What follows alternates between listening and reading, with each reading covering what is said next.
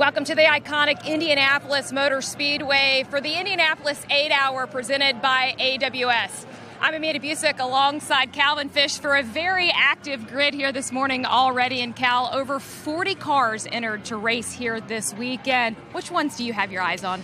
Well, it's tough to pick a favorite, Amanda, because the field is so stacked here. But the number 51 Ferrari, those drivers coming off a brilliant victory at the Spa 24-hour race. And yesterday in qualifying, Pierre Guidi's pole lap was sensational. Simple, clean, efficient, but incredibly fast. So you look around him on the grid, a lot of really fast Audis. You know that Dries Van Tor finished second at Spa. He wants to go one better here today in Indy, so look for those guys. And from the North American camp, I'd have to say the K-Pax Racing number 3, that black Lamborghini Huracan. Boy, they've been sensational this year. 9 wins on the year. They want the icing on the cake and win on the global platform here at Indy.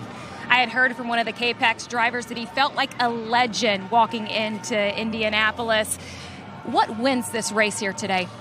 It's a special place. To win any big endurance event, you need a little bit of luck on your side, but you have to be efficient. You need to make those split-second decisions both on and off the racetrack. The strategists, they have a number of playbooks they can work with here, but for the drivers, a lot of traffic. 13 GT4 cars in this field, 26 GT3 cars. They're going to be in traffic all day long. They have to make the right calls.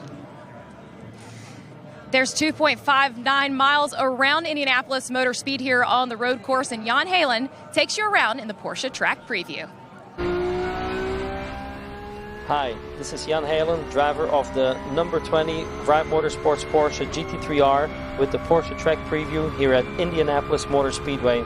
Coming onto the front straightaway, crossing the famous bricks, and then into turn 1 from 165 mile an hour down to 50 for what is one of the slowest corners on the track. Turn 1, immediately going into turn 2, sweeper left, into turn 3, sweeper right, and then immediately into turn 4, long duration, right hand corner, really fun part of the track, and then accelerating out into one of the faster corners on the track here.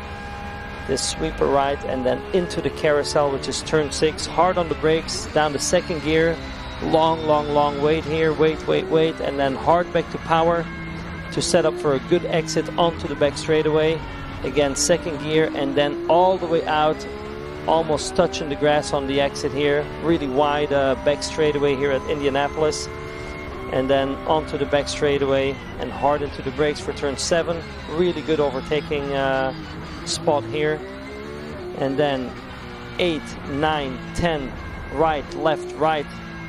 A lot of work here in the car, and then this whole section just using the curbs as much as we can and accelerating out of turn 10 onto the back straightaway here on the banking.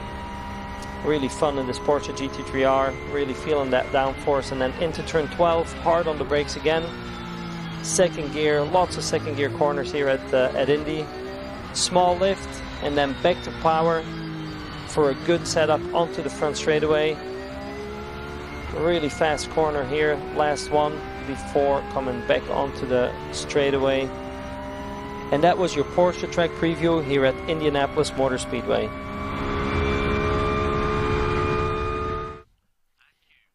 It's a beautiful venue located in the heart of a city that is in many ways the beating heart of North American motorsport. It is my pleasure to welcome you to the racing capital of the world, Indianapolis, Indiana. My name is Ryan Marine. Bob Varsha is alongside in the booth. You already heard from Calvin Fish and Amanda Busick, who will be part of our coverage team for the second running of the Indianapolis 8-Hour presented by AWS. It is in many ways 2 races in 1. This serves as the season finale for the Fanatec GT World Challenge America, powered by AWS, the SRO's North American Continental Series, but also the second round of the globe-trotting Intercontinental GT Challenge, powered by Pirelli, which was kicked off with a memorable Total Energies 24 Hours of Spa back in late July and early August. The reigning champions of that event, they're here on site, as are many from the international GT racing community, ready to test their mettle against the best that the North American motorsports scene has to offer. And Bob, it's a great grid, great crowd on hand as well. Can't wait to get going. And it's a great day weather-wise, which these drivers are certainly glad to see after all the rain we saw earlier in the weekend. A lot of work had to get done in a very short period of time, and I think that's going to mix things up during the day. As Calvin Fish mentioned, you need to make those split-second decisions. I'm not sure everybody has the data they need to want to do this. But in the bigger picture, Ryan, years ago, endurance racing legend Derek Bell told me he would give up more than one of his overall victories at the 24 Hours of Le Mans to race in a competitive car at Indianapolis. Of course, he was talking about the famous 500-mile race, the only race at Indy for so many years of its century-plus of history. But in recent decades, Indy has opened its arms to the rest of the motorsports world, to stock cars, Formula One, motorcycles, and sports cars. And I can tell you, every driver in this field will tell you, and we'll hear them say that today, I predict, that this is special because this is Indy. It is indeed. 39 cars are set to take the green flag. We talk about the races within the race, and certainly the Intercontinental GT Challenge points battle will be a part of this. These are the standings leaving the Total Energies 24 Hours of Spa. The memorable win for Ferrari. Iron Lynx ran the car for Pierre Guidi, Ledegar, and Nielsen. They are on site today racing for esteemed Ferrari operation AF Corsa, looking to back up that victory in Belgium. Here in North America, that race will pay points at the 8-hour mark. But, as mentioned, this is the finale for GT World Challenge America.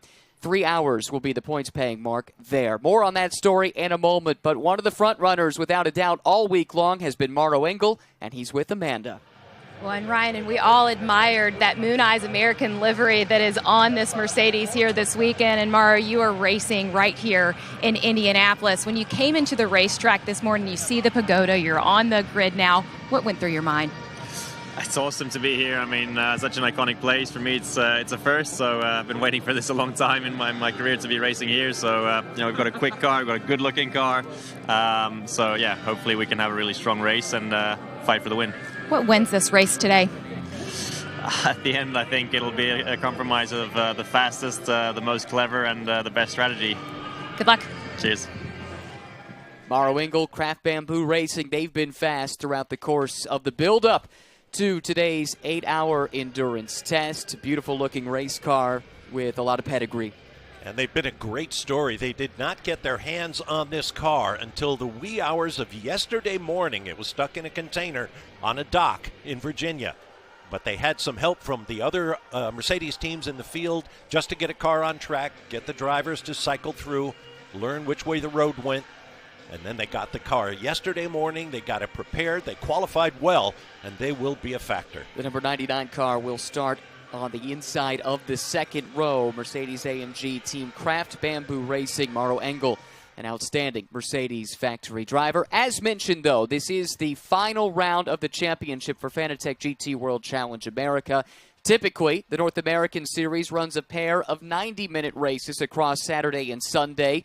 And these are the points in the Pro Division coming into the weekend. Points championships clinched.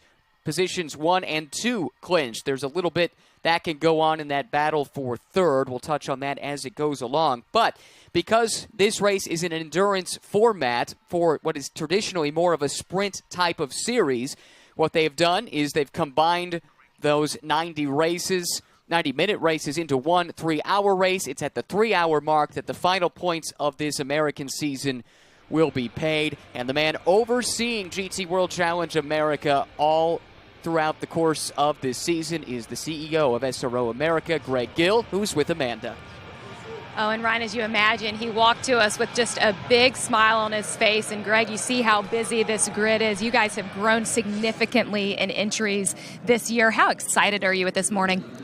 It's awesome, Amanda. We have seen a doubling of the grid over last year, and it's in all aspects. We're seeing GT4 growth, we're seeing GT3 growth, we're seeing our international crowds grow, but most important to us being here in Indiana is to see this amazing crowd, and then they're joining and building it and being part of this iconic circuit. Thank you, Greg. Thank you. He's been a busy man in the build-up to this event. He was over in Barcelona just last week for the season finale of GT World Challenge Europe. The Endurance Cup championship was wrapped up there 1 week ago, and Greg was on site. Overhead views of this famed speedway with so much history, over 100 years, opened its gates for the very first time in 1909, the first Indy 500 in 1911. And for many years, as you alluded to, Bob, that was the only race on the calendar, just the month of May here in central Indiana. But that all changed in 1994, and gradually over time, it's opened its doors to racing of all types, and it seems fitting to have an endurance race of an international nature just like this one here in Indianapolis. Yeah, there are iconic racetracks, and that's an overused word, I'll admit, but iconic racetracks around the world. One glimpse tells you where you are, and Indianapolis is one of those. The pagoda, the front stretch, the massive grandstands, and yes, those grandstands are largely empty this weekend. But that takes nothing away from the importance of this race to the people who are participating. Now let's talk about the strength of this grid. 39 cars will take the start. There were 41 on the entry list. A couple of casualties have been incurred along the way. A big crash in the bronze test session for Frank Gannett and Ian Lacey Racing. That forced that team to withdraw their Aston Martin from the proceedings. Good news is Frank was okay. Also, we saw the Turner Motorsport BMW, one of the North American competitors, forced to withdraw with an issue with an illness for Michael Dinan. Not COVID-related, but not good enough to go. That car was withdrawn yesterday, leaving us with 39 cars, and standing amongst them, once again, is Amanda. Well, Charles Watts will be piloting the 32 Audi on the grid today. And what do you think about this Audi? Why does it have such a significant chance here in Indy? Well, yeah, for sure. First of all, we are really happy to drive here. For me, it's my first time in the US, so it's great. I'm starting P5, so it's not bad. It's not a bad starting position. I believe we have strong opponents, especially the Mercedes and the Ferrari. But I also believe we have some good chance to make a good surprise, hopefully. And we will drive and do our best until the end, and hopefully get a great result. Good luck. Thank you.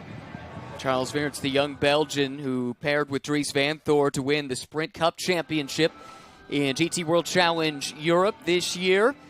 On the grid alongside Dries, these two together were awfully stout at the Total Energies 24 Hours of Spa, came up second there to the, Iron Lynx Ferrari we talked about earlier. And they're joined this weekend, Van Thor and Weerts, by Christopher Mies. Just one of the very many potent factory driver-laden lineups that we have throughout this field. Absolutely, and I must admit, looking at some of these guys down on the grid, they just get younger and younger every year. But what a dream to be here in a competitive race car. And make no mistake, Audi has come loaded up. Because of the pandemic worldwide, the IGTC Championship has been limited to just 3 events. So Audi has the opportunity to clinch the points championship for manufacturers this weekend if they can score enough points. If they come away with a 44-point margin over their nearest rivals, they will clinch in just 2 of the 3 events. But next year, hopefully, we'll be back to full strength, 5 races on 5 different continents around the world, and back to normalcy, let's say. Well, we had the news recently that the Liqui Moly Bathurst 12-hour should be making a return in the spring of 2022. It was awfully difficult not to have that iconic venue and iconic race as part of the championship this year. But as you say, a 3-round championship starting at Spa here in Indianapolis and concluding with a race in South Africa at Kyalami in the first weekend of December. Closing in on some of the pre-race ceremonies, the national anthem coming up, down to Amanda Busick, who's down in the pits. Well, Ryan, as you just said, we are just moments away from this race kicking off here in Indianapolis. And for the national anthem, Miss Indiana joins us, Braxton Heiser.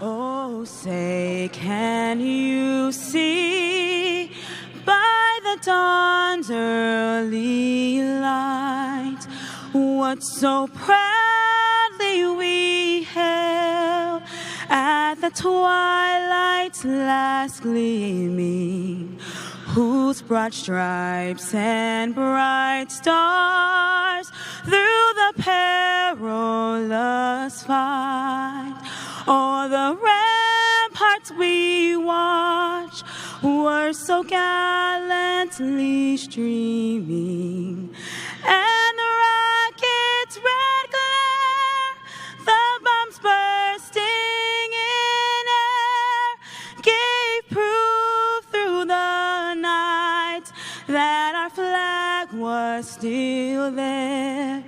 Oh, say does that star-spangled banner yet wave o'er the land of the free and the home of the brave.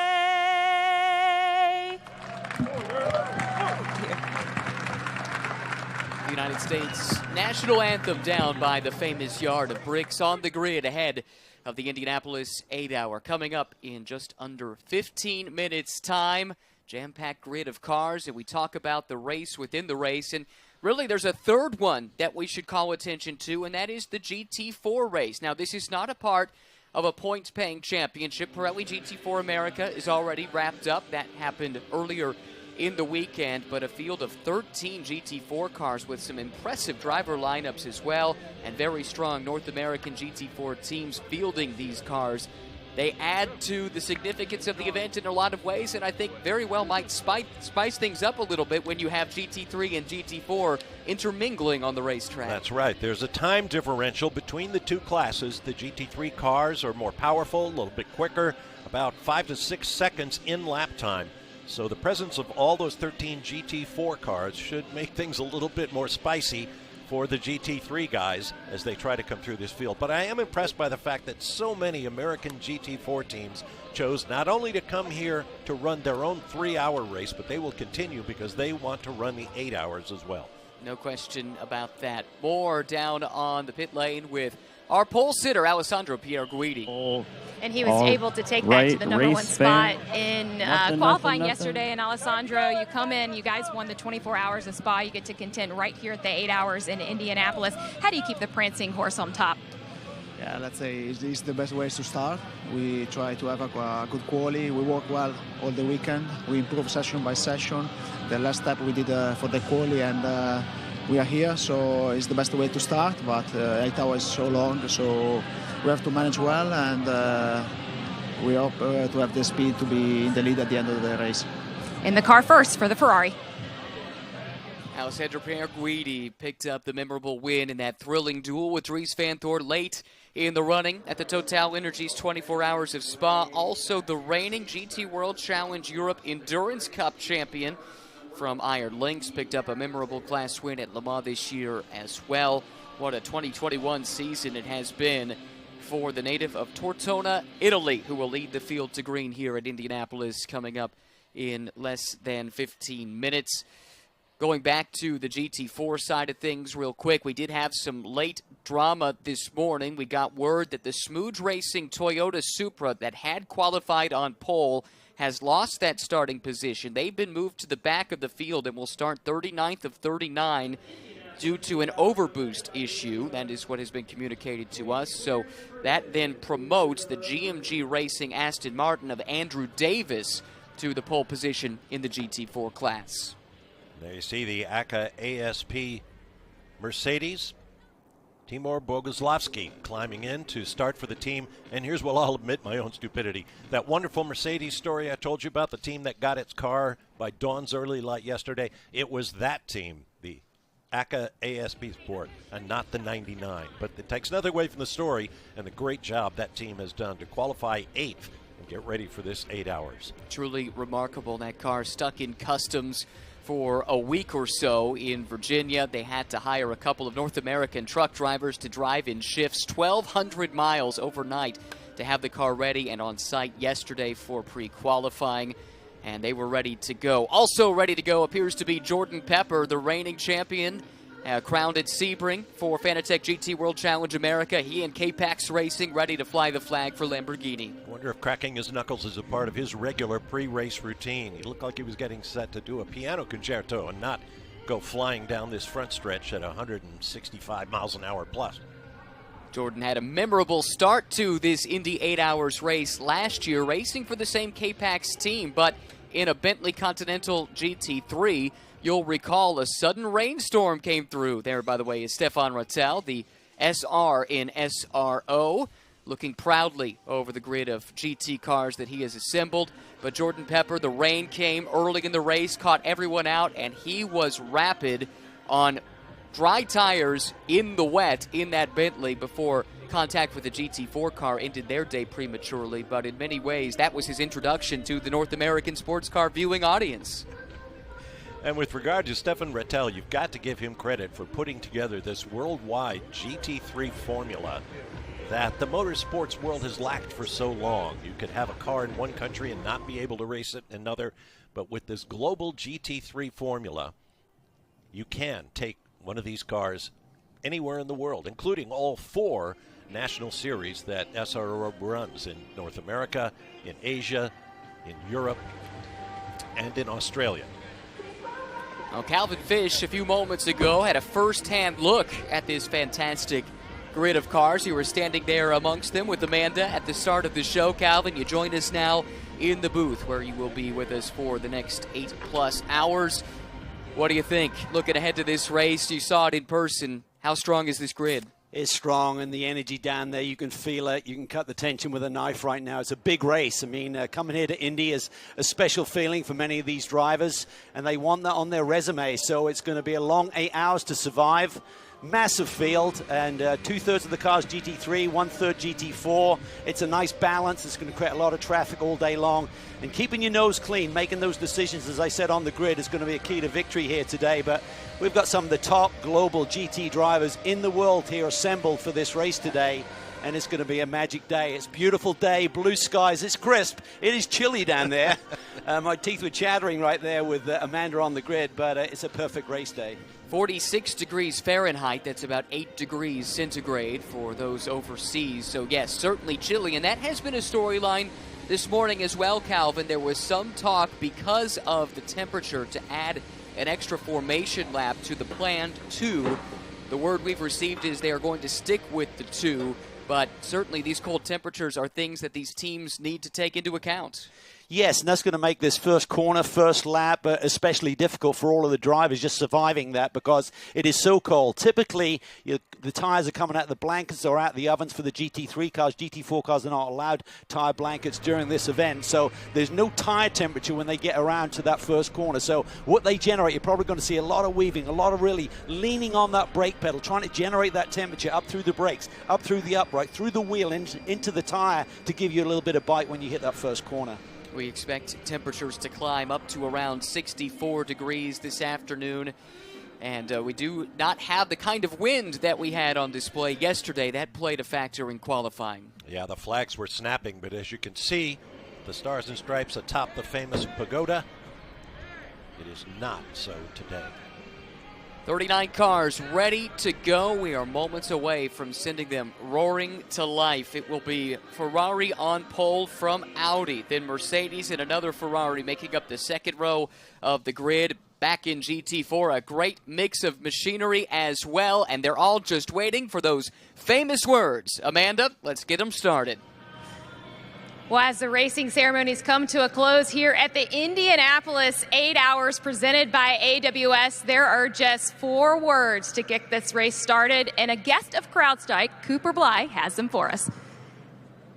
Racers, start your engines.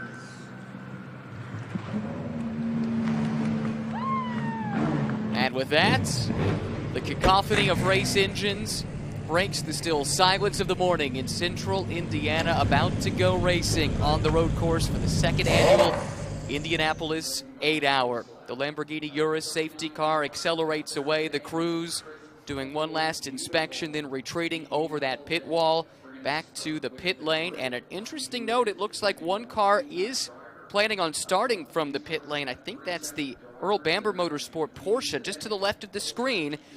And they should be out on the grid, but are not. This is the car I'm speaking of. Nick Boole set to start this machine. That should move them to the pit lane start situation, I believe. Yes, it should. So as the field streams away here, 4 laps here, just kind of settling in, just letting the tension come down a little bit. It's such hype, such adrenaline rush when you're getting ready for this race. And any start to a race is, there's a lot of tension, but when you walk down Gasoline Alley, that is a special feeling. I wondered if those young ladies holding the flags knew what they were signing up for as these cars go screaming by out to begin their pace laps. Cars starting to pull away on these formation laps. Describe the nerves at the start of an endurance race of this magnitude, Calvin. It's big. I always found, coming from a single-seater background, when you drove in an endurance race, there was an added responsibility because it's not just for you if you get it wrong. You've got two teammates. So there's a lot of pressure on those shoulders, and particularly for these manufacturer factory drivers. And they're not only driving for themselves, they're driving for their brand as well, and they want to win this big race.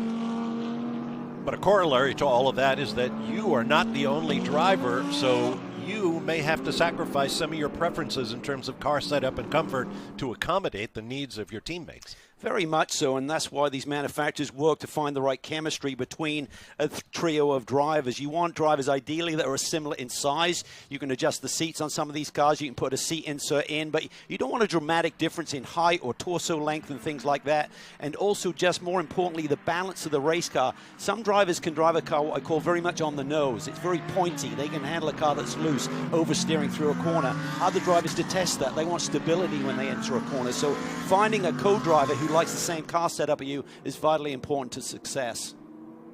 Word from Amanda in the pit lane. The problems for Nick Boole in that Earl Bamber Motorsport car late to pre-grid, so they will be forced to make that pit lane start. In some respects, perhaps that keeps them out of some of the trouble, though. Turn 1, lap 1, always a point of emphasis, but at a racetrack like this with the relatively wide front straightaway into the narrowing confines of turn 1 of the road course, it's a harrowing prospect if you're starting in the middle of this pack. It is. It all funnels in. You hope that no one gets it wrong, and all of these cars have ABS brakes, but they can still get a little bit of lockup if they're so cold. So you can see the drivers now kind of weaving around, trying to keep the tires clean, and you generate a little bit of surface temperature on the tire like this, but the core temperature, as I mentioned before, can be built up by really leaning on the brakes. You got the right foot on the gas pedal, left foot on the brakes, and riding them together. The starting grid, 39 cars ready to go. Alessandro Pierre Guidi on pole for AF Corsa, prevailed in the 15-minute pole shootout yesterday evening to put his Ferrari on top. Christopher Haase will start alongside in the Audi Sport Team Santalok entry. Then it is the Kraft Bamboo Mercedes, started by Mauro Engel in row 2, alongside IndyCar-bound Callum Eilert for AF Corsa and Ferrari. The Audi of Christopher Mies starts in 5th. In 6th will be the Audi of Robin Freins. 7th, Windward Racing's Philip Ellis gets the nod, while the number 89 Mercedes-AMG of ACA ASP, Timur Boguslavski, will start that machine. Wright Motorsports has the 9th starting position. Fred Pourdad will start that car. That is one that is racing for North American points. Kenny Hobble alongside in the Sun Energy 1 Mercedes. Back to row 6, the K-Pax racing car that won the North American Championship this year in the Pro Division. Jordan Pepper starts that machine. Second-generation driver Aurelian Panis starting for Santalok Racing in position number 12. Taylor Hagler from Racers Edge Motorsports starts in the 13th position with Corey Lewis of K-Pax Racing next to her. Then it's the Crucial Motorsports McLaren of Ben Barnicoat that did not set a time in the qualifying shootouts. 16th will be Ashton Harrison of Compass Racing. 17th to Brendan Reeve of Inception Racing. Aaron Vogel starts 18th for DXDT. GMG's James Safronis starts 19th alongside Zalus Motorsport and Jason Harward, one of 2 cars that will only contest the opening 3 hours. We'll jump back to the GT4 field and set the front row for them. That will be the GMG Racing Aston Martin of Andrew Davis alongside Bill Auberlen in the Bimmer World Racing BMW M4 GT4. You can find your favorite team and driver flashing across the screen as we get set to turn 39 GT3 and GT4 cars loose here at the Brickyard for the second running of the Indianapolis 8-hour presented by AWS. This is turn 14, leading on to the front straightaway in the famous Yard of Bricks. Tom Hansing up in the flag stand has the green flag in hand, and Alessandro Pierre Guidi will set the pace. Looks like it's Old Glory that will start the race here at Indianapolis, and we are racing already. A battle 3 wide for second as Pierre Guidi gets away. Could be a Ferrari 1-2 by the time we get down into that first corner, but Mauro Engel bought that bright yellow Kraft Bamboo entry, sneaks it into second, but he runs a little bit wide there on cold tires. Huge move up the inside for Jordan Pepper, but he cut inside of the curbing at the apex of turn 1. We'll see how the stewards look at that. A bit of contact there with Jeff Burton aboard the red and racing number 91, getting in the back of the 6 car. 3 wide through turn 4. Oh, man. 8 hours. Boys and girls. Pierre Guidi is taken off at the front. Callum Eilert slots into P3. This is turn 6A, very important corner on to Hulman Boulevard. Long straightaway, passing opportunities at the end. That last sector that these cars went through that we're looking at right there, that is new this year. A different layout than the road course utilized last year. Great start for Mauro Engel to jump up to second, and coming from the outside of the second row, Callum Eilert, who made his IndyCar test debut on this very track going back a couple of months. He runs third for AF Corsa. Saw one of the star-spangled Audi Pro cars, I think it might have been Christopher Mies, swerving back and forth under green flag conditions going down the Hulman Boulevard straight. I think maybe he feels like he hasn't got enough temperature in those tires yet. Yeah, and some of that is just, if you got any pickup on the tires, racetrack should have been cleaned last night, but he's just trying to generate a bit of tire temp, make sure the tires are clean when he gets to that brake zone for the next corner. He has enough experience. He can feel if the car's in the comfort zone. He didn't feel it was, so that's why he was doing that. He wasn't weaving to protect being passed. As you said, Bob, just trying to get some tire temps to get them in prep for the next corner. First lap complete. Still 7 hours and 58 minutes of racing to go. Here's a bold move up the inside. Aurelian Panis up the inside of Fred Pordad. 3 wide further back. Taylor Hagler struggling here in the early going for Racer's Edge. That is the red and white Acura that dropped back in that 3 wide battle. And around goes the St. Louis car. And the Inception McLaren also involved. Looks like potential damage to the right rear of the St. Louis Lamborghini. Yeah, just try to get inside there. The tires still aren't going to be up to temperature just yet. They're not going to have the maximum temperature that you can get with one of these Pirelli P0s. Here he is inside Aaron Vogel. Gets squeezed a little bit up on the curb with the inside tires.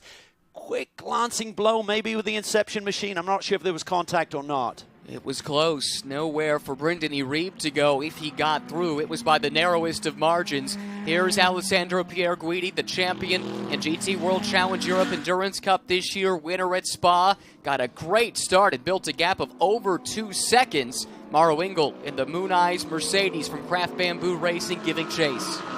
Perfect start for Pierre Guidi. His pole lap yesterday was so clean, so efficient, super smooth. He didn't look to be on edge, but when you looked at the sector times, boy, did he build a lap together. Absolutely. Full course caution. And we had all of this rain on Thursday and Friday that made the grass off track very, very soft. And, of course, a gravel trap is basically a beach. Very difficult to get out of under any circumstances. So we'll have a safety car while they extract that machine. That was Brendan Iribe, the Optimum Motorsports, Inception Racing by Optimum Motorsports. McLaren 720S GT3 that had the narrow miss with the spinning Lamborghini on that opening lap. Not sure if that's related or not, but he is beached in the gravel. And we should quickly clarify what the rules are here. It's different, the full course yellow safety car rules, than what we saw at the Total Energies 24 Hours of Spa, Calvin. It's a bit of a hybrid in terms of this rule set between what is typical in North America and what we see in the European Series. Yeah, pit lane will stay open, so there's no code 80. They don't control the cars via speed or just monitoring their speed around the racetrack. Basically, if we go full course yellow here, there will be a safety car deployed. Pit lane stays open, so certainly if you have poor track position right now, if you're at the tail end of the field, I'd come in and top up, but then there's some regulations around that you can only be on pit lane for a maximum of 80 seconds for what we call a short stop. So driving down pit lane is a 53-second delta, so that allows you to service the car for up to 27 seconds and still nip back out before the 80-second mark. Alessandro Pierre Guidi sees that big lead he had built over Mauro Engel evaporate with the safety car deployment out on the racetrack. We'll take this chance to update several of the other classes. Within the GT3 category, I guess you could say there are subclasses there, all set by FIA driver ratings. Mostly we see the pro class cars with full-on pro, often factory drivers up towards the front of this grid.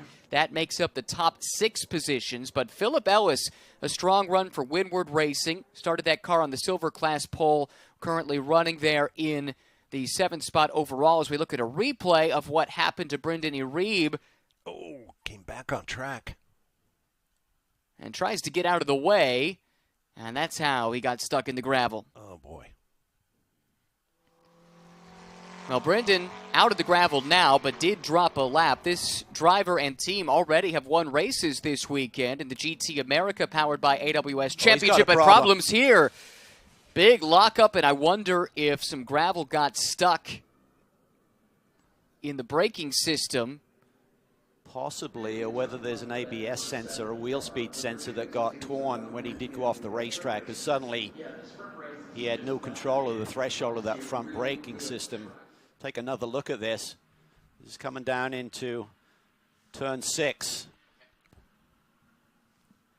And there's a system on board, anti-lock braking system, ABS, just like you have on your street cars, that basically releases the brake pressure to stop that lockup. So what a crazy first few laps here for the 70 team that had displayed a lot of speed here this weekend. And with Brendan's amount of track time, he was certainly very comfortable with this racetrack this weekend. As you said, Ryan, coming off a couple of wins in GT America competition. Well, this will extend the safety car period. They'll have to retrieve that McLaren once again. Let's run through some of the other class leaders real quick. Kenny Hobble with a great start in his Pro-Am entry for Sun Energy 1.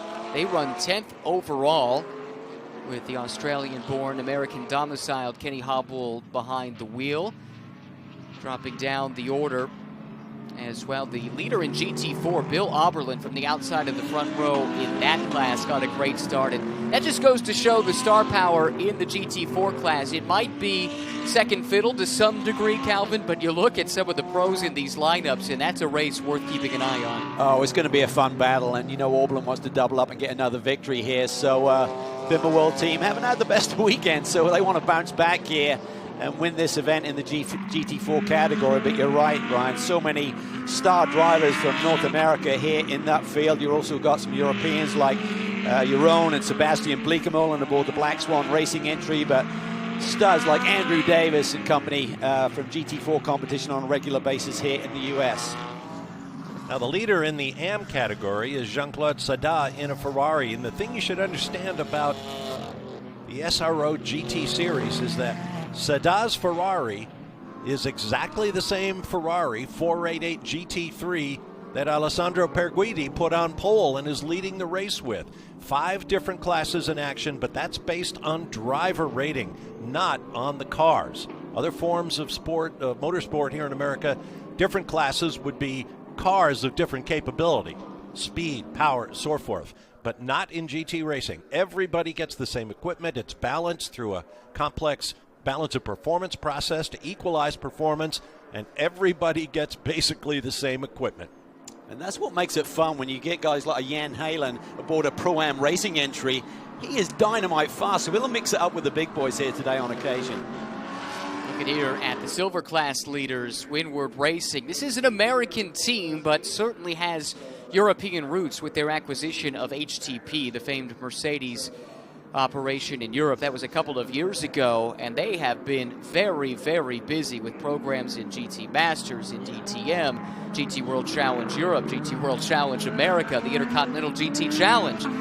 It's remarkable what this program has done in a short amount of time, and they kick off the season with an endurance win at the 24 Hours of Daytona. They'd like to back that up with another one here at Indy. Yeah, and I think by running multiple programs with essentially the same car and platform has really allowed them to build that notebook. I mean, they've really been the strongest Mercedes on the North American grid this year, Ryan, and I think that's the reason why, added to that, great crew, great engineering, and great drivers, of course. Forgive me if it's already mentioned, but on our official messaging board, it says the start is under review. Good luck with that. That was crazy. You had cars going inside the apex down in turn 1. There was some bumping and grinding going on. The key with the start is you are allowed to go racing immediately. You can't kind of poke your nose out, but once the green flag waves, you can pass before the start-finish line. However, on any subsequent restart, you have to wait for the stripe before you make a move. Good news for Brendan Iribe, able to get that car out of the gravel. Let's take a look at the start here, Calvin. What do you see?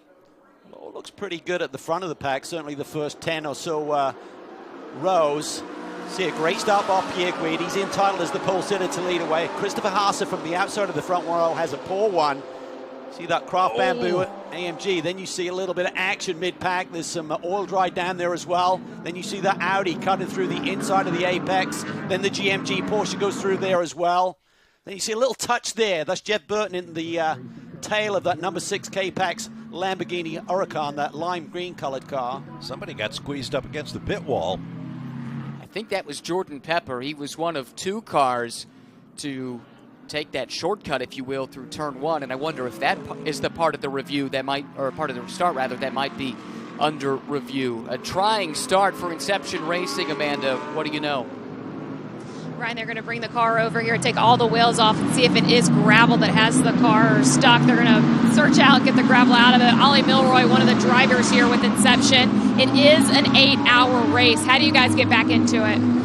It's really tough now. I know obviously it's an 8-hour race, but you know, obviously I think we'll probably be sort of 3 or 4 laps down. We need to get the car in and assess any damage. It's really unlucky because Brendan had a really good start. He was doing everything perfectly and had to go off track to avoid a spinning car.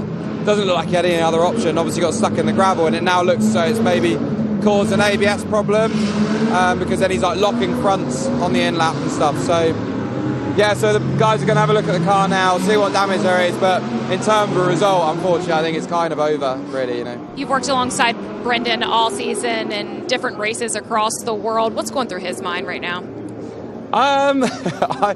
Fortunately, I've got a radio on because I'm pretty sure that Brendan will be pretty frustrated in there. You know, it's unfortunately we just in these long races this year we've been really unlucky at the starts. You know, we were hit by another car at Spa at the start of the 24-hour, and obviously here, as I say, it was totally not Brendan's fault at all. He did everything right, and it's really tough when you get hit this early in a long race. But anyway, we keep going, we keep pushing, and see how we get on. Thank you, Ollie. Thank you. Well, Ollie exhibiting a good sense of humor, but what a gut punch it must be this early in an endurance race to already be multiple laps down. Talk about the thrill of victory and the agony of defeat. A couple of wins on Thursday and Friday, and then Friday and Saturday, I should say, and then on Sunday, problems on the very first lap. Yeah, and I think they were using those couple of other races here, the sprint races, for 40-minute format, to just really get some more track time, get Brendan dialed into the racetrack, even though they tested here. Their focus was on this big race, and when you think about the logistics of how a team comes together to be here and compete here at Indy and to have such a devastating blow early in the race, it is a tough one. Well, the incident has been cleaned up, and we return to green flag racing, accelerating away. Alessandro Pierre Guidi had a lead of over 2 seconds prior to the safety car intervention, but now comes under attack from Mauro Engel and Callum Eilert. Christopher Haase, Robin Freins rounding out the top 5 as the field streams down the front straightaway into turn 1. Callum Eilert again trying to make a move on that Mercedes AMG number 99. Entry down into turn 1 is Kenny Bull, middle of the pack. Hasn't done a ton of racing of late, but boy, he gets up on the wheel early here. Ashton Harrison making her GT3 race debut, part of the HPD GT3 Academy, so she's been in this car a lot this year. That was the Compass Racing Acura you saw slip sideways there through turns 1 and 2. Yeah, and she actually did some of those Academy days here at Indianapolis, so big step up for her, but she's done a really solid job so far this weekend. As you see all the cars using all the racetrack and then some, track limits will be in effect. Stewards have warned the drivers we'll be watching at particular corners, but they're swinging on to the straightaway, Ullman Boulevard. It's okay to go all the way out to that extra pavement. Yeah, you can use all of that all the way to the grass, and then you're at your own peril if you drop a wheel out there. The grass is extremely wet. Had a lot of rain here over the last few days, so if you see a car going off in the grass, it's like being on ice. And essentially, with the rules, you're allowed to straddle the curbs. As long as you got at least 2 wheels touching those blue and white curbs, you're okay, other than 3 critical corners, turn 1, turn 7, and turn 12. It kind of self-polices itself anyway, because they're a lot more severe through those corners, the curbs are. Great restart from Pierre Guidi, and he has quickly built that lead once again over Mauro Engel, who has fallen into the clutches of Callum Eilert. Then a flotilla of Audis running line astern. Positions 4, 5, and 6, Haase, Freins, and Mies. This is Freins taking a look up the inside of his Audi stablemates. Yeah, the 3 cars there running line astern, so you're going to be aggressive. I mean, they're super competitive, these GT races from Europe, but you're certainly going to be a little bit more cautious when you're around one of your teammates and competing for the same manufacturer, of course. That is so critical. Last lap from Pierre Guidi is the race's fastest thus far. Still in the early stages. Haven't had many green flag laps in the opening 16 minutes or so of the second annual Indy 8 Hours. But he's built a gap up to nearly 2 seconds over Mauro Engel. This is where the fight is now from 3rd, 4th, 5th, and 6th. And that lap is pretty impressive. Remember, on pretty full fuel loads right now. 134.2 is pole shootout. Pole time was a 133.4, so he's only about 3/4 of a second off that. And just perfect conditions out there, super crisp. Really, the engines are going to be working well. Big downforce from the thick air with the cooler conditions. Ideal. I love these high camera shots. Gives you some idea of the sheer size of the Indianapolis Motor Speedway.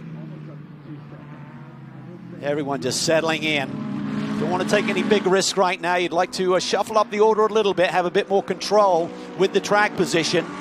But it's a bit like a basketball game. You're really just trying to get through those first 3 quarters, be in position to be able to make a move towards the end. At the stripe, Pierre Guidi extends that advantage further by 7/10 of a second. Now 2.5 seconds over Mauro Engel, who runs 3rd, Callum Island, Christopher Hassa, and Robin Freins. This is a bit further back. Here, the number 26 machine, I believe that's Aurelian Panis driving that car. Currently 3rd in silver, chasing down the 9th place running car in the pro class. Corey Lewis in this bright green number 6 Lamborghini for K-Pax Racing. So far in this race, we're not seeing any stunning lap times from these Lamborghini Huracans. Corey Lewis aboard the number 6 car. The number 3 car with Jordan Pepper, the South African driver. As you said, Ryan had such a stunning start to this race last year with the Bentley. That was what really got his attention from that K-Pax squad. They recognized his abilities to race hard, be able to be on top of the wheel in tricky conditions. Big move there by Corey Lewis down to the inside. That's late. Side by side as they accelerate off turn 7. Trying to work around the outside of Ashton Harrison, the GT3 Racing rookie, who is holding strong. And this is that switchback section of track that allows you to run side by side for several corners. That's great. That is really awesome. She was not going to be intimidated there, despite being on a GT3 debut. Now Lewis down to the inside. That's going to be tight once again. She's giving him the lane, though. She's not chopping for the apex. That almost opens up the door on Corey Lewis for the Audi to take advantage. Dennis took a peek to the inside. Behind is the Crucial Motorsport McLaren 720S GT3. Brand new team making its first ever start. Does have support from the Joda operation, which fielded a car to great success in the Total Energies 24 Hours of Spa earlier. See Ben Barnicoat, second of the gold-colored cars, trying to get a move around the outside of Panis down into turn 1. Car's been pretty quick here this weekend. Barnicoat had an incident coming through this sector of the racetrack in traffic, clobbered the left front suspension. K-Pax number 3 Lamborghini Huracan is in. This will probably be a short stop, topping him up. It's basically 7 stops to get through this event, but one of those stops can be a shorty, and maybe they're electing to do that right now. Just one air gun in the pit lane. Just the one tire change, which allows you to do that short stop. That doesn't look like a strategy call to me. Well, could be. Wonder if that right front was giving him trouble after he got squeezed on the pit wall at the start. Could have been. May have flat spotted it or something. We talk about ABS, but it's still possible a flat spot when the temperatures are so extreme.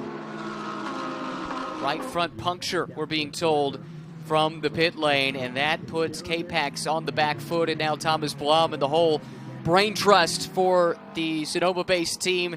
Now they're going to have to go to work from a strategy perspective to try and make this work to their benefit. Key is going to be staying on the lead lap, and that's probably why they elected. I mean, if it's punchy, you got to come, right? But maybe it's working their way where they can still stay on that lead lap. 80 seconds, essentially, they got to be underneath. And that should, if you're within about 14 seconds of the lead, that should be okay.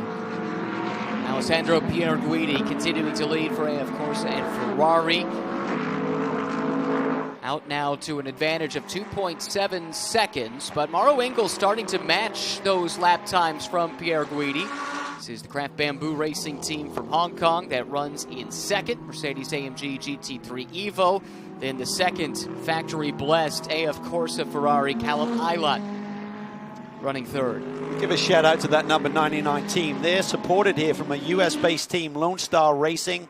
This chassis has never been raced before that they're with today, but it's owned by Dan Knox. AJ Peterson is the team manager with Lone Star, so this international team is using their North American partner with that race team to use their equipment here this weekend, support logistically, but the race team have their own engineers and drivers, of course.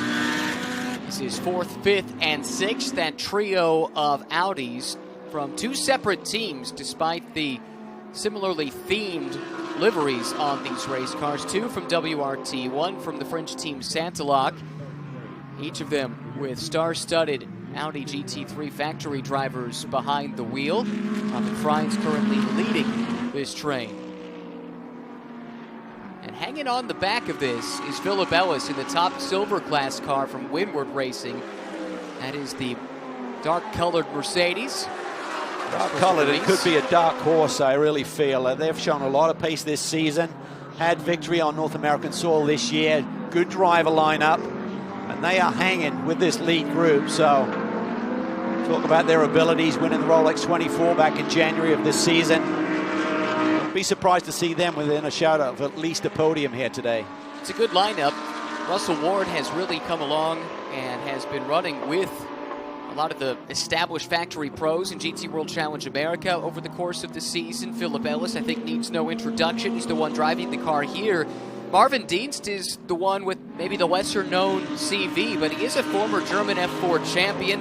Has been a runner-up in class at the Nürburgring 24 in recent years, and he's the one that qualified this car in the pole shootout yesterday, which goes to show the kind of faith that the team has in his talent and ability.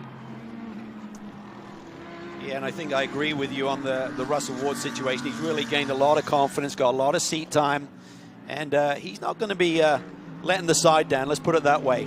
Drives a really clean race, has good pace these days. You can see those track limits. You're able to just cut through those corners a little bit, as long as at least those, got a couple of those Pirelli P0s touching the paint at some point. That was Timur Boguslavsky, the Russian driver, 2019 GT World Challenge Europe overall champion, taking into account results in both sprint and endurance cup competition. Kenny Hobble coming through in the brightly colored Sun Energy 1 Mercedes, and then this scrap here that has been raging now for several laps. Ashton Harrison, very impressive to run 10th overall, second place in silver, and keeping Corey Lewis, a very experienced Lamborghini driver, behind, and has done so for several laps now. Just outstanding. I mean, I hate to say surprising, but just based on her experience to go out there and do what she's doing in this opening hour. This is Corey Lewis, a birthday boy today, native of Nazareth, Pennsylvania, which is famous as the home of the Andretti clan, who really helped him early in his racing career. And now this is the best place of the two K-Pax racing cars, which dominated the North American Championship this year with the issues early on, to the sister car. Big move from Barnicoat, looking up the inside of Aurelian Panis. He's got a bit more pace here, but trying to make it stick. He's going to show a little bit of patience here. Got to run. He's going to be on the optimum braking zone, but Panis still has that inside line. Barnicoat takes it in super deep. Love these aerial shots here. This is turn 7. Beautiful rhythm through this next section here. This is where you can really go side by side, as we saw with Corey Lewis and Ashton Harrison just a few laps ago. That's where you got to be careful you don't drop a wheel there, coming out of turn 10. Here comes Barnicoat with a bit of a run on Corey Lewis. Takes a peek to the inside, entering turn number 12. It tightens up quickly, Cal. It does, and the problem with that is you're kind of tightening the car a little bit. You're coming in on the dirty part of the racetrack, and then suddenly someone sweeps for the apex, and you can't woe it down, so it's a risky move. That gives Ashton Harrison a bit of a respite after all the pressure she's been under. Corey Lewis's job is not over yet. Barnicoat, a great run out of turn 14. It'll be side by side, and ooh, that's a little bit spicy for this early in the race. Yeah, it was. Corey started to move on him. I think Ben overreacted, thinking he was going to keep coming, so probably looked a bit more dramatic than it was, but definitely a little bit of movement there under braking there for the number 6 of Corey Lewis. Impressive debut for this crucial motorsport team. Barnicoat picking up that spot there. team that made its debut. They made it through to the pole shootout, but weren't able to show their true potential. A shifting issue yesterday prevented them from setting a time in that short 15-minute session. Looks like Harrison's got her hands full, not just with Barnicoat, but also with a loose race car. Well, time management is certainly going to be a key factor here today as well in terms of getting through these long green flag stints. You're looking at 65 minutes maximum stint time. And this is the part of that stint halfway through where you may start to feel the balance going away on you a little bit. And that's part of the learning process for the team, the engineers. How do you set the next set of tires in terms of their pressure to start with? As mentioned, there are 5 classes of drivers in this race. If you'd like to follow them, when those standings pop up left of your screen, there's a colored background behind the race numbers. This is the GT4 class, so they are a red number on a white field. The overall runners, a yellow field and a black number. Pro-Am, black field, white number. In the Am class, as you saw, red number on a white, GT4, red on a white field. In Am, it's a red background and gray for the Silver Cup class. BMW showing its strength early in the GT4 class. Bill Auberland leads, Tom Dyer second, and this is a bid here for third. Jason Hart holds it, and we've got Jones working his way to the outside, trying to take it away. This is so cool to see Devin Jones back behind the wheel. Had a monster accident at VIR last year. Basically broke his back and was out of action for a long, long time. It's been a big road to recovery. He's a really fit young driver, so great to see him back. And he intends to try and do a full season of racing in 2022. And giving the newly crowned GT4 America Pro-Am champion Jason Hart everything he can handle. This NOLA Sport team finally breaking through with that championship there. Here's some Lamborghini on Lamborghini violence. TR3 Racing coming through, taking the spot away from K-Pax. Now Ashton Harrison's been shuffled back a little bit. It falls into the clutches of Aurelian Panis. Yeah, I think you're right. She probably took the edge off those tires in that great battle with Lewis. She's hanging on right now. Great action for an 8-hour race, less than 30 minutes old. Nearly half an hour into this 8-hour contest. Amanda, down in the pit lane, what's new? Well, guys, you're talking about some of the power of the GT4 drivers that are on site here this weekend. Well, that includes a name known in American motorsports very well, Connor Daly, and you were no stranger here in Indianapolis. How did this come together for you to race with the Brandon Vandals team this weekend? Well, I've known Paul for a very, very long time. Paul has been actually one of my original supporters and basically a sponsor of mine since I was like 16 or 17. So known him for a very long time, always knew that he had a passion for motorsport and wanted to do it himself. So now that we're here, we've got this incredible team of people. They've got this beautiful green BMW, which my helmet's been black and green since I was a child, so I'm obviously a fan of that. And yeah, I mean, this is an iconic place to be. I think sports cars for sure look fantastic here. And it's just great to be a part of this event for the first time, for sure. Do you still get giddy walking into Indy? Oh, of course. I mean, especially, oddly enough, after the Indy 500 this year, that race was really incredible experience for me as a hometown kid. I mean, I live 15 minutes from here, so to be able to race here more than in just the Indy car is special. So I can't complain about it at all, and it's, not too cold, it's not too rainy, it's beautiful. So it's perfect fall motor racing weather. Well, Paul, you picked up the win in Sebring, and I talked to you in the paddock, and you said that how much you loved racing in this series. Why is SRO the perfect fit for your team? I mean, the series is great, and coming here to Indy is like super special, and it was like an honor. We had a good finish in the GT4 finale with P2, and you kind of pinch yourself. I'm up on the Indy podium, and it's just awesome. So the series, the practices have been great, and it's been really fun to run with the GT3 cars. So I think we're looking forward to it. Some drama here on the racetrack, and yikes, Brendan Reeb right in the middle of it and collects one of the front-running Audis as well. Robin Franks, I believe. He's still got braking issues with that car. So they brought it to pit lane, had a look at it, but still got some major braking issues going on with that Inception machine. GT3 leaders now mixed up in the GT4 traffic. That is one bullet out of the chamber, at least it would appear, for the Audi squad. Look at the damage. Yikes. Yeah, and this is what we said about key to victory. You've got to stay out of trouble in this traffic. I mean, he was just an innocent bystander there with issues for the McLaren down into the brake zone for turn 1. But when you get this overlap with the GT4 cars and the GT3, there's going to be these moments. We won't capture all of them. We've got some great camera guys out there, but they'll do their best. But there are moments throughout this race, probably 100 during an 8-hour race, that the car has to survive. Looks like the tire's still up. It's just the bodywork rub that's causing all the smoke. Not going to be an easy fix to get all of that bodywork away, and they'll be fine stationary, but when it gets at speed, it's forced back into that tire. And you can't afford to cut a tire down here at these high speeds at Indy.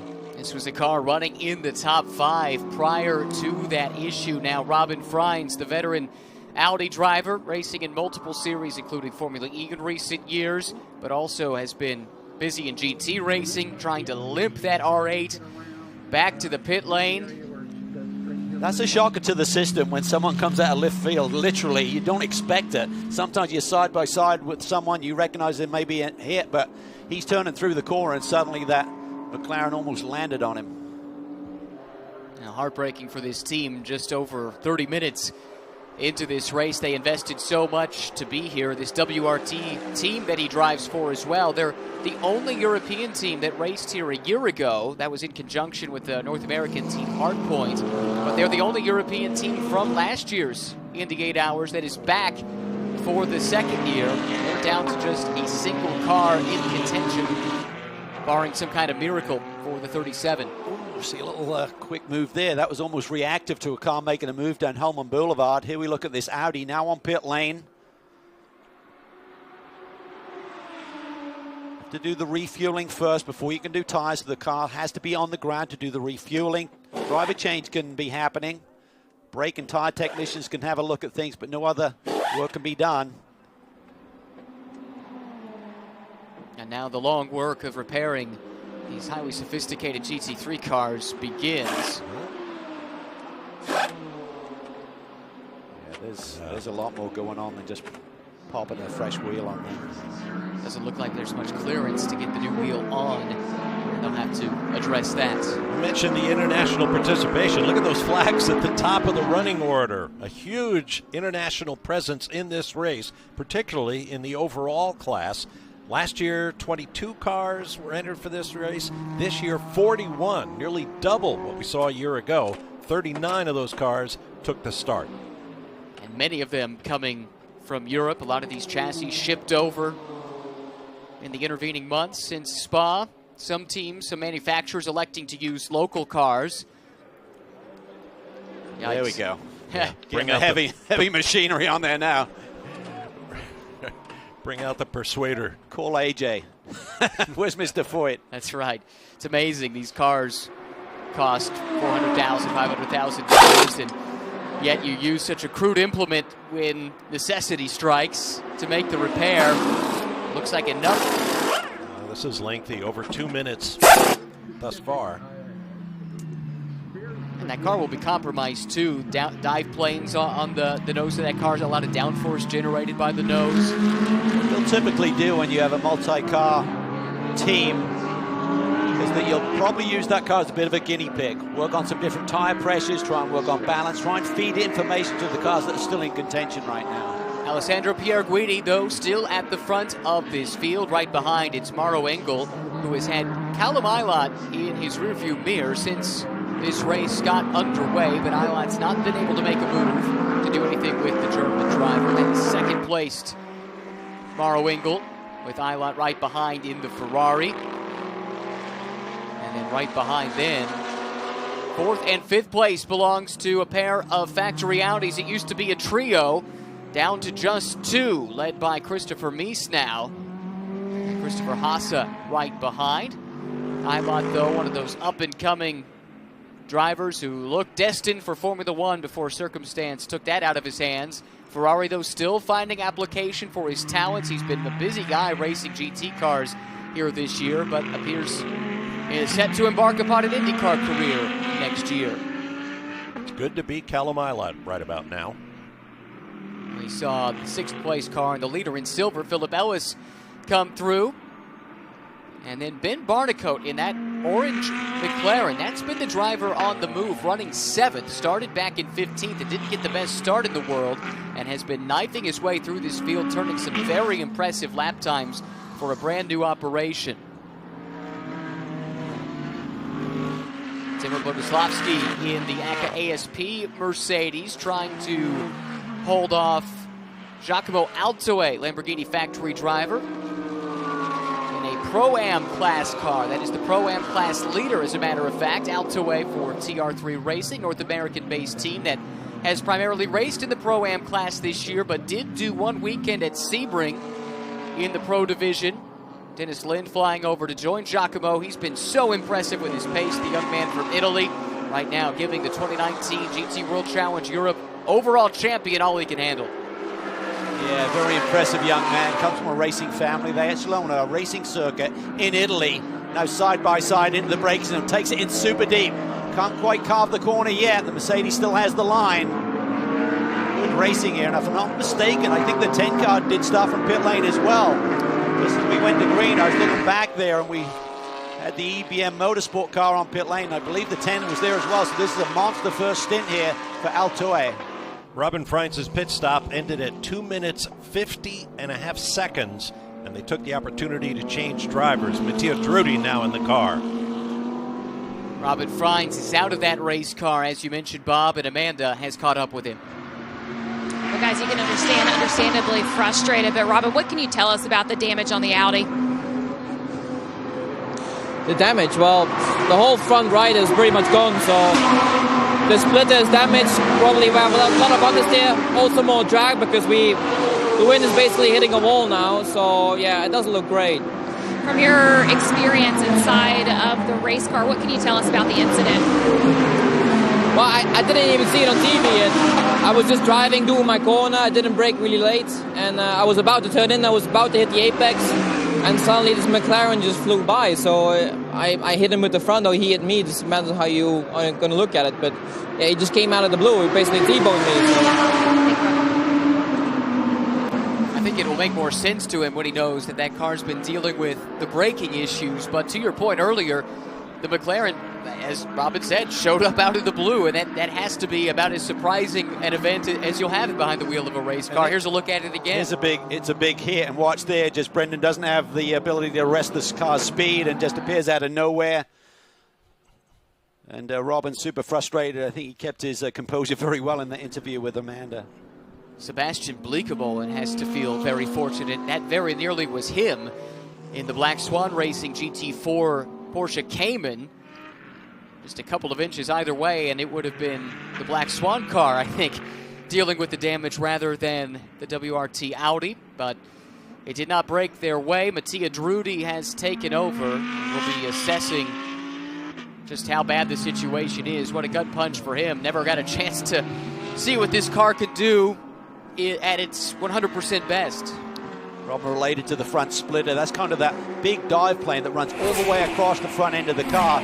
Really contributes to the ability for the car to turn into a corner, helps the braking as well. So if that is damaged, it's really going to relate to a big imbalance in the car throughout the rest of the stint. And we've now got word from the stewards that there's a stop plus a 10-second hold for the 70 car for causing that collision. Tough situation for Brendan Arieb. He's fast-tracking his career by running in multiple championships around the world, but when you're dealing with a car that is, you know, kind of hobbled in some way and put out in the mix of the race, very tough.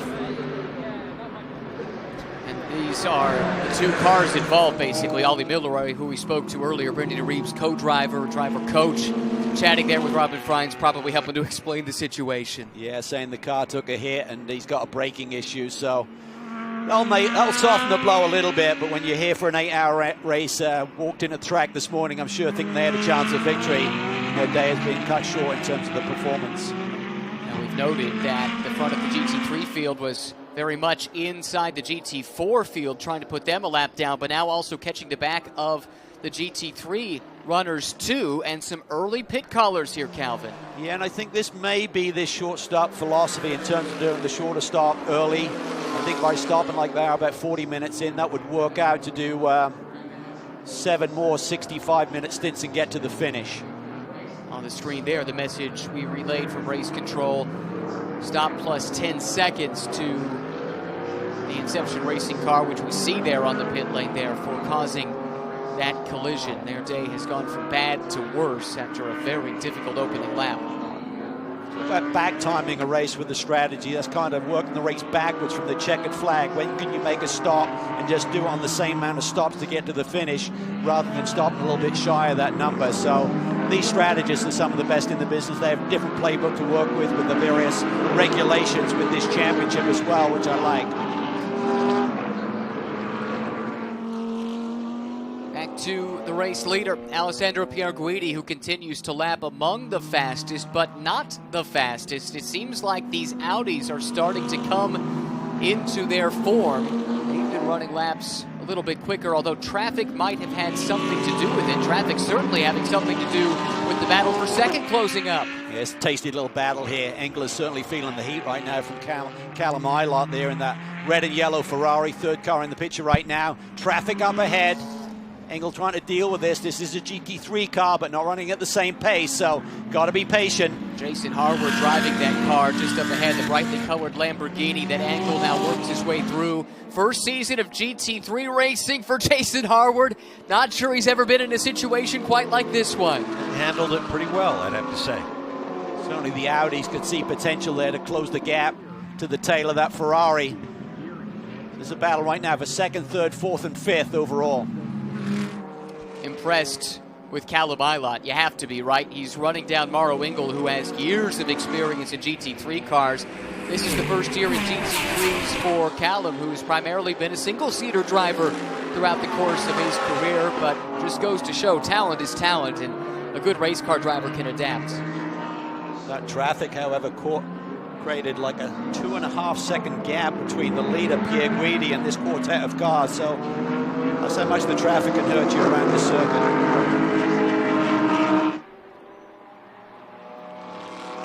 How much do you think these two Audis are cooperating here at this stage? I think you're just settling in. You're trying to knock out the hours at this stage of the game. Keep in contention, keep it tight. Yeah, the Ferrari's got a 5-6 second lead, but that's nothing to worry about. You're just trying to stay in the game, control your own destiny a little bit, not take any risk. You want to stay on the lead lap. That's the critical factor. If we get a safety car out there, there's going to be a compression in the field, and you can make up a little bit of lost ground, but going down a lap, that can really create problems. So don't take the high risk in the early hours. The intensity will certainly ramp up as we eat through these hours here today.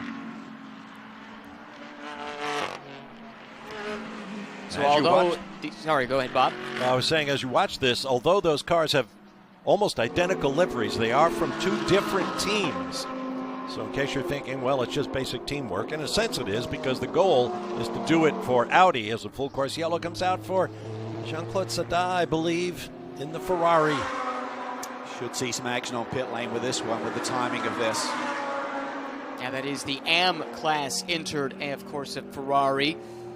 JC Sada, the driver, Ferrari Challenge veteran who's been contesting the entire season in GT World Challenge America. Not sure what led to this, but beached in the gravel. Not the first time we've said that today. Safety car comes out, and as you mentioned, Calvin, the pits stay open until the final lap before the restart. So this now opens up a chance, if it's in the window, for some teams to take advantage. They're in. They're going to come in for this one. Probably take the long stop. So the 71 is in, the 51 has stayed out. And I wonder if that's just the timing of this, or if that was a strategy call. Could have been just the timing of it. Maybe Pierguidi's got super unlucky here. Maybe he was past the pit entry when it went yellow and it allowed some of the other cars to duck in.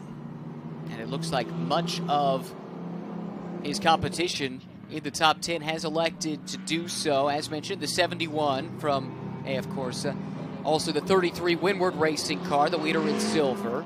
Ben Barnicoat in the crucial McLaren that had been flying through the field. He's in. Timur Boguslavsky, aka ASP.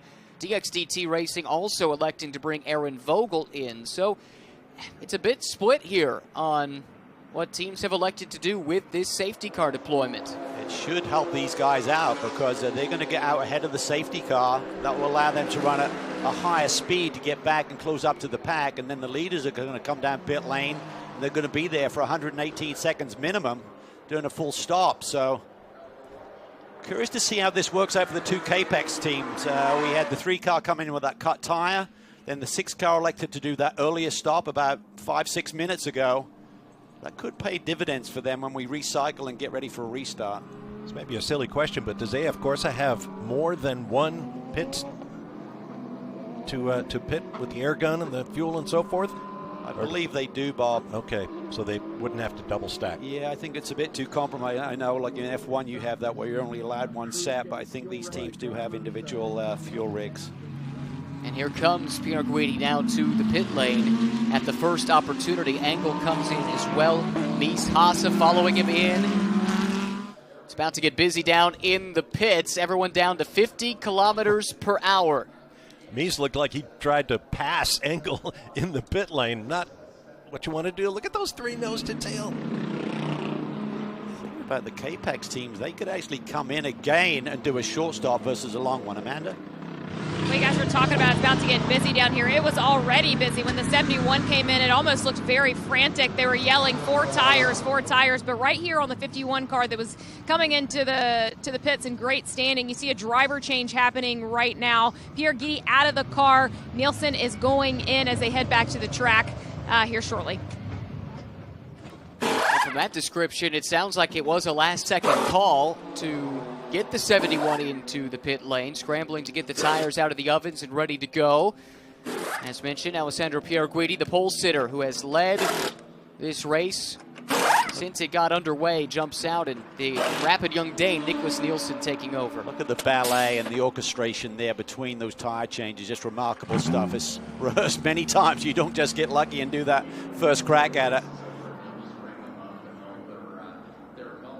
Sounds like, you see at the center of the screen there, we've got a GT4 car ahead of the 71, which might be holding him up a little bit as he tries to take advantage of this situation. He's going to gain track position on his teammate, though. Yeah, it looks that way. Has to be in good shape because essentially he's able to hustle around. He did that pit stop and then went at speed to get back to the pit lane. And these are the front runners exiting. You see the 25 giving way. The way the pit rules work, if there is any overlap at all, the inside lane to the right-hand side of the screen, that is the slow lane. The other side is the fast lane. If there's any overlap, the car in the slow lane must give way to the car in the fast lane. That's why we saw that play out the way that it did. Seemed like the 99 might have got a jump around the 51 there in that pit stop exchange. You've still got to meet the minimum time, so wait for those to pop up on the board as they get towards the end of pit lane.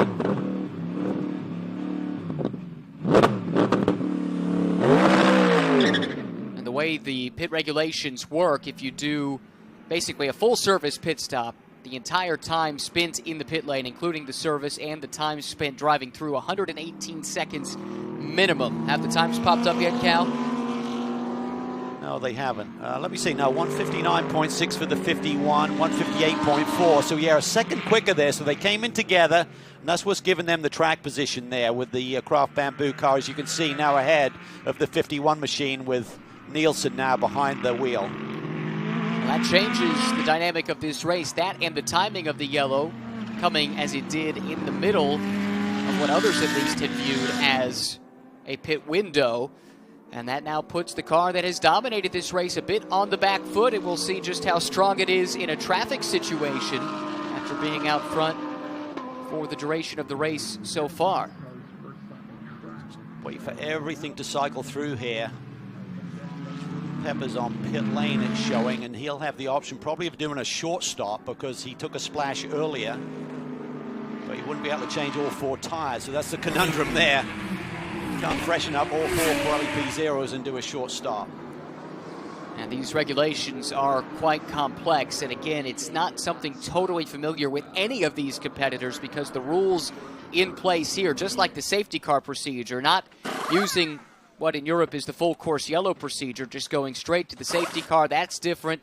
A lot of these pit stop procedures are slightly different than are used in either of the championships, North America or Europe. So everyone is learning on the fly over the course of this weekend. And now it's time to do the test, basically. How well did you study up on your rule book? Well, it is remarkable. The first time I saw these minimum time pit stops in action, I was astonished at how precisely the teams can do it. I mean, if you've got 118 seconds, they are right on 118 seconds. Let's take a look at the replay here and see if the 71 crew were just quick on their feet, making the call to come to the pit lane. So this is the 51 coming through. They did not then have that opportunity because no yellow yet. But now we look back to the 71, looking to see if there are any yellow flags displayed anywhere. Maybe this is just good anticipation. That's what a great strategy guy will do if you anticipate a yellow, particularly if you're in your window. It's not going to create, if it stays green, does that create another stop for me today? Right. Ultimately, all of these cars were about 15 minutes from coming in anyway. So great call, and it looks like it's played out nicely for them. Yeah, you say about 15 minutes away. There is a maximum stint length, 65 minutes, that a single driver, or a single stint, I guess, must adhere to. Several other stint length rules that we can discuss as they become relevant, but that sort of forces your hand to some degree, although with the timing of things and some of the other stint length rules, as you talked about, Calvin, there is that chance to go a little bit off sequence, and the K-Pax cars did that early on, and it does look like that has helped them to some degree. Official messaging says the incident between the 61, that's Sada's Ferrari that we saw in the gravel trap that brought out this full course yellow, and the 33 of Windward Racing, still in the hands of Philip Millis, I believe, is under review. So apparently Sada had some assistance in going off track. You see the 6 car now on pit lane once again. So what they're now doing is kind of doing a quick top-up. They're going to be the most refreshed car in terms of servicing and certainly fuel. And again, it's all about back time. Even though we're over 7 hours to the checkered flag, these strategists are already thinking about that. How does this carve up the cake, so to speak? How many slices have we got to play with to get to the finish? And this is the last chance to do it. You saw the wave-by procedure was being initiated so that the first class leader between GT3 or GT4 will be the first car behind the safety car. And it's worth noting, it does not have to be the overall leader. It does not have to be the GT3 leader. It could be the GT4 leader that takes the green flag if that is the first leader between GT3 and GT4 behind the safety car once the wave-by is completed. The one thing to look for when we do go back to green is that you cannot pass until the start-finish line. The acceleration zone is coming off at turn 14. So you have to wait. If you're a GT3 car behind a GT4 car, you've got to wait all the way to the yard of bricks before you can make that move. And I think that is exactly what played out because they picked up a GT4 car. This is the GMG Racing Audi of Elias Sabo. We'll check and see. He's not listed as the GT4 leader. Now he gets a wave by. Okay, so there might have been some confusion there. That makes more sense. That brings Giacomo Altoe, who is the overall leader as well as the leader in Pro-Am, to the front of the train. The lights are off on the safety car, and here we are about to restart. We've got 3 Pro-Am class entries running 1, 2, 3 overall on a slightly different sequence. Yep, none of them are pitted yet. A little bit of a shake-up. That has dropped then. Let's look and try and find some of our erstwhile leaders. 71, that call to pit lane was a good one. They now run 4th. Yeah, leapfrog them around their leader, or the sister car, the 51, which is 9th, Ryan. So great call there by whoever's on the pit box for the 71. And again, sometimes you have just the track position. It's a little bit of luck as well. If the leader just passes pit lane when they see a car off, they can't make that call. All right, here we go. Back to green. Giacomo Altoe leading overall. TR3 Racing. That car showing some battle scars already at the back of that Huracan.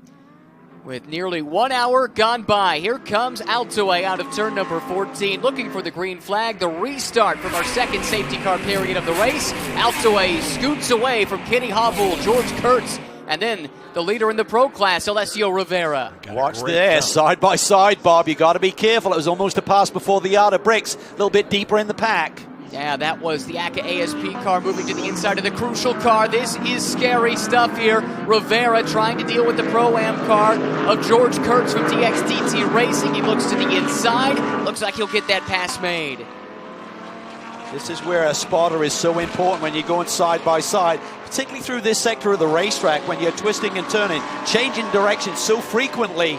You could sometimes lose that competitor in your side view mirror or in the rear view facing camera, not know where he is. Having someone up in the stands and talking you through this is really a key play. Mauro Engel, the Craft Bamboo Racing Mercedes, able to jump past the former overall leading car that was started by Pierre Guidi, now driven by Nicholas Nielsen. Look at this. Oh, boy. Oh, down the end of Holman Boulevard. Russell Ward has the McLaren chop across his nose. Jeff Burton, Reardon Racing Lamborghini, goes skidding off into the grass, but they all continue on. Engel and Nielsen, I think, just got around Burton there after his little quick on and off. These are the decision-making that you have to get right. How much risk do you take when there's a lot going on one of these restarts? One of the drivers pointed out this weekend that these corners are all basically flat and camberless, which affects the way you corner as well, as you try to keep up your corner speed through the apex. I think what it allows, Bob, you're not got like getting into the camber of a corner right down by the apex typically is where you want to be, and I think that's why it races so well, because you can be a little bit further offline and still have a similar amount of grip to the driver that is online. A lot of grip here at Indianapolis as well. Audis looking at it side by side down in that brake zone. A lot of patience being displayed here with the 32 car, trying to get around Jeff Burton. Tight quarters right there, so easy to get that little touch just as you had loaded up coming through that left-hander turn 2. I think I might have led you astray there, Calvin. I think it's Jeff's co-driver, Vesko Kozarov, now behind the wheel of that Reardon Racing Lamborghini. Lets the front-running Audis get through. That's not a class battle. Neither is this one here as George Kurtz slips wide. And at least one of the Audis able to take advantage. Charles Weerts got through. Patrick Niederhauser trying to do the same. Great to see George Kurtz back here in action aboard that CrowdStrike Racing entry. Had an incident at Road America in the summer and had to skip a couple of the events, so he's certainly excited to be back in our paddocks. Inception Racing must have resolved the braking issues on that car because Kevin Madsen is out driving the machine that's been involved in a couple of dust-ups already here today. Kurtz slipping back yet another spot. Silver class car of Leisure moving to the inside and through. And now here comes the Inception car of Madsen, also able to complete that pass.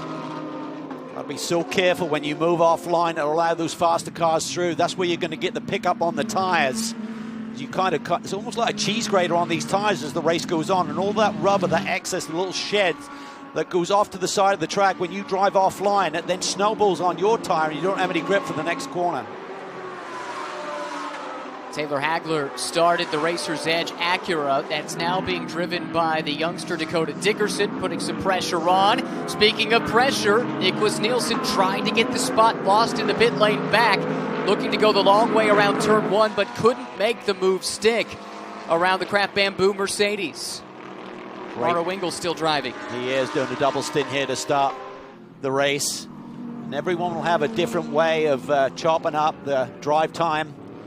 Maximum drive time total is 3 hours 15 minutes, so double that for two of your drivers. That leaves an hour and a half to cut the cake with, but someone will try and get equal times. 8 stints we're looking at for the race, of course. Look at this.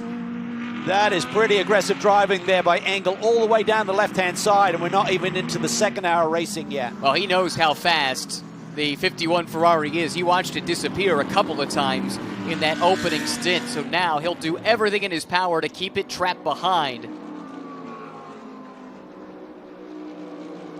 Up next, the target is another DXDT racing car.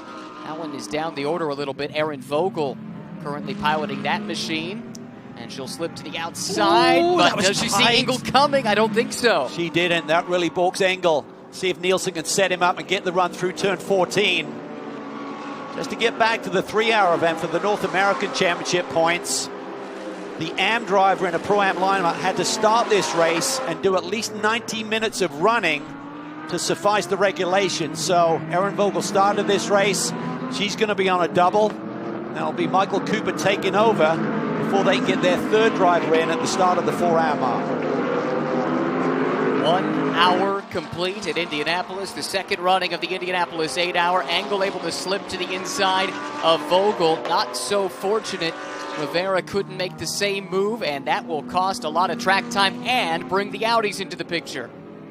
Overlap here is a GT4 car, the Random Vandals BMW M4 there that Connor Daly is sharing the driving chores with today.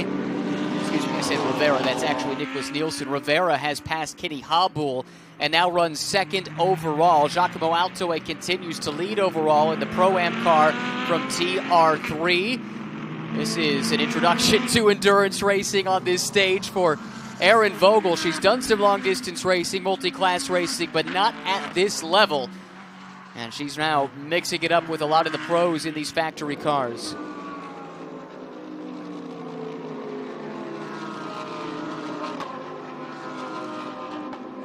First hour complete. And we should be seeing pit stops for those Pro-Am cars that elected not to pit. Yeah, they're about 2 or 3 minutes, or essentially a lap away from Altoe and company hitting pit lane, because there's a maximum stint time of 65 minutes. Doesn't matter if you're on the yellow or not. It's from the start of the race till when you hit pit in timing line. Engel forced to go a little bit defensive, also working to the inside. The automatic racing Aston Martin from the GT4 class. He was flashing his headlights to make sure that slower car knew he was coming. With his hair on fire with that Ferrari right behind him. And yes, your moon eyes do not deceive you. That's the famous Go Fast Parts Company on the side of the 99 Mercedes. The design has been since the 1950s, when an animator at Walt Disney Studios came up with it. It's been a fan favorite here this weekend. These are positions 6, 7, 8, and 9 overall when you factor in the two trailing Audis. 6th right now held by Engel. Nielsen took a peek to the inside, now swings wide once again at the end of Holman Boulevard, not close enough to make the move. 51 car looks really strong at the beginning of these stints, so it just seems like the car comes alive, gets the energy in the tires earlier in the stint. The key is going to be the fact that he hasn't been able to stretch it out because he's caught in traffic right now with that pit stop sequence compared to his teammate Pierre Guidi, who had the pole and kind of took off. What does he then do with it? How does he manage this conundrum of having a slightly faster car through the beginning of this stint, as he does that a little bit sideways there, coming through turn 12? Well, traffic may still have a part to play in this as they start to run down a couple of slower cars up the road. The next car for position is Danny Shugadea in the number 89 ACA ASP Mercedes. It's still a bit of a ways ahead. He's got Jason Harward's Zalus car, actually Madison Snowdown driving that car just up the road. 75 car, Kenny Bull just hits pit lane, so a nice stint for Kenny, really strong pace. Russell Ward did his drive-through as a result of his collision with Jean-Claude Sadah's Ferrari. 51.34 seconds to do that drive-through. It gives you an idea of the pit delta to which you can add the stationary pit stop action. 10 has to come in this lap.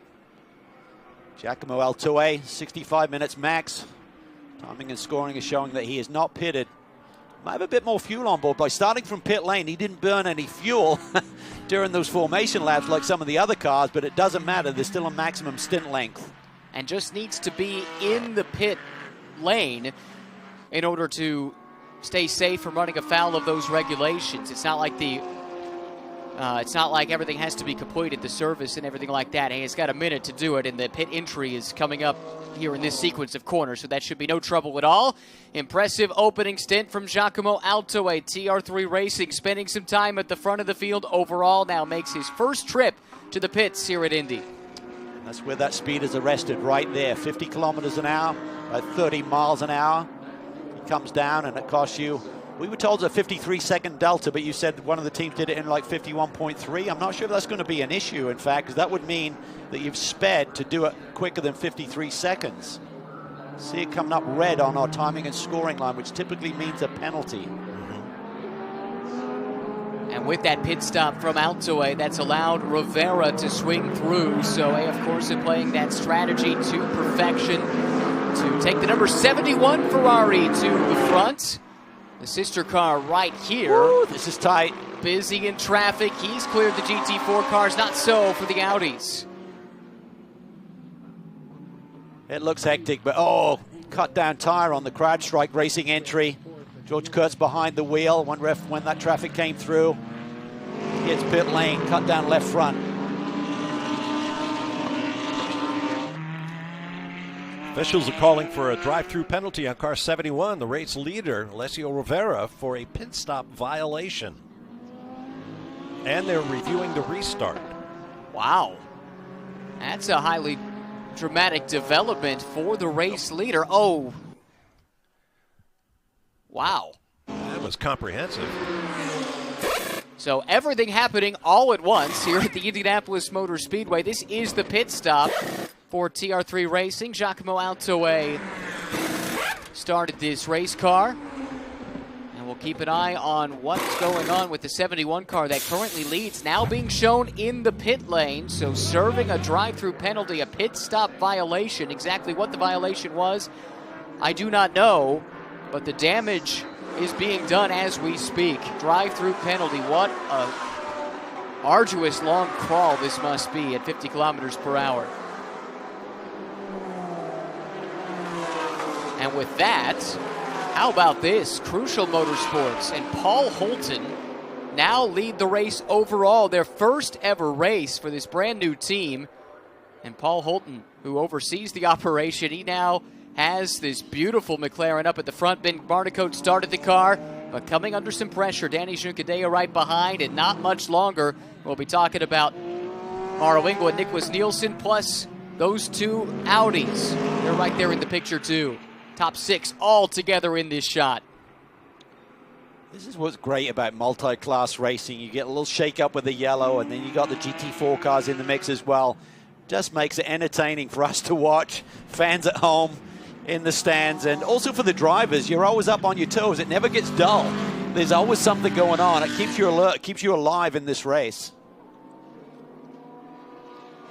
As impressive as this McLaren has been, it's shown good pace all throughout the weekend. It looks like, as you like to say, Cal, this is the cork in the bottle right now. The rest of this field backing up behind him a little bit, with Juncadella showing some great speed in the car that Timur Boguslavski started.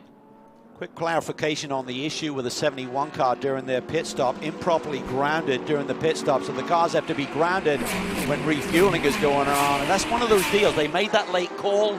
You suddenly get a little bit out of sequence. You're not planning for it. Suddenly, he's coming in, and that's when it can get a little bit hairy. Oh, here's a big move to the outside. Engel forced to go defensive once again. Nielsen trying desperately to get that track position that they lost in the pit lane back, but can't do it once again. Engel parrying the thrust of the Ferrari behind. But it's not done yet. Nielsen closes up under braking. This is the sequence, turns 3, 4, and 5. 5 is a different corner than we had last year. Instead of the quick chicane, it's instead this jaunt into the loop utilized by F1 when they were here for the U.S. Grand Prix all those years ago. Now 6A, the exit from the loop and back onto Holman Boulevard, rejoining the course as it was last year. Coming down here, you're going to peak at about 155 to 160 miles an hour. It's about 165 down into turn 1 on the super speedway. Low speed corner, turn 7.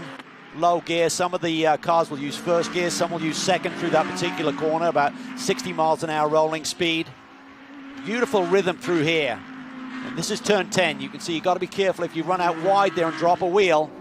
And lap traffic is going to play a role in this. That's Fred Pourdad, one of the American Inter cars, Wright Motorsports, still racing for points in his championship. That's the Porsche. It looked like it held up the Audi, the lead Audi, to the point where perhaps a position change could happen. Instead, it just delays them, and that cost them significantly. Both Audis here. Vertzen Niederhauser losing ground to the fight for first, second, third, and fourth. There's an ebb and flow to that. You hope that it equalizes itself out. Fight or for the plays lead here, to your Cal. advantage. Yes, great battle up front. Paul Holton hasn't seen a lot of action of late. Here comes Juncadella down to the inside for the lead. Big move up the inside. Can he slow it down enough? Yes, he can. Paul Holton, the American with McLaren affiliation, working to get that spot back. Aston Martin from the GT4 class for the leaders to negotiate, and Engel has arrived on the scene too.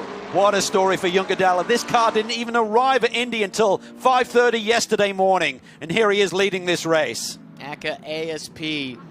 Jerome Polican leads that team. He's not here on site, but he'll have a smile on his face watching from afar as his car has gone to the point for the first time. Mercedes out in front at the Indy 8 Hour in round 2. Look at Engel once again. He knows Nielsen is fast. Nielsen fires out to get back online, take that big wide radius through the corner.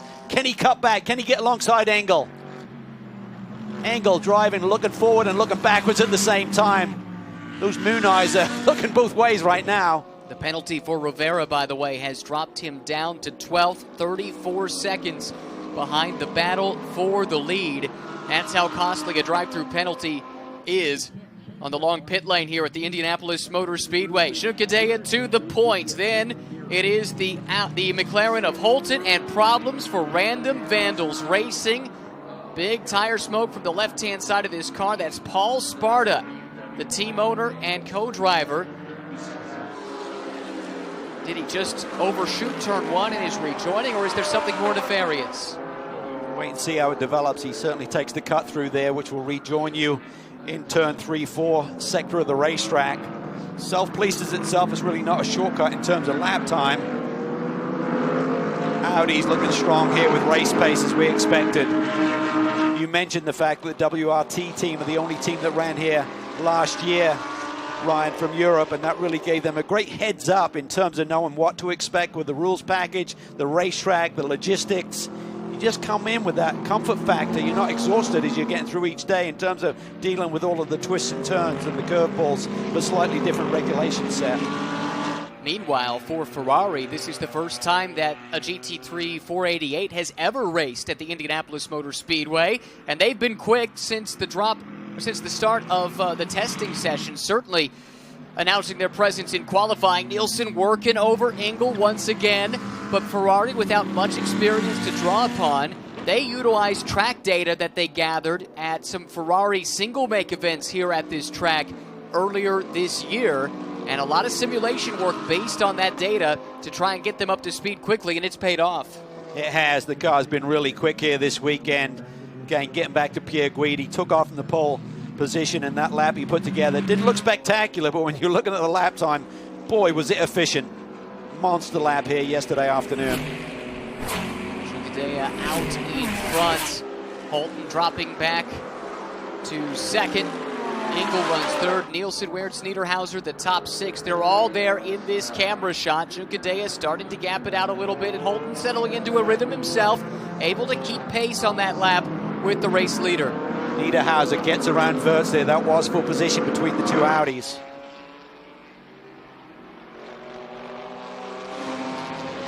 There is the ACA ASP crew taking a look at their race car. What a sleepless couple of nights it must have been, just waiting to see, will the car be cleared through customs in time? Will it show up in time? It did, in the nick of time, just before pre-qualifying.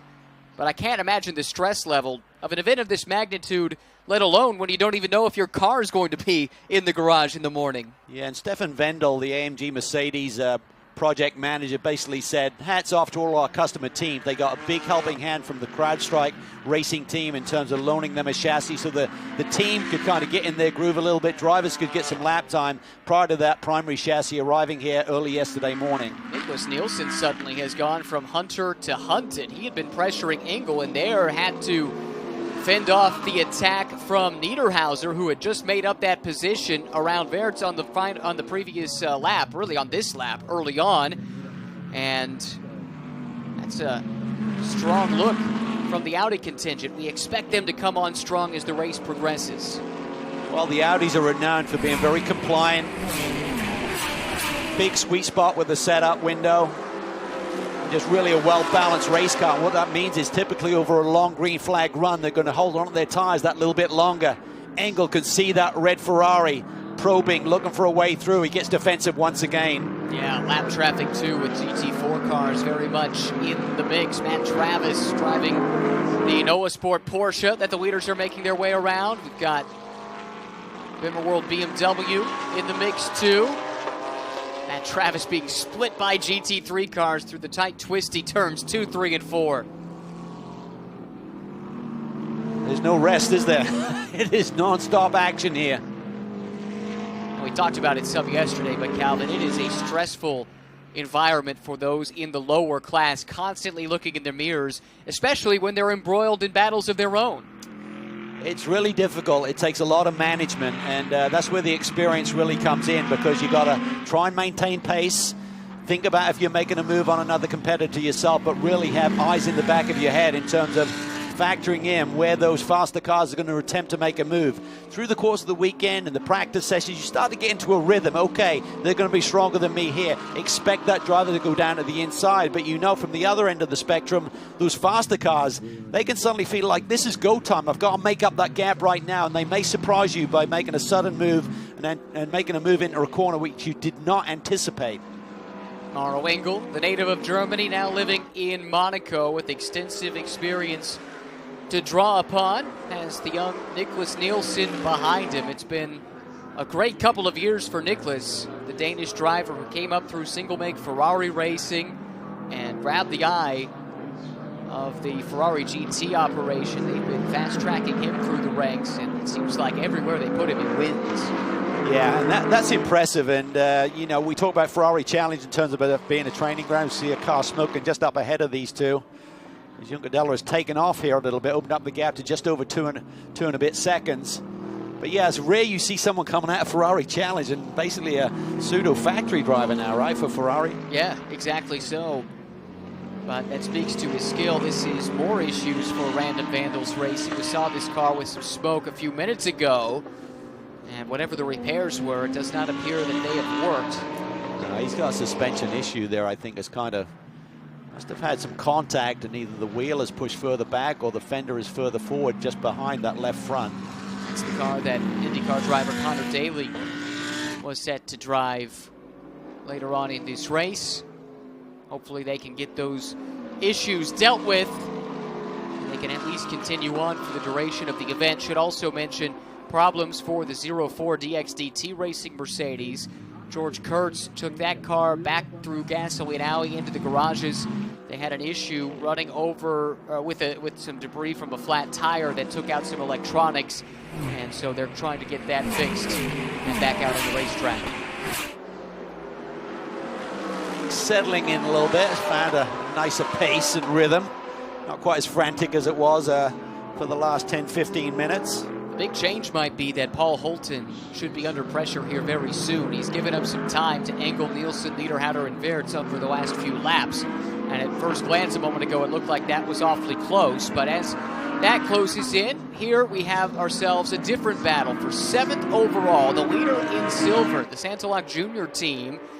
Legeray behind the wheel of the Audi. Then the driver of the 8 car is the champion of GT World Challenge America in the Pro Class, Andrea Caldarelli, trying to drag that car a bit further up the running order. It has not been the smoothest of weeks, it must be said, for K-Pax Racing. I had an incident early on, I think it was on Thursday, and it cost them a little bit of track time, and then we had a lot of wet weather during practice sessions, so they didn't have the ideal prep. But the thing that concerns me about their ability to be a factor in this race is looking at their lap times. I mean, the fastest time so far in this race for the 3 cars are 1:35.8, compared to a fast lap of 1:34.0 for the 51 Ferrari. That's a massive delta if you're going to be a factor in this race today. Lucas Legeray, the Swiss driver, currently keeping Caldarelli at bay. Not a long CV of racing, just 20 years old, turned 20 back in May, but showing his pace. It's an interesting lineup there with Nicolas Baer, as well as Legeray and Aurelien Panis, who we saw earlier in this silver class car from Santilak. Back to the front, though, Paul Holton, Maro Engel, Nicholas Nielsen, Patrick Niederhauser, and Charles Weerts all running together with 6 hours, 40 minutes to go in this 8-hour contest. And Holton slipping back a little bit into the clutches of these cars and GT4 traffic to deal with. I'd say of surprises so far this weekend, I'd say Ashton Harrison, her ability to really maintain that pace inside the top 10 during the opening hours, just stunning stuff. And this team, the ability for them to be at the sharp end of this field right now is pretty crucial. That's an amazing job by them. Paul told me that they liked that name because anytime anything crucial happened in the race, their name would be brought up, and I think that's happened a couple of times already. So good work there, naming the team. It's based in Orlando, Florida. As mentioned, a little bit of support from Joda here this weekend. Paul's been part of the McLaren factory driver lineup, and he's got a couple of factory drivers with him, Ben Barnicoat and Rob Bell. Big stack up there. Paul has to be pretty patient. It's going to open up the door for Engel. Then Paul flicks it to the outside as that GT4 car likes to run the right side of the road, but Engel's going to have a run on him. He is. Holton's pretty feisty, though. He's not going to give this up without a fight, I don't feel. Both are late on the brakes. Engel slots up the inside and takes the corner away at exit. Off the track goes Holton. That opens the door for Nielsen now. Swinging around the outside of the McLaren. Ferrari up to P3. And now Holton has a pair of Audis to deal with, and Niederhauser has a big head of steam built up. Wow. Just caught the traffic, not in the ideal spot. Very much on the defense, but hats off to Paul Holton. He didn't fight it too much. You're going to get some argy-bargy there if he's any more aggressive, and they keep it clean. Paul able to consolidate at least that fourth position, but Engel has slipped through, as has Nielsen after Holton dropped the wheel in turn 12. Now can he keep the two Audis behind him? That becomes the question. To settle back in. He's been running very competitive lap times, so the car has the pace. Going to be curious now to see where the strengths and weaknesses are between the Mercedes, the Ferrari, the McLaren, and these two Audis. Paul is the 2017, what was then Pirelli World Challenge, now SRO America, TC America, touring car class champion. Was in an Audi TCR car, and has stepped into GT cars, a lot of GT4 experience, did some GT3 racing here in the States, in this same chassis, it's worth noting. It was run by a different team, but they were able to acquire it. Beautifully set up there by Niederhauser. Just really rolled big speed through the two previous corners and just nailed it on the inside of turn 10. Up next is the Belgian Charles Weerts. He's going to try and follow through, but Holton goes aggressive, working the outside of Niederhauser.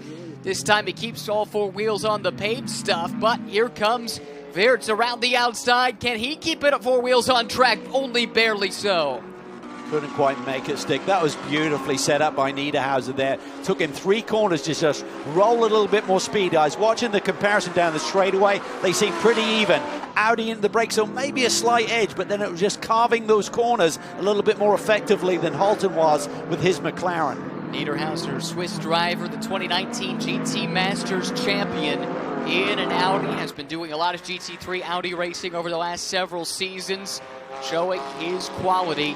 Junkadea, though, leading this race overall by 6.5 seconds over this battle. Maro Engel holds down the second spot, and has been the case since the pit stop when Kraft Bamboo jumped to the front, at least on this pit sequence. They are leading the Nicholas Nielsen-driven Ferrari. Junkadea has opened up the lead to 6.5 seconds aboard the number 89 Mercedes AMG. But now Engel has cleared this traffic a little bit. Let's see how the lap times now compare. And look how quickly Niederhauser has caught this duo also. It's now a three-car fight for second. Well, Birdie told us this morning that the Audis might be strong.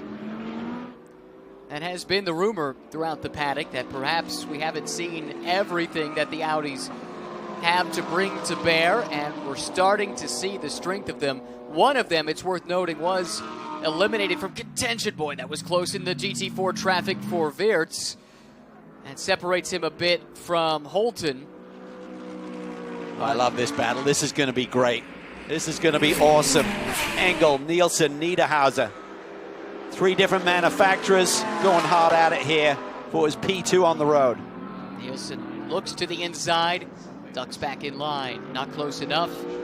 Again, the Audi herd has been cold somewhat. Contact between Brendan E. Reeves, McLaren, and the Robin Freins-driven Audi early in this race. Back in the first hour, eliminated one of WRT's two cars from contention, certainly. Lengthy repairs were required, so that leaves Audi with basically these two bullets left as far as the Pro Class goes.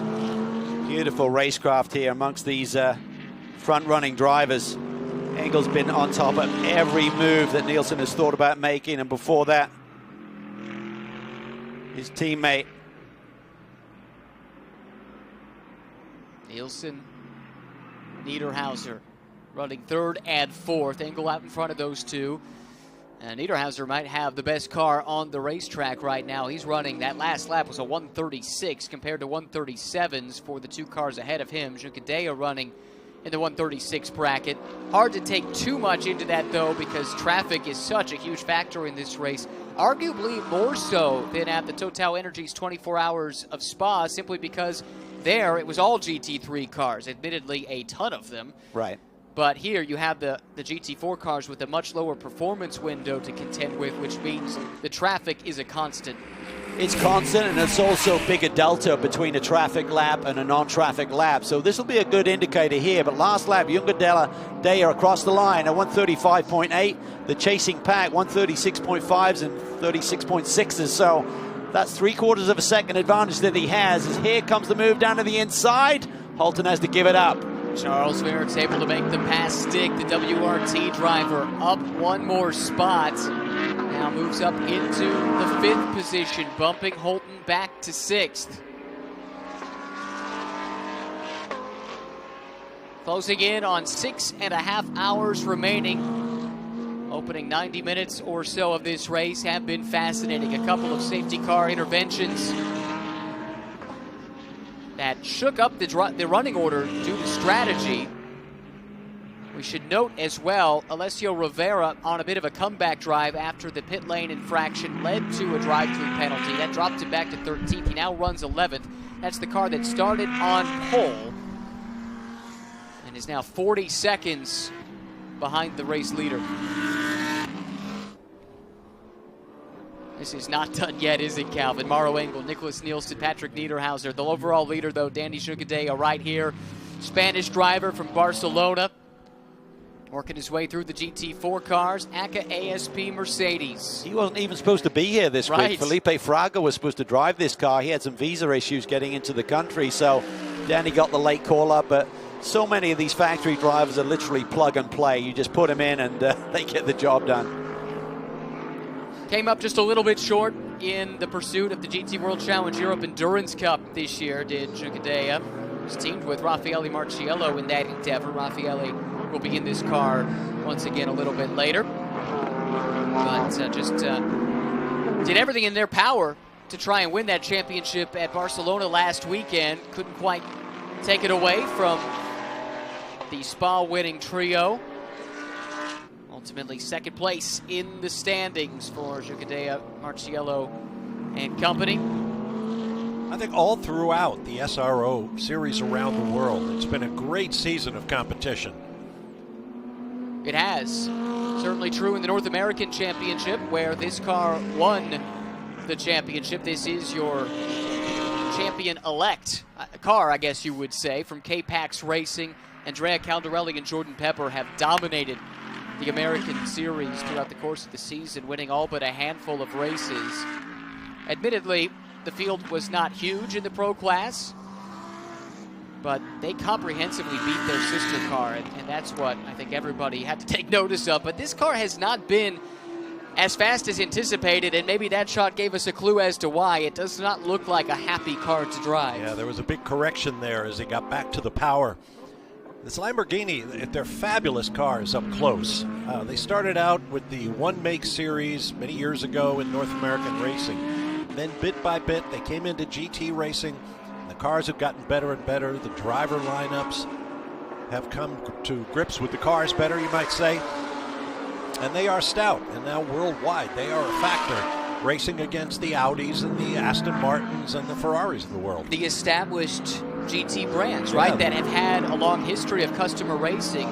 Lamborghini Squadra Corsa has very little history. It's very, very new.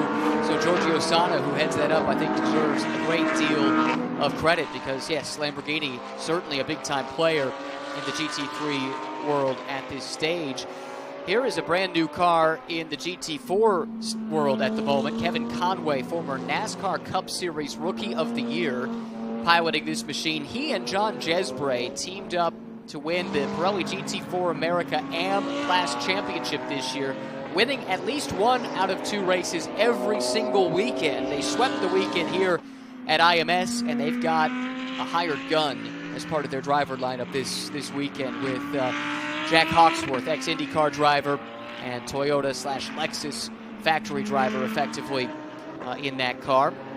And that's kind of a reflection of the Lamborghini story. Toyota's dipped their toe in the waters with the Supra. Hopefully we'll see a lot more of them in the years to come, and they're welcome. Conway and Smooge Racing, they won the pole for this race, but had to start at the back, an overboost issue. We found out about this morning. Cost them somewhat, but they've driven to the front, and Kevin Conway leads in GT4 ahead of this car, now driven by Jerome Bleekemolen. His brother Sebastian was in that car earlier. Tim Pappas, the team owner, completes the driver lineup. It's cool to see the brothers Bleekemolen racing together. They've done it a handful of times in big-time races, but it's not a regular occurrence. And good to see Sebastian with an opportunity on this side of the ocean. You mentioned the problems for the Toyota after qualifying, but that kind of thing happens when you're a one-car team. You don't have a lot of data in the notebooks.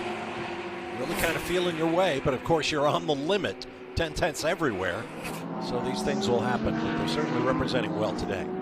90 minutes gone, 6.5 hours to go. Alessio Rovera on the comeback drive. That was the bright red Ferrari, fittingly enough, coming through the screen a few moments ago. Back in 11th, was leading after a brilliant strategy call put them to the front, but a pit lane miscue led to a drive-through penalty, and they've been on the back foot ever since on the outside of the top 10. Yeah, checking recent laps, Rovera doing a 1:35.0 last time by, as much as a full second or more quicker than the cars immediately ahead of him. So he's going to be threading that needle pretty soon. At first glance, at least, I believe that would have been the fastest lap of anyone that last time by. So I think it's safe to say Rovera has the fastest car on the racetrack at the moment. Fast lap of the race. The other Ferrari, the 51, in the hands of Nicholas Nielsen at a 1:34.089. That came early with Alessandro Pierguidi driving when he was out in front after starting on pole. What a dramatic pole shootout we had. I'm not sure that any of us really had Ferrari circled as a favorite going in. They've been quick in all the practice sessions and in the qualifying, the 3-driver qualifying session, but Pierguidi laid down a big-time lap. He did, and it was odd because we were all expecting things to get faster and faster as the track evolved and so on, but the drivers learned early and well that these Pirelli tires give up their golden lap very early in a stint. Frightening moment there for third-place running Nicholas Nielsen, who got trapped behind the GT4 car driven by James Clay, the Bimmer World BMW M4 GT4, and that has cost him track position. He's dropped off the back of Maro Engel, and for a moment it looked like it might open the door for Patrick Niederhauser to go on the attack, but not so. Nielsen was stout in the defense, placed that car very cleverly. But back to the point about the tires in qualifying, the drivers got their laps in early. I believe 3 of the 15 teams, well 14 because one did not complete a qualifying run, but 3 other teams chose to take off their tires, essentially wipe their qualifying time off the board to put on a fresh set and try again. That's right, the way it works. It's kind of like old Indy 500 qualifying. If you go back out to qualify again, you have to pull your time. That's true in this case if any changes are made to the car or new tires are affixed to the car. And knowing the value of a new set of Pirelli P0s, several teams elected to do that. It did help several make jumps up the order there in that pole shootout session, but no one could touch Alessandro Pierguidi. 53 laps in the books right now. The cars were expected to do right around 300 laps during this 8-hour event. Whoops. That's right, Motorsports. GT World Challenge America entrant. Fred Pourdad, Jan Halen, the full season drivers. They'll be in for the first 3 hours of this race, and then joined by Max Root. And as that car shifts then to a silver entry for the duration of the race. Looks like he's able to get back on track and moving again. That car was driven by Jan Halen. Don't usually see him in that situation if there's not another car involved, if you follow me. Right. Not a driver that's prone to mistakes, and something might be a miss here because he heads to the pit lane. Left side looks okay. Yeah. That car at the time was running just inside the top 20 overall and was placed 5th in the silver class. We say it all the time that the pit lane speed limits make it look slow, and that is awfully slow, and it looks like there is right side damage on that 911. The smoke tells the tale, doesn't it? Limping his way down the pits to the Wright Motorsports crew. It's a experienced operation. They've done plenty of long distance racing in the past, and if that car can be fixed, you bet it will be with them, and fixed in a very nice way to make it competitive once again. Jugadea has extended his lead now over Engel to 6.8 seconds, and it's just 0.3 of a second between Engel and Nielsen. That's the fight we're watching here. They have been welded together lap after lap. Even though they move up now to second and third place behind Daniel Jugadela. A little under 7 seconds behind the race lead. We've got an incident under review, and Jan Heelan's car is one of them. That's the 20. Also the 111 involved in that. The 111. It's the classic BMW GT4 car. Yeah, that one was a late addition to the entry list. I want to be careful about that because it does make a difference. Yes, big time. Although next year, the GT4 BMW and the GT3 will both be an M4 with the brand new GT3 model for BMW on its way. This was supposed to be kind of a send-off in North American SRO racing, at least, for the M6 GT3, but Turner Motorsport forced to withdraw their car late in the game due to an illness, not COVID-related, it's worth stressing, for one of the drivers, Michael Dinan. And that paves the way for Russell Ward to move up in the championship. And should be about in a position where he will clinch that. It would be third place in the championship, right, Calvin? It would. He needs to do 70% of that first 3 hours, or the car needs to do 70%, so that should be just beyond the 2-hour mark, so about noontime today, and we'll be close to giving him the third place position in a very competitive championship.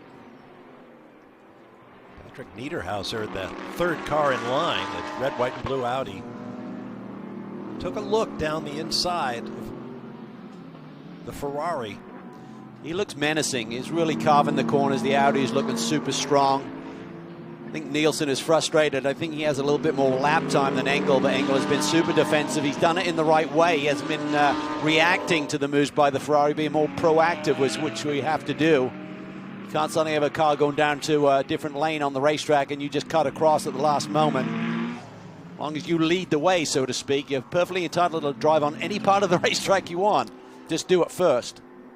And that's important. You mentioned earlier that it's an 8-hour race, so everybody's trying to eat clock, if you will, right now, to get toward the end before you start making any dramatic moves. But you have to do your homework on what those moves might be when the time comes. So you use different parts of the racetrack, and what may look like a real nose-to-tail battle may just be two guys trying to figure out where their car works best. There, the car's just starting to slip a little bit. Hard acceleration coming off of turn 13. To see them starting to step out a little bit. It's just been a sensational battle.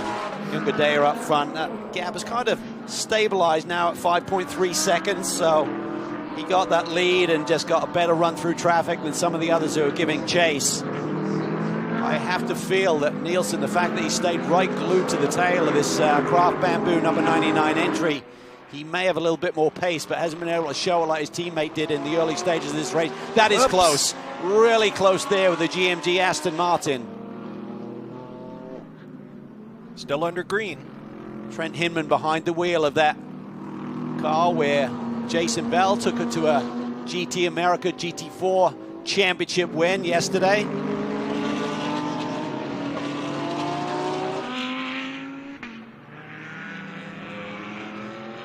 Oh, big move there by Nielsen. Kind of a cut and paste of what we've seen so far today, but I think he's getting feisty. He's getting frustrated, trying to get the move done. This may open up the door for Niederhauser.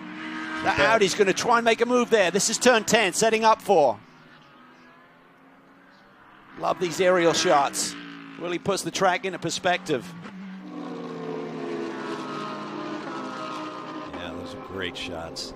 Seems like Engel's just that half a step ahead of any move that the Ferrari's thinking about making. That's the experience there. Still running really competitive lap times, but positioning that car. Now we see a couple of them peel off. Here comes Engel. Niederhauser goes with him.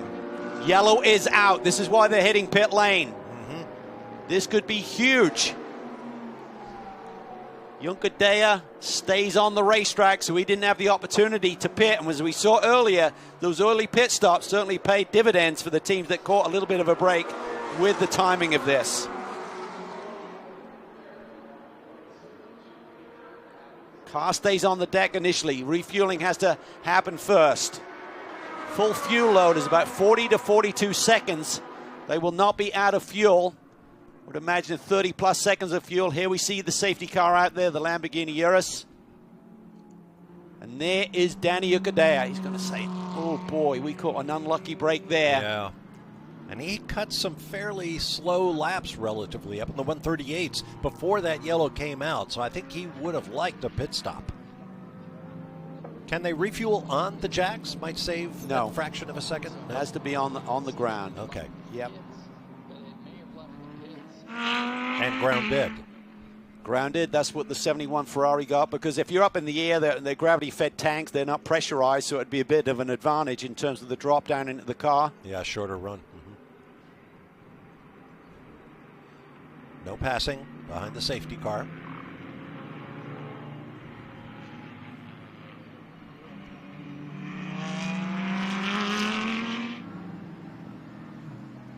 Here's Caldarelli. We really thought this number 3 Lamborghini Huracan from Payback to be a factor here today, but they just don't seem to have the sharpness in the lap times, Bob. Running a good race, running third, but don't see the lap times give them the ability to fight. But you know they're going to try and do it through strategy, being smart, being there at the finish, and who knows what may happen. 11 cars on pit road right now.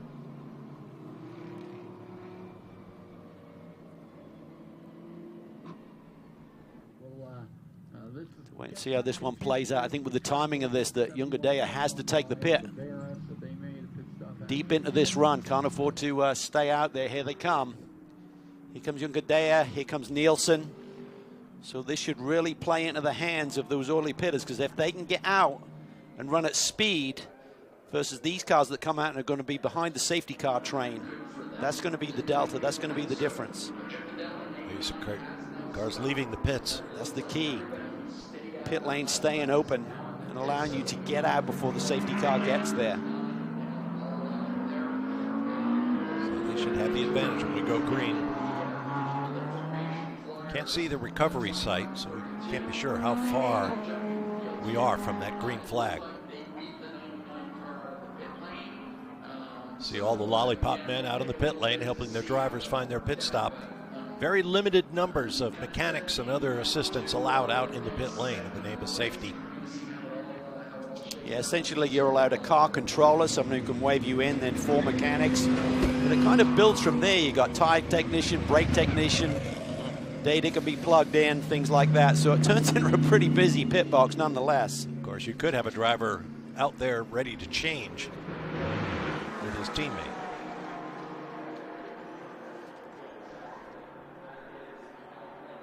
So the 51, you can see that being serviced.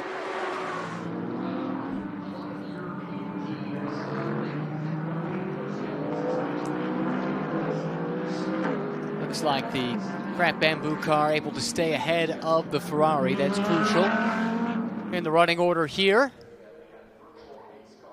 Yeah, that's going to give them a big leg up over the 89. I think this will benefit the Audi contingent. Well, you said at the top of the show, Calvin, pit action was going to be important. Decisions had to be very precise, very timely. And we've seen a number of track position changes during these pit stops.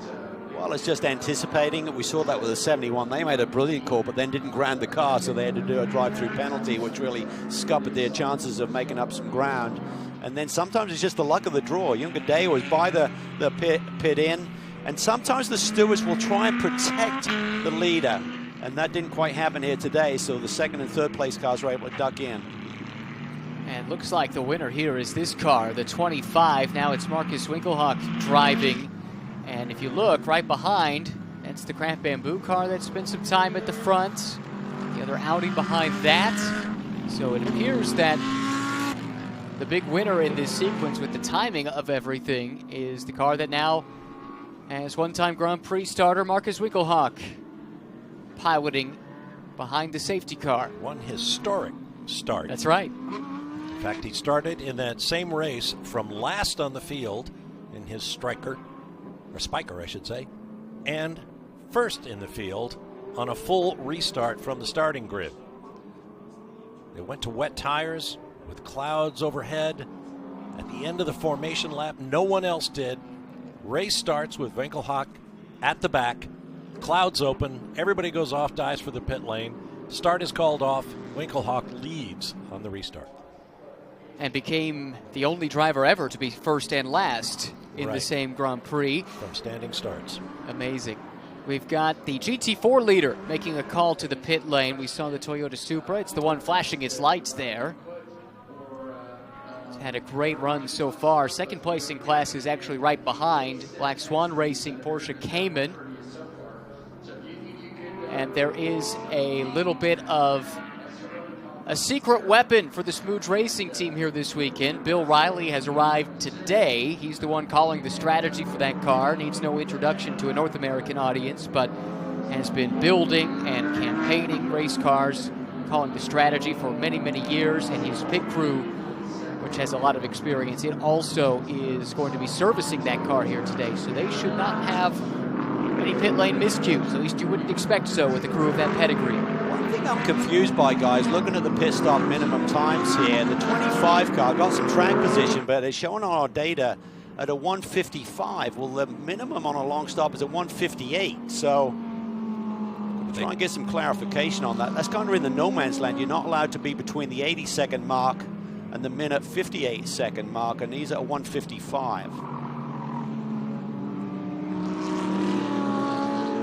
Good point. And that's well under. 2.2 seconds under the mandatory pit stop time. That would give you the track position. It sure would help. Right. I wonder if anybody noticed what we did. I suspect typically it's automatically red flag. Right. I'm not seeing a red flagged on the timing and scoring screen. And often in these longer races, they'll give you a joker time of a second or so that you can apply if you're too quick to say, okay, well, that's our mulligan.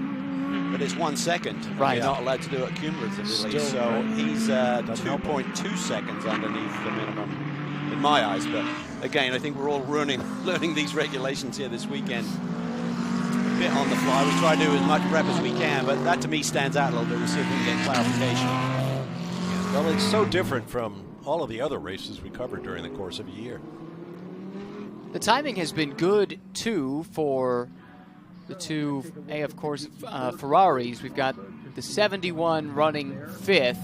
The 51 is now 7th, and that's big for them because they were shuffled back due to timing of the last safety car, and that had them outside of the top 10 as of just a few minutes ago, really, before this yellow came out. So that's allowed them to move forward a couple of positions and brings them, perhaps more importantly, right back into the fight here. They stayed on the lead lap despite their drive-through penalty. And now with the safety car intervention, everyone's bunched back up again, and that deficit that was up near 50 seconds at one time gets all wiped away. And we know how fast that car is. It has the fastest lap of the race thus far, a 134 flat. And Colm Ledegaard, the third driver in that lineup now, will get his turn behind the wheel. Well, I tell you what, these two yellows certainly thrown the cat amongst the pigeons in terms of the shuffling of the order, right? Mm-hmm. We have the incident under review between the classic BMW number 111 and the number 20 Wright Motorsports car.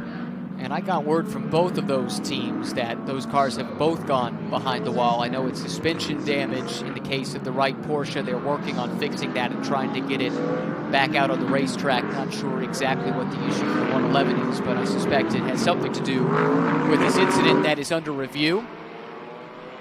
that eliminated a car that I think would have been a contender in the silver class, that, at least from contention, they might be able to get back out in the race. When you look at the lineup of Fred Pordad, Max Root, who is perhaps not well known, but if you've seen him race, you know how fast he is, and then Jan Halen, I think they could have contended for sure. Very much so. Just had a tremendous season, coming off an AM championship win in 2020, following that up with the Pro-Am championship win for Fred Pordad in both of those campaigns. And Jan Halen is just bullet quick still. Young Max Root, super impressive young man. Is Mauro Engel pitted twice? Is he on his third stint? Yes, he'd be on a 3 stint. So he has got to get out at the next stop. Well, 3 hours, 15 minutes is the maximum drive time for the whole 8 hours. So he's going to be well into that if he finishes that stint. So, and that can be, I mean, if you got 3 very evenly matched drivers, why not? I mean, it's not hot here. Certainly the conditions are very pleasant in terms of driving. You're not getting that fatigue or getting overheated inside the cockpit. So you're in a rhythm. Maybe that's the way to do it. Just 3 stints, 2 driver changes. You take that out of the equation well. Anything going wrong with the driver change? Yep. Do 3 stints and head for the showers. Interesting, though, that this is really the only front-running team that has elected to pursue that strategy. Everyone else has been rotating through their drivers. We've got Boguslavski back in for his 2nd stint, and that's happened in a couple of instances, but most of these teams are electing to get everyone some seat time. Isn't one of these drivers, their wife is due, baby is due this weekend? Yes. Someone's going to bail early, I heard. Was it Winkelhoff? I think it was, yes, and so he got dispensation, as was the case last weekend actually at Barcelona, to leave early. So as soon as his final stint is done, he'll be on the plane headed back to Europe. He's also got a tea time in the morning, but that's another matter. That's right. With the obstetrician. Exactly. And best of luck to Marcus and his family. What an exciting time. Here is the wave around procedure. So that indicates we should be set to go back to green on the ensuing lap. That is the intention of race control. Basically what happens here, any car that is behind the pace car but in front of the leader in its class gets to go and regain a lap lost that was lost just due to the timing of the safety car coming out. So they've now picked up the first class leader, which is Winkelhock in the Audi. Right, the aforementioned future daddy, Marcus Winkelhock. And again, we talked about it earlier, this could yet prove a factor in this race. The way that the wave-by procedures work this weekend, it's the first leader, either the overall GT3 leader or the GT4 leader, whichever one comes first. That's where it gets crazy. You saw that GT4 car, I think it was the Nola Sport car, possibly getting the wave by, and suddenly the leader is weaving around, trying to scrub his tires and nearly clouded him. You're not expecting that. You're just looking at the safety car, you're doing your own business, and suddenly this GT4 car comes out of nowhere under yellow. That was close, or it looked close to me. Absolutely.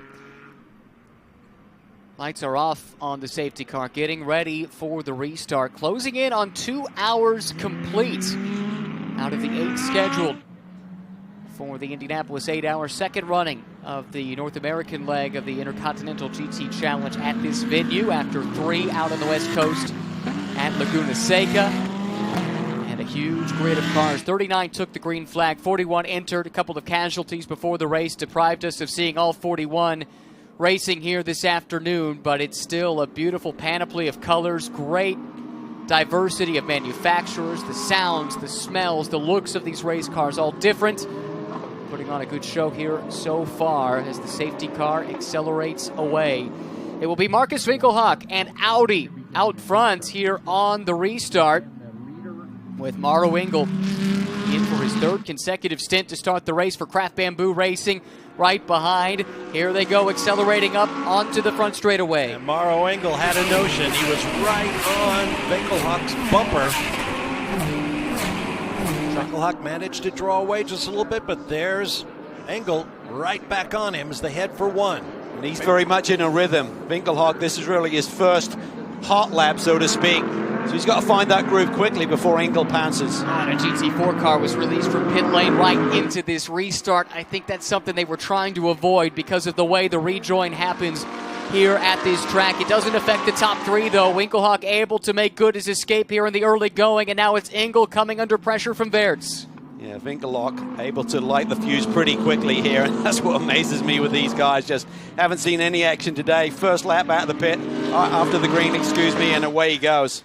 Fourth car in line is not fighting for position. That is the Inception Racing car that has had so many issues going back to the opening hour, running well down the order at the moment, but still has some pace, as we can see. And right now splitting the top three from fourth place running Nicolas Weerts. Look at Engel carving these corners. Mercedes looked like it's hooked up. It's going to be a fierce battle. I mean, Mercedes, Ferrari, Audi all look like they have potential to win this race here today. Antonio Fuoco has passed Weerts, it looks like, for fourth overall. That demotes the silver class leader down to fifth. And he has the other AF Corsa Ferrari right behind, as well as it tries to make its way forward. Another scary moment there for the Inception car, dropping wheels in the grass. That opens the door for Fuoco to come by. He'll pick up 2 overall positions on this first lap after the restart. Yeah, those AF Corsa Ferrari showing a lot of pace here this weekend. Both been caught out a little bit. Oh! Sister cars from DXDT Racing, not for the first time, it's worth noting, have come together. 63 and 19, that is Vogel and Smithson from second and third in the Pro-Am class. Lots of debris all over the place. Oh, and Windward Racing also involved. 3 Mercedes on the same lap. Wow. Broken suspension on the left front there of the 33, as you can see. Smithson on his GT3 racing debut involved in this one. And he's a long way from the pit lane. Now, what does this do for Russell Ward? Remember, he needs to try and score points here to take home third in the championship.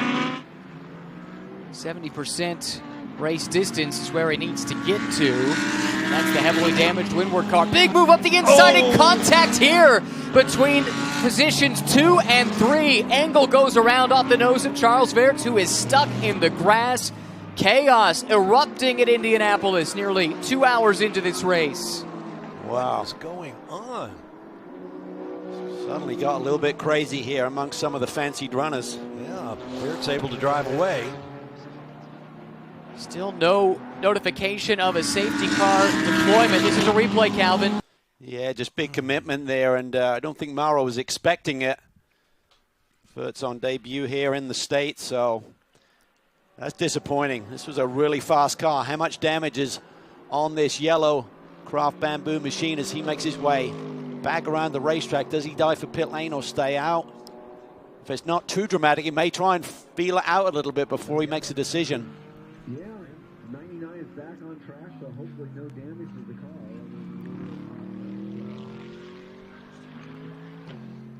And the Ferraris of Fuoco and Ledogar say thank you very much. They are now second and third behind race leader Marcus Winkelhock. And still, it appears, no safety car. So evidently the cars involved have been able to clear the incident site. And we continue racing. Winkelhock now up by 2.3 seconds. And here come the 2 Ferraris, each of which have had their own issues to overcome over the course of this race. Poor timing on a caution for one, a pit road incident and drive-through penalty for the other. And now they find themselves second and third. And this is the stricken car of Vogel, still limping back to the pit lane. The 19 car has major right front damage as Aaron tries to get that car back to pit lane. Interesting to see the different approach in terms of the driver's stints. We talked about Engel looking at a triple, but for the 51 car, they got their third driver in. We're not 2 hours into this race yet. Crazy stuff here in the second hour of the Indianapolis 8-hour. Marcus Winkelhock has Audi out in front. Let's check the gap at the line this time. 2.6 seconds over Fuoco, with Ledogar, the newly crowned GT World Challenge Europe Endurance Cup champion, running in third.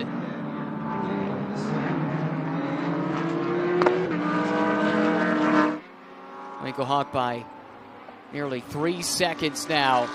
And his first stint plugged right in, looking nice and comfortable behind the wheel of his Audi R8 LMS GT3. And chaos erupted behind him, but he continues to drive on. We're still working on what happened with their pit stop. More information on that when it becomes available.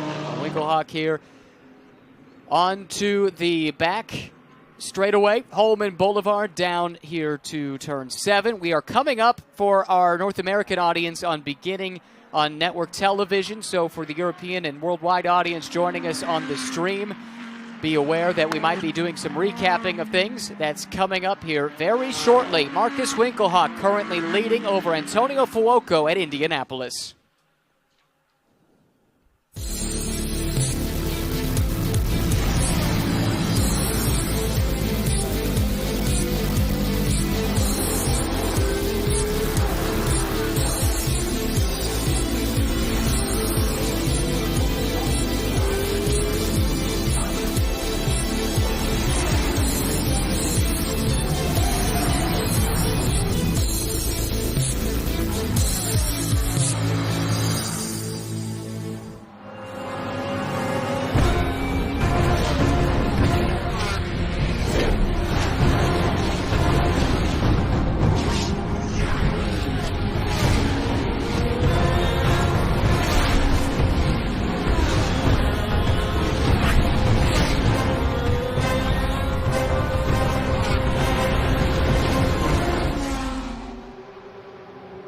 Welcome to the iconic Indianapolis Motor Speedway for the Indianapolis 8-hour presented by AWS, and that is race cars that you hear in the background here. We are 2 hours into this race. It was kicked off with the pole of a Ferrari, but 11 other manufacturers are featured here today. And to get you caught up, take a look at what's happened so far. Here we go. This was the start to the race. Alessandro Pierre Guidi racing away in the AF Corsa Ferrari from pole position, but Calvin Fish, look at what happened behind. It's pretty crazy down there into turn 1. You see that black Lamborghini Huracan deep down to the inside. Everyone taken to the inside of that turn 1 apex. And see a little bump right there. That's Jeff Burton into the side of the number 6 K-Pax Racing Lamborghini. It was a frantic start. No one more affected than this team. Brendan Reeb, Inception Racing. This is the second time into the gravel in the same incident. Green flag, though, as we get restarted. And here's Reeb with yet another problem. Braking issues for that McLaren, and it takes out one of the front-running Audis, Bob Varsha. That's right. Robin French, who was desperately annoyed when our Amanda Busick spoke with him in the pit lane. You see the damage. French figured his race was over. Early on, it was the timing of the full course yellow for that incident here that played into the hands of the 71. A quick call to the pit lane, Calvin. Quick thinking on the pit box that put them in the lead, at least temporarily. It did. They made the right call, but unfortunately for them, they didn't grab the car during refueling, had to do a drive-through penalty, and that cost them. There you see him coming down pit lane. That cost you 53 seconds here at Indianapolis. But they've mostly overcome that penalty now. That car currently runs third just a few moments ago. Some chaos here, fighting for position. Actually, this comes a little bit earlier in the action. Paul Holton currently running second at the time of this replay. Mauro Engel looking up the inside. This is the fight for second, third, fourth, and fifth overall. Well, that tells you something. Amazing battle there, Bob, as they go down into that deep break zone for turn 12. Engel makes it stick. Actually, my point, I mean, it's been like this for 2 hours now. Everybody fighting for position, rubbing on each other.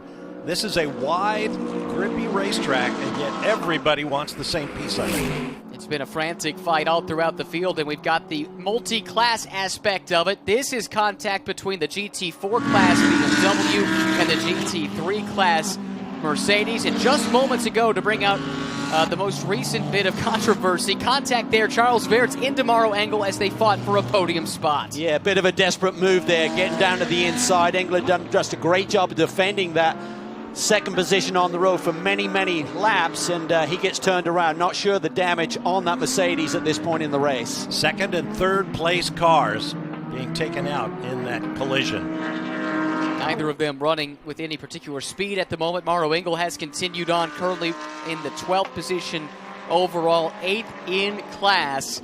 As we look at the leader, Marcus Winkelhock's Audi just a moment ago. This, though, second place running Antonio Fuoco in one of 2 factory-blessed Ferrari 488 GT3 Evos. Right behind him in third place, is the trio that clinched the GT World Challenge Europe Endurance Cup Championship and won the first leg of the Intercontinental GT Challenge powered by Pirelli back in July and August. The Total Energies 24 Hours of Spa. Colm Ledegaard driving, sharing this car with Nicholas Nielsen and Alessandro Pierguidi. These AF Corsa Ferraris have been really formidable here this weekend. The pole position lap by Alessandro Pierguidi was just sensational. It looked so clean. Didn't look quick, but when you looked at the lap times, boy, oh boy, did he lay one down here yesterday, and has been very effective in the early hours of this race. Multiple classes within the GT3 class. Nicolas Bert runs in 4th. That's the 5th place running K-Pax Racing Lamborghini. Baird's part of the Silver Cup category in the lead of that class. Bortolotti slowly but surely making his way forward in the North American Championship winning car from K-Pax. They now run 5th. That's the best this car has been placed in seemingly any session all throughout the week. Behind this is Baird, who actually has been passed by Bortolotti, so that's a position change for 4th overall. But Baird continues to lead in his class, which is the silver class in the Santilloc Junior operation for the French-based squad. Trying to get clarification on the 25. They leapfrogged around some cars during the last round of pit stops. And to me, they were in the no man's land. There's a minimum. If you do a short stop, it can be no longer than 80 seconds. If you do a long stop where you're taking more than one tire and taking fuel, it has to be a minimum of 118 seconds. They came up at 115, so he has the lead right now, but some of the teams up and down pit lane are saying that could be a penalty still. We'll have to wait and get a word from the stewards. Talked about it earlier. Silver Cup leaders right here. Nicolas Baird for Santilloc Racing in that Audi. Very well placed with 5th in the overall order. You've got to go down quite a ways to 10th overall to find the closest pursuer in Silver Cup. Great effort from this tandem of 3 young drivers, which brings us to the Pro-Am side of the competition and GMG Racing. James Safronis, the team owner and a stout driver in his own right, sharing this car with Kyle Washington. A nice job leading in Pro-Am. He's got Dennis Olsen, a Porsche factory driver on the driver strength. Now we talk about all the classes. There are 5 of them in this race. There is no difference basically among the race cars. The difference is who's driving it. The FIA, the international governing body, has a rating system based on your experience and success. You're rated bronze, which is the lowest category, silver, gold, and platinum. Platinum are the superstars of factory racing. And each of these classes, although the cars are all alike, the drivers are the difference. You can only have a certain level of ability in your car to qualify for classes like the AM class and the Silver Cup class. The only exception to that is GT4, which is a class in and of itself and also a separate set of regulations. The cars with a slightly lower performance window, but sharing the track with their GT3 counterparts. Smooth Racing out in front in the GT4 battle. Marcus Winkelhock leads overall at Indy.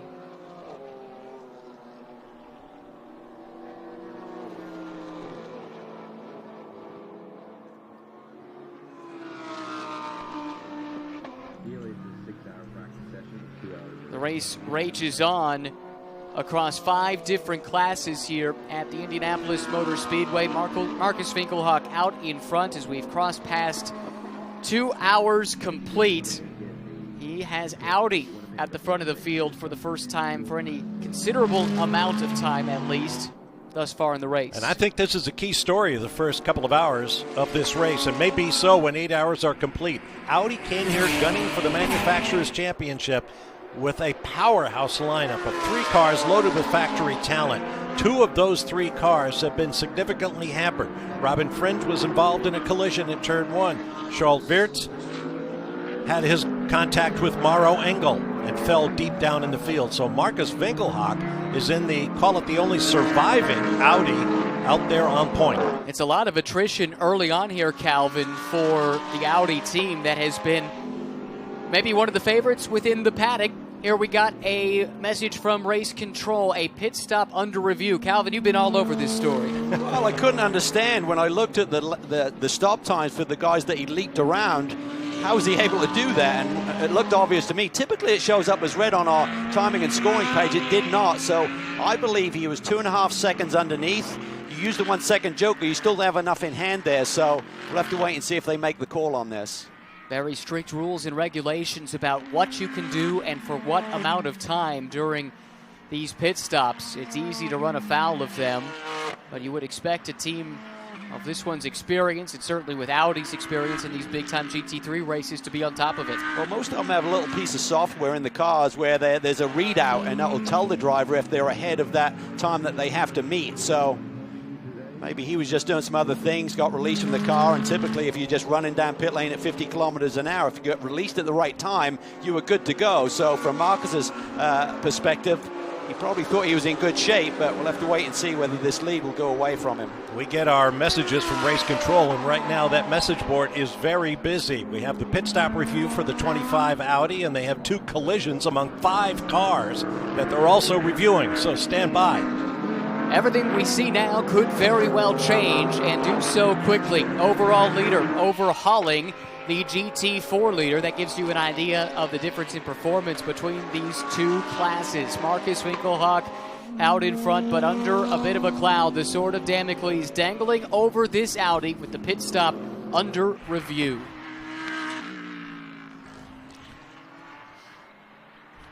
Marcus Winkelhock leading the way, but the pit stop under review, coming in a little bit too low on the time. We'll have more on that as we get the information to us. This is Antonio Fuoco giving chase right through the midst of a GT4 class battle. My name is Ryan Marine. Bob Varsha and Calvin Fish join me in the booth.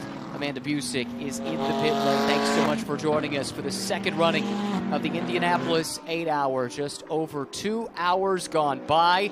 Could this race come back to the Ferraris after all the drama they had early on? Yeah, certainly. They're in great shape. They run second and third on the road. They've got fast race cars. Winkelhock has that track position right now. Going to get clarification on his pit stop, which to me seemed a little bit shy of the number you had to meet. We've also got the Audi car, the Capex Racing Black Lamborghini Huracan, number 3, up into the 4th position, but still analyzing their lap times, Ryan. I don't see that sharpness there that they're going to need to fight it out for the win. They're doing everything right in terms of keeping their nose clean. Good strategy. But they're a second and a half of the fastest lap here today. We're certainly heating up the racetrack, so we may not get to those numbers. So we'll start to compare Bortolotti's time under these track conditions with the leaders to see if they're in with a shout. And it could very well be a case that this is now a race of survival with the level of attrition we've seen so far. They have themselves well positioned. Race Vision, powered by AWS. Top speeds overall. And Lamborghini ruling the roost. Giacomo Altoe in the TR3 racing car ahead of the Porsche of Nick Poole. Callum Eilert in one of the Ferraris earlier today, and on down the line. More on the WRT story with Amanda in the pits. In the 32, currently sits in the 7th place overall. Christopher Mies is anticipating a drive stint for himself at about 30 minutes. And Christopher, we were curious first if there's damage to the Audi. If not, what's happening so far with the race that has you optimistic? Well, I don't think there's damage, even though it was a hard hit. But car looks fine. Car looks all right. It's a strong car, luckily. And luckily, both cars could continue, even the Mercedes. So I'm going to be in the car after Charles. And I hope the car's fine. What do you feel makes the Audi so strong here? Well, I don't think we have the strongest car, to be honest. I think the Ferraris, they're a little bit faster than us. But I think we have a really, really good endurance car. So over the distance of 1 hour, we are really good with the tire. So especially end of the stint, we look strong. Thank you, Christopher. Thank you. I don't think Christopher's going to like this news. A drive-through penalty was issued by race control to the 32 Audi that he's about to take over from Charles Weerts for the contact with Mauro Engel. Both of those cars have continued on. Here comes Charles, though, into the pit lane now to serve that penalty, pitting from 7th overall. Also worthwhile, we'll get to that in a second. This is a replay. This is what caused the drive-through penalty. Yeah, just total commitment down to the inside. Not a wise decision, and those are those split-second decisions you have to make.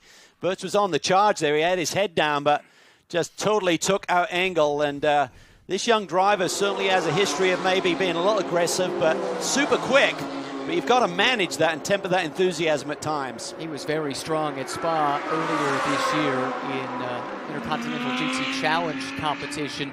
Should also mention, though, shortly before that contact that you saw, we had a coming together of 3 North American-based Mercedes, 2 from DXDT Racing, 1 from Windward Racing. That incident also was reviewed no action was taken, but certainly the 33 Windward car suffered significant damage.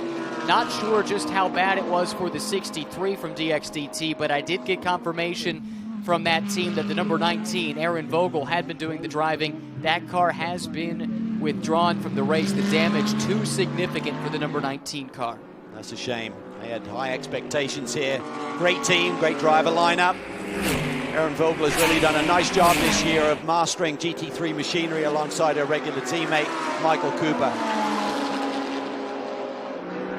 They'll be frustrated not to be able to go the distance here today. But these are the slings and arrows of outrageous fortune. I'm sure this is exactly what Shakespeare had in mind, but it applies. I'm so proud of you, Shakespeare.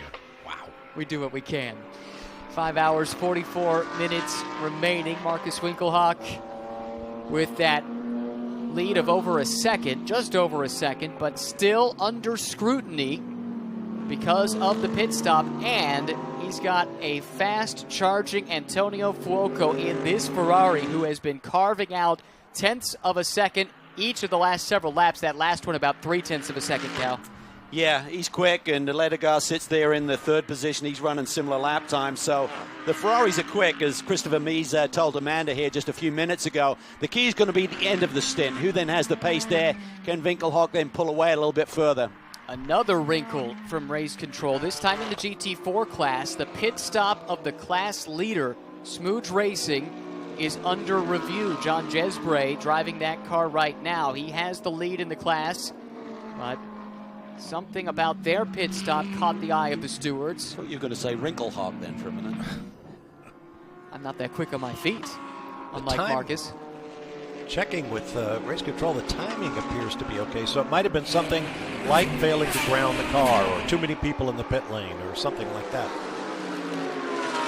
That was the case for the 51 Ferrari earlier. Failing to ground the car led them to a drive-through. They've been recovering from that ever since. Currently running third as it gets tight here into turn one.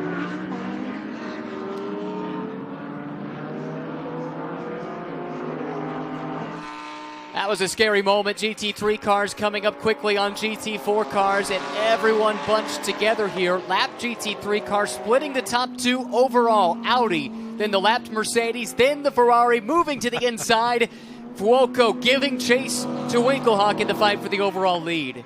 So tight there, and the other thing that's interesting about these multi-class racing, there's driver changes that happen. So sometimes when you come up on a slower car, it's not the same driver behind the wheel. They may do something totally different, but that is the art of sports car racing. That time the traffic broke the way of Winkelhock because he had cleared the GT4 car from GMG Racing before Fuoco did. Fuoco had to go the long way around turn 7, able to clear it without too much trouble, but you can see the difference. That's what it cost there on the racetrack. A gap that was several feet, if that, has turned into several car lengths.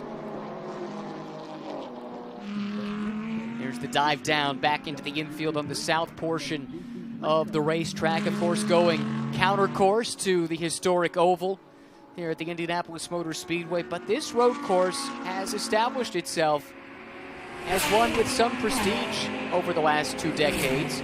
Formula One racing here, MotoGP, NASCAR now, even racing on the road course, and the winners here, even on the road course, are some of the biggest names you'll find in the sport, Bob. It was a controversy for a long time as, let's call them purists here at Indianapolis, fought with those who thought this is just too great a facility to confine to IndyCar racing alone. Of course, the month of May is one of the institutions of motorsport. It's evolved over the years. But as you point out, the track has also opened its arms to stock cars and Formula One cars. MotoGP bikes around here are just mesmerizing. 200-plus mile-an-hour top speeds on the front straightaway. And now sports cars, and I think it's great. And hopefully under the ownership and leadership of the captain himself, Roger Penske, we'll see more for the fans coming out of IMS. That is certainly the aspiration of this paddock as well. This event has been embraced by North American competitors like K-Pax Racing. This Lamborghini you're looking at right here, Andrea Bortolotti driving that car at the moment.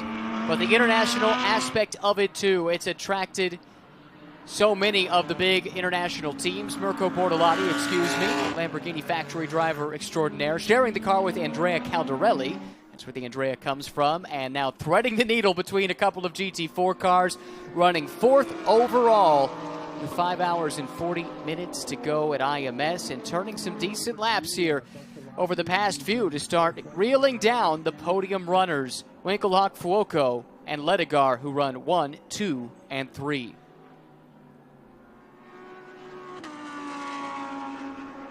Marcus Winkelhock continues to lead overall. Antonio Fuoco and Combe Ledegar 2nd and 3rd. 4th placed in the overall order, K-Pax Racing, the leaders in the Fanatec GT World Challenge America, powered by AWS, the North American arm of the SRO Motorsports Empire. Great season that they have had, racking up race win after race win. Seemingly every venue, this has been the car to beat. So it's strange seeing them on the back foot here this weekend, because they've not shown that kind of strength until really here in the race, when Bortolotti has been extracting some pace from this car. Yeah, 9 wins on the year, bringing in Mapelli and Bortolotti to be the 3rd drivers aboard the 2 cars. But I think maybe not testing here. They lost a lot of track time. Maybe just a bit on the back foot with the race setups. But I mean, this racetrack is going to evolve throughout the day. It's going to gradually heat up. The warmest part of the day is right before we see the checkered flag this afternoon. 5 p.m. is supposed to be the warmest part of the day, about 64 degrees. Not going to drop much in that final hour. So maybe the racetrack is coming to them. Maybe they're playing the long game. Here comes Fuoco looking to the inside for the overall lead. Late on the brakes. Just enough room between the two, and Fuoco goes to the lead. Boy, he had to feel that one out, and Winkelhock had to play with him there to give him the room. Otherwise, there was going to be some argy-bargy and some damage on those race cars. Winkelhock tried to open up the door and just dropped his left sides there. That's why there was that little twitch there as they came off the corner. Here comes the run. This is through turn 11, deep into the brake zone. Looks down to the inside. Winkelhock sees him, tries to give him the lane, tries to accelerate off, just drops the wheel right there, loses traction. And that may be why Fuoco made the move there, because he knew Marcus Winkelhock could be relied on to open the door once the inside line was established for the Ferrari. Back-to-back championships in the Italian GT Endurance Championship. Really one in the Endurance, one in Sprint over the last couple of years for Antonio Fuoco, who now has his Ferrari at the pointy end of the field. An update now from the pit lane, and Amanda. Well, an empty pit stall is not what you want to see in an 8-hour race. Obviously, this so soon in the race. I was able to take a look at the onboard of Russell Ward, the Windward Racing 33. They were hit from the left-hand side of Errol Vogel. That is what will take this car out for the rest of the race. But we have to talk about, we were talking about how there's the race within this weekend. Russell Ward was still competing for championship points in the Fanatec GT World Challenge America. I was able to effort some information from race control. They do believe that car made it to 70%, but just barely. If that holds true, Russell Ward will finish this championship 3rd in the points. It's going to be tight, though. Really, I mean, if we get it's based on race distance, not time. So if this goes green for this next stint here till the 3-hour mark, you're going to accumulate a lot more laps. And that could hurt them a little bit. Yeah, so to back up, points are paid for the North American Championship at the 3-hour mark of this race. This is 2 championships folded into one for this race weekend. And in GT World Challenge America, points are, you cannot earn points, you cannot be classified unless you have finished 70% of the leader's race distance. So for the point of North American points, that means whatever the leader's race distance at the 3-hour mark is, that is the distance that the 70% is being calculated from. So it's not totally finite yet what that distance will be. To your point, Calvin, if we stay green, that distance continues to expand. What Windward wants to see is several yellows to slow down the pace. That should help solidify that extra position in the point standings. If you just extrapolate it forward from now, you could base it on the first 2 hours. We had a lot of yellow in those first 2 hours. So it'll be a different number at the end of 3 if it goes green. And then the other race within the race, we've got GT3 cars in all their various classes. Only a single class within the GT4 subcategory. It's led here by John Jesbray of Smooge Racing, who just claimed the AM Class Championship in Pirelli GT4 America. this year, along with Kevin Conway. They'll have Jack Hawksworth driving with them here as well, but their most recent pit stop is under review, so we'll have to keep an eye out for that. Second place here in the GT4 class is this car, Black Swan Racing. And while you're watching that great pass for the lead, Fuoco on Winkelhock, is also being reviewed by the officials. Getting to the Jezbray situation, I'm looking at their pit stop time. They're like 25 seconds underneath the minimum if they're doing a long stop, so they're way out of the box. Very strange, especially again with the extra help from Bill Riley this weekend. Third place in GT4. This is the car that inherited the pole. Jason Bell now driving, who just won a championship himself in the single driver sprint format. GT America powered by AWS clinched that yesterday with a second place finish. His first championship driving in sports cars. A couple of great co-drivers with the young Trent Hidman and the experienced and very fast Andrew Davis. These guys started on pole because of an issue in qualifying for Smooch Racing. The current leaders in that class, an overboost issue sent them to the back of the field in the morning, which they've recovered from quickly. But this GMG car, with the lineup they have, Jason Bell, with the kind of confidence he carries into this event, plus Davis and Hidman, yeah, this is a stout lineup for sure. Well, it's pretty stacked. You've got a driver who's got a lot of confidence in terms of Jason Bell, and then you got two really strong competitors in terms of Andrew Davis and Trent Hidman, as you said. Race Vision powered by AWS, top speeds for the GT4 class. If you follow GT4 racing all throughout the season, it's not a surprise to see three BMWs, 1, 2, and 3. That M4 has been a rocket ship in a straight line, but having seen top speeds from GT3 a little while ago, Cal, this gives a bit of an example of the difference in performance between the two classes of car.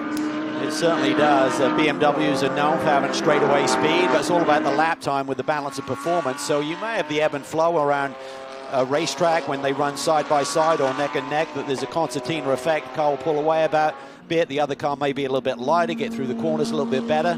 But looking at this 68 car, certainly been very impressive on this debut season with this Supra GT4 platform.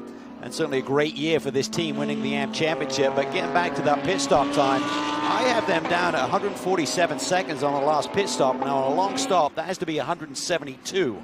So that is in a different ballpark in terms of where they need to be. Well, that's what Race Control is looking at right now as we approach 5.5 hours to go. John Jezbray for now leading in GT4. Antonio Fuoco leads overall. Today's coverage is brought to you in partnership with Fanatic, AWS, and CrowdStrike.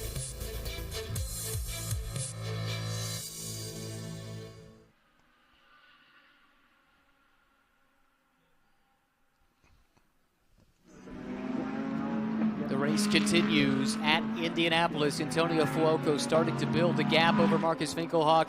That last time by just a shade under 0.2 of a second quicker, expanding the gap to 1.1 seconds. And Cole Monegar starting to close in on the pair of them. Just ran a 136.4. Marco Bortolotti behind might be the car to keep an eye on, running the fastest lap times of anyone inside the top 10 at the very least. Might be the fastest car on the racetrack. All of a sudden, here comes K-Pax Racing. They're looking good on that last lap. He lost a little bit of time to the rest, so it's definitely nip and tuck at the front of the pack. And they're going to keep grinding on that number 3 car. They're a really smart bunch there at K-Pax. Great engineering squad, great strategy always. And they're not going to give up. They're going to keep fighting. Long way to go. They're just trying to tick all of their boxes, execute this race to the maximum, see if they can find a few more tenths as this race wears on. K-Pax ran the Bentley factory program last year in GT World Challenge Europe, taking over for the very esteemed M Sport operation. Even in years past, M Sport had brought in some K-Pax personnel to help them with strategy and engineering in some of their races, like at the 24 Hours of Spa. So it goes to show just how highly regarded they are. They make the switch this year to the Lamborghini from the Bentley and don't miss a beat. That team is managed by Darren Law, who's a terrific racer in his own right. I called some of his events in the old North American Touring Car Series back in the day. Great guy and a very sharp team manager. and someone they can plug in on a test day if they need to. Exactly. And it's not really been the K-Pac side of the operation. They run other cars under a different banner in other SRO America championships, but on a test day, sometimes they'll throw Darren out in the car to baseline, and he's still awfully quick. Got to go out there and show the kids how it's done. Even the team manager there, crew chief Tommy Sadler, he occasionally gets behind the wheel as well. I shouldn't really tell this story, but I will. Apparently they were doing a shakedown run at Sonoma, and Tommy came in, did a pit stop, and apparently he didn't have the ideal seat, so he couldn't see very well, and bumped into a couple of tires that were on the deck there. So Darren said, I'm not sure we're going to let him do that again. Here's a replay of something that happened just a moment ago. This is into turn 17, which has been a problem area, and boy, what a tough day it's been for Inception Racing, colliding with the Santalok Jr. car. Well, I just think they got continuing braking problems. Yeah, you might be right. That could very well be. That was the issue early in this race. They've been on the back foot ever since. Here is the overall leader pulling out a gap now. 1.2 seconds over Marcus Winkelhock. Ferrari and Antonio Fuoco continue to pace the field at Indy.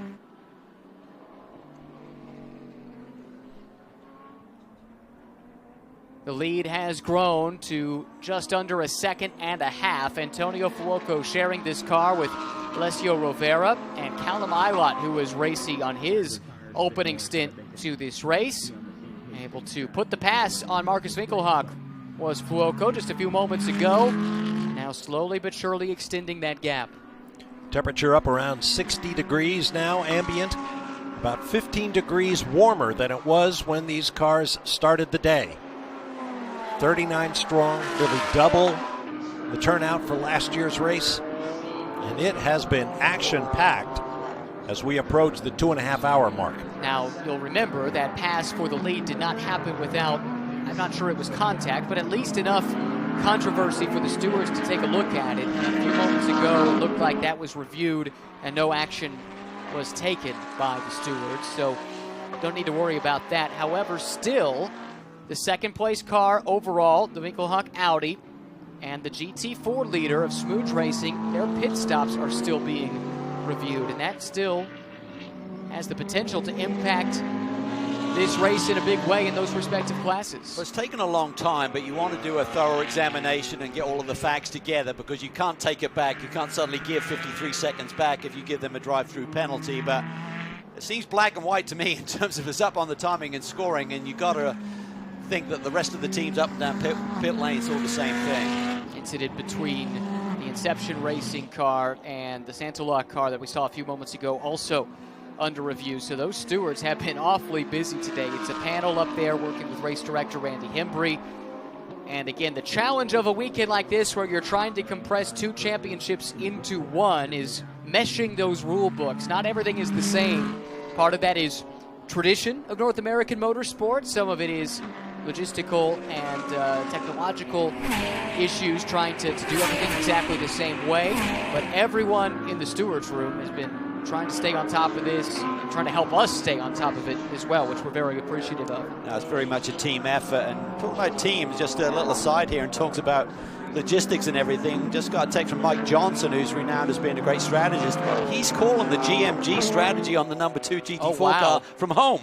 So he's got all the timing and scoring screens. He's hitting me with questions. I said, I hope you're enjoying your cappuccino, mate. Probably still in his pajamas or something.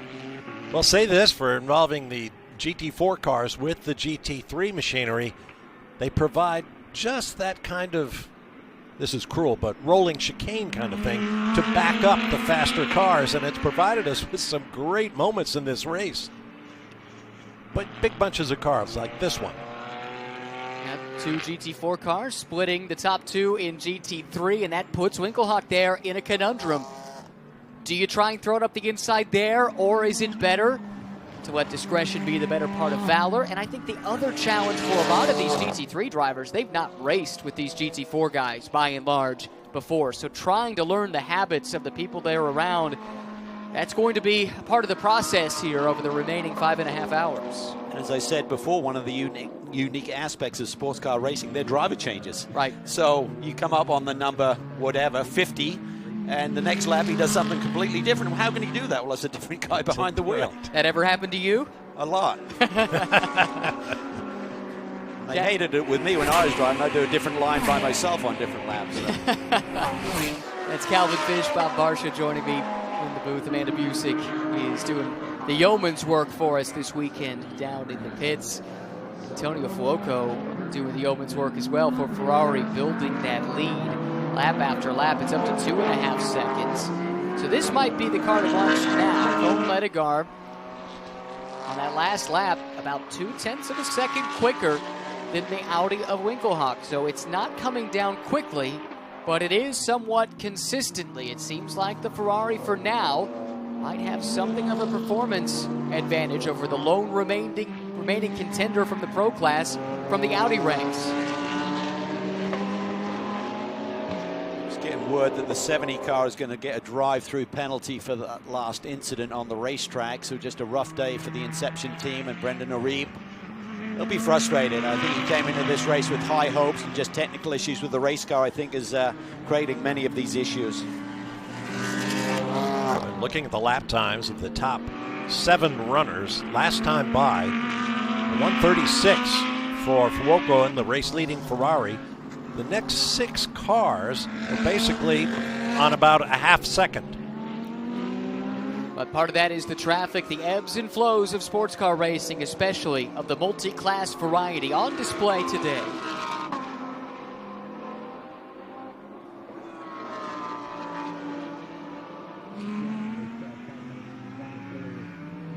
Marco Bortolotti charging forward, dragging K-Pax Racing into the conversation. Calvin, you alluded to it earlier. This is a team that lost some track time. There was a collision in one of the test sessions earlier, and I think involved a GT4 car that caused some suspension damage that cost them a lot of time to try and repair. And I'm not sure if that's what's got them on the back foot, but they have not shown the kind of pace we've expected out of them. But slowly but surely, as the races progress, they've emerged as contenders, at least with the number 3 car, which has been the flag bearer basically for that team all season. Yeah, it's been a strange one here in the North American Championship, how the 6 cars really not had the pace of the 3 car. They even put Jordan Pepper in the car at test day, and he alluded to the same thing. There's just something wrong with the setup. They never really got to the bottom of it. They've soldiered on. They've had Lamborghini engineers come over to try and get their thoughts on the process. So it always seems to be a bit on the back foot. They've got results, they've had wins, but nonetheless, a bit of a disappointing season for Venturini and Corey Lewis on the regular season lineup. Battle has been joined for 5th overall. The silver class leading car, the Santilak Junior team entry, Nicolas Baert, the Belgian driver, who's joined by Lucas Legeret and Aurelian Panis in that car. He holds that 5th spot. Timur Boguslavsky right behind in the ACA ASP Mercedes-AMG GT3 Evo. Neither with a ton of experience, quite frankly, but Boguslavsky at least has quite a bit in the last couple of seasons in GT3s. For Baert, he's got a touring car background. He was 3rd in TCR Europe last year, has done a lot of TCR racing in Audis over the years, but making the step into GT3 racing as part of this young driver lineup and showing some good pace. He really does. I mean, coming from a TCR car to one of these GT3 beasts is a big ramp up, and he's done a really solid job here today. That he has, but he has his hands full now with the 2019 GT World Challenge Europe overall champion, Timur Boguslavsky. A car that was not on site until 5:30 a.m. yesterday. Just amazing. The story of perseverance from ACA ASP and the cooperation for DXDT Racing to at least ensure a spare chassis was available for its 3 drivers to get some track time here before qualifying this weekend. It goes like 1,200 kilometers, 750-mile trip over to Norfolk, Virginia to grab this car and get it back to Indy. And they didn't have a shipping company do it. They had to go and get it, essentially. Then they had a double stint with the truck driver in terms of the limited time that you can do. Now running well inside the top 10. Timur Boguslavsky challenging Baert for 5th overall. Antonio Fuoco continues to lead. Great battle erupting here between Baert and Boguslavsky. Got Bell, Bortolotti also, all in the same area. We got last names to start with B, 4th, 5th, 6th, and 7th. at the moment in the overall running order, and Baird impressive because he is the leader in silver by a fairly handy margin. Second place silver car is Ashton Harrison, who has been a revelation, I have to say, in this race so far. Her first ever GT3 race, runs back in 8th overall. Third, Taylor Hagler, the Racer's Edge car, now in 11th overall. Just outstanding, just astounding, outstanding, whatever, however we want to describe it. I mean, just a monumental debut in GT3 machinery for Ashton there. Just really got her elbows out early, was not intimidated in any way, and carried great lap times underneath the car as well. Yeah, great job in close combat. She runs second in class. Here's some traffic. Lap GT3 car, GT4 car, and it might open the door for Boguslavski. Baird did not defend the inside line. That lets the Mercedes come up the inside, slotting through. Give P5 to Boguslavski as one of the cars. I think that's the GMG Porsche, goes wide and into the grass. It's Kyle Washington now behind the wheel, so he just got in a little bit too deep. Sometimes when the ABS kicks in, it's taken brake pressure away from you, and you can't turn the car any longer, so he runs a little bit wide. May have been distracted by those cars in your mirrors or in that rear view facing camera. You suddenly miss your marks a little bit, get into the ABS, and suddenly there's nothing you can do. That's what traffic can do for you in an endurance sports car race. It can provide the opportunity that might not be there otherwise. It's so distracting. It just gets you off your game, and that's where the experience comes in. Kyle only has a couple of years of pro racing underneath his belt, so it's a big learning curve for him. He's loving it. Got a big smile on his face whenever you see him in the paddock, but it is a steep learning curve. Has a background in off-road truck racing, events like the Baja, where he's owned teams in the past. That's a scary moment for Boguslavski, up the inside of an unsuspecting GT4 car. Probably a bit too much of the inside of the course under normal circumstances, but given the fact I think he was doing that to avoid contact, I think the stewards will be lenient. He's lucky he had pavement there to use. Very much so. Could have been, speaking of off-road trucking. And with that GMG GT4 Audi says enough, into the pit lane.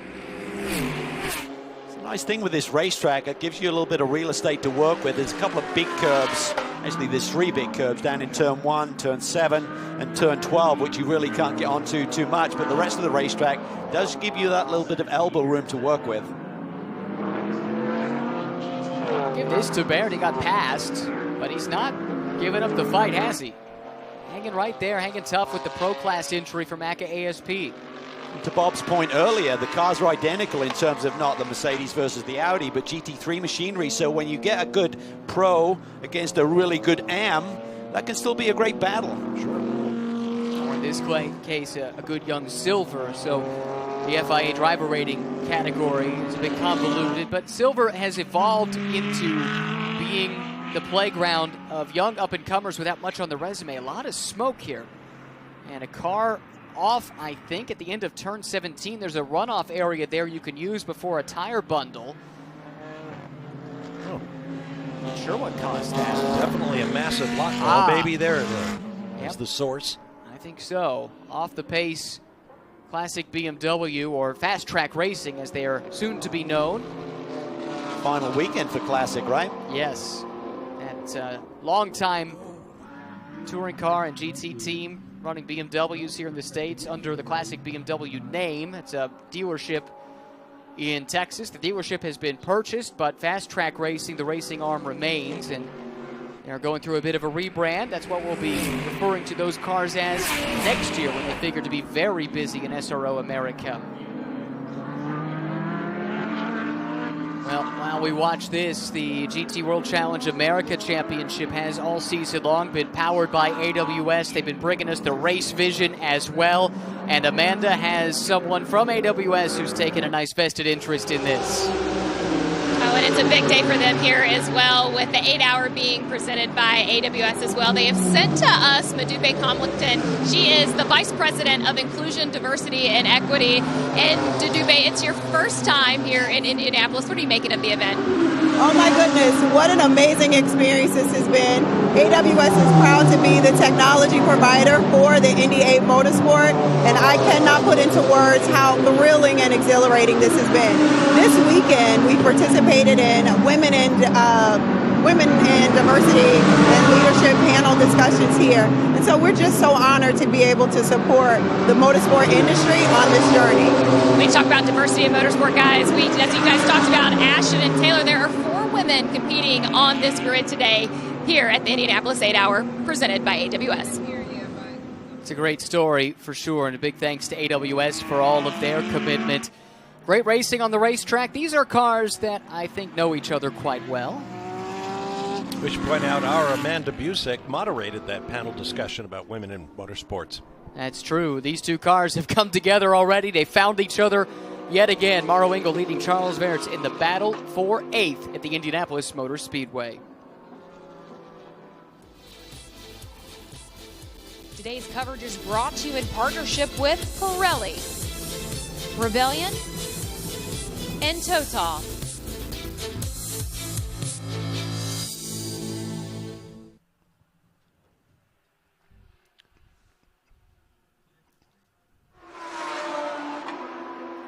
Looks like the next round of pit stops are getting underway. Maro Engel taking the Craft Bamboo Racing Mercedes into the pits, pitting from just inside the top 10, Calvin. Yeah, it's been a solid run, and they'll probably be relieved that he escaped that hit from the Audi there going through turn 10. Seems like his lap times are still there, so these are very strong cars. We saw that with the Audi earlier in the race, a different Audi.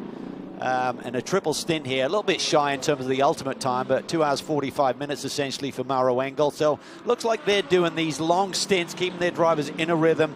Very high conditions in terms of cockpit temperatures and ambient temperatures here today, so I like this strategy. I believe that was the helmet of Lucas Stoltz taking over for Maro Engel.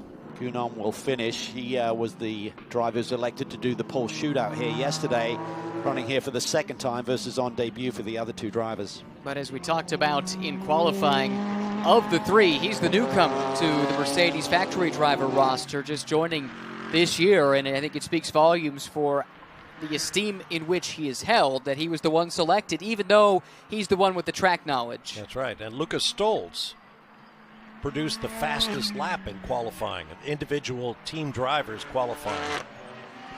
1:15-minute session for each of the 3 drivers, average their best lap time, and it produces some pretty exciting qualifying action, I must say.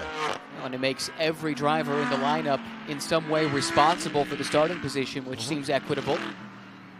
It's a team effort. You all contribute, and I think that's really cool as we see the Ferrari hitting pit lane now. So 1 lap later than the Mercedes. Here comes the 71, the leader, Fuoco.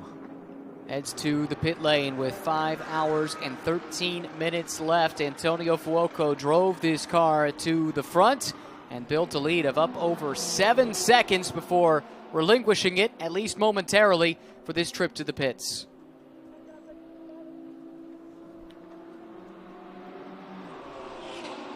Quite a bit of pressure on these starts when you're doing a full fuel load on these GT3 cars, about 42 seconds. You got to wait to do the tires. That takes about 20 on a good one.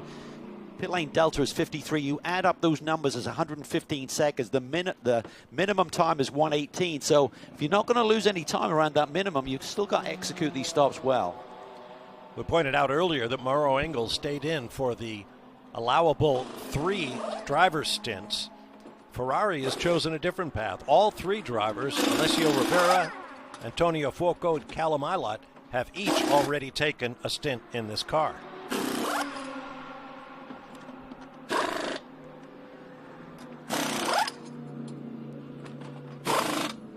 Pit stops underway with just over 5 hours remaining at Indianapolis. This was the race-leading car prior to this pit stop. Out of the car, Antonio Fuoco, and based on the white, green, and red tricolor on the helmet, I'm going to guess that Alessio Rivera has taken over the controls of the number 71 machine.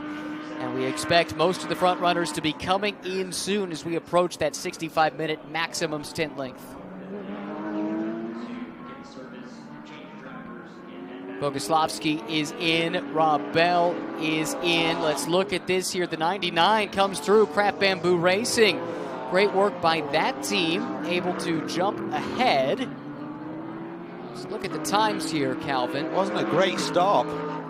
Basically 122 seconds, minimum is 118, so they were 4 seconds outside the minimum stop time for the 99 car. And have come through, it would appear. We'll wait and see how this all shuffles out. We've got several other front runners in the pits now. Comes down to your in and out laps as well. If suddenly you get a lot of traffic on that in lap, that can hurt you. Typically, the undercut works well now with tire warmers. Of course, when you go out, you got tires that are somewhat up to temperature and pressure in terms of their sweet spots. You're not losing a lot on those out laps compared to a cold tire run that you'll see with the GT4 cars here today that are not allowed tire warmers. This is the newly crowned Endurance Cup championship winning crew from Europe, albeit that was done with the Iron Lynx racing team. This is AF Corsa running this car. Francorchamps Motors, sponsorship. The way they heave those tires around as well, they weigh about 45 pounds at rear tire and rim, so it's like having a suitcase to the airport and your maximum luggage that you're allowed without paying a penalty. That's what they're throwing around there with ease. Here's Rivera on the outlap. We'll see where he emerges relative to Combe Ledegar, who is now driving the 51. That was the pit stop we just watched. Raffaele Marciello, by the way, has jumped in the ACA ASP Mercedes. Paul Holton replaced Rob Bell in the Crucial Motorsports McLaren.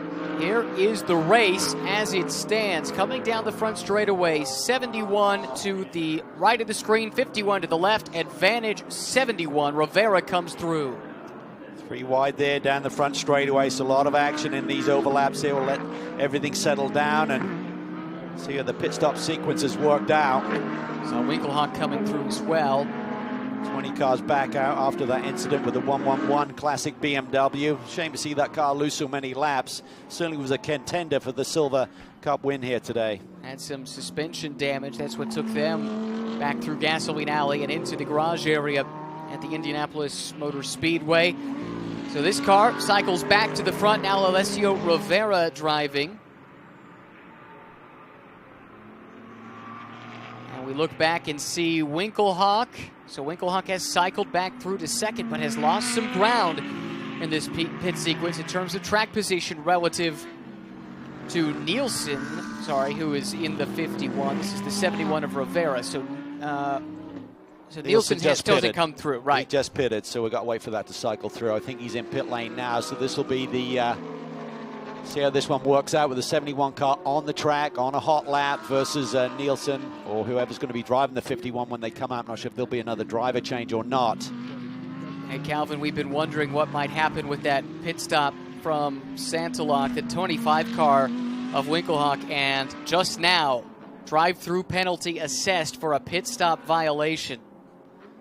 As I said, it seemed black and white. Why it took so long, I'm not sure, but that'll be a drive-through. That'll cost them 53 seconds, so it'll not take them off the lead lap, but certainly put them further down the order.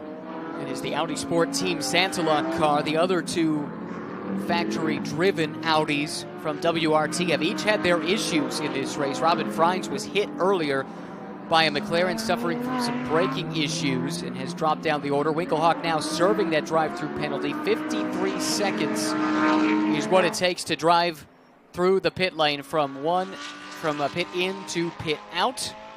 That will be costly indeed, dropping them, I suspect, close, certainly outside of the top 10, I would think. 51 car stop was at 120 seconds, basically, 2 seconds outside of the minimum, so there we see them. And it is Nicholas Nielsen actually driving the 51 car. I believe I might have said Combe Ledegar earlier. And Nielsen now runs second, about 10 seconds behind the team car. That's 1-2 overall. Ferrari once again coming to the front. And it's not been a straightforward race despite qualifying quite well. The 51 car started on pole. They've had a lot to overcome. And speaking of the Ferrari story, Amanda has more. When Antonio Fuoco was in that car, he said, well, that was fun when he talked about his stint. But what's making the Ferrari so competitive here today? I think we found a good balance with the car. We had some fun during the first 3 hours, but we know the race is still long. We have still 5 hours to go, but at the moment we are on good position. we just need to keep pushing. We know here it's quite difficult with the GT4 to overtake, so we just need to try to arrive until the end. We have a good pace, we have a good car, so we cross the finger and we hope until the end. Rivera jumped into the car. Was there anything that you were able to share with him during that transition? Well, the car honestly was really good. I mean, even with my teammate, we found a good balance during the whole weekend. So, I mean, as I said, the race is still long, so we need to keep pushing, and we'll see at the end. And it's Antonio Fuoco put in a great stint. It was an aggressive move that he used to get to the lead, but he made it work around Marcus Finkelhock. And through the pit sequence, he continues to be out in front at the famed Indianapolis Motor Speedway.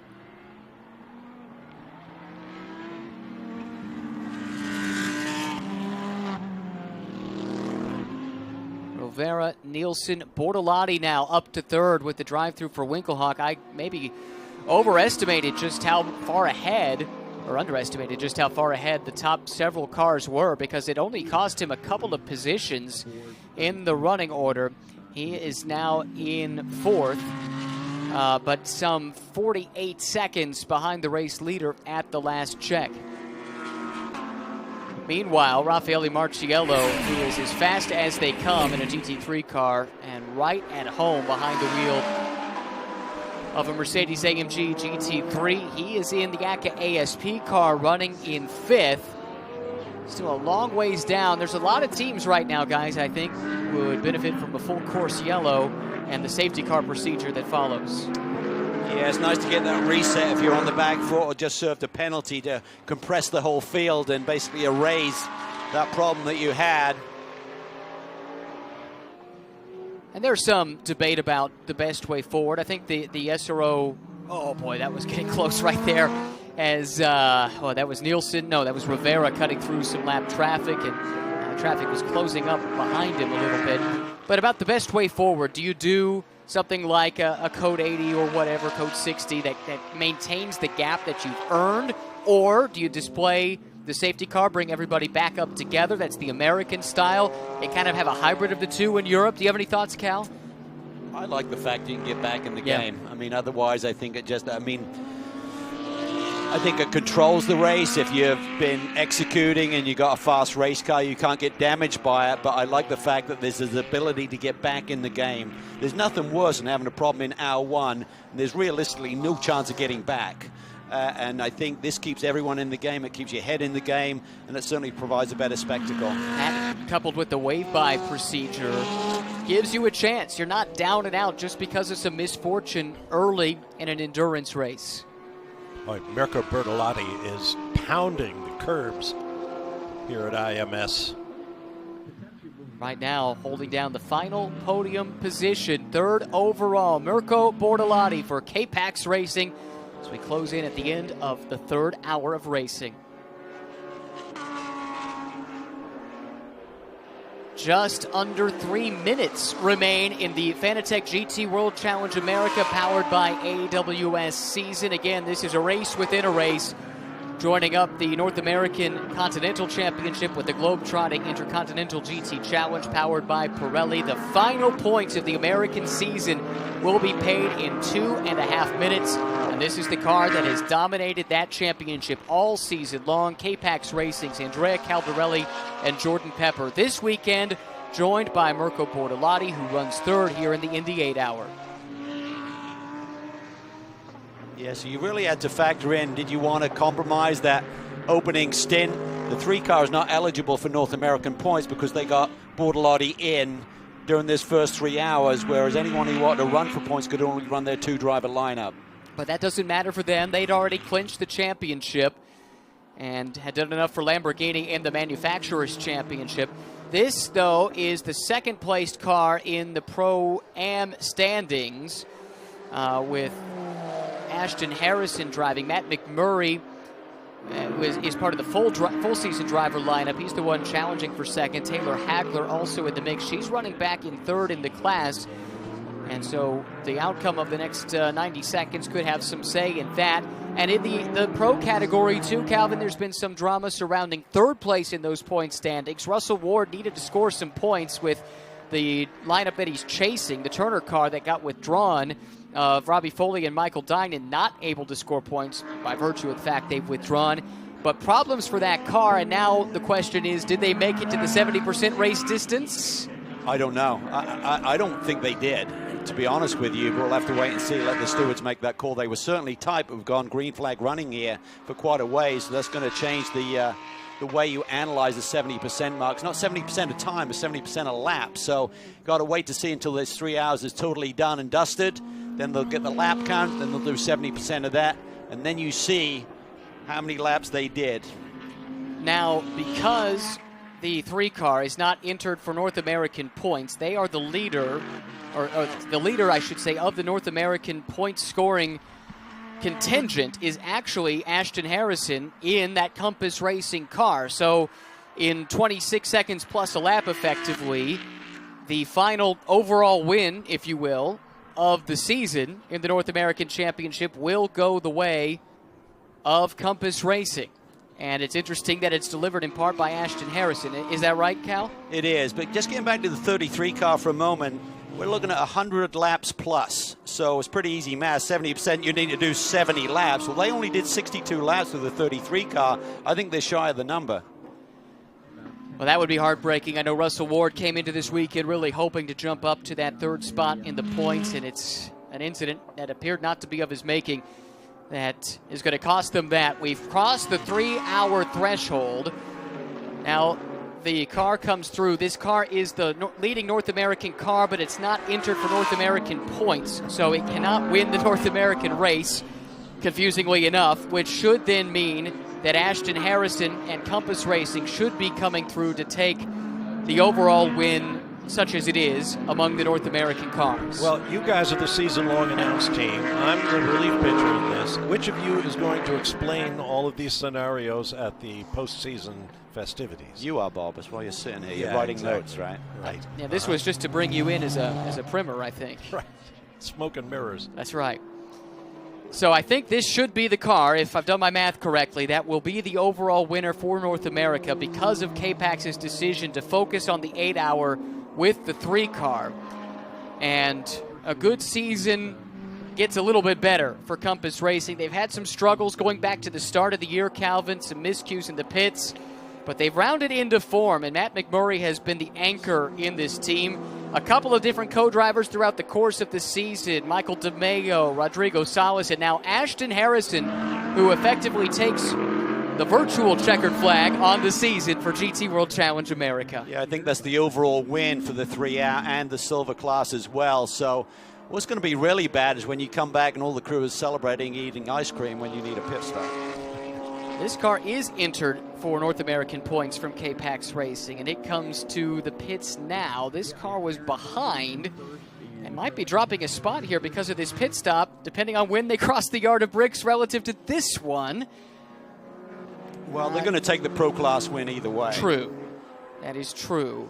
And so although the Compass car is listed as silver for the purposes of the 8-hour, they are a Pro-Am entry for GT World Challenge America. Same story here for Racer's Edge. Anyway, all of that is all done and dusted now. Let's head to the pits and Amanda. Well, as you guys are talking through all the logistics of who's in and who's out, well, the 6 Lamborghini did race in the North American race here today. Corey Lewis is one of those pilots, but also your birthday today. So is this 8 hours of fun for you? Absolutely. Any day at a racetrack, especially on your birthday, that's a blessing, right? Loving every second in the car, especially here in Indianapolis. It's a homecoming for me. It's my first true professional race, 2014. So to come back here on my birthday, it's awesome. A little bit of setback with a tire puncture early on, so we're scrapping back. So we got a long way to go yet, but Giovanni's in the car now. We'll do a double, and Marco's in next, and we'll keep going through the rotation. But overall, it's a great day and beautiful weather. Well, I'm going to add the other car that's also in K-Pax. We have Jordan Pepper. They're not entered into the North American race, but now that's behind us. We're into the rest of the 8-hour race. But Jordan, just a year that you had in this season. When you look at the race here in Indianapolis, how's the Lamborghini performing so far? Yeah, we got really lucky. Well, unlucky, then lucky at the same time. I picked up a puncture after the first full course yellow. we got really lucky with another one to get us back into contention. And we've just gone to the front by not making any mistakes. A lot of people are getting drive-throughs, a lot of contacts happening, so we just got to keep our heads down. The Ferraris look unbelievably strong. You know, you hear them whinge a lot about BOP a week ago, and then they arrive here and they're flying up front. So let's see what happens. You know, it's a long race, 5 hours to go. We got a good package. Our car is the best we can possibly produce. So if we just focus on ourselves, no mistakes, maybe we have a shot at the win, maybe a podium.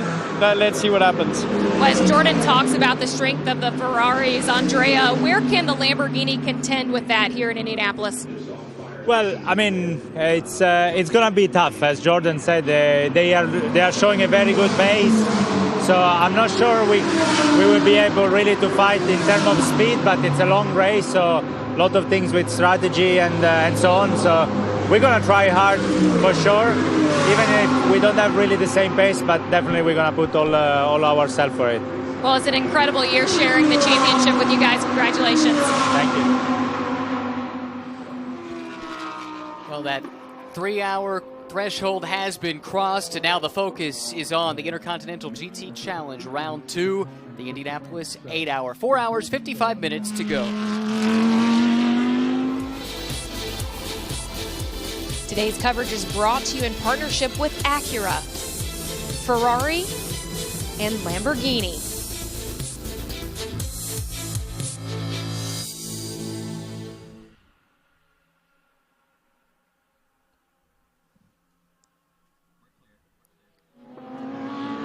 Back to the front, the overall leader continues to be the Ferrari, Alessio Rovera. Right now a lead of just under 9 seconds, running very comparable times with the sister car that runs seconds in class as well as overall. And then Mirko Bortolotti in the top Lamborghini for K-Pax Racing, third in the overall standings. Marcus Winkelhock and Raffaele Marciello completing the top 5 with under 5 hours remaining here at the Indianapolis Motor Speedway. And the 3-car feel they're close. They just texted with the team and they said we're getting close to it, and we just spoke to 2 of the drivers who are going to be running that 3-car here today. Bortolotti behind the wheel now, so you just got to execute. They just got to stay in the game, stay close enough, and you never know what can happen. But certainly this Ferrari, in terms of outright pace, particularly early in the stint, is very strong. A lot of the Audis have had trouble, so a lot of attrition so far early in this race. Bortolotti has been pretty darn close to matching the pace, if not exceeding the pace of the 2 cars ahead, but is 17 seconds down the road. It might be the case of needing a full course yellow safety car in order to erase that gap and truly go and start the fight up once again. And after a disrupted and disjointed start to the race, Bob, we've settled into a nice rhythm here with an extended green flag run.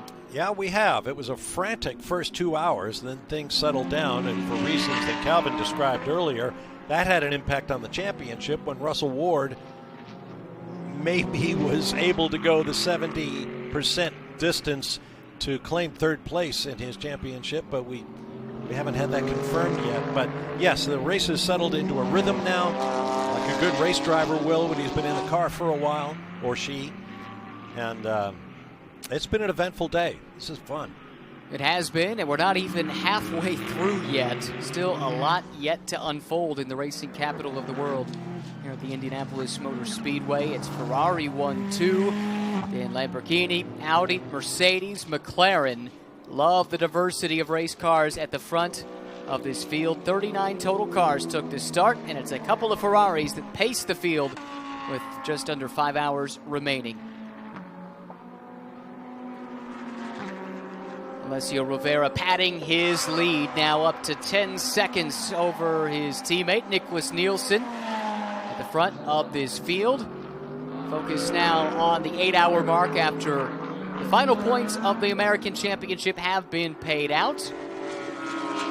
Drop back here to the 37 car. That's Robin Freins, who was caught up in some of the incidents early in this race, and it's been a comeback drive ever since. Right now, 4 laps down to the overall leader.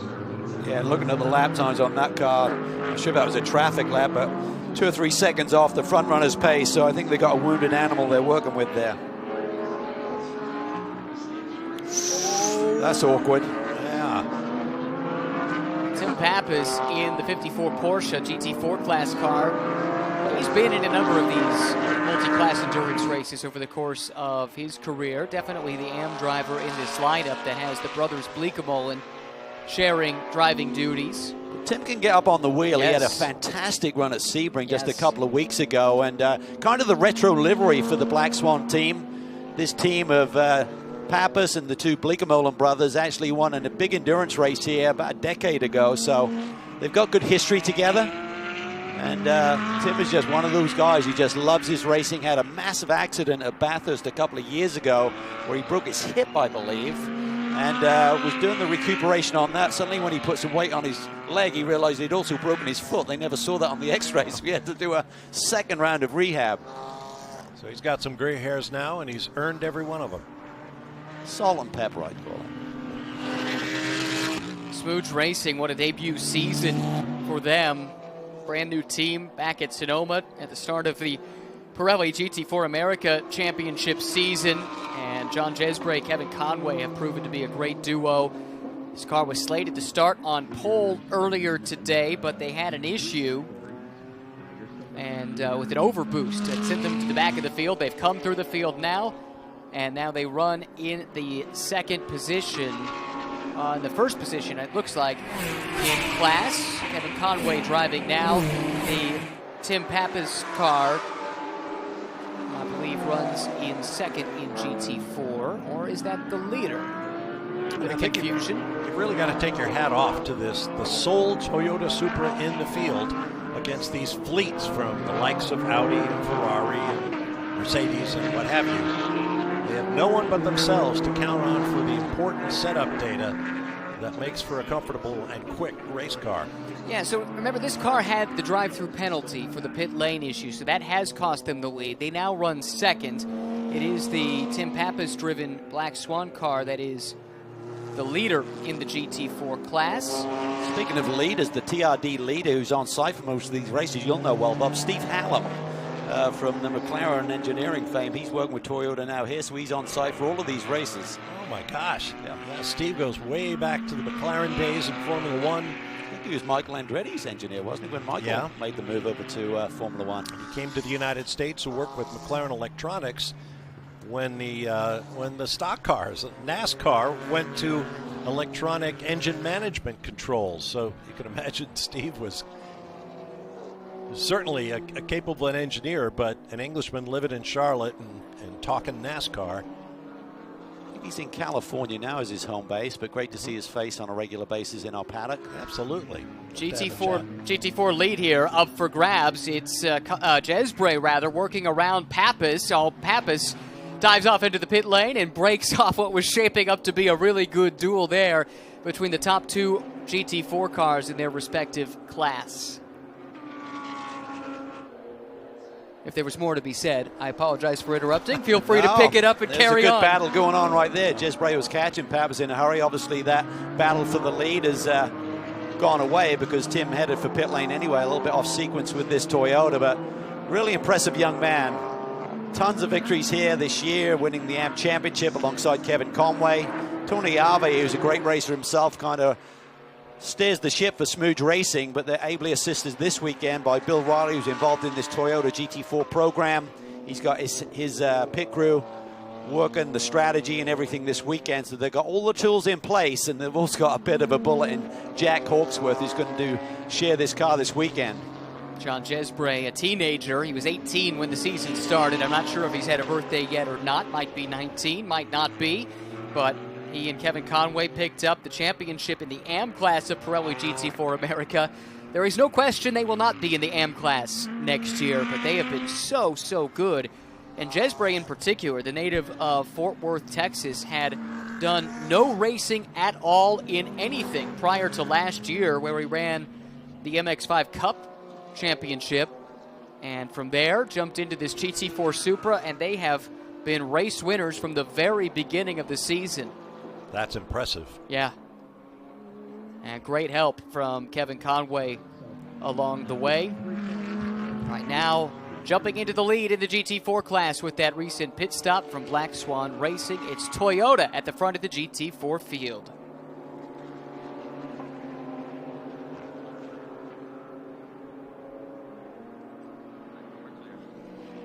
staying with the GT4 storylines, third place is the NOLA Sport Porsche. Jason Hart is driving that car at the moment, completing that class podium. Andrew Davis and Chandler Hull, the rest of the top 5.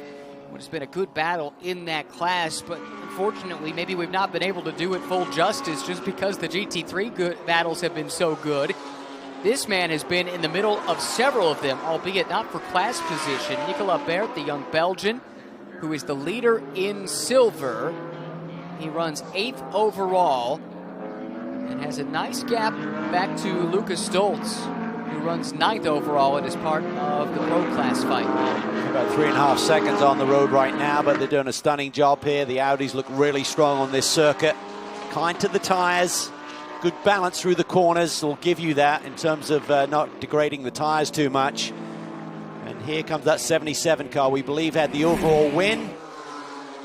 The North American points chase here today, plus the class win, and just a stunning debut for Ashton Harrison here aboard this GT3 car. She's been great. Part of the HPD Driver Academy with this NSX program.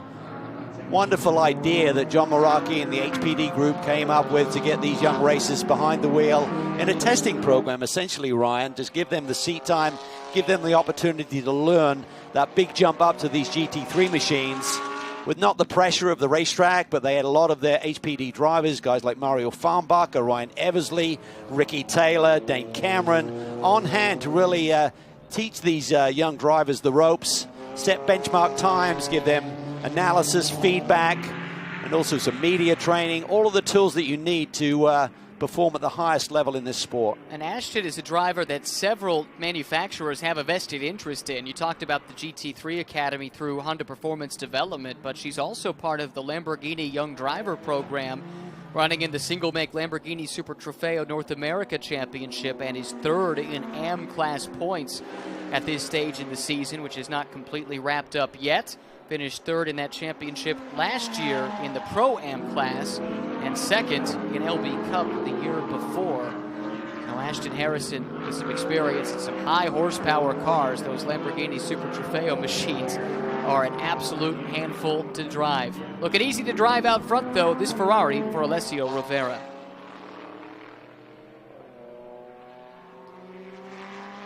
Rovera continues to lead this race for Ferrari. It's a Ferrari 1-2, and you know, it's interesting, there's not a ton of Ferrari history on the oval at the Indianapolis Motor Speedway, although there is some.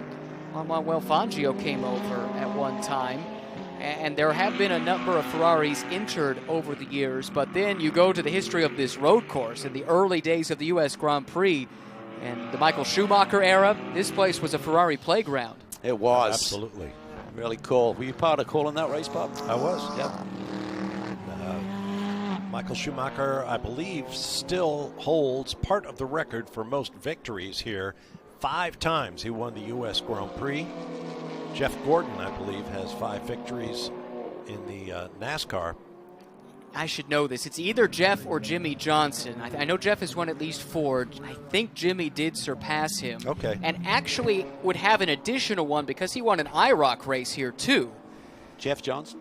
Jeff Johnson. Yeah. That's right. What a pairing that would have been. Jeff and Jimmy. Anyway, back to what's happening on track. Alessio Rovera, Nicholas Nielsen, Mirko Bortolotti, the top 3 at the moment. And let's check the gap at the line. Has Nielsen been able to make any inroads? It was about 12 seconds the last time by. And we're still waiting on Nielsen to cross the line. He does so now. This is the car he's chasing, though, with Rovera behind the wheel. The gap has extended, jumping up to 13.1 seconds. A masterclass performance from the Italian driver, Alessio Rovera. I love the color scheme on this car. The Rosso Corsa of Ferrari and the yellow of Écurie Francorchamps. Now Francorchamps Motors, Belgian team that used to field all yellow Ferraris in major endurance races. Second place car, this 51 car. Little catch there by Nicholas Nielsen as he's trying to negotiate through this traffic here. Turn 6-8, that was tight. Gets the nose chop there with the 75. Michael Grenier behind the wheel of the Sun Energy Mercedes AMG. And you're going to have to survive those moments we talked about at the top of the show. It's really those split-second decisions and how you manage that Maybe the key to victory is the number 3 car, Bortolotti, just slices underneath that GT4 car and is back underway. Hard charging, but some 33 seconds back from the leader, 20 seconds back from second position right now. That was surgical. It was. Bortolotti read it to perfection. As we drop back to the 4th place running car, this car overcoming a drive-through penalty. At one time, this was the race leader with Marcus Winkelhock, but they inherited that lead, quite frankly, because of a pit stop that was not up to regulations. They dropped to 2nd before serving the penalty, now run 4th ahead of this car, ACA ASP, and the Mercedes hired gun, that is Raffaele Marciello, putting the car through its paces, dropping a wheel off, and a little bit of debris there at corner I exit. noticed that. Yeah, I thought it was a chunk of tire rubber or something, but obviously something someone else had left previously. I think that's right, too, but for a moment I had my heart in my throat for these guys. Marciello using every bit of curbing around this place, which is the fast way around. Beautiful looking race car, ACA ASP, an established French GT3 team linked up with Mercedes in recent years, with a great driver lineup with Jigadea, who we saw earlier, Marciello, and Timur Boguslavski, who has done some good stints early. Should have been Felipe Fraga who's sharing that car this weekend. He had some visa issues getting into the country, so he's had a ton of success. Ran over here with Ben Keating and the Riley Motorsports team on North American soil with a ton of success. So, but when you got guys like Bianca Della on the bench, it's pretty easy to find a replacement who's going to be up to speed.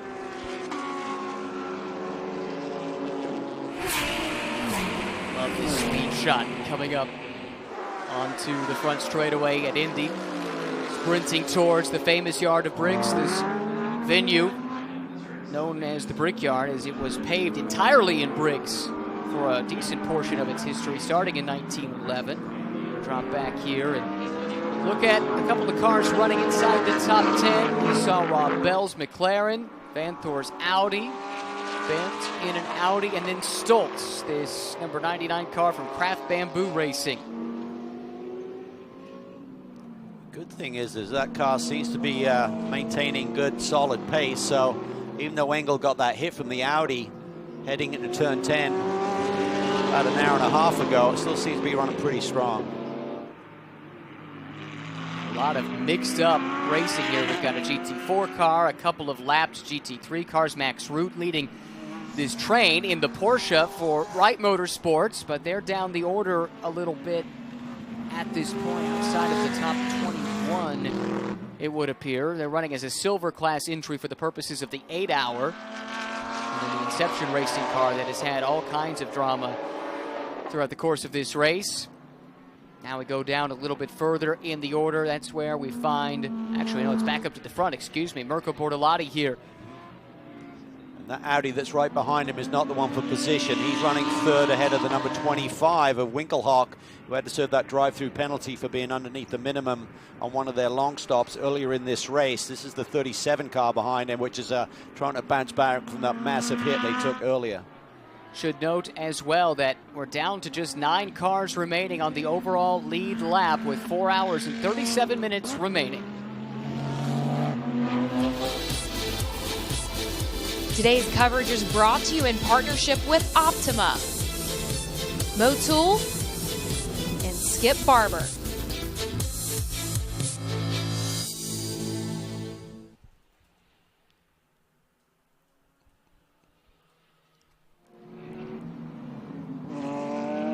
Kraft Bamboo Racing, the car number 99 with the iconic Moon Eyes livery. Lucas Stoltz running 9th overall.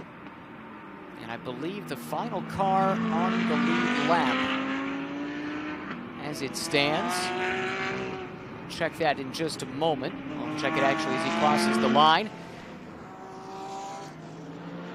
With 4 hours and 36 minutes remaining here in Indianapolis. It's Ferrari, Lamborghini, Audi, Mercedes, the top 5.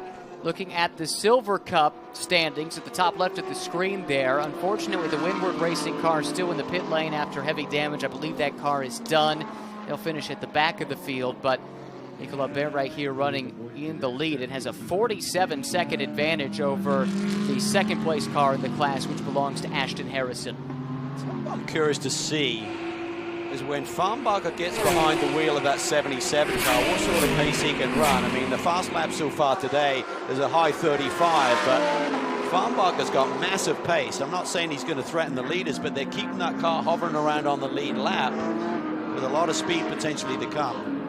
I think this group on the racetrack, not so much this McLaren here, which has been waylaid by a number of issues, but we're not too far from seeing the overall leaders entering into this picture. That's right there at the back of the shot. We did see Rivera, so very quickly Engel could find himself coming under pressure to stay on the lead lap.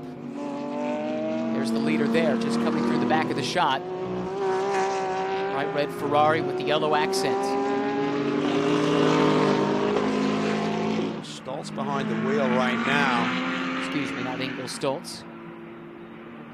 And it's gonna, yeah, he's right there, isn't he? So off and on really cost them a ton of time when he got clipped by the Audi. And that is key. You got to stay on that lead lap because there is the reset with the full course yellow. You can basically drive back around and catch up with the leaders if you just stay on that lead lap. So Stoltz is going to be digging deep if that Ferrari does get to him. It could be pretty aggressive. Almost be like a battle for the lead in terms of his head. You would expect it would be the battle basically to remain in contention without some luck falling your way. You drop off that lead lap and it's kind of out of your hands at that point. You stay on the lead lap, then full course yellow safety car completely resets the running order. So right now, Rivera trying to whittle down the field of competitors. He continues to lead. There is the overall leader, Alessio Rivera, with 4.5 hours remaining in the Indianapolis 8-hour presented by AWS. Running some nice lap times. That last one, a 136 flat. Trying to reel in this car. This is the final car on the lead lap. Lucas Stoltz in the Craft Bamboo Racing Mercedes, who just did a 136.7. Admittedly with a bit of traffic to contend with here. But that is giving up a significant chunk of time each and every lap with the leader starting to enter the frame. And it's significant for both of these drivers. For Stoltz, he has to somehow keep that Mercedes on the lead lap to stay in the game and still have potential to win this race here tonight. But for the Ferrari, he knows if he can get by him cleanly, then that really almost takes one of their contenders out of the equation. And there's plenty of incentive to do that. We know how strong this Craft Bamboo car is. We've seen its outright pace in a number of the sessions leading up to the race itself. And so as a driver, I'm sure you're aware, this is my chance to basically take someone who has the chance to threaten us out of the equation. Exactly. So they'll push hard. He won't take any risk. And you know, we saw Engel defend furiously from the Audis through the first couple of hours of this race. You'd have to think that Stoltz will do the same thing. Believe the car is healthy in terms of taking that hit and not slowing down any, but he'll know the feel behind the race car right now as to how much he has to defend with. Side by side here into the brake zone of turn one, right in front of a battle for overall position. Bert in the 26 Audi. This is Stoltz trying to find a way through, and he runs out of room on corner exit at turn two, has to back out of it. That's going to bring Rivera that much closer. That is not for a class position, but it is for overall. That's a battle between the 8th and 9th place runners right now. And the problem is, if that Audi is not running the pace that Stoltz can run, it's just allowing Rivera to get ever closer. You can see him there now. Yeah, Stoltz knows the situation. He knows it's go time. He needs to get around the silver class leader, Nicolas Bert, if at all possible, because just 2 cars behind him is the overall leader. The Inception car pulls over to the side. That allows Rivera through. And now the 9th place running car of Lucas Stoltz is just that close to dropping off the lead lap. There he goes. Big move using the right GT4 way. car as a swing around the pick. outside, the Audi down over the curbs. Here comes the overall leader. Rivera in the mix as well. Nicely judged there by Stoltz. He read that traffic perfectly. And that's what I love about this racetrack. There is a bit of real estate out there. You can use it if you need to in traffic. Got Aurelian Penny in front of him. Penn is the son of the Formula One driver and Monaco Grand Prix winner, Olivier Panis. The car dropping spots down to 9th. Here comes Rivera trying to put that car, the Silver Cup leader, a lap down. See how hard Panis fights with the overall leader. He does not put up much of a fight at all. So that leaves us now with just 8 cars left on the lead lap.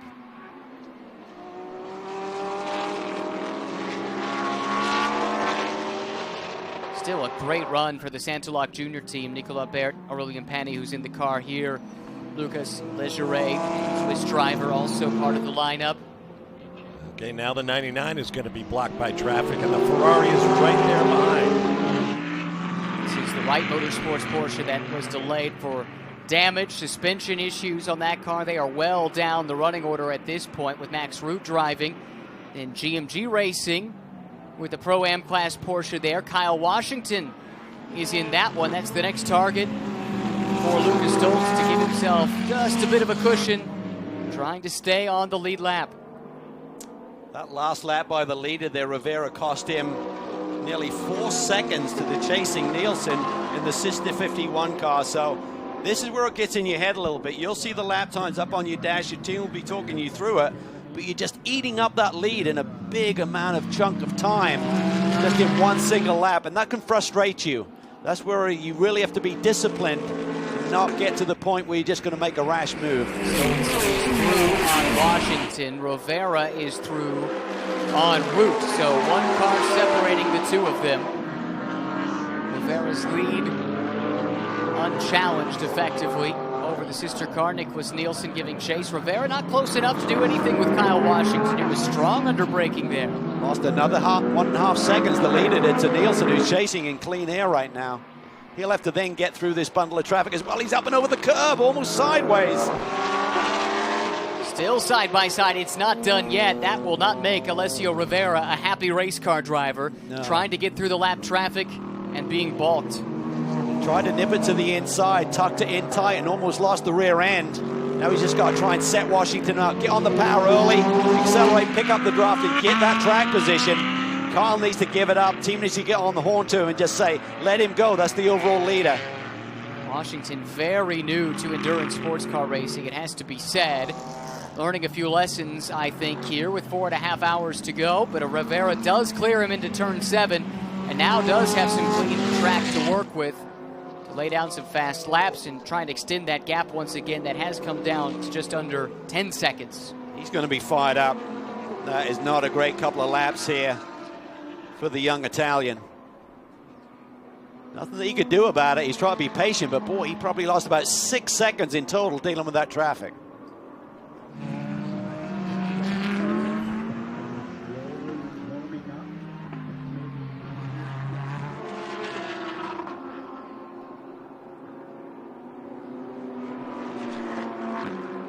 The sights and sounds of GT3 race cars, some GT4s in the mix as well. Touring the 2.59-mile Indianapolis road course layout. 14 turns in total. It's been all Ferrari at the front of this field. Rivera leading Nielsen. But the gap has come down dramatically thanks in part to lap traffic, both GT3 and GT4. Under 10 seconds, down under 8 seconds to 7.6 at last check. But all that traffic that's been holding up Rivera, Nielsen will have to contend with that very soon.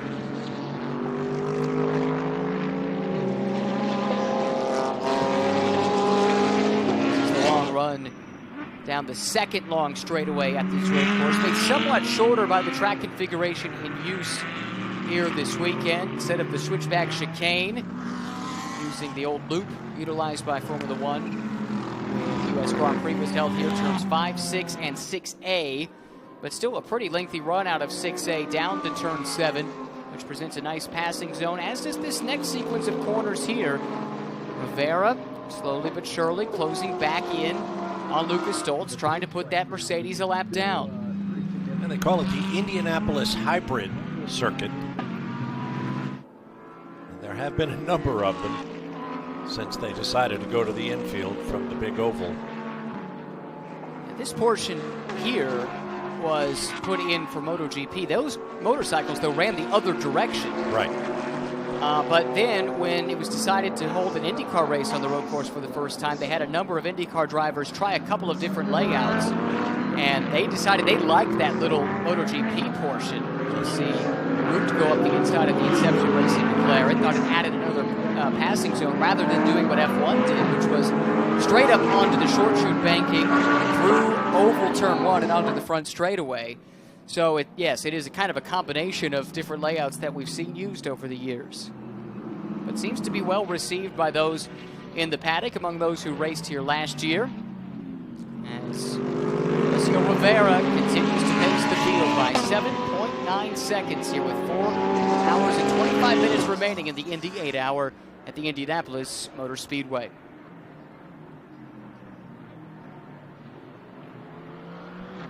The battle to stay on the lead lap continues for Lucas Stoltz and Kraft Bamboo Racing. Hard-charging number 71 Ferrari of Alessio Rivera is not too far behind and already flashing those headlights, making sure that he knows he's coming.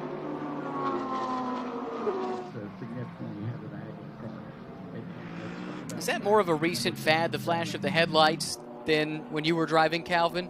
Yes, very much so. We had candles back then. So. No, I think you're just trying to but you're not going to distract someone like Stoltz. I mean, I think it's more for the fans than anything else. I mean, you know, you just, I mean, it could make you mad if you keep doing it. There was an instance in a sports car race here recently in North America where someone was doing it like to a ridiculous amount, almost blinding someone at night. At night is more distracting. It can really get you off your game because you're getting those lights in that rear view camera in the side view mirror, so it has more effect. But during bright daylight, someone flashing your lights, you're just wasting your energy, I think. There are some series now that limit the number of times you can flash your light. You can hit the stem once and it'll flash 3 times, and that's all you get. I think that's in play here. Is it? I think so. One way or another, in the case of Rivera and Stoltz, I think there may be a certain element of to it. Stoltz will know exactly what's going on. His team will have given him the information. Listen, that's the overall leader behind you, class leader. Do whatever you can to stay on that lead lap. You really need a caution. Right now, a caution would basically give Stoltz 3/4 of a lap, or 0.99 of a lap, back to the leader. Two They and a just half drive miles. all the way back around. Safety car would come in front of that red Ferrari, and that yellow car would have the ability to drive all the way back and join the back of the train.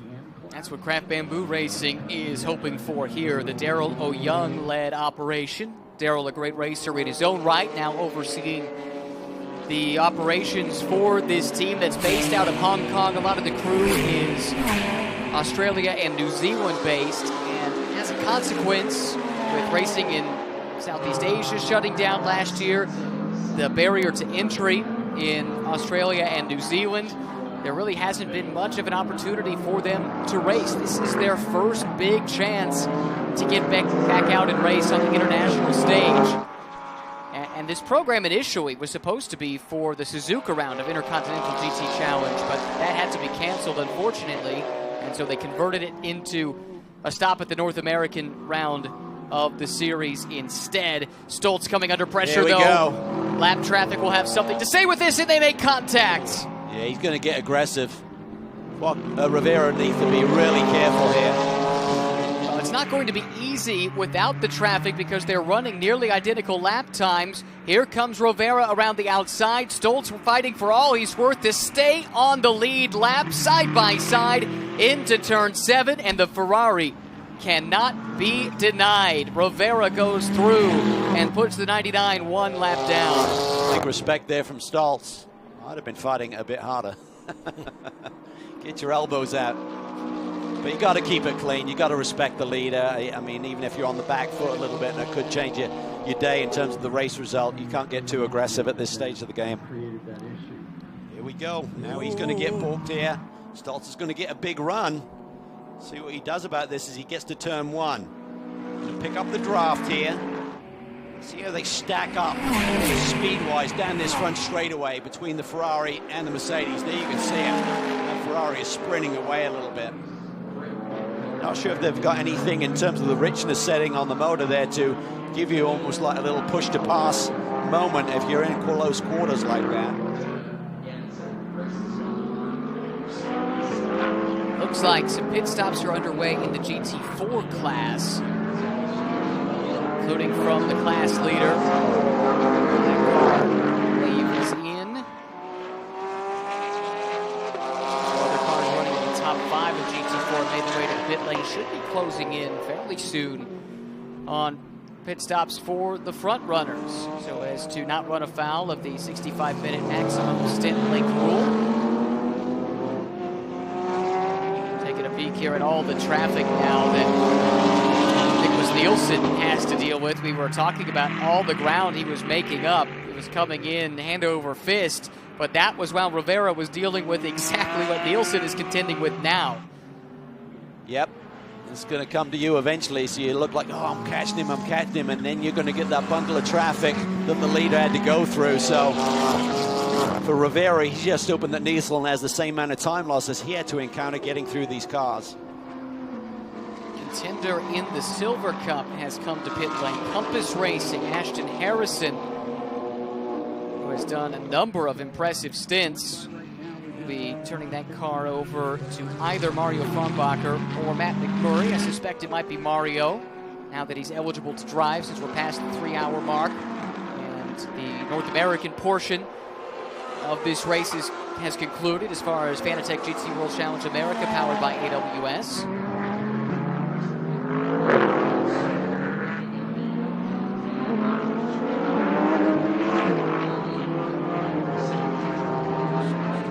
How long it took the leader then to basically do the same amount of distance that you cover in pit lane. It took about 25 seconds. So we talk about the 53-second pit time loss coming down pit lane. You then got to factor in how long has it taken the car on the racetrack at green to get down. So I think the net loss would be about 28 seconds.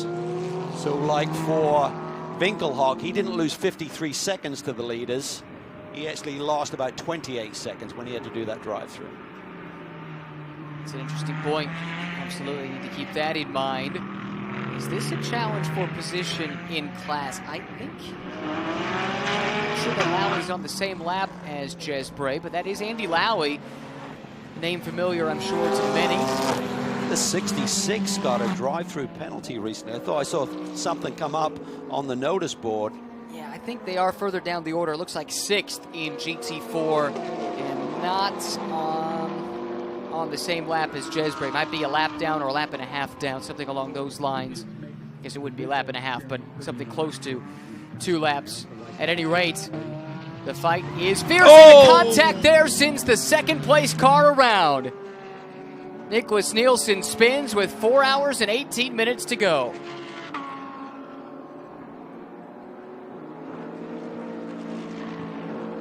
Nielsen lights him back up and rejoins, but that has him very much delayed. He continues on, but a close call for one of the front runners. Today's coverage is brought to you in partnership with Mercedes-AMG, Porsche, and 511.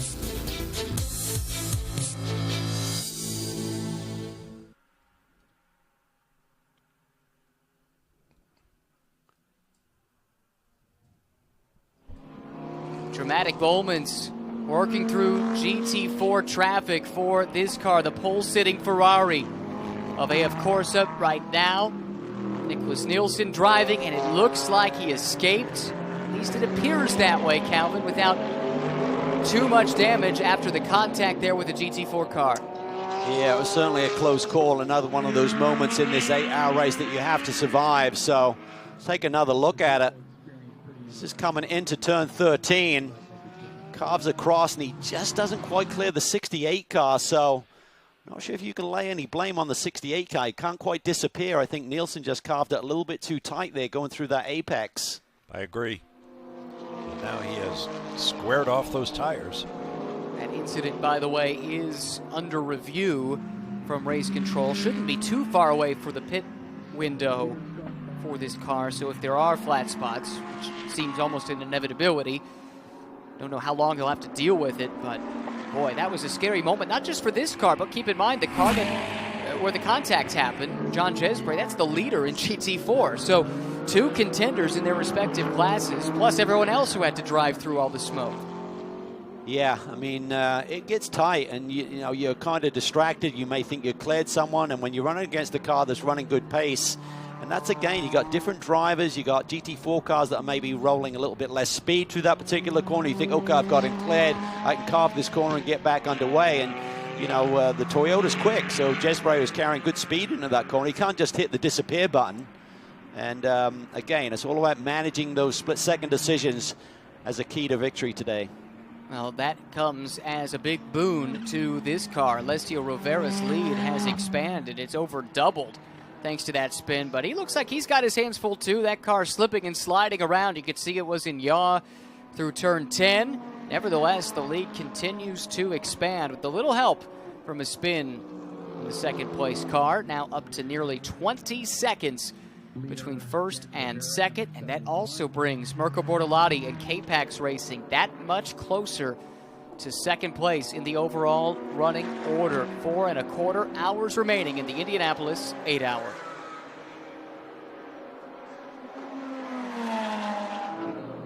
What a frightening moment it must have been for Nicholas Nielsen. He's had a lap or two to feel out the race car. At this point, Calvin, you think he knows whether or not there's any damage? Yeah, he would know. You know pretty quickly. It may take the full circuit to do it, to get in every particular type of corners and load it up and see what happens. Here's another look at it. Sees Jesbray down to the inside. And he's kind of down on the curb there. You see the 66 car tucked to the inside when he sees that incident ahead of him. So maybe Jesbray could have given it up a little bit more and maybe not rolled as much speed or been in the track position, but I think that's just a racing incident. I'd be surprised if he gets a call on that one. Well, the stewards are reviewing it, as is customary when there is contact of that nature. But for what it's worth, both cars able to continue on, not too much delayed, despite the dramatic vision, the dramatic visuals rather, that we saw a few moments ago. Make these GT3 cars tough. You have to survive. You don't want the ultimate race car that's so, you know, highly strung that any touch will break something. Lightweight is the way to go, but in some instances you just have to beef these cars up so that they can survive a bit of a hit and continue. What a gift it was to this car that runs third. Mirko Bortolotti, K-Pax Racing, Lamborghini. He's been running really good lap times, very similar to the 2 Ferraris ahead of him. That spin now brings him within 16 seconds of Nielsen when it was a much bigger deficit early. And remember, this car has had to overcome some issues. They pitted off sequence early with a puncture in this race, and it's been a comeback drive ever since. And while the field has winnowed down due to attrition, they've kept their nose clean and have come to the front. Executed nicely, and it's all about staying in the game, keeping your head in it. Don't panic. I mean, they were lucky that Jordan made that stop and stayed on the lead lap, and then there was a subsequent yellow, which they were able to take advantage of and get back up the order. And they feel they're close with this Lamborghini. It doesn't have the outright pace of the Ferrari. I think if there's a shootout at the end, like a 1-hour sprint to the finish with everyone stacked up, I'm not sure their car is quite sharp enough in terms of the speed to do anything about the Ferraris, but let's wait and see who's surviving till that last hour. There's been a lot of attrition here today, as we expected. Big field. 2/3 of the field GT3 cars at 26, 13 GT4 cars. Oh, here's Jesbray. Maybe he's had another issue. Or maybe he's feeling something from that hit. Maybe it's related something to that front suspension he's trying to feel out. It's been a few laps ago since he clipped the Ferrari. What side of the car would have made contact with the Ferrari? The right front. Okay, let's look at it as it comes by. Yeah, I think there's something amiss there. It looks like it's cambered in a little bit at the top. Yeah, sometimes it's hard to tell. You see the Pirelli riding on the side of the sidewall kind of gives you a kind of a wobbly effect at a certain angle, but he's feeling something out, so I'm not sure if he went for a ride and just trying to... It doesn't look that stable, does it? So I'm not sure if he had that clip and then the car was okay and then something has fatigued since that time. clearly not on the pace. Valley coming through, and he makes way. That is the GT4 leader at the moment. In trouble. So running second right now is Sebastian Bleekemolen aboard the number 54 Black Swan Racing Cayman, and then you got Jason Hart aboard another Porsche for NOLA Sport, and then Andrew Davis currently running fourth. So Jezbray's going to head for the pits right now and figure out what's going on with that race car. Hope to get an update from the Smooge Racing team. Difficult for them after a really brilliant start to this race. Again, had to start at the back despite qualifying on pole. Minor technical infringement discovered post-qualifying, and didn't take them long. They raced their way straight to the front and were in control prior to that issue. Now the question is, this is the answer to the question. There is something amiss. That is the hard right turn you don't want to be making on this Indy road course, right down Gasoline Alley, back towards the garages. Is there fluid coming out the back of that car? There's got to be something more amiss. They'd check that out on pit lane and try and do a quick fix. So I got a feeling there's something more terminal or something more major they're seeing on the telemetry versus something that John's just feeling from a suspension. The gray, white, and green Porsche 718 Cayman GT4 Club Sport Black Swan Racing. Bleekemolen, this is Sebastian Bleekemolen, now inherits the GT4 class lead with the issues to the erstwhile leader, Smooge Racing.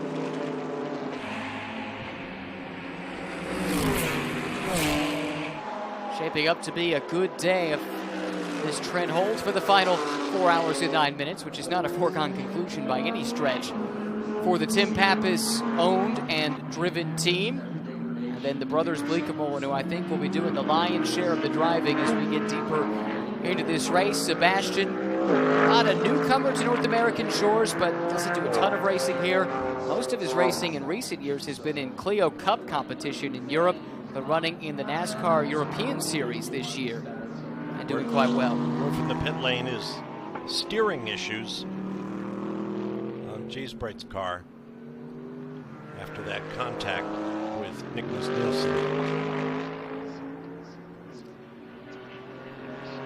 Now, tough break for John Jezbray, Kevin Conway, and Jack Hawksworth, but it brings Black Swan Racing to the front, and now it's another Porsche giving chase. Over a minute behind, though. That's where Jason Hart runs for NOLA Sport at the front of the field. Alessio Rivera continues to lead his teammate Nicholas Nielsen. Then it's Mirko Bortolotti, the K-Pax Racing driver, holding down the final podium spot.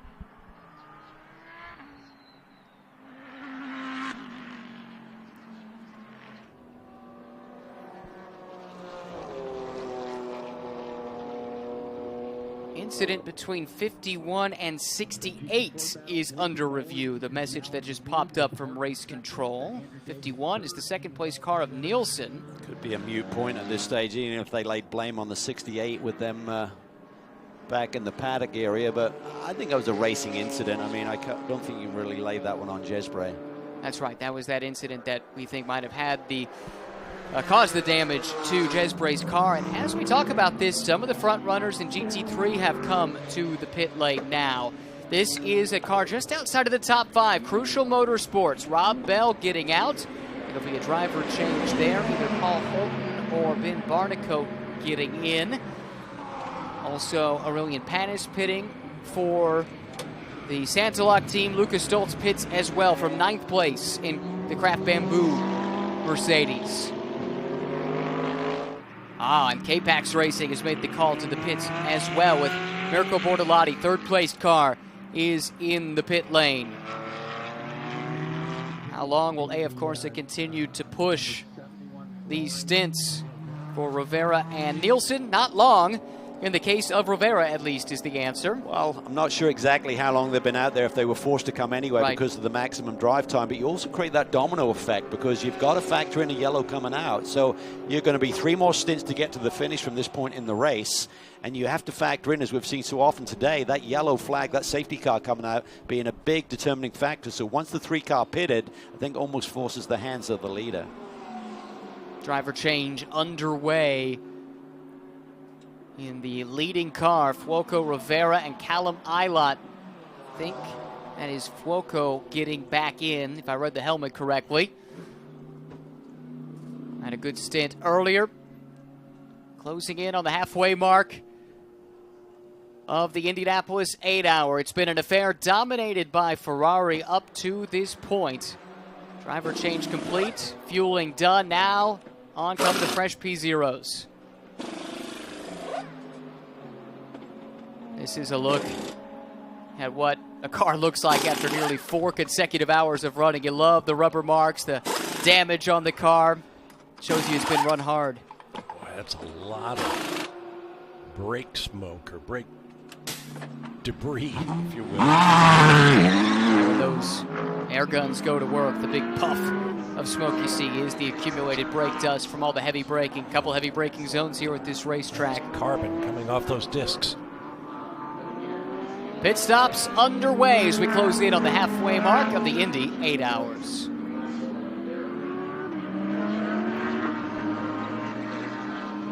Nicholas Nielsen has vaulted to the overall lead because much of the front-running pack has made a call down the pit lane, including the Ferrari at the center of the screen. That was the previously overall leading car.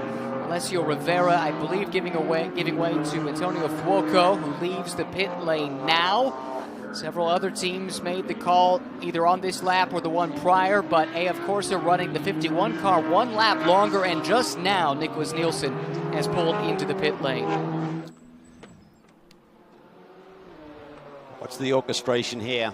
Cars to stay on the floor to do the refueling. Full fuel load is just over 40 seconds. Driver change can happen right now. Can't do any other service on the car. Brake technician, tire technician, take a look, do some analysis. I believe the data can be plugged in, the computer can be plugged in, but any real service, any real fix, or certainly refueling, tire change has to wait. What a year it's been for this trio of drivers. They teamed together to win the GT World Challenge Europe Endurance Cup Championship, clinched that last week. Teamed together to win overall the Total Energies 24 Hours of Spa, and each of the three of them won their respective class in the 24 Hours of Le Mans. Hard to script a better, 2-3 months. Yep, that's a lot of career in 1 year. Yeah. There are a number of drivers who would trade their entire career CV, I think, for the last 3 months for these three.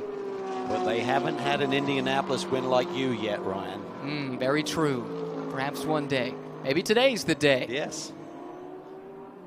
We'll look at the pit stop here. So this is what we're going to keep an eye on. This was the leader before the pit sequence. We'll see where they come out relative to the sister car, which is trundling down the pits now. I don't think there's going to be much of a contest here. Lead should still go to the 71 of Fuoco. Particularly after that quick spin around in turn 13. So I'd imagine they're probably 20-30 seconds back by the time they get out pit lane. Long run down pit lane. 53 seconds is the total time to transit. And I'd imagine they're probably about 30 seconds from their pit box to pit out. Now we're looking for this car. This was the Lamborghini running third overall prior to the pit window, and they were, I think it was between 15 and 20 seconds behind. It's Jordan Pepper who has taken over from Mirko Bortolotti after a couple of really good stints from Mirko to claw them back into contention. Here he comes down the front straight, and that Ferrari is already out of the pits. Yeah, but he should be a little bit closer. Typically the undercut will work. When you got tire warmers, you can do those out laps a little bit more effectively than someone, even though they're light on fuel, so the car is lighter. They're on well-worn rubber, so you shouldn't be able to achieve the same lap time as someone out there on fresh Pirelli P0s. Giacomo Altoe has the fastest top speed thus recorded. That was in a Lamborghini, not this one, from another North American-based team. TR3 Racing set earlier in the day, 168.3 miles per hour. Fastest top speed in our Race Vision, powered by AWS. Closing in on halfway. And for those of you joining us on CBS Sports Network here in the U.S., we'll be signing off for a couple of hours. We'll be back on for the final 2 hours plus a half an hour of post-race coming up later on today. We hope you join us for that, or switch over to the live stream, which continues uninterrupted from flag to flag in the GT World YouTube channel and several other social media outlets. As we continue towards the halfway mark of the second annual Indianapolis 8-Hour, presented by AWS. Let's see, coming around here, how much ground did the undercut gain for K-Pax Racing and Jordan Pepper to the Yard of Bricks? What is the gap? It is 14.7 seconds. I think this is as close as they've been to second place in this entire race. Yeah, definitely a little gain there. So Pepper got the hammer down when he got those fresh Pirelli P0s on. It was go time. And they're staying tight. They're keeping these Ferraris honest. If we get a yellow, which, based on what we've seen so far in the first half of this race, we would anticipate at least one more before the checkered flag tonight.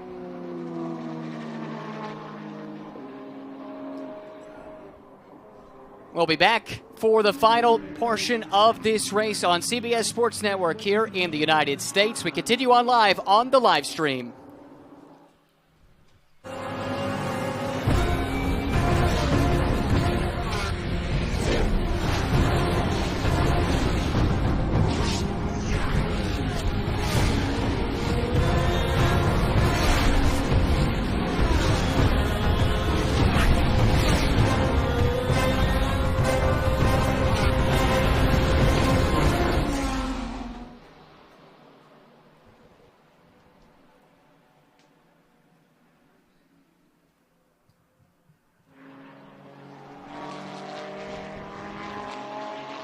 Car number 71, AF Corsa, has dominated the bulk of this race. This is not the pole-sitting Ferrari. That one runs second.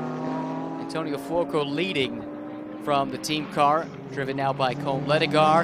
But the battle for second started to heat up as K-Pax Racing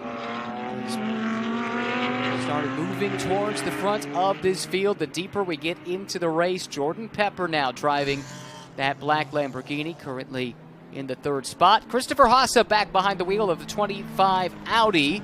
And Danny Shunkadea behind the wheel again of the number 89 machine from ACA ASP. That is the top five as they run, as we've crossed the halfway mark. Less than 4 hours now remaining in the second annual Indianapolis 8-Hour. Other class leaders include Aurelian Panis for Santalock Racing, 9th overall, leading in silver. Pro-Am leader right now, Kenny Habul for Sun Energy One Racing. Dennis Olsen runs second, not too far behind though for GMG Racing. They're 13th and 14th overall. Top GT3 Am competitor, that's Mark Vami at the moment for AF Corsa in the third of their cars. 15th in the overall running order as it stands. And while we keep an eye on the overall leader on the racetrack, Amanda has an update for us in the pits. We're hanging out at Compass Racing, and it was a great season for them in the Fanatec GT World Challenge powered by AWS. Gets the overall win here today, making it 3 wins on the season, but powered by Ashton Harrison. And when you look back at the drive that you had, you become the first female in SRO America with an overall win. Yeah. What led that performance today? Wow, so I'm just thankful for this opportunity. This is my first ever GT3 race, and I'm so thankful to Honda and Compass, Harrison Contracting for supporting me to come out and do this. But it's been so great working with Compass. They've been really helpful with this learning curve from my other series. So it's been a great weekend. I mean, we've had some bumpy weather at the beginning, but limited laps, so we pulled it together, and I think we're doing pretty good. Had a couple stints here today already. What do you continue to learn about the racetrack here in Indianapolis? So thankfully I've been here before with MX-5 Cup, so a totally different car obviously. So there was a learning curve with aero and some horsepower, but Honda has made it so great for the HPD Academy graduates to learn each time they're out on track, and I've been able to do that, and then putting that to work here with Compass has been great. The track itself, it's a beautiful day, so thankfully it's pretty consistent right now, but I'm looking forward to the next 4 hours. I think we have a shot of winning it. Congratulations on the final win of the season. Thank you, I appreciate it. That final win came at the 3-hour mark of this race, with the finale to the North American Championship coming at that mark. Final points paid out then, and Ashton Harrison had a tremendous stint behind the wheel. That was a pretty humble assessment, I would say, of a spectacular stint for Ashton Harrison. She has really done the HPD Academy program proud.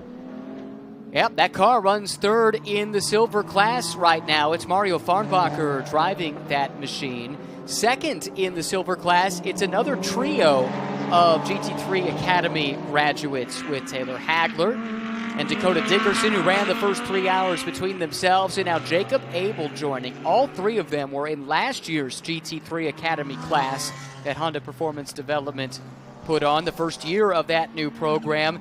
They've been swapping in and out of those seats. Hagler has run the full season in GT World Challenge America, with Abel and Dickerson slotting in alongside depending on their respective schedules. And now the chance for all three of them to share the car for the first time on a single weekend coming here this weekend. And they're doing very well, running second in silver. Jacob Abel now driving 11th overall. This is the car I'm talking about here, the Florida-based Racer's Edge Motorsports operation. John Meraki runs a good program, and I'm sure he's delighted to be so closely linked to the HPD program, supplying him with terrific young driving talent. They started off their relationship with Honda simply as customer from manufacturer. It was purely transactional, but they were so strong their first season campaigning this NSX that they really got embedded within the Acura program. And with that in mind, I know John's been taken over to see the Jazz facility in Italy, which is in part responsible for developing this NSX GT3 Evo. He was a guest, I think, at an Italian GT race, if I'm remembering this right, a couple of years back. And that relationship has just grown and grown. And when it came time to start a Young Driver Academy for HPD, first of all, John Meraki loves nothing more than cultivating young talent. But second of all, they had that relationship, and it seems to be a perfect fit. My son, Matt, drove for John Meraki in a single-seater formula years and years ago. So I've seen his operation up close. I'm sure it's much evolved and developed since that time, running these GT3 cars. But nonetheless. Well, you go back to last year, and their program dominated what is now known as Fanatec GT World Challenge America, powered by AWS. Trent Hidman and Shelby Blackstock won their silver class championship. Admittedly, not against much competition, but they were winning overall week in and week out. It was an amazing year for the Racer's Edge team. Looking at the GT4 standings, and the Toyota down there in 11th place and in the pit, so continuing to lose ground after that contact with Nicholas Nielsen in the second place Ferrari at that time. The current leader in class is Black Swan Racing's Porsche in the hands of Sebastian Blickmolen, which we're looking at right now. Yeah, really unfortunate for Jesbray, Conway, and Hawksworth, the three drivers in the smooth racing car. We saw it pull back through Gasoline Alley into the garages. And the incident, by the way, is still under review. So that is the 51 car that runs second that made some contact there with the Smooth Racing Toyota, which was leading in GT4 at the time. And it sounds like that contact is what caused the damage that now has them behind the wall. This car was shown in second in GT4, but now coming in for a pit stop. Journeyman Guy Cosmo, and maybe that does him a disservice. I certainly don't mean that in a pejorative sense, but he's been around, raced for a lot of teams successfully over the years. Got drafted in to fill out this Stephen Cameron Racing lineup this year. Problems for a contending GT4 car. Jason Bell slow on the racetrack. This car shown in fifth. It had led. In fact, it ultimately inherited the class pole at the start of the day, but something clearly wrong for GMG Racing. That was a car that Andrew Davis and Trent Hidman did good work for early on. You see a lot of grass in the radiator inlet there on the nose. I also noticed the lights flashing on and off. The Lumarank scoring system also, like we saw right there, flashing off, which... Electrical problems? That would be my guess. Yep. I'm no engineer, but oftentimes these cars just need a quick electronic reset. Hopefully that's all it takes for Jason Bell, but the car has come to a halt, and that was a scary moment there with GT3, GT4 side by side coming up on the stricken car. Yeah, he's in an awkward position. If he can't get that thing rolling again pretty quickly, they're going to have to throw a yellow. This now is the second placed GT4 car. Nick Galante driving. Bimmer World Racing, the team. Was the one that was involved in that hard in the mouth, hard in the throat kind of moment just a few seconds ago. Jacob Abel knifing through in the second placed Silver Cup car. Gives you an idea of the speed differential between the GT4 and GT3 cars, and there's our full course yellow. And that is why stranded GMG Racing Aston Martin Vantage GT4 stuck on the side of the racetrack in the first half of the lap. Jason Bell tried the reset. It didn't appear to work. And now that car will need to be retrieved and we get a full reset. That is huge news for the cars further down the order. I think Christopher Mies gets solidified as the last car on the lead lap, courtesy of this full course yellow. That lets him catch back up and erase the nearly 1 minute and 30-second deficit. He was close to about 6 seconds from going a lap down. And as the safety car comes out, remember the pits do not close, and a number of leaders are making the call to the pit lane now, including the number 51. And the number 6 K-Pax car that was in the hands of Mapelli. They got their pit stop started before that yellow came out. They have completed it. A nice tidy 158.6. That could be beneficial for that operation. We'll see. Fuel goes in first. We're seeing that. This is the overall leader stuck behind some slow cars here and not in the pits. But also caught up with the safety car. So the safety car picked up a couple of cars that will need to be waved by, I assume. But I think this is going to work out great from a strategic perspective for the 71. Meanwhile, 51 trying to leave the pits. Everyone should be going the same speed, 50 kilometers per hour. And he's got the classic BMW fast track racing machine just ahead.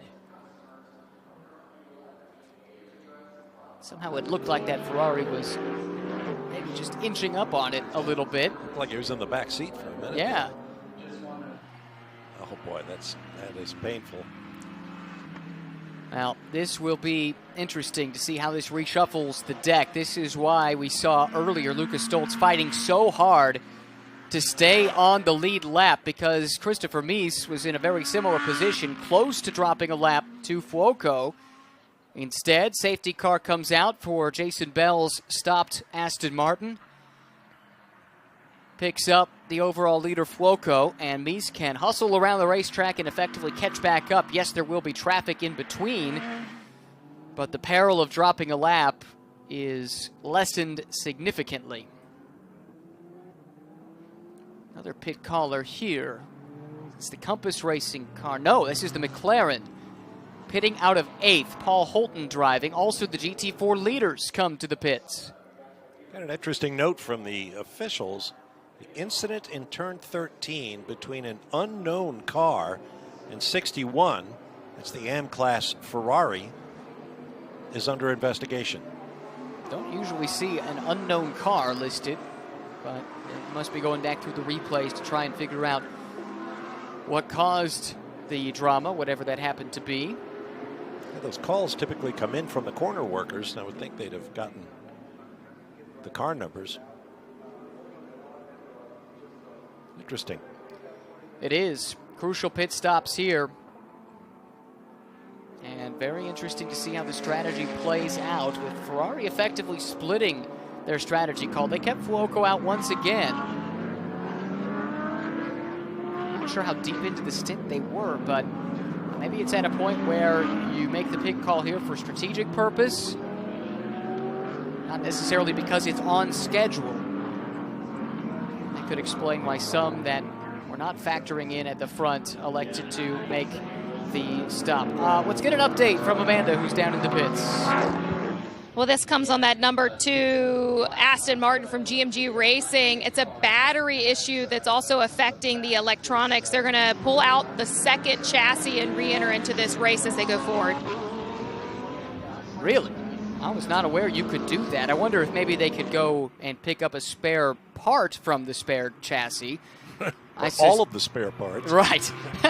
I suspect that is the case, because unless I'm totally off base here, you have to race the chassis that you qualified. Maybe that's where the battery is. Get it out of the backup. Yeah, that would make some sense. So let's go with that.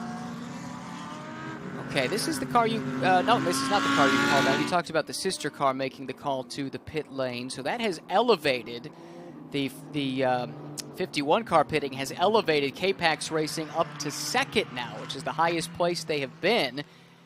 Still a few lapped cars in between Jordan Pepper and Fuoco, the overall leader, but it is interesting to see the cream rising to the top. This K-Pax Racing team, established on the international stage after going and racing a GT World Challenge Europe 1 year ago, now back stateside and has their top car up into second. Safety car peels off. We are back to green, and Fuoco makes good his escape. Shot from a cannon. Now, it helps he had a GT4 car behind, and as Calvin has said, you cannot pass on a restart till the start-finish line. This is a side-by-side battle for second, I think, in silver.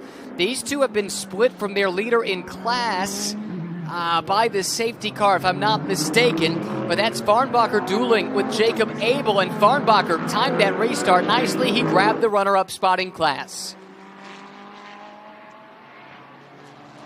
Crap Bamboo Racing, number 99, Lucas Stoltz, down a lap, but still looking awfully strong, trying to claw his way past that silver class car that runs 10th in the overall order.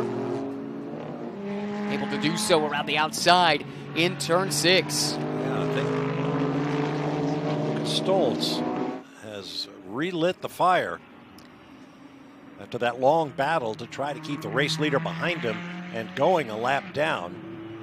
Appears to be back up to speed. And when it all shook out, 6 cars remain on the lead lap. Christopher Meese is at the back of it. Must have made a late pit stop or something.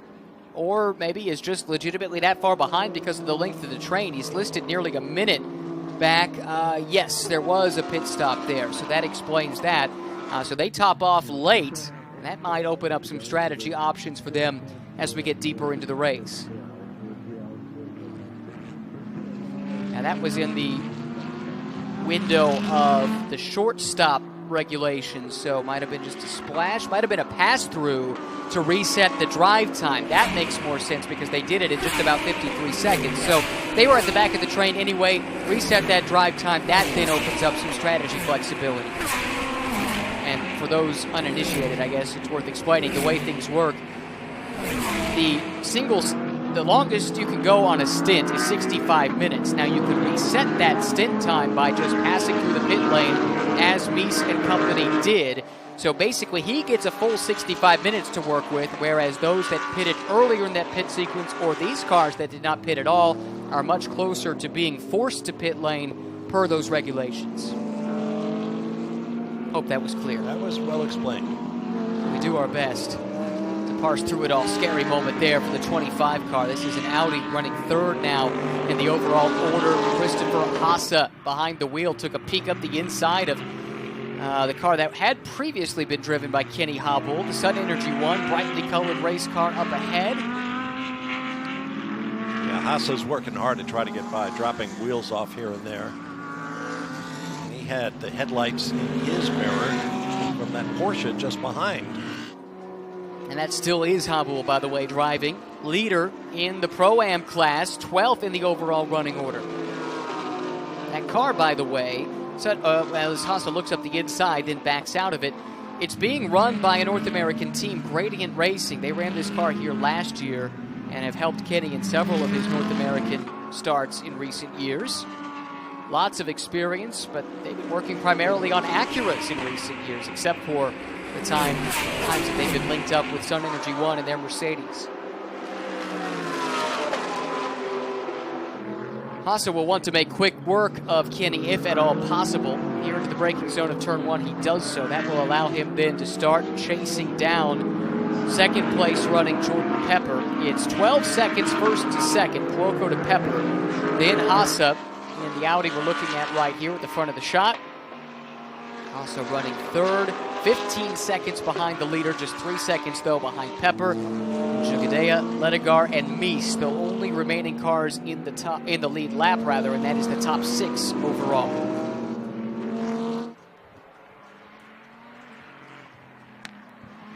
I love the overhead shots of this mammoth facility, just gargantuan. If you've not been before, it's kind of a shock to the system when you see it. Oh, a problem here for one of the front-running GT4 cars. The Nola Sport car stuck in the gravel.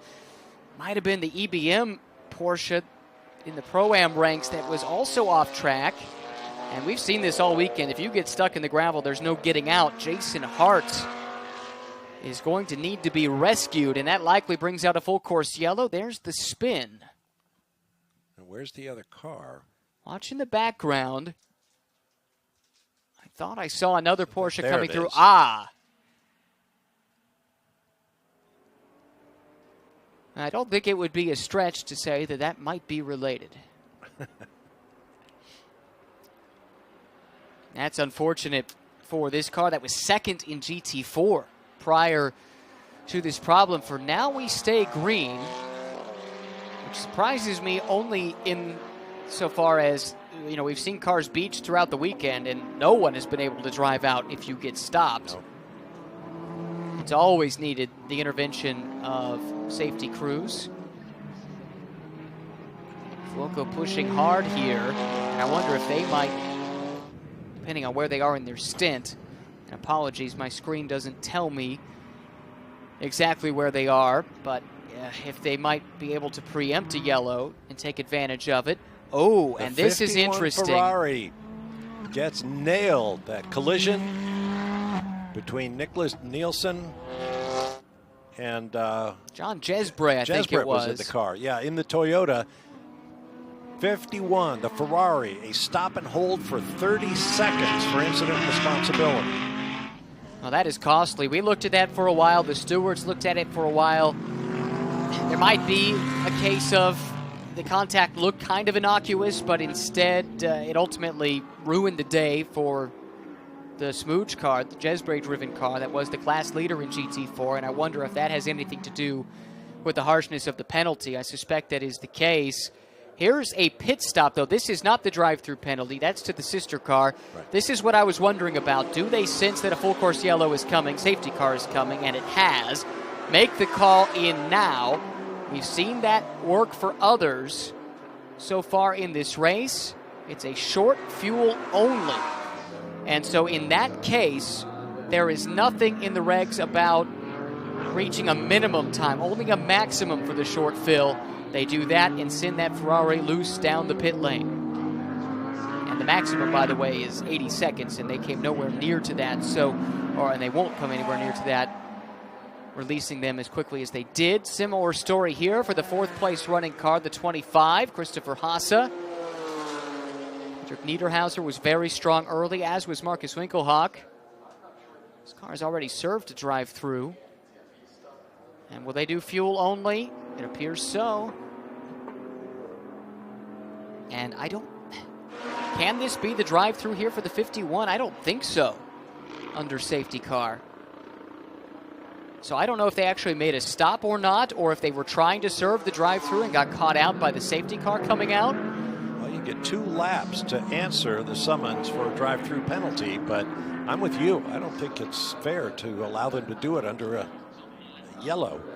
Yeah, it does not sound like they would be allowed to. It doesn't look like he stopped, looking at the timing of it all. This, I suppose, could be a reset of the stint length, possibly.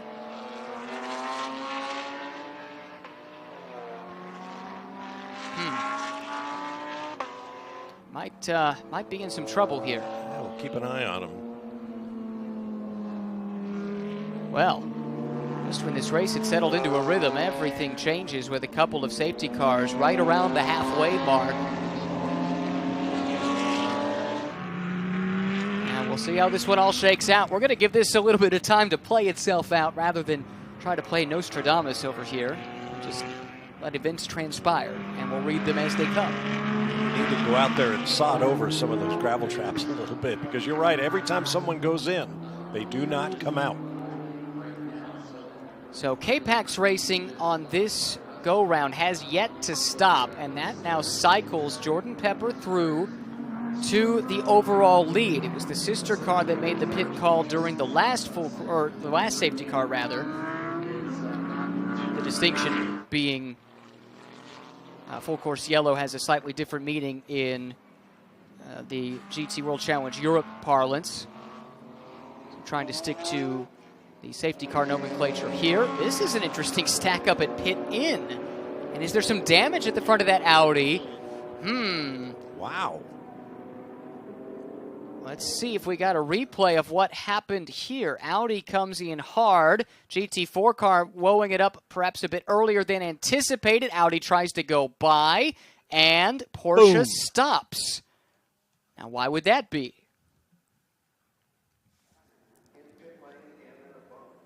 And there's a look at the damage.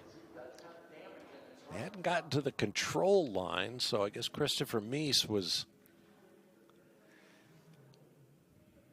allowed to try to make that overtake. But, yeah, as you saw. And you shouldn't be able to do that there under safety car conditions also. So that's another aspect of this to keep in mind. This is another damaged Audi. Oh my, what promise this day started with for them. Here's another replay. This is of something else.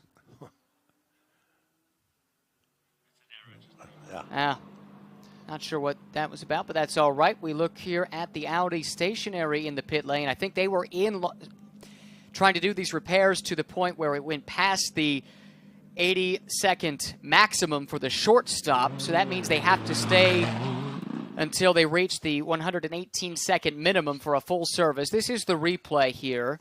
And again, you shouldn't be able to pass anybody at all under full course yellow. Yeah. But why is the EBM Giga Racing car stopped on the racetrack? Or on the pit lane entry, rather? And if somebody's having a problem, sure, you can make a pass. But the GT4 car was maintaining a decent amount of speed. I don't know. That's a strange one. This is the car that brought out the safety car and inadvertently led to all of this chaos. Had been second in class in GT4, but looks like it's going to be a longer afternoon than Noah Sport would have hoped for. Again, Jordan Pepper has shuffled through to the lead. Then we got to go back to the fifth car in line in this shot. That's where Danny Juncadella currently runs in the ACA ASP Racing Mercedes. Go back a ways yet then to find the two Ferraris that have been the pace setter for much of this race, but now the strategy card has been played, and we've reshuffled the deck somewhat.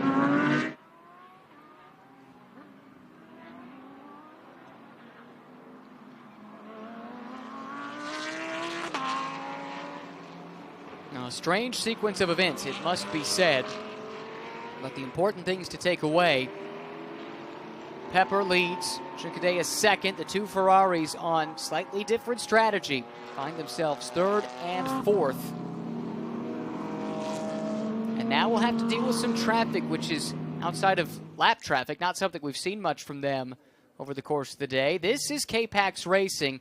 The man on the left of the screen, now in the center of the screen, Thomas Blom. He is the strategy guru for this operation. And when I made reference to the fact that M-Sport has brought over K-Pax personnel to help them in endurance races in the past when they ran the Bentley factory team. This is Corey Lewis, part of the K-Pax driver lineup, birthday boy today. But one of the team members that M-Sport brought over from K-Pax to help them at Spa when both were Bentley teams was Thomas Blum. He helped them call the strategy for that 24-hour race there. He definitely knows how to play the cards. Oh, yes. Highly regarded strategist. And on a day in which the Lamborghini might not have the ultimate performance of the Ferrari, that's certainly what K-Pax has been telling us. He's rolled the dice, and it's now K-Pax out in front. As the lights remain on the safety car, we'll do at least one more lap at reduced pace. It shouldn't be too much longer, given the fact we've seen That Noah Sport Porsche that brought out the yellow, having left the gravel trap driving under its own power. The wind has come up again, as it has each day here at the Indianapolis Motor Speedway. Basically blows north to south, or has thus far. Fortunately, though, we're not talking about windows over Terre Haute. No rain in the forecast I saw for one of today. those the other day. And this track is so weather sensitive, especially on the IndyCar side of things, but it holds true in sports car racing as well. And we had big-time wind gusts yesterday, even though it wasn't raining. The wind was high, temperatures were lower. Temperatures are starting to come up here today, and that's worth noting. Those conditions, not just the wind, but the temperature has changed. We were down in the 40s, around 8 degrees Celsius. When this race started earlier, we were reaching the daytime high, which is 65, 66, somewhere around 17 Celsius, I think. If you don't know the windows over Terre Haute reference, that goes back to the good old days at the 500-mile race when it was gray and drippy and nobody was on track and everybody was wondering whether they should stay or go home. And the word would come across the PA that there's a window over Terre Haute, a long way to the north, but it's coming this way. Stay right where you are. It's going to clear up. You can just hear the legendary Tom Carnegie, longtime public address announcer here, uttering those words, along with many other famous phrases over the course of the years. He was on it. Yes. Tried to use that in qualifying, actually, yesterday. I don't know if anybody caught that. Yeah. Little homage to a hero of the Indianapolis Motor Speedway, someone that if you've been around this place, not so much in recent years after he passed away, but his memory is still very much alive and well. And the echoes of history just reverberate off the walls here, whether we're talking about broadcasting or driving or engineering. The best of the best have raced here at one time or another, and you just feel it when you walk through the gates. This is the reason for the delay. I was wondering, and it makes some sense. We've been running now for 4.5 hours, and you could see in that camera shot all of the detritus that has accumulated around the racetrack, so why not send the sweepers out?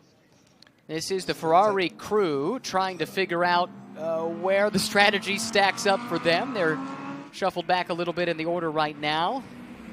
What happened to that stop and hold 30 seconds for the 51? Well, again, we don't think you can serve that. Well, right. Okay, well, during the safety car. During the safety car, right. So that should still be owed. Yeah, so he'll get 2 green flag laps to come in. Yeah, it's strange, you know, when that penalty comes down just as the safety car comes out, it kind of complicates matters somewhat as to when and how these penalties can be served. But the track crew out there doing what they need to do. Let's hear from Amanda. She is checking in with the Ferrari crew, which is trying to sort all of this out, as are we.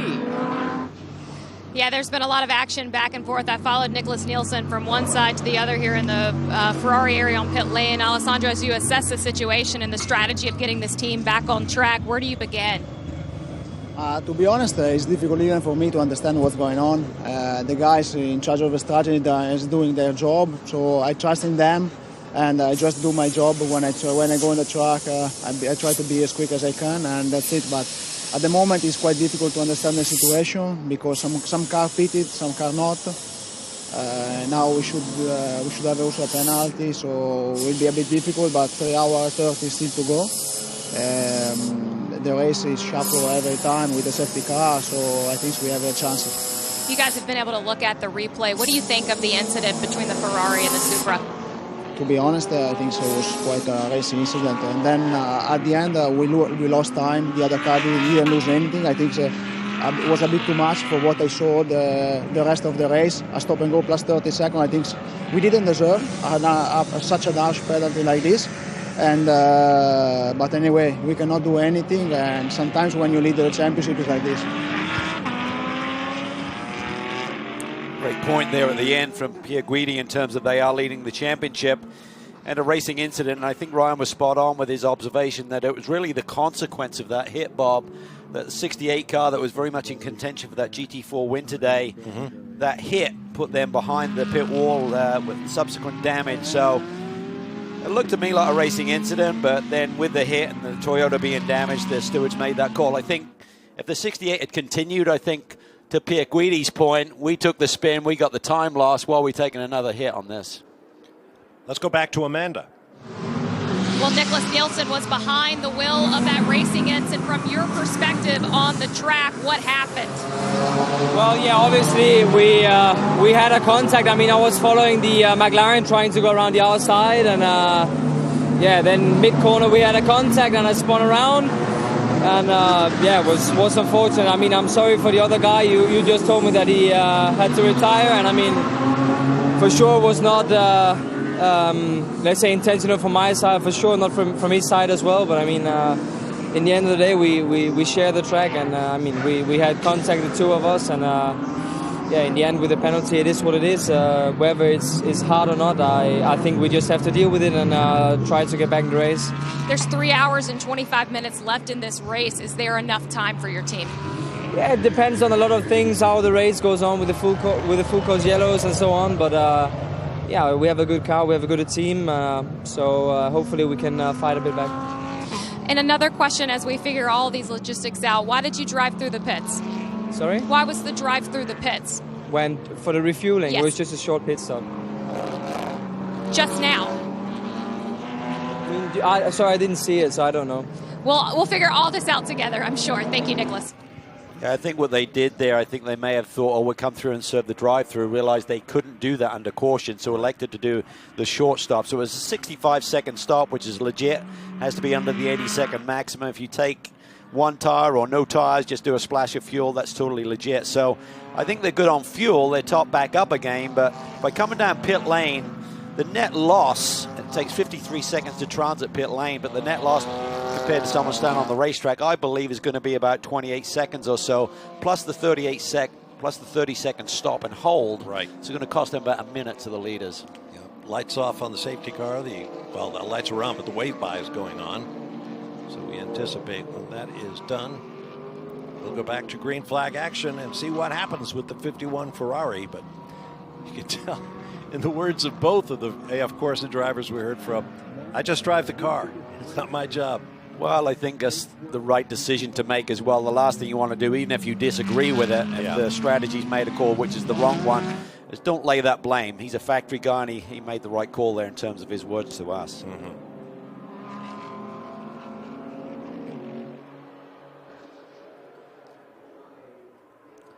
So up front, leading this pack, we have the overall leader, Jordan Pepper, aboard that black Lamborghini Huracan, the number 3 car. Talked about it all day. Don't seem to have quite the last few tenths of the Ferraris, but they've worked the strategy, done a wonderful job of staying out of trouble. Had that little glitch with the cut-down tire or a puncher early in the race, but it's come back their way with the timing of the yellows. If you look a little deeper in the pack there, the 5th car in line is Danny Yukodea, who's second in class. And then a little bit deeper still, you got Foco aboard what is now the lead Ferrari, sitting in 3rd overall. So they closed the pit lane exit to allow the field to go by.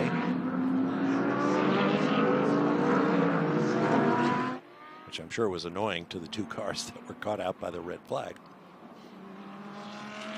And essentially they do that when you basically got 1 lap to go. So I believe that pit lane closes in terms of anyone coming in, and also closes for anyone coming out when they're 1 lap to the restart. So anticipate the lights to go out here.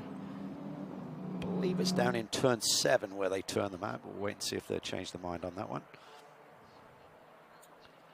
Once those lights go out, theoretically at least, I've never seen anyone get a call on this. When the lights go out, you're supposed to stop weaving and doing any tire warming. They really want the field just to get in order, get compressed. Well, we see acceleration and braking going on, no weaving. Yeah, and that's really just to generate that brake temperature. What that then does, it then puts that heat up through the upright into the wheel itself, which is bolted to the upright, of course, and then into the inner core of the tires. It's still flashing Bob or not? Something inside the front windshield, I'm not sure. Can't see it very clearly.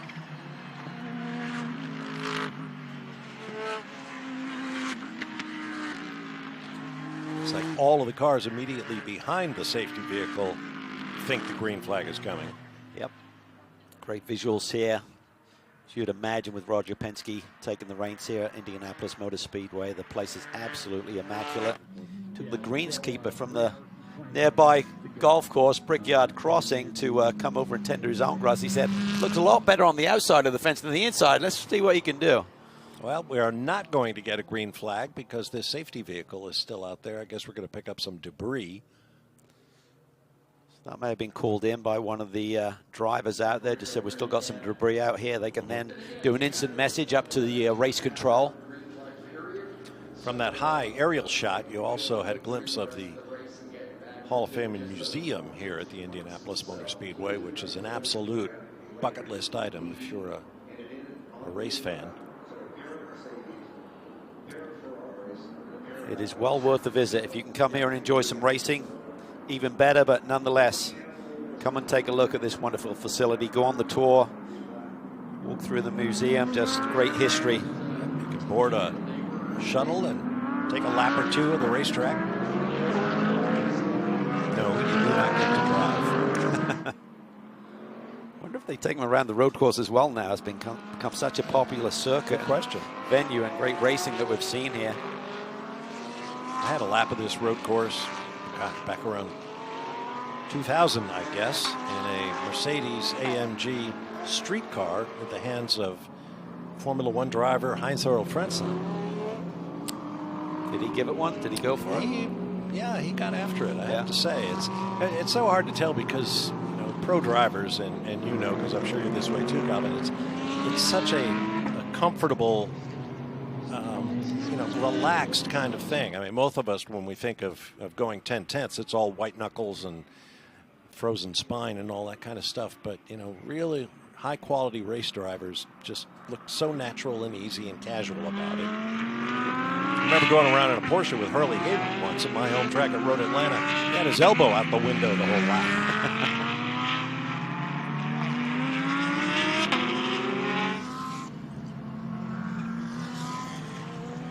Okay, and as we're doing this, a lot of factors coming into play here. If you look at the clock, we're about 5 minutes away of doing this race on 3 more maximum stint lengths. Actually, we're pretty close to doing it on 3 more maximum stint lengths because the time on pit lane doesn't count, and you're on pit lane for close to 2 minutes. We're right in the window here. We could do it on, if you were full of fuel right now, you could do it on just 2 more pit stops.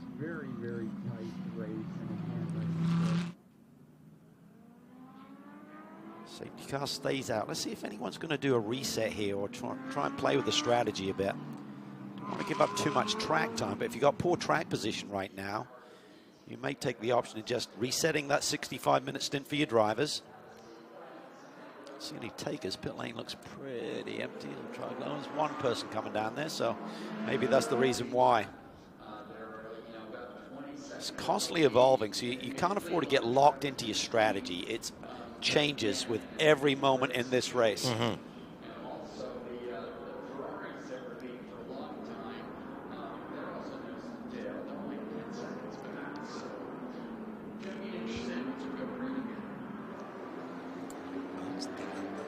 That's the 99.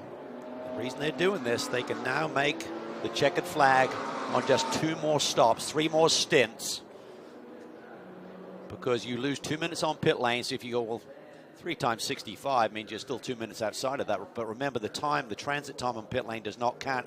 So when you hit pit lane, it stops. It's not when you get to your pit box. It's pit in, and it doesn't start again until you get pit out. So if you've got 2 more stops, you're going to burn 4 minutes off that clock.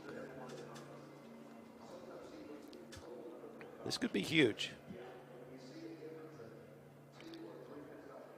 Could this be enough to get them back on that lead lap? Love the strategy call. Mm-hmm. Lucas Stoltz still shown in the car.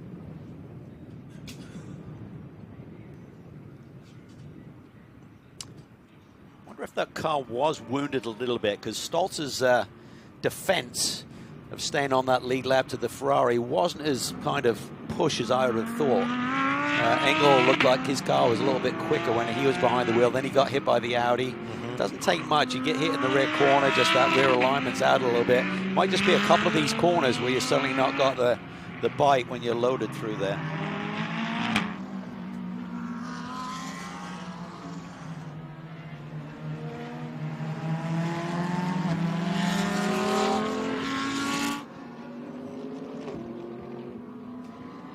the Ferrari still has to serve its stop and hold time, the 51. I think you have to be back to green flag racing. I don't think he can duck in as we're going back to green.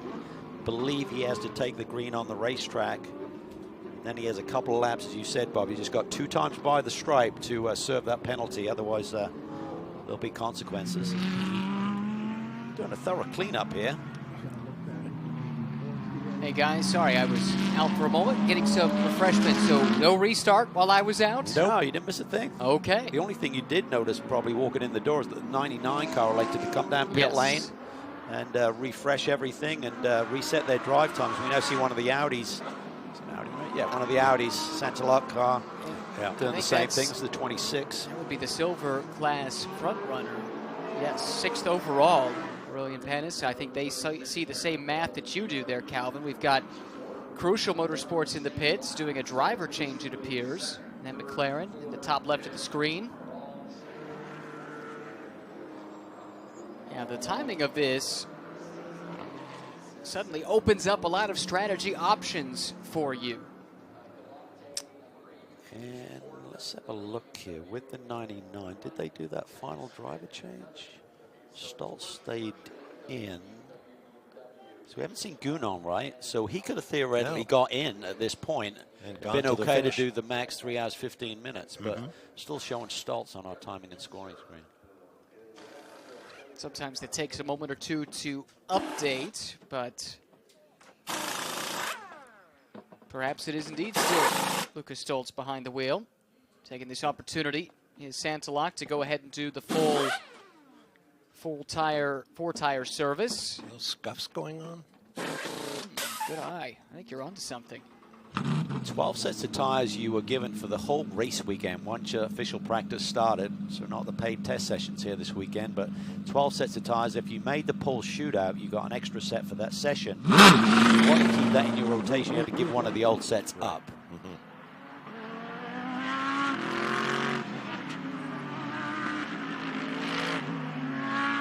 Jordan Pepper continuing to circulate out in front. He's inherited that lead and has led several laps, but they've all been behind the safety car. Come on, both of my colleagues have had their breaks. I need one, but I want to be here for the restart. I need what they call a natural break in cycling. Maybe the safety car was accelerating away, but the lights remain on. Interesting, we talked some about the changing conditions, how much warmer it has become since the start of the day, up about 20 degrees ambient Fahrenheit. Another car making its way to the pits. I think that's the TR3 Lamborghini. Remember, though, when we went full course yellow, as we look here at the track temperature and ambient temperature there here in Indianapolis. Remember when we went safety car early in this race, how aggressively weaving back and forth everyone went to keep those temps up. You don't see that to the same extent here. As we look at the final point standings for Fanatec GT World Challenge America, powered by AWS. And remember, we were chronicling Russell Ward's attempt to get to the 70% mark to score points that would have him leapfrog Michael Diamond and Robbie Foley, who had to withdraw from this event earlier in the weekend. He was close, but I think maybe as much as just one lap shy of reaching the distance threshold that he needed to score points today, and as a consequence is forced to settle for 4th. What a heartbreak. My gosh, you couldn't get closer to that 3rd place finish in the standings. Yeah, and I think what may have happened, they may have felt they were good because they had an hour to basically get back out there and do a handful of laps. So I would have thought whatever it takes, it's like, okay, we're not a factor for the 8 hour anymore, we're just going to park the bus, right? But it's like, and I think we're good on percentage-wise for the 3 hour, but suddenly, as we said, if it went green, you're going to accumulate a lot more laps. That 70% mark in terms of a distance was going to move. And I really feel, I mean, I don't know how bad the damage was. It could have been chassis damage or whatever, but if it was something that they could have taken maybe 30, 40 minutes to fix, get the car back out there, even at a reduced pace, could have been enough to get them those handful of laps they needed. Top speeds overall. Giacomo Altoe has held that position since the beginning of this race, basically. Every time we've seen Race Vision powered by AWS, it's been Altoe at the top. Back to the Windward story, though, maybe it was a case of the goalpost moving on them because they were looking at the amount of laps completed through the first 2 hours. Well, there were a lot of safety cars in the first 2 hours. The third hour ran green.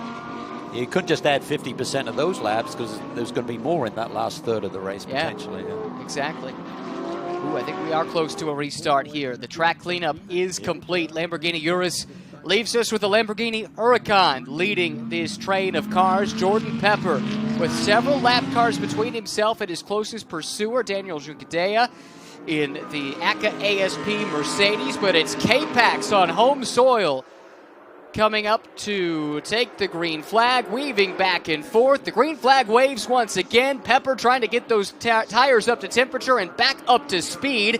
The challenge is on, not for position, just for track position behind, side by side, and it all happens in front of second place running Juncadella. Yeah, for the 34 car there, he's probably thinking, what the heck is he doing as Dennis Olsen there? But he's really just trying to clean up those tires. When you're running around at low speed like this, you get all of the pickup. It snowballs those tires. You're just collecting all of that debris. But Jordan Pepper, he's really just trying to clean them off. It's not so much a temperature gain, it's just getting the tires clean once again. Look offline, you can see all that clag. Right. Our friend Mr. Hobbs likes to call it. Right. All those bits of rubber that just grind off the surface of the tire. This is the fifth place running Audi. So top two here, Lamborghini, then a lapped Porsche, then the second place running Mercedes. Then go back to those two yellow and red Ferraris. They run third and fourth, albeit with a caveat, which we'll get to in a second. Then Haase here in this Audi coming through in sixth. Make that in fifth. And we got to go back to Christopher Mies in this 32 car. He runs sixth. Final car on the lead lap with 3 hours and 9 minutes to go. Now, the caveat I mentioned, that is still the unserved stop and hold penalty to the number 51 car, the pole-sitting Ferrari that currently runs fourth with Côme Ledegaard driving. And the key is going to be that pit lane loss. So let's see if he dives this time. Here he comes. I believe he's going to lose about 60 seconds to the leaders with this. 30-second hold. I think the ultimate time loss takes you 53 seconds to come down pit lane, but the other cars out there are burning about 25 seconds as well to cover the same amount of distance, albeit on the racetrack. Now coming to a stop, this is the hold plus 30 seconds part of the penalty. That was for contact that was going on an hour ago, if not more, with the then GT4 leading Smooth Racing Toyota. Came in 3.5 seconds behind the leader. We'll see where he comes out. If indeed it comes out to about 60 seconds lost, that's effectively 2/3 of a lap here. These GT3 cars doing laps just over 90 seconds or a minute and a half. Even though that 51 car has really been the pace setter all day as the fastest lap of the race, still set very early when it was super cool there by our pole sitter Pierre Guidi at a 1:34.0. You're not going to catch that up. You don't have enough pace to just cut into potentially a minute loss. So they're going to need a reset, I think, to really have a chance at winning here. Good pace here from Jordan Pepper. First time we've seen the Lamborghini out in front, and he's been able to build a gap over Juncadella ever so slightly, pulling out a couple of tenths the last time by. Penalty more or less served. Now it's just leaving the pit lane. Keep an eye on the background, trying not to lose a lap to the overall leader. That is a different Lamborghini coming through, I think. That's TR3 Racing to the right of the screen. The others should be coming soon. Yeah, he should be well clear. He should be about 40 seconds up the road, I think. Excuse me, 30 seconds up the road. There we go. That's the difference. And he was very much in this picture, right? He pitted from right behind the fourth car in the frame and now finds himself almost a full lap behind. I've been waiting to get a good read on what the ultimate time loss is, so this will give it to us. Looked like the cars were closer than I thought they'd be, so net loss on pit lane, maybe 30 seconds plus. Could be about 65 to 70 seconds back of these leaders. Well, and you have to slow down from the 50 kph to come to the stop, then accelerate away. There's obviously delays in being released and things of that nature, so you add a couple of seconds here on the fringe. Because we just had a restart, so perhaps the field is not fully up to speed. True. Juncadella has cleared that traffic now. He sits there second on the road and second overall. So we'll see what sort of pace he has compared to Jordan Pepper. We don't believe these are the two fastest cars in this race, so I'll clue into that 71 machine of Waco as well. It's really going to be a good litmus test here to see who. The temperatures are going to be about the same now for the rest of this race. Track conditions may evolve a little bit with more and more rubber going down, but not going to be a big temperature delta between this point in the race and the checkered flag here tonight. For my money, I'm not so sure that the Audi hasn't been the fastest car, but all of the pro cars have been waylaid by one problem or another. It's been a relatively flawless run for this car, which leads in silver. Tire down. Pippa Mann driving this NOLA Sport car. Big problems on the left side of that machine.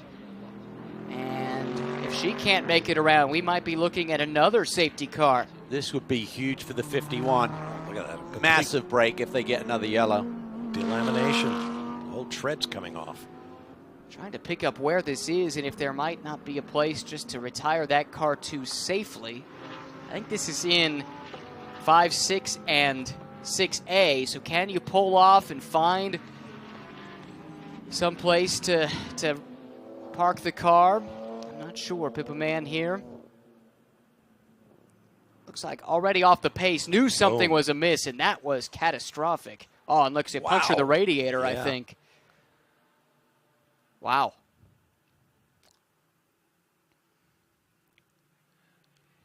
Well, that's a pity. Yeah, it is. It was a cool story.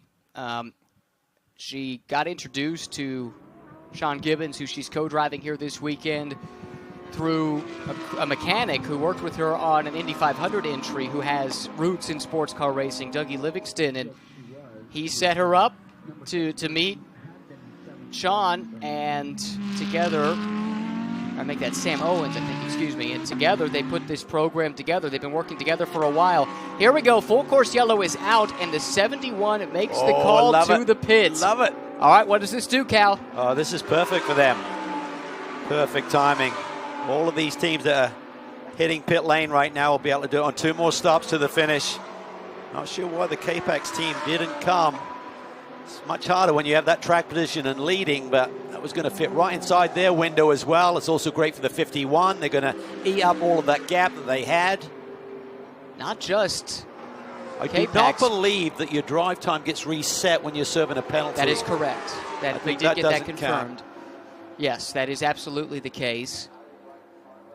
So interesting, the top 2 stay out. Everyone else on the lead lap, barring the silver class leader and Lucas Stoltz in the Kraft Bamboo car. They stay out too. So actually not as many pit callers as I anticipated.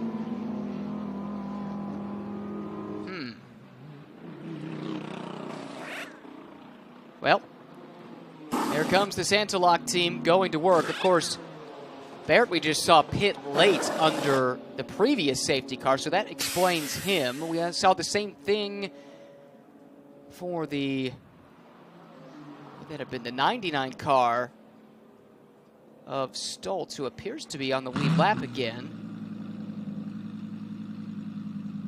Interesting. Well, they made that pit stop, so once everything cycled through, that got them back on the lead lap. Yeah, you're right. That brings them back into the picture with the reset of the drive time that they did. So they're probably not in a position where they feel they need to do this for their strategy right now. No, you wouldn't want to give up that track position, I don't think. Shame for this group. Run by NOLA Sports. Really, excuse me, they were the different team this year. They won with NOLA Sports. Sean Gibbons did a championship last year. New team for this year. Here we go. Here comes Pepper. They wish they'd done it a lap sooner. Most likely the case. The top 2 both in the same position, diving into the pit lane, trying to maximize all the speed there on the pit entry until you reach the commitment line. Just over 3 hours left. And this topsy-turvy race has given us a twist and a turn at every time of asking. Tell you what, whoever's calling the strategy on the 71 has made a couple of really sharp calls here today. The AF Corsa team. Yeah, they have. We've seen them take advantage of full course yellows on a couple of instances. And I think, was it the 71 earlier that was very opportunistic, but then had the issue with, in the pit stop itself. Was that the 51? It was the 71, but then they had a penalty, a drive-through for not grounding the car under refueling. 51 stop. So this is ideal for them, so they're going to be topped up on the same strategy as everyone else.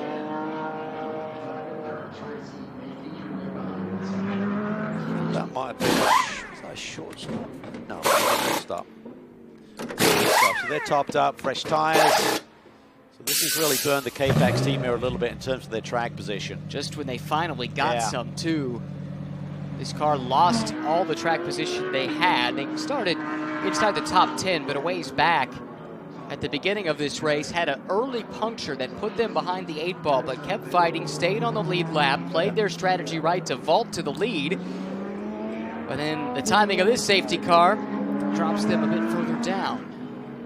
The reason the car stood still was there wasn't a ton of fuel, wasn't a full fuel load going on board, so all of that servicing gets done well ahead of time to then wait for the car to be released and not be underneath that minimum stop time. A minute 58 there, so see how they come out. 3 car, 157.4, so they used up a joker there. They're 6/10 underneath the minimum time. You're allowed 3 jokers for this race, but not cumulatively. You can't do a 3-second jump on one stop. Right. I think this car made it through. The 71 did. I think the 25 would have as well. We'll see then where the 3 shakes out. K-Pax Racing Lamborghini, the 3. Shouldn't be too much in between them, I think. And the front of this field, and all of a sudden, we've got Lucas Stoltz up at the front in the number 99 car. What a great effort by that team. And we were writing them off when they dropped that lap, and shows what we know. Here they are, used the strategy right, got the lap back, now they're out in front. Yeah. Their last stop was a shorty though, so they probably don't have, could have full load of fuel, but not 4 fresh tires. Right. But that's a sacrifice they will willingly make to get track position, get the lap back. Here we go at the top of the shot here. Keep an eye to see where the 3 car from K-Pax comes around. The 25 car is at the back of the train. That is now the 5th placed Christopher Haase-driven Audi, and here comes K-Pax through, ACA ASP as well. But as the safety car train came through, that meant the cars queued at the exit of the pit lane can come through, so it will be some GT4 traffic separating Jordan Pepper from the next car in the class, and that becomes a big deal coming to the restart because you can't pass even out of class before the start-finish line. It does. We don't do a class split here with this championship in terms of putting the faster GT3 cars at the front and moving the GT4 cars behind them. So you're spot on, Ryan. He's got to cut his way through this traffic. He's also got to wait on this initial green flag to pass cars till he gets to the start-finish line. So both for the number 3 and the 89, by missing that opportunity to pit 1 lap earlier, has cost them effectively 5 positions on the road. And the track position that goes with it. Down under 3 hours remaining here at Indianapolis. This is your kind of race, Calvin. Crunching those numbers, trying to stay on top of the strategy. Well, I think it's fun, and I think to the purist, you may say, well, this is not right. You've got cars that have run quick all day and the timing of a yellow, but it keeps it entertaining. Otherwise, you're just going to get locked in. After an hour, you can almost say, well, if he doesn't have a problem, he's going to win this race. So I love the fact that there's this mix-up. We've seen it several times here today with the timing of these full caution periods. Lucas Stoltz has vaulted back to the front of the order. Craft Bamboo Racing, the safety car peels off. We reset the field here. Green flag flies once again with under 3 hours remaining. Several lap cars between Stoltz and his closest pursuer, who happens to be the Silver Cup leader. Baird's currently running in the 2nd spot overall. That's the Audi behind the side-by-side battle. Sun Energy 1 and GMG Racing. Now we drop back a little bit. This is some of the mixed class racing that we have here without the class split. It gets awfully interesting, awfully quick. It really does, and this is where you got to make those perfect decisions. How much risk versus reward is there right now? We're still just under 3 hours to go. Looks like Nielsen has dropped a lap somehow in the 51 car. It's being shown in 10th, 8th overall, and 1 lap down across the line. So that is interesting. That's the pole-sitting car. I don't think it's time through That yet. could very Cycle well through. be. We'll let that play out because that would be a massive development if that was indeed the case. Here's the 71. 71 runs 4th. Alessio Rivera trying to carve through this traffic, chasing down Christopher Mies, who runs 3rd overall. Tight there down at the brake zone. There's turn 7. They both split that Black Swan car, which has been doing a really good job in GT4. I'm not sure if the 54 car still has the lead, Ryan. Let's take a look. I think they do. They still have the lead. Yes. Oh, problems here for the 20 car once again. Oof. Some fire there in the right rear corner. This is a car that's had a long day already. Suspension damage from an earlier collision. Not sure if that's related, but it is stopped here in 6 and 6A.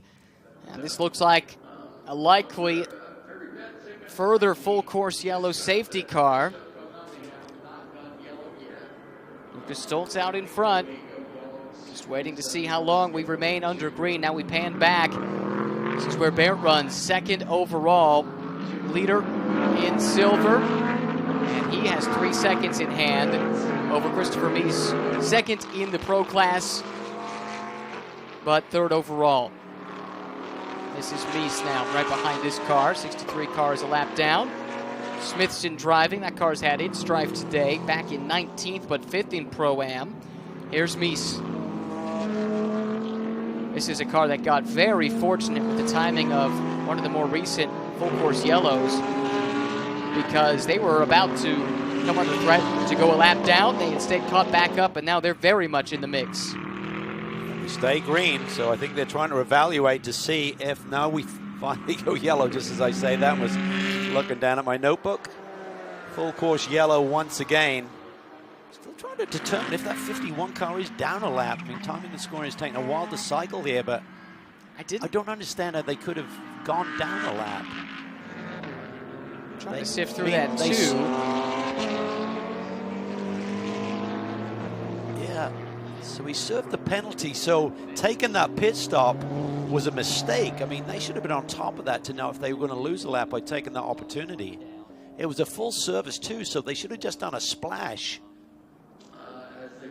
Huh. Just as we were singing their praises. Well, the 71 we were singing their praises. True. But all within I the assume by them taking it on the 51, they were good, but yeah, it's indicating they're not good. Curiouser and curiouser. Well, the speed is arrested yet again. Here we go. We see the 2 cars on track, 51 over 71, but that's not how they're scored on timing of scoring. So the 51 has dropped a lap. Whole sitting car. Yeah, he's trapped between the leader and the 71, so that is a definite. So there's the leader, and then you got the 51 in between the leader and the 71, who's running 4th. So you can imagine that our man behind the wheel of the 51 car, Nielsen, is going to be on max attack. That's his only chance. He's got to catch the leader, pass him, get on that lead lap, and then somehow get another yellow to get back in this game. That's what it would take. That was a massive error by that team. We don't have all of the information. We're just trying to glance at timing and scoring now and again. We don't have our heads totally in the game, but they had to serve that penalty. That cost them just over a minute. And then when they came down pit lane, we assumed they were good to do that and still stay on the lead lap, but they weren't. That could be very costly for Ferrari. That's been their front-running car by and large. Certainly the pole-sitting car ran at the front early. 71 has shown its strength as well. It's like Jan Halen climbing out of the Wright Motorsports Porsche. Appears to be day done early for the esteemed Ohio-based Porsche operation. Hopefully it's a quick cleanup. Looking forward to resuming racing here soon. Again, this is the second leg of the Globetrotting Intercontinental GT Challenge powered by Pirelli. The season kicked off back in late July and actually ended in August by virtue of the Total Energy 24 Hours of Spa being a 24-hour race. This marks the second round of a diminished 3-race calendar here this year. Intentions were to race 5 races on 5 continents, primarily utilizing local teams and local championships to field the cars, but with a fair amount of international teams doing some heavy lifting too. Up next will be the season finale, though. First weekend in December. Kyalami, 9 hours. Great place to wrap up the season. Early reports are that there should be a significant influx in local teams, double digits, participating in that event, which is great. Part of the reason behind that event being organized in the first place was to try and boost local motorsport in South Africa. Plus an influx, of course, of international entries headed down there to contest the season finale. Really cool racetrack, and it seems like every year that it's been held twice. Really dramatic images late in the race with the sun coming down, and it's part of the rain season. It's almost on a cycle. You can count on it a certain time of the day. Massive thunderstorms, lightning strikes left and right, heavy rainfall, which had a huge impact on the way the race played out last year. Quite frankly, robbed Acura, or Honda, as they're campaigned elsewhere outside of the U.S., of a chance to win that race. Quick side note to that, Bryce Ward, who's Russell Ward's father, had a chat with him earlier this year about, how did you get involved in racing? He actually went to school within earshot of Kyalami. He could actually hear the race cars going around the track when he was sitting in the classroom. So that will certainly put that passion in your blood. Hard to stay focused on your schoolwork when you hear race engines off in the distance, I have to believe. I tended not to go to school. I went go-karting instead. Hey, it served you well. Kids at home, not sure that's the advice you should be given, but... I had the record for that. Used to get 2 ticks per day, like each half day. So you'd get a 0, and I had the record. I had 70 zeros in one term, which is 13 weeks. Oh, my goodness. Basically means you skipped about 7 weeks of school. That sounds like the dream for a schoolboy. Still lights on the safety car, so we're not going to be going green yet. Shouldn't be in need of any wave-by procedures. Those were taken care of during the last one. And we weren't green long enough to shake things up to require it here. I see a Ferrari coming to pit lane in the background. Now, which one is this? 51. Okay. Well, help me make sense of this one, Cal. Well, they're just going to do a reset here, so I don't understand, because you're now eliminating the ability to get back on that lead lap. So I guess the thought process might be you top off here, that extends your next stint. Everyone's good to go on 2 more stints anyway. It's not like you're saving a stop.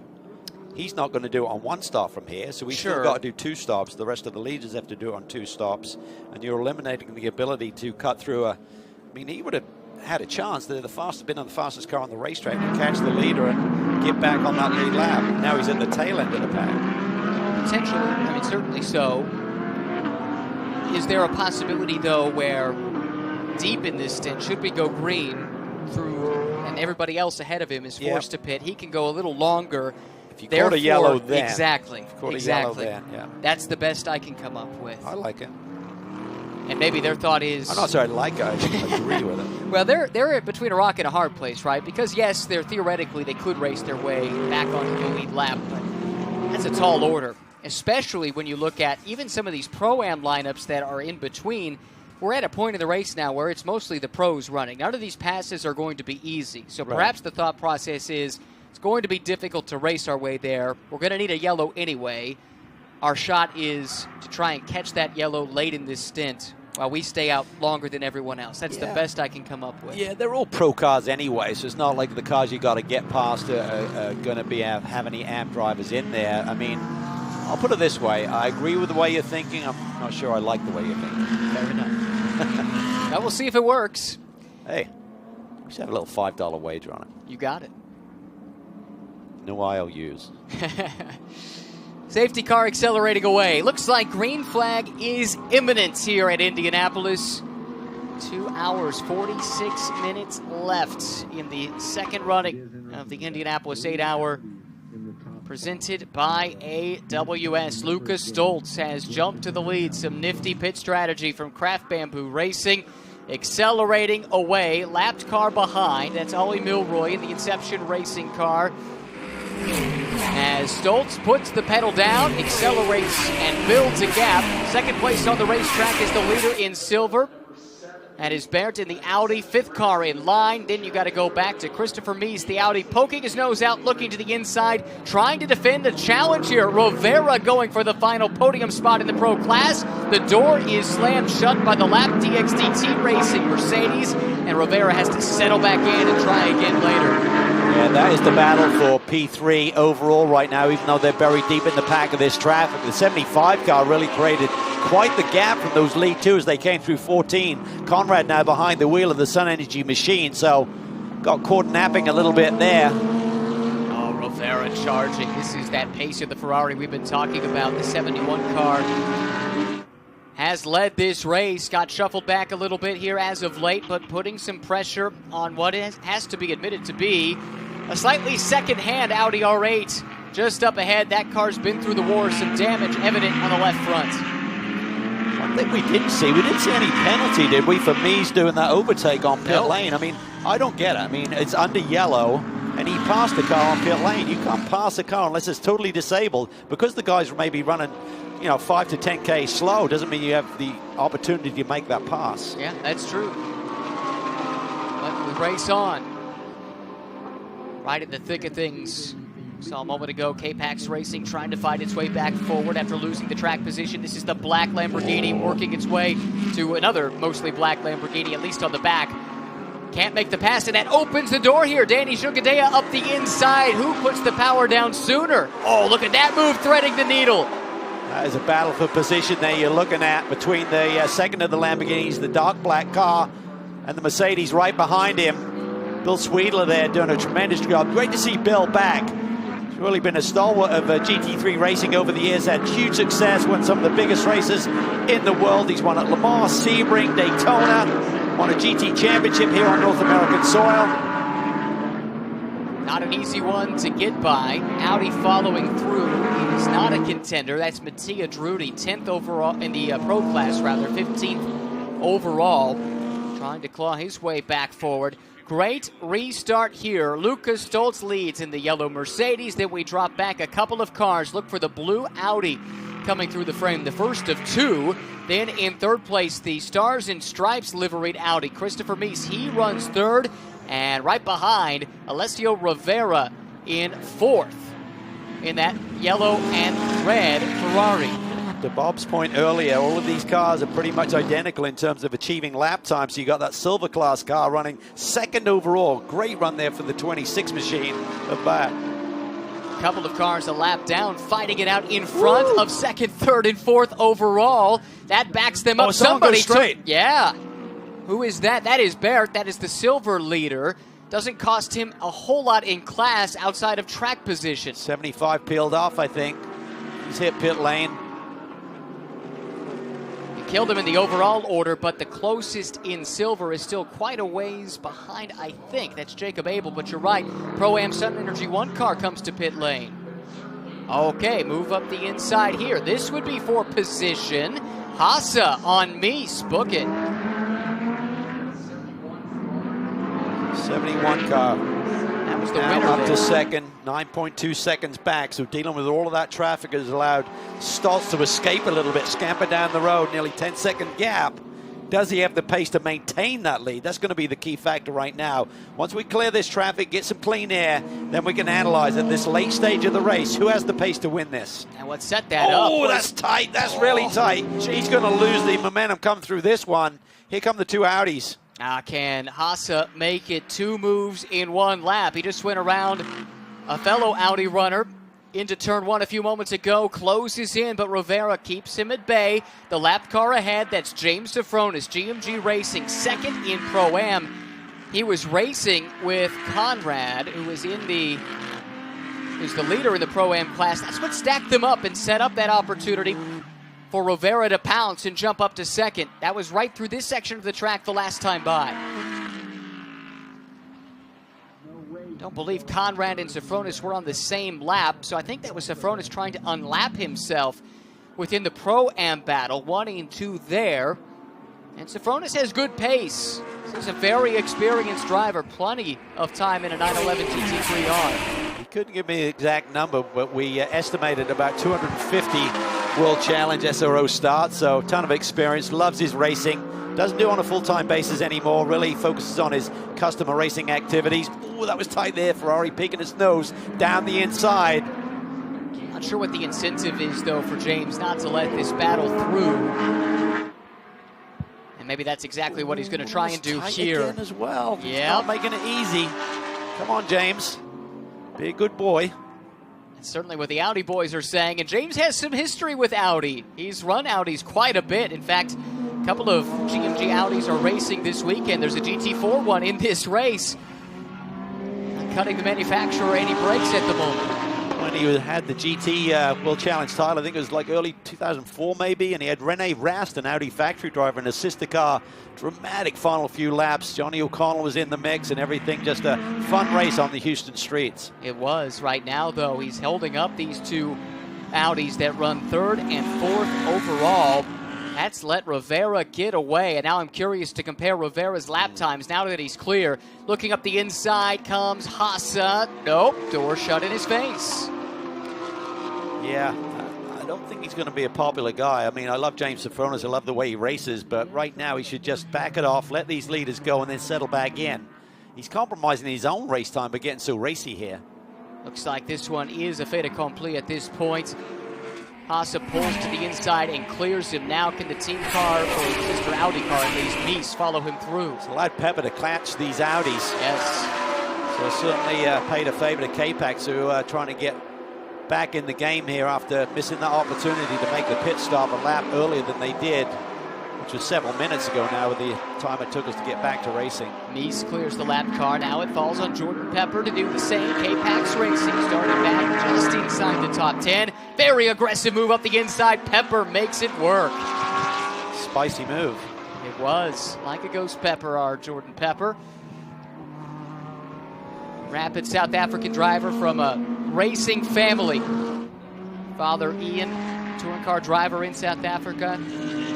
Sister races as well, right? Yeah, Tasman races in the W Series and has done some other racing too. Well done. All right, it settled down a little bit at the front, at least for the moment. Pepper gets through and now is starting to put the pressure on Mies. And I don't know how compromised some of these Audis are. It seems like all of them have had contact at one point or another. Not sure if they're at 100%. So up front, Stoss leads. That last lap, I think, was a clean lap for Rivera. He was just 0.3 quicker, so that's not a ton, with a 10.5 second gap to cut into.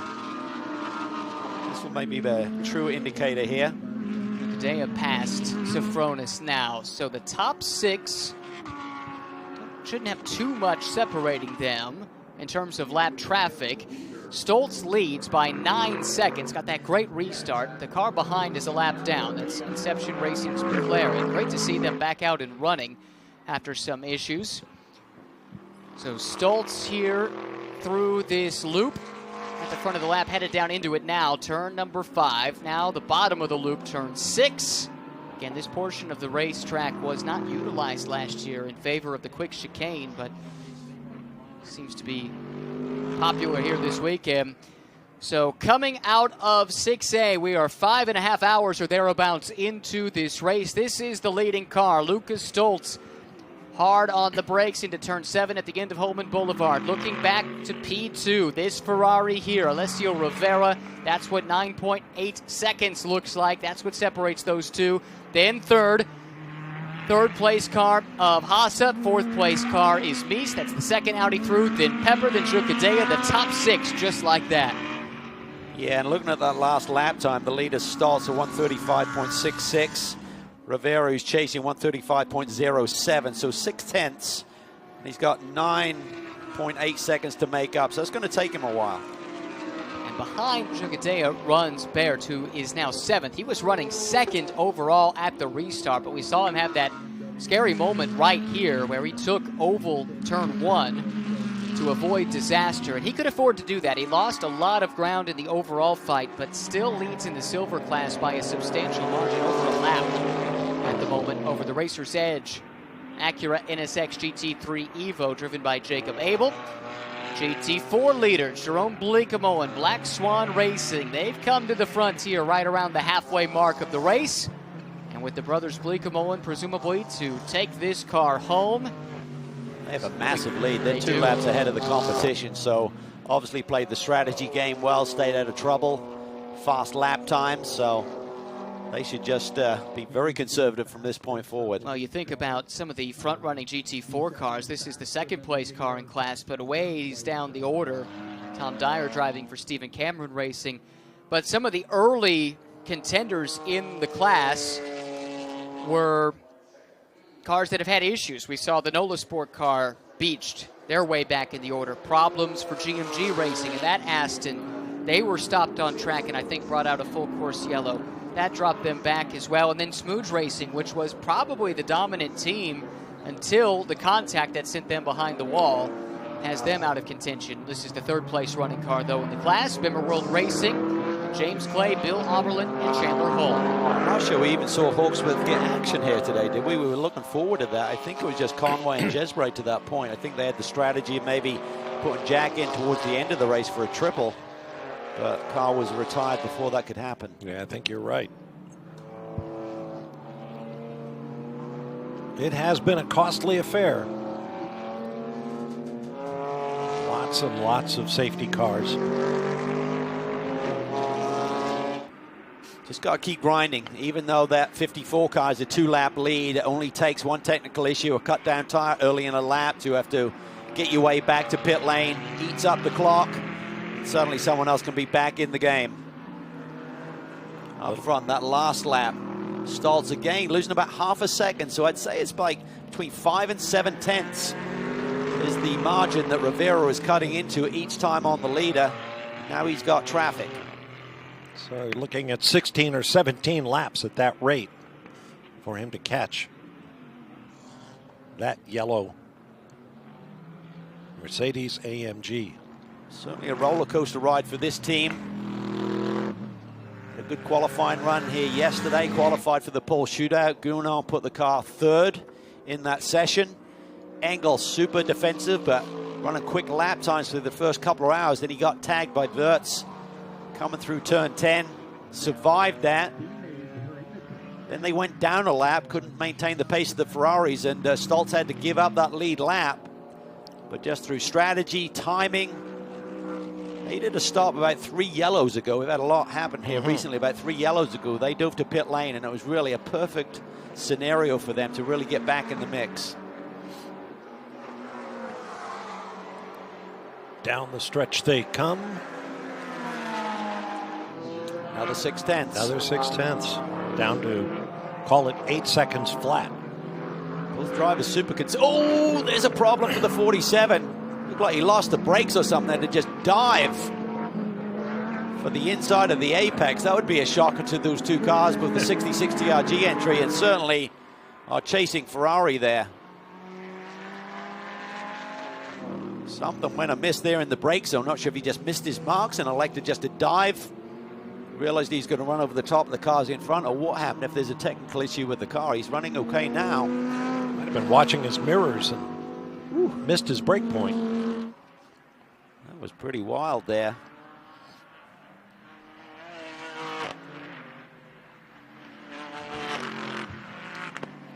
Noble behind the wheel right now of that NOLA Sport car. As mentioned earlier, they've been in and out of the gravel traps. Yeah, they've had some issues. I wonder if they got some kind of ABS issues as well. When we've seen cars go through the gravel, certainly seem to come back with some ABS issues. So the 99 cars having a strong day here today. And Amanda is in their pit box. Yeah, and Jules Rulin is standing by watching as the Ferrari chases that Moon Eyes livery on the Mercedes, and you guys have worked strategy here today. Where are you guys in the position of your fuel strategy? Yeah, first of all, I think our engineer Dirk and Philip standing there and Henning and all the MG team did a fantastic job. We have to don't forget we were a lap down few let's say 45 minutes ago. So it's pretty amazing to be in the lead now. You just don't know what will happen with the pace of the Ferrari and the Audi. They are really quick. So for sure I'm going to give it a full push, and I hope to talk to you after. You told me at any moment you might have to go. Where is your mind at right now? White wing. In real time. Yeah, and that's because we have a beached Ferrari, and is the AM class entry from AF Corsa. That's not getting out on its own, so full course yellow safety car should be coming out imminently. Mark Kwame is the driver at the moment. So Guillaume went for his balaclava. He's going to be doing a rapid get ready to go. There's the loop. Kwame just losing it there. I think that's the entry to turn 6, isn't it? Yes, that's correct. And as we've seen, these are deep gravel traps. So full course yellow safety car with 2.5 hours to go. A couple of developments to pass along. Some communication from race control helping to keep us up to date on what's going on here. Two things. Number one, GT4. We talked about the big lead for Black Swan. Evidently, there was an issue with the wave around, not of the team's doing, and they ended up with an extra lap. And from what I was told, the plan then is to find a way under the next safety car, which would be now, to give that lap back to the rest of the GT4 field. That is one of the things to keep an eye on.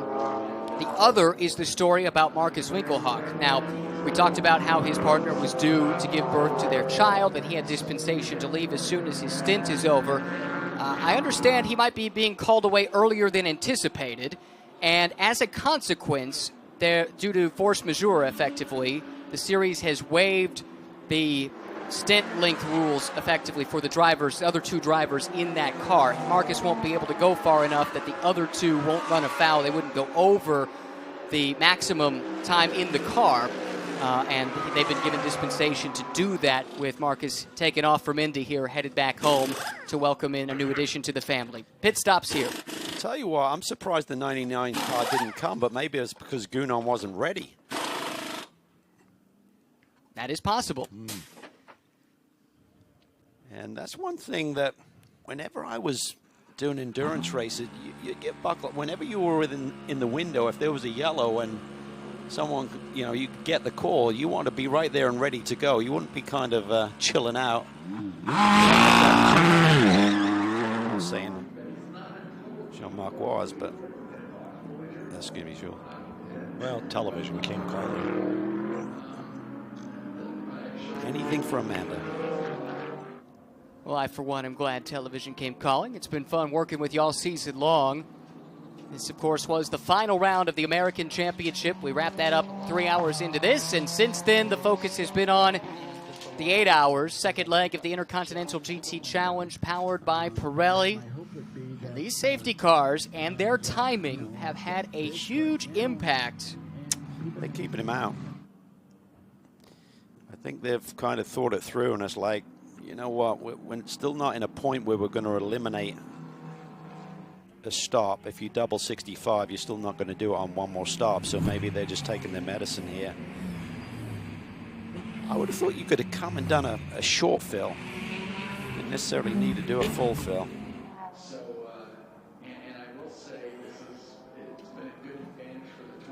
Because you're not going to get a fresh set of rubber, but you could do 2 short fills to get enough fuel. Are you with me? You could do like 2 half-tank fulls to mimic 1 full stop, but you'd only change 1 tire on each of those stops. Right. Go for the short stop. I'm still thinking about Marcus Winkelhock leaving early. I want his travel agent. It's a busy weekend at Indianapolis. I don't know how he's getting out of here. In addition to the racing, it's Comic-Con, and there was something else going on. Yeah, downtown was interesting last night with Comic-Con going on. That's safe to say. Are the Colts playing at home today? They are playing. I believe they're in Houston. Oh, okay.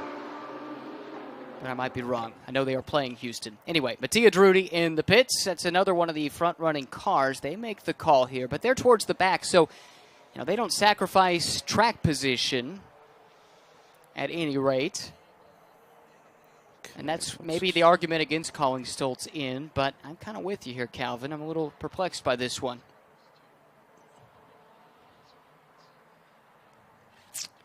Yeah, various strategies going on, but it's not ideal for them because it's going to put the teams behind them. The real key is if a team makes a pit stop, they top up with fuel under normal circumstances without this box that you have to be within in terms of the minimum, maximum times. That typically gains you time on pit stop. If you all come in together, less fuel to go on board, you leapfrog.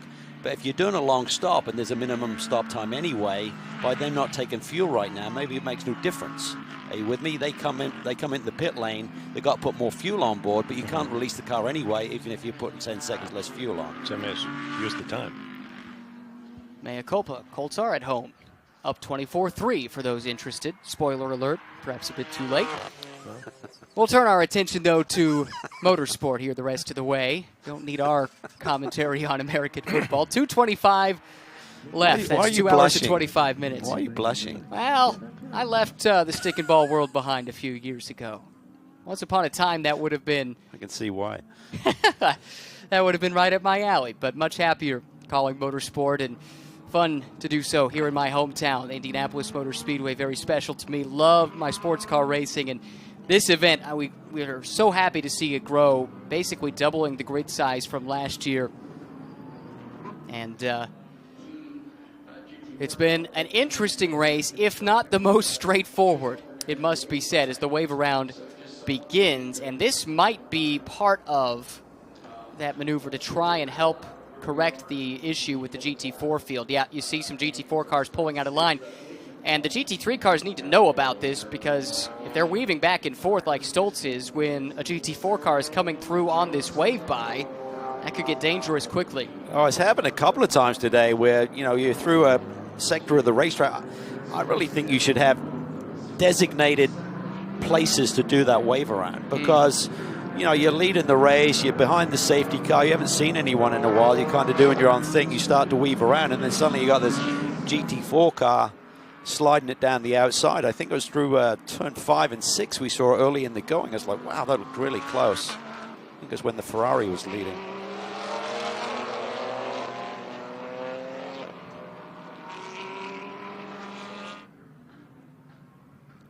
There's more of those marbles offline. Oh, look at that.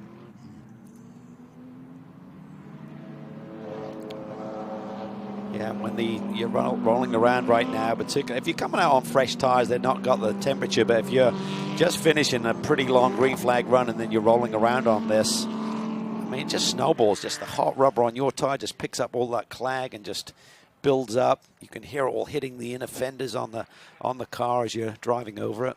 See a lot of teams do that at the end of a race. There's a lot of things that have to be passed in post-race tech inspection, one of which is ride height. So you roll over all of that rubber. You see it in all forms of racing, of course. It's just to really build up the tires, add a bit of weight to the car, all legit, and also raises the ride height.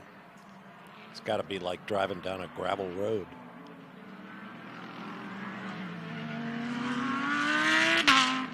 Also, when you're running in a racetrack that's wet, typically you run off the racing line, and that's a good indicator. When you're hearing all that noise, it means you're offline, and that's where the grip is in the racetrack under wet conditions, typically, not always. So I think the safety car has been extended somewhat in order to achieve the wave around in the GT4 class, correct the error, and put everybody where they're supposed to be. I think the cleanup appears to be complete. Got to wait for the GT4 cars to catch up. Exactly right.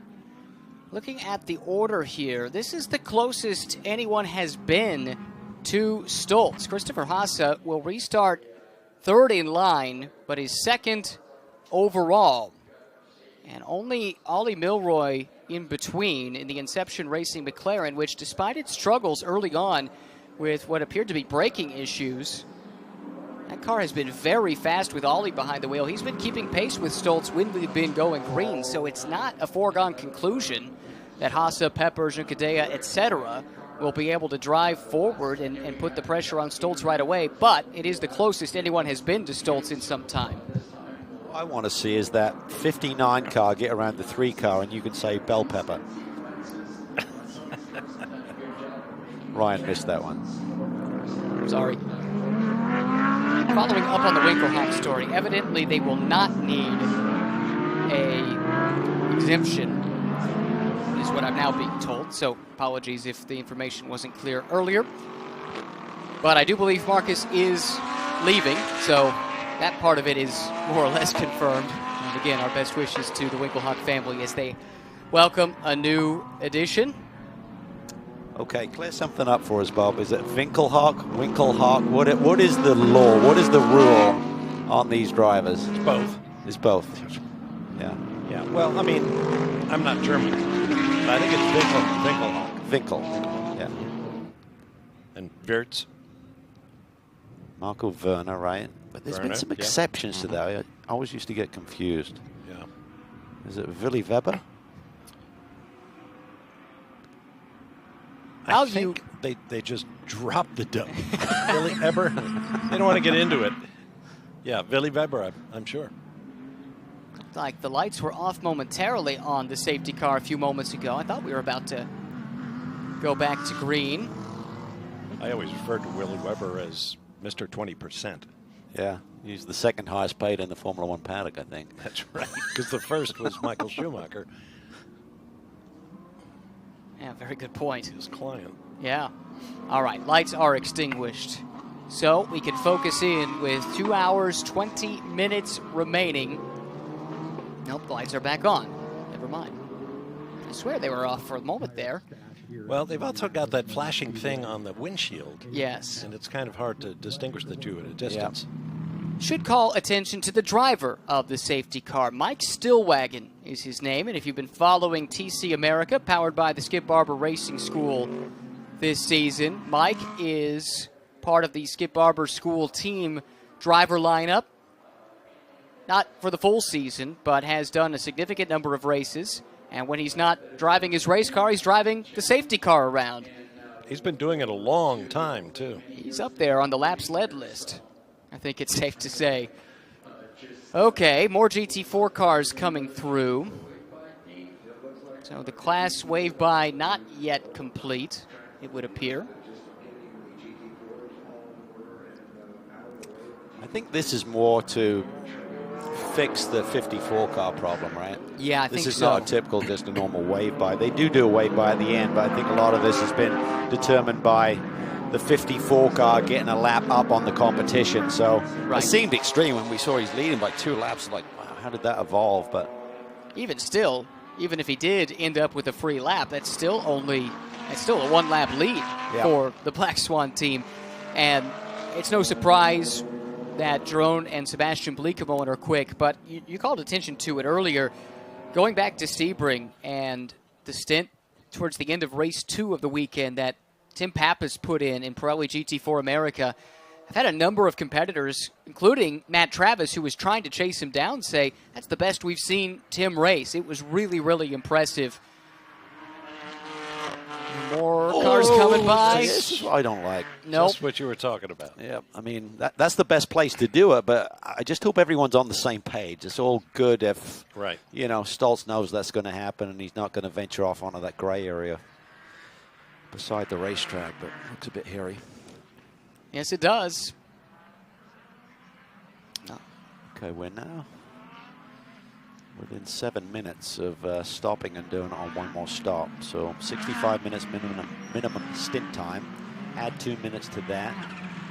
Get 67. So yeah, we're really close to being able to stop in the near future and make it on one more stop to the finish. Yeah, let's reset the strategy. Well, we'll do it in a moment. Now I can say with a better degree of certainty that we are about to go green because Mike Stillwagon has hustled that Urus up the road. It's headed for the pit lane. Lucas Stoltz will lead yet another restart. He should be used to this by now. This is at least the third that he has been out in front for over the last couple of hours. That yellow Craft Bamboo Racing Mercedes-AMG GT3. Ollie Milroy trying to scrap back a lap. He's way down the order at the moment, back in 17th, but 4th in Pro-Am. That's the second car in line, the McLaren 720S GT3, but then you get to the contenders, and here's a move for second on the road. Picking to the outside, Jordan Pepper, working to the outside of Haase, now to the inside. Oh, big commitment there down to the inside. Can he scramble through? Yes, he does. Here comes Junckadea trying to take advantage. Pepper slips wide. Haase hangs on. Oh, yeah, big twitch there when he put the power back down, dropping a spot. Pepper looked like he was going to be up one, instead drops one to the ASP Mercedes. Pepper got in there hot, Ryan. Yes, he did. Hard on the brakes. Couldn't quite woe it up in time. Now drops back his spot. Junckadea now takes over third. Still the one lap car in between. Haase runs second, then this ASP Mercedes. Then Jordan Pepper in the K-Pax Lamborghini. I think Milroy's trying to display what might have been here today for that Inception team, hanging with the leaders right now, albeit many laps down. 9 laps in total, but only 1 lap behind the next car in class, which would be good enough for the class podium. So that's the incentive there for Milroy to unlap himself. And as we know, safety cars breed safety cars, so if he can get around, there's a decent chance he can get that lap back, but it doesn't look like he quite has the pace of Stoltz here, and now Haase has closed in. Yeah, and Pepper's kind of dropped back a little bit here, trying to regroup, get back into a rhythm. Should he picked up any debris when he ran a little bit wide there on his tires and just trying to get those cleaned off. Speed shot up onto the banking. That is awesome. Just watch and listen. 165 to 168 miles an hour, the speeds we've been seeing into the speed trap here, down at the end of the front stretch. Pepper now, got to get going. He's got to get up on the wheel. The strategy calls have been good all day, and the last one, well, not the last one, but about an hour ago, they didn't take the opportunity to pit with some of the others, cost them the track position. He went on the attack on that restart and lost a little bit. These leaders aren't all on the same pit sequence, it's worth noting, and that very well could have a distinct impact on the ultimate outcome. 5th place running cars, this blue Audi, that is the leader in silver. Charles Bert behind the wheel, or Nicolas Bert, excuse me.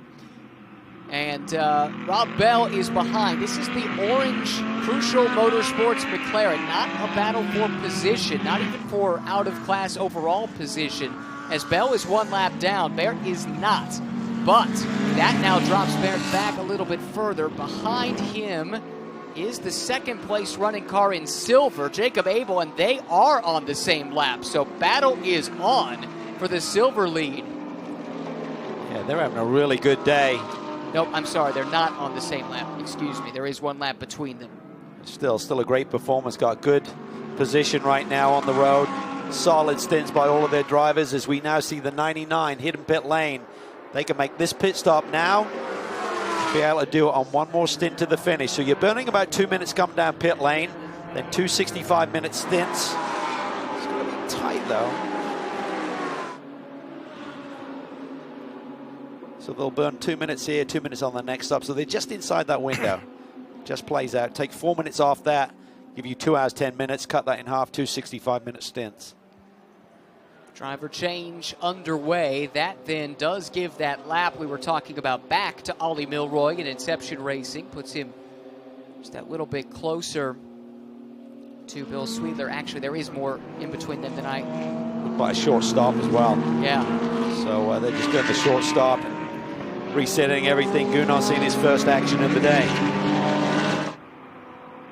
Speaking of cars that have dropped a lap, this number 51 team has to be so frustrated. They were caught on pit lane and lost a lap. I think they were surprised, as surprised as we were, that that's the way it played out. That was about an hour and a half, 2 hours ago. They find themselves stuck down in 10th. Is that all tires? Just 1. Just did all 4, so this is a long stop. It'd be no less than 118 seconds when he hit pit in. pitted from the overall lead, so should not be in jeopardy of losing a lap in this sequence. But that promotes Haase now to the lead. Junkadea second, Pepper third as they run. But, well, as I said, he shouldn't lose a lap. These are the leaders coming through.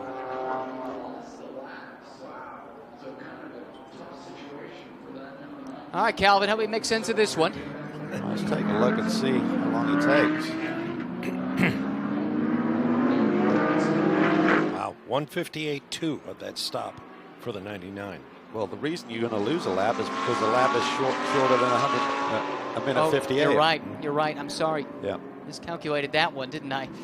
Mea culpa. Sorry. We race on. And so for now, it does put the Kraft Bamboo car one lap down. Didn't have the lead in hand that we saw from an overall leader earlier in a similar circumstance. That's why I thought you could have done a short stop there. Yeah. I don't think you'd have been out of fuel. So, I mean, with a short stop, I think it allows you about 27 seconds of fuel. It's about 2/3 of a fuel load. So even if you're a little bit shy, I mean, he would have stayed on the lead lap with a short stop. This has been a tricky one to follow. It goes without saying. Christopher Haase leads the second car in line. Audi, number 25. Santalok Racing, the team, with ACA ASP right behind. Mercedes team, Danny Junkadea driving, and Jordan Pepper from K-Pax Racing, who lost that spot on the restart. But he's not lost touch with this Mercedes. Comparing lap times, last lap, marginally advantage was for Pepper. How about this time by? We'll see. Wait for them to cross the line. And again, marginally quicker, just about a 10th. There's good pace in this Lamborghini. It's just taken basically the whole weekend to really see what it was capable of. Yeah, it's certainly come their way as we've got more and more rubber down and race trim. The car looks good. What a story it would be if the 99 car could, the 89 car couldn't pull off this big result here today. Talked about it earlier in the race, Ryan, about how this car had to get here this weekend. And for those just joining us, we'll go ahead and rehash it. Apologies for redundancy for those who heard the story before, but it bears repeating. ACA ASP sea-freighted this chassis over to the U.S., thought it was going to be here in plenty of time, and it was on U.S. shores in plenty of time, but a holdup in the port in Norfolk, Virginia. A long drive, 700 miles, 1,200 kilometers to get to Indiana in the center of the country, more or less, from the eastern seaboard. When that car was released from customs, that was all the way back on Friday night and had to be driven overnight, arrived just before pre-qualifying Saturday morning yesterday. They turned it around in a couple of hours, had it on track, topped pre-qualifying, and has been fast here so far. 26, the silver class leader, comes to the pits. That should be right on time. See the car sitting and waiting. It tends to be a good sign. And now they release it. It's a good sign because there's a minimum amount of time you are required to spend in pit lane depending on what service you choose to do, but assuming it was full service, must be 118 seconds. Yeah, if there's any wait, that means they're doing the long stop. Otherwise, there's just a max time, so you can go as soon as you want to if you're doing a short stop. So if you see the car sitting, that indicates that they are on the long stop procedure, which has a minimum time of 118 seconds. See very hungry Jules Gounon, who just got placed inside this car. Looks like he might be tasked to finish.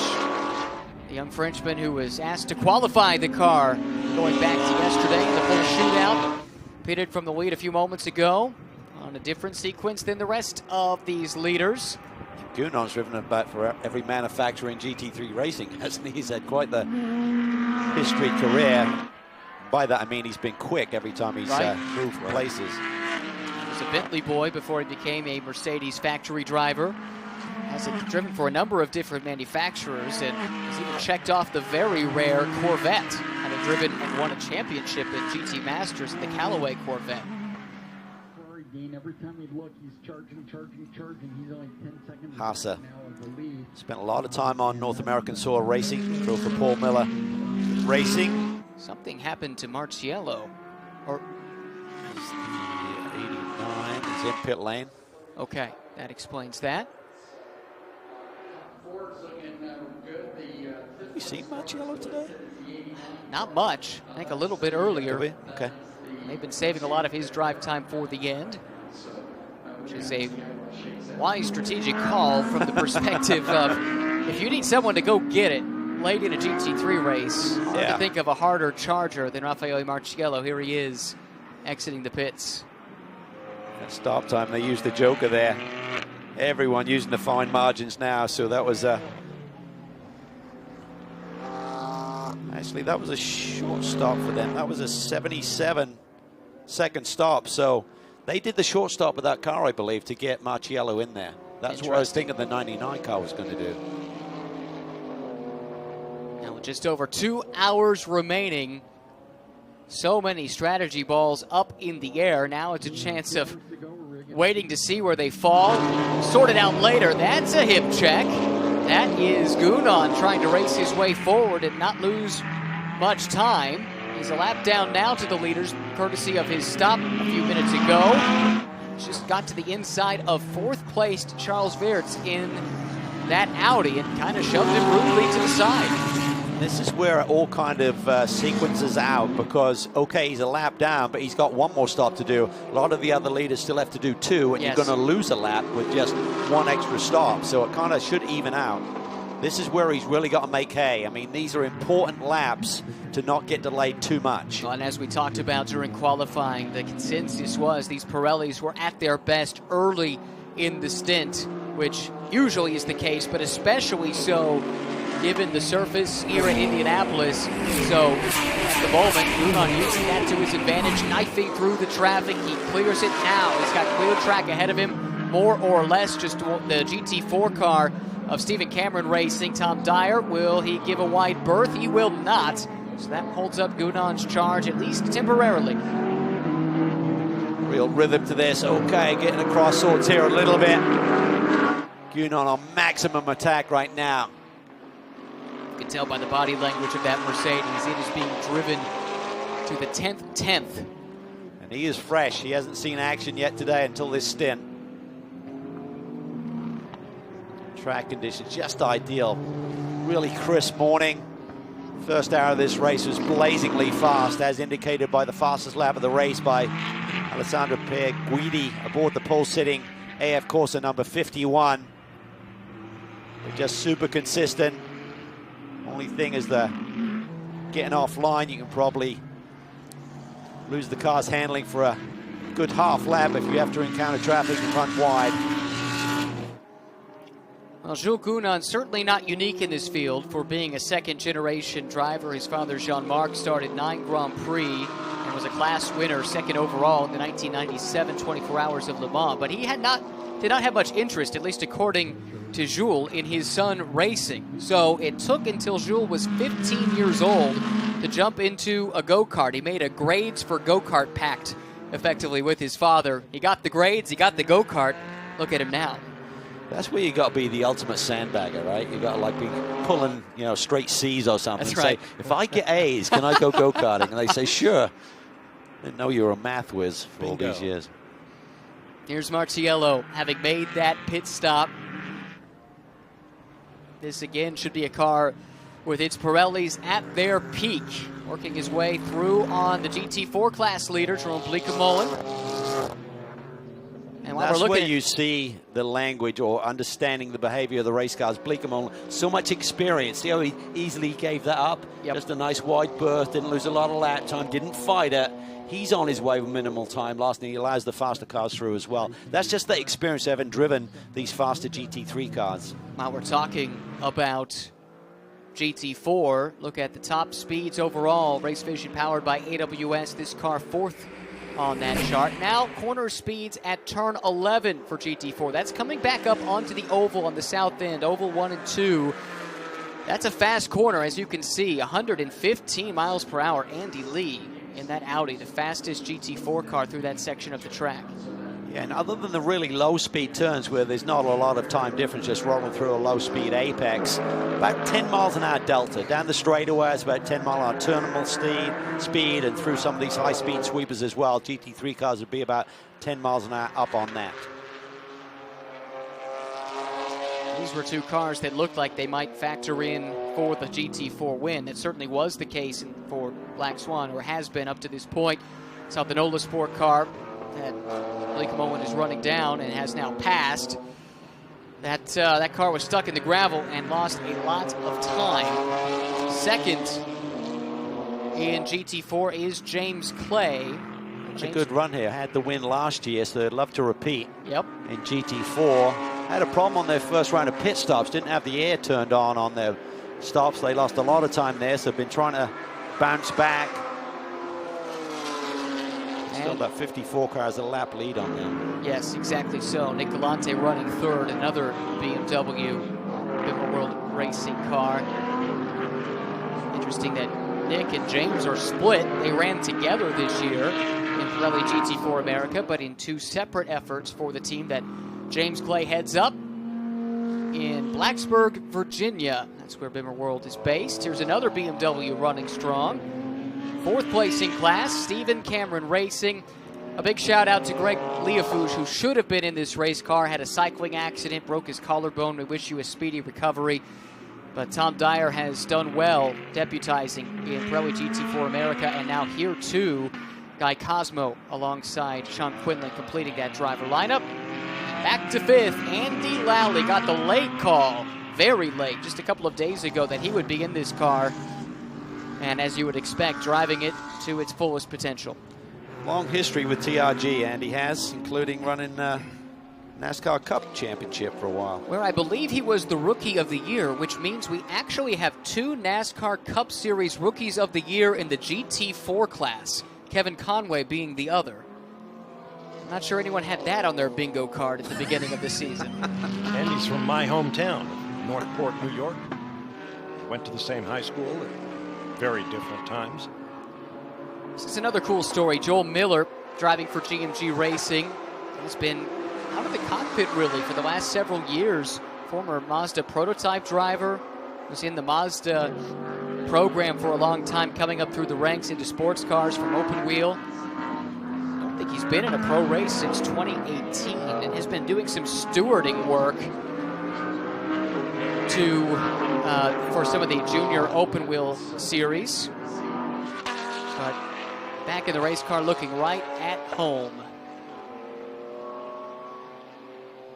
And GMG super busy in this race. They have an Aston running in GT4, this Audi in GT4, the Porsche in GT3. 3 different cars, 3 different manufacturers, 2 different classes. Yeah, it's quite amazing what these multi-car operations are capable of achieving. Gives me a headache just thinking about it, but certainly GMG, wonderful job. Now moving to a state-of-the-art new workshop facility at the Thermal Club in California. As James Safronis continues to expand his operation. Jordan Pepper runs second, 4 seconds behind the leader, Christopher Haase. Comparing their lap times, Haase on that last tour was a little bit quicker, 0.3 of a second. But it's been a slow but steady rise through the field here for K-Pax Racing after struggling unexpectedly, it must be said, to begin the race weekend. Had a run-in during one of the test sessions that cost them some track time. But right now, that 3 car is very much in the picture as we approach and enter the final 2 hours. Christopher Haase very much in his rhythm here, doing a really nice job. Extended that gap up to 4.5 seconds right here. Under 2 hours to go. Haase and Winkelhock, as well as Patrick Niederhauser in this car. And for Haase, he's been running. Here he comes. Yep. GT World Challenge Europe, Endurance Cup, and Sprint Cup this year. Also a program at GT Masters. And the leader is in the pits with 1 hour and 57 minutes to go. Where does this fit into the strategy equation? Well, certainly one stop to go. I mean, the key component is he out of fuel in terms of whether they could do it on a full stop and a short stop to get to the finish and not take tires maybe on the last stop of the day. But I feel we could be looking at 2 full stops here. We'll have to wait and see. We'll have to wait, as you say, for an indication here. Driver change and refueling going on. And the tires cannot start until the fuel is complete. There's the tear off the windscreen. You can see the brake smoke. Those things have been pushed to their limits. No technical pit stop here at Indy like we have at the 24 Hours of Spa. It's amazing the endurance of these cars and components that they can go this full distance pushed as hard as they have been. Here comes a tire change. Now 2. So this should be the full stop. I saw the grounding wire ripped away. You saw that quick disconnect. Sometimes they use that for topping up with oil. Other times they use that very similar system for the drinks bottle as well. Hopefully you don't mix those two up. Doesn't taste too good. But the key is, I'm not sure if Haas is allowed to pick up that piece. It's almost like you're another mechanic at that point. Don't know the answer to that, but I can tell you that the lead has changed in this pit stop sequence. ACA ASP comes through. At least the presumptive lead hasn't totally cycled through yet because we haven't seen Pepper or Fuoco, although now Pepper's in the pit lane. You see him at the back of the shot. But that favors ACA over Santalok, at least for the moment, on the strategy, but it can still come back the other way. A couple of Ferraris coming through, one of which would be for position. For viewers on the live world stream, we'll be joining U.S. television here shortly, so we'll be doing some recaps. Bear with us as we set the stage for our North American audience. That's coming up here in just about a minute or so. Here we go. K-Pax Racing making their change as well. Jordan Pepper had a great stint. He jumps out. So much still up in the air in the final hour and 55 minutes here at the Indy 8-Hour presented by AWS. Still a lot of drama yet to unfold.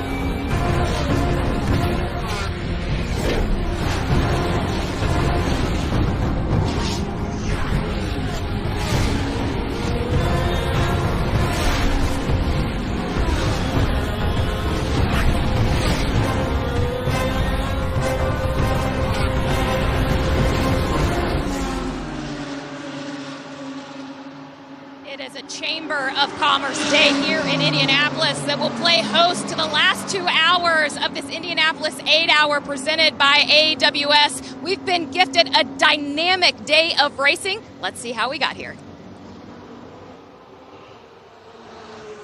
Time to look at the highlights from the race here today. This is the ultimate start of the race. Waving American flag. Got the field of 39 cars, GT3 and GT4 started. From pole, Alessandro Pierguidi sprinted away, but take an eye on the black K-Pax Racing Lamborghini, making a big move up the inside, then evasive action. Yeah, pretty wild start there, almost squeezed into the pit wall, and there's a little touch right here. The 91 car gets into the number 6, Lamborghini Huracan from K-Pax Racing. Wild start to the race for Inception Racing. This car with some braking issues. This is the second time it skated into the gravel. That brought out a full course yellow. Here is the restart. And here, more braking issues for the McLaren, tagging one of the front-running Audis. Yeah, Rob finds behind the wheel of the Audi, did not see that McLaren coming, and big damage to the front end, taking out one of the contenders for the win here today. That car has not been able to recover and now runs outside of the top 10 overall.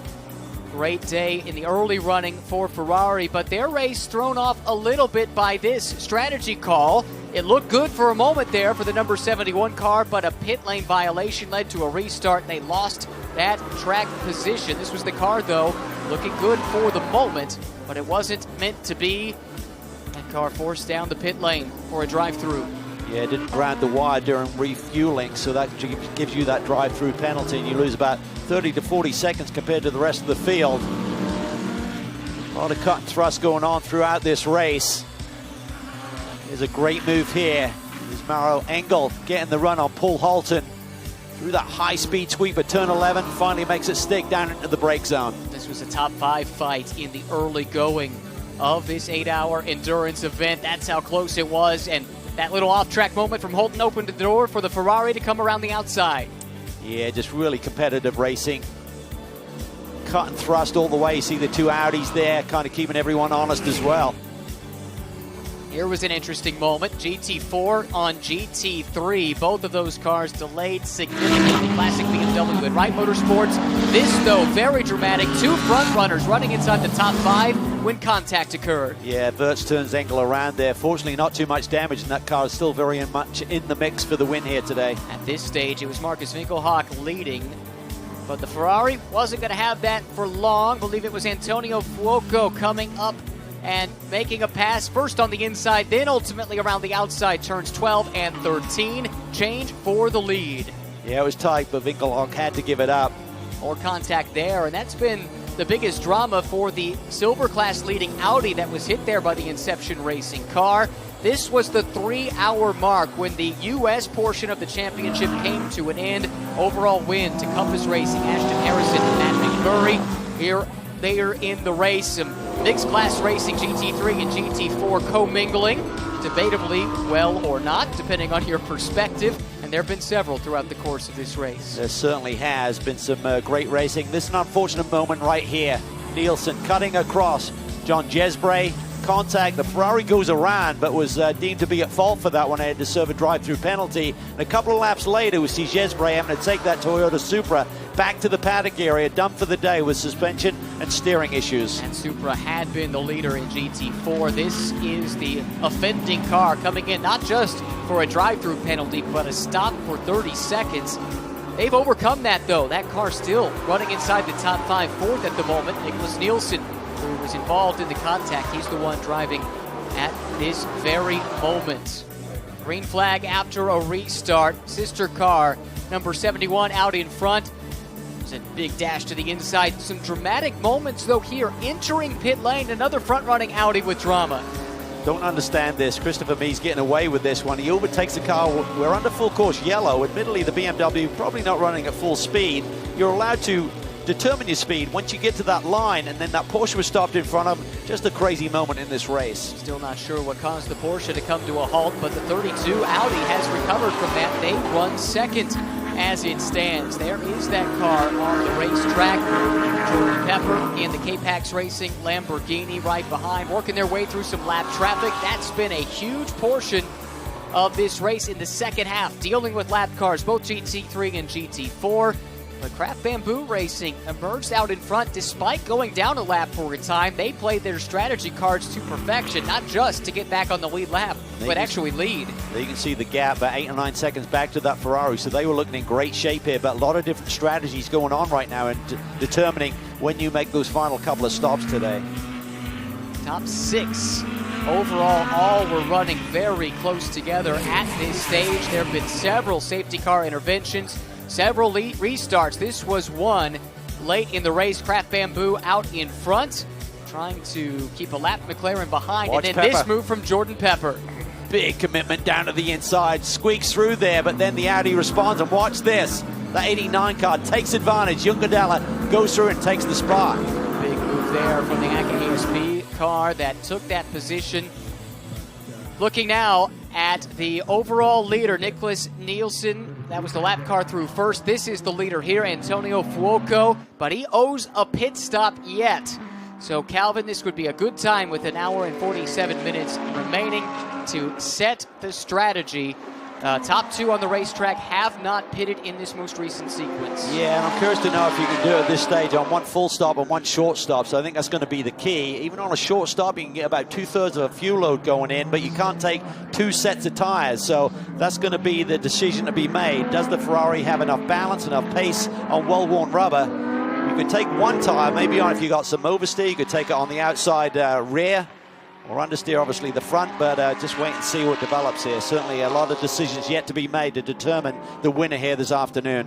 My name is Ryan Marine. That was Calvin Fish's voice you heard. We're also joined in the broadcast booth by Bob Varsha, and you already saw and heard from Amanda Busick down in the pit lane. Bob, this is endurance racing to the extreme with so much attrition, so many different strategies in play. It's a hard one to parse through. Well, absolutely. I mean, you think of endurance racing, you think of patience and sustained speed. But this, even though it's an 8-hour race, has seen so many guys pressing the envelope, so many risky moves. Some of them paid off in spectacular fashion. And I'm thinking of both the 51 and 71 Ferraris. But some of them, in fact, most of them, I would venture to say, have really come to tears. And you can ask anybody on that Audi team who came here loaded for bear with 3 full all-pro teams, and they still have one car in the fight. Certainly this one here, the number 32 that survived the contact in the pit lane. Leader paying that pit stop that he owes. Coming in, that's Antonio Fuoco coming to the attention of the F Corsa crew. Pit stop here, driver change underway. And we'll let this strategy shuffle out here in the waning moments. An hour 45 left at Indianapolis. The Indianapolis 8-hour pit lane about to get busy.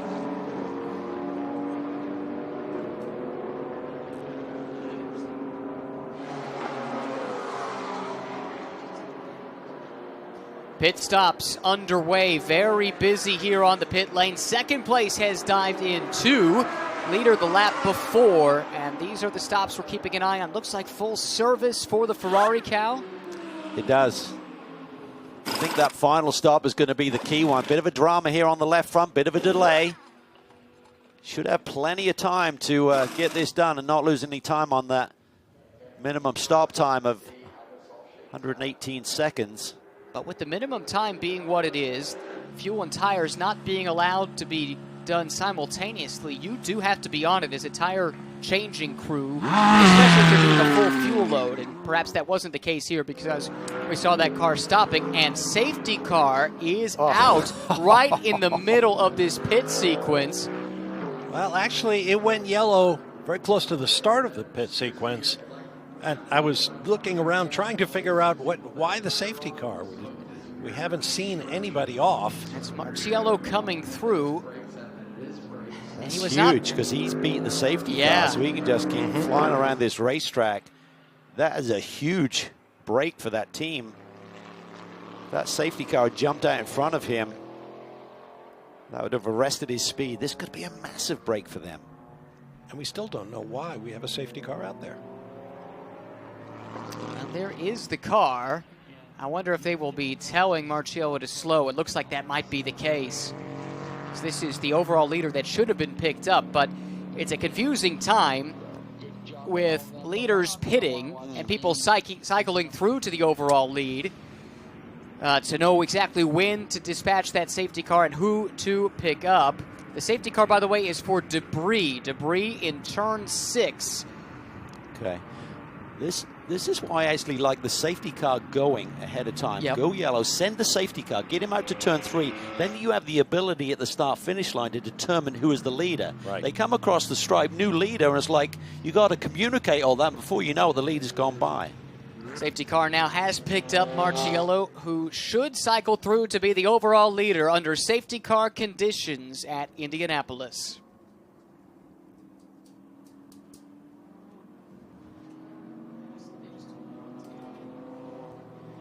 Safety car is out for debris in turn 6 here at the Indianapolis Motor Speedway. The safety car was deployed just as many of the front runners came into the pits.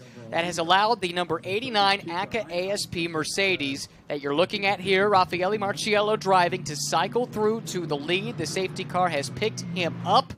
And now we have to see what this intervention does to the strategy of the others. At least one Ferrari making the pit lane calls. At 51 it is. That is Nielsen. Now the pole-sitting car comes to the pit lane with an hour 42 to go. I suppose this should be the penultimate stop, correct? It should, yeah, for sure. It is the penultimate stop. I mean, again, I think my big question on all of these strategies going on the final stop of the day, can these teams do it on a short stop? And let's go into what that means. First of all, what can you do in a short stop, and what would be the hang-up to attempting it, and how could you run afoul by utilizing that strategy? On a short stop, basically, it's 80 seconds max, so you have to be out of pit lane within 80 seconds. You're allowed to change the tires, but no fuel. You can do minor repairs. You can do fuel and only one tire. But to do fuel, you got 53 seconds. You're going to transit down. You got 80 seconds to work with, so you can only put in about 27 seconds of fuel. It's about 42 seconds for full fuel. So it's a splash or a short fuel load. On a long stop, it has to be 118 seconds minimum. And with that, you can do a full service fuel and up to 4 tires. So the barrier, perhaps, of running that short stop late in this race would be the fuel load situation, right? You have to be able to put enough in to make it to the end. Yeah, but looking at the clock, you're looking at about 1 2/3 of a fuel load. And I think that should just about get you there with a full stop plus a short stop. The key is going to be you're only going to be able to put 1 tire on. Right. For that last stop. So then you got almost double stint tires. So that's huge. And Pirelli makes a great product, but tires do degrade. That's partially by design, right? You want to have good racing. Tire deg is a big part of that. Fall off in tire performance. And we saw a service vehicle on the front straight near the base of the pylon. And it didn't appear to be moving. I don't know if that was part of the debris hunt. Your net gain on a short stop versus a long stop is a minimum of 38 seconds. So that's a big chunk of time to work with. Trying to remember a race that has been affected by safety cars to the extent that this one has, where weather has not played a part in that. And someone on Twitter pointed that out. I think it's a good point. It's been a beautiful day, if a bit cold when we got started, but the temperatures have come up. It's a nice fall day in the Midwest. Engines like cool weather. Yes. Tires, not so much. That's true. But we've seen some quick lap times. Most of them came early in the cool, it's worth noting. In fact, the fastest lap of the race was set by Alessandro Pierguidi way back in the opening hour, a 134 flat, and did not really come close to approaching that since. Continuing behind the safety car in the Indianapolis 8-hour at the Indianapolis Motor Speedway.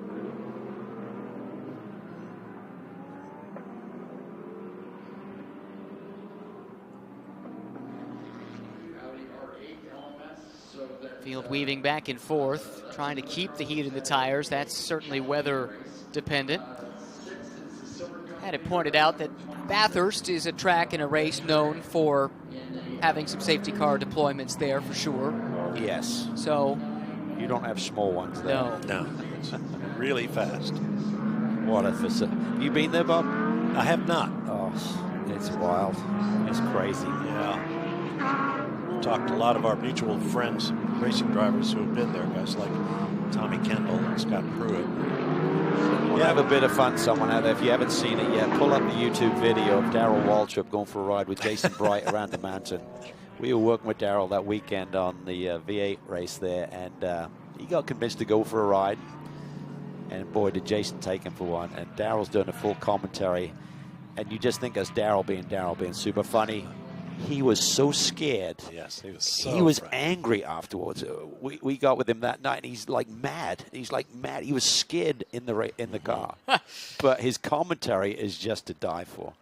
He was very, very complimentary toward his chauffeur. He's a wheelman. Oh, you could see it in his face. His eyes were huge. It's just, of course, it's tough being the passenger. in a 10-10 situation. Particularly there. I mean, the road just disappears on you. You look like you're flying. Just totally blind. It is not for the faint of heart, that's for sure. Blazing down Conrad Street. Yep. Oof. So glad to see the announcement of the inclusion once again of the Lukumawi Bathurst 12-hour on the upcoming Intercontinental GT Challenge powered by Pirelli calendar. There's still some things to work with Australia reopening, but the plan is in place to have the country opened again to visitors in time. And it just doesn't seem quite right to go through the late winter, early spring without watching GT cars fly around that racetrack. And it's so unique, starting in the nighttime, effectively, before sunrise, and watching that sun come up in the opening hour. It's breathtaking, and it's got to be on your bucket list. Certainly it is for me, perhaps one day. Safety cars still out, leading the way. Raffaele Marciello at the Indianapolis 8-hour. Marciello, Niederhauser, Eilert, the top three, and the third name may be a bit interesting. Callum Eilert, the young Ferrari junior, reserve driver for both the Ferrari F1 team as well as the Alfa Romeo F1 team. And he's going to be racing here a couple of times next year in the IndyCar Series, getting a little extra track time here in the GT. While the wave-by goes on, let's hear from Amanda in the pits. Well, with 1 hour and 36 minutes left in this race, it will be Raffaele Marciello that will take this car to the end of the race. You have to think what a Cinderella kind of story for this team here this weekend. Thinking that this car was stuck into a container, made it to the racetrack yesterday morning. If they finish on top of this race, the memories that will be made here for that 89 Mercedes. Have to believe it would be emotional beyond just the normal race win in an international race like this one. And it should be Marciello to the end, as Amanda said. That we thought might be the strategy. We didn't see much or any, possibly, of him before very late in the going, and kind of made the comment when he hopped in to begin this stint. It's probably by design. He's a hard charger. It's such a great story. I mentioned it at the top of the show with the small error in that I picked the wrong car. Proof it happens to the best of us. You're too kind. But you're right, what they overcame just to be here, let alone to be in a position to win. And that's exactly where they find themselves. Each of these cars that's still running at the front has a story like that, though. Maybe not quite as dramatic as that one, but you know, the drama that we've seen for each of the Audis, none of them has had a clean run. Pit lane strategy gone awry, and penalties for both of the main Ferrari contenders. K-Pax Racing had the puncture early that sent them to the back. They've been recovering ever since. Up and down the order, it's hard to find a car. Even the leader in silver, and it's been a nearly flawless day for them. They've been running in the top 10 overall all race long, but they were hit, as we saw in those highlights a little while ago. So it's hard to find a car that's had a clean run. I know some folks who are enjoying this, and those are the promoters down in Kyalami, South Africa, who will stage a 9-hour race to wrap up the Intercontinental GT Challenge. First week in December to wrap up the season. Safety car lights are out. And it will be Raffaele Marciello. What a wheelman he is. About to hit the acceleration zone, but he's got second place right behind him, third place directly behind, then the fourth place car. So 1, 2, 3, 4 overall, all right there, nose to tail, out of turn 14, accelerating away, looking for the green flag at the Indianapolis Motor Speedway. Just over 90 minutes left. Long train of cars now coming down into that brake zone. Niederhauser looks to the inside. He's been really bullet quick in this Audi here today. Really made some tremendous moves earlier in the day. Let's see what we can come up with now late in the going. And then the driver in third, young Callum Eilert. Fans here in Indianapolis, take note. He'll be racing for Juncos Hollander Racing in the IndyCar Series. Full season next year. Made his IndyCar debut in a test on this Indy road course. not much GT experience, but you wouldn't know it. He is piling the pressure on the Audi, and Marciello doesn't look totally sorted in the lead. Here comes Niederhauser closing in on the exit of 6A down to Holman Boulevard, and Marciello drops a wheel. Yeah, he ran wide there going through turn 6, man. Got a bit of pickup on his tyres. He's vulnerable right now. Niederhauser looks to the inside, has to give it up. Callum Eilert sets him up. Can he go to the lead? Here comes the Ferrari. P3 to P1. What a move. Callum Eilert takes the points. Brilliant stuff from Eilert. Just awesome. Just could see that one developing before his eyes. Just waited, was patient, and watch him cut across and get the power down. Perfect timing. If you go too early, you're just going to get bottled up behind the Audi, and he made it stick. Last year's F2 runner-up, Callum Eilert, might have had a bright future in sports cars if he had elected to go that route with Ferrari. Instead, chose to go back to open wheel in IndyCar next year, but his sports car career is not done yet. He's out in front in Indianapolis. Can Pepper now get a run on the Mercedes as well? That black Lamborghini Huracan sitting there in the 4th position. Looks to the inside, gets on the brakes late. He's got a bit of damage, it looks like, to that left front fender. Some bodywork flying, but yes, that left front fender flapping in the breeze. Raffaele Marciello dropping a couple of spots on that opening lap from the restart. I would have lost money on that bet. You don't see that man go backwards often. Now I think coming through this next corner, he just got in there a little bit deep, ran out wide, and he might have got some pickup on those outside tires there, the right-hand side. That got him off sequence coming through this one, ran a little bit wide, kicked up some dirt. Suddenly, the Audi was there and the Ferrari's just sitting and waiting. The orange McLaren that's giving chase is not in the picture as far as the overall battle is concerned. He's down a lap. That's Ben Barnicoat, McLaren factory driver, piloting that race car, but he's splitting Jordan Pepper, or sorry, Greg Caldarelli rather, in the K-Pax car from 5th place running Dries Vanthoor. So he can have a part to play in this, even though he's not mixing it up for an overall position. Yeah, the car's been quick. It's just unfortunate with that delay. Now the Audi flies down the inside. I think Ben may have just given him that one. Damage on the left front of that Audi as well. They've been through the wars a little bit. Great restart up at the front for Callum Eilert to take the lead. We'll check his advantage at the stripe.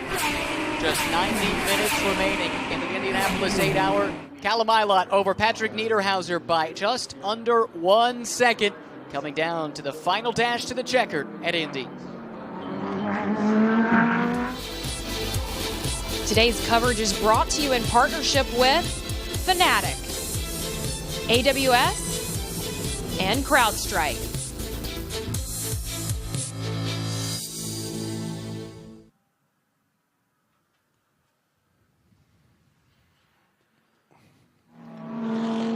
One other change of position of note on that last lap was for 6th overall. Alessandro Pierguidi in the pole-winning Ferrari passed the silver class leader of Lucas Leggeret, moving up one more spot in the overall order.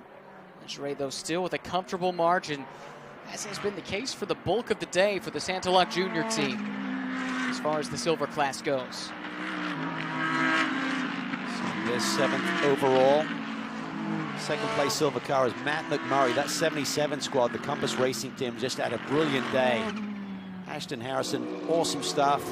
Really did the majority of that 3-hour race to claim the overall victory at the 3-hour mark for North American Championship points. This here is for position. Dries Vanthoor trying to take away 4th from Andrea Caldarelli. See the scars of battle on Dries Vanthoor's Audi, the left front in particular, showing all kinds of marks from the contact that they've survived. Doesn't look like the left front headlight is functioning anymore, but it's still fast, amazingly so, as the sun starts to drop at the sky and the shadows grow longer along the front straightaway.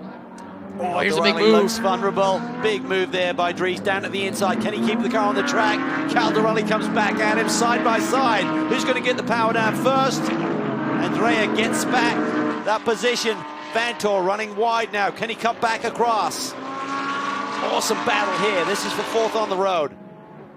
Right-hander here, turn 5 GT4 traffic getting in the mix. That's Automatic Racing. The 09 Aston Front runners in GT3 able to handle it, but there's a touch. Yep. There's a touch. He got squeezed. You'd love to have a disappear button at this stage for those GT4 cars. It's going to get wild here the last hour or so. There's nowhere to go and hide, is there?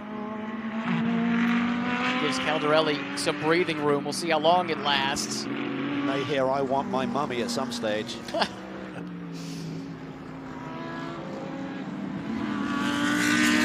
Van Thor in the 32, Team WRT.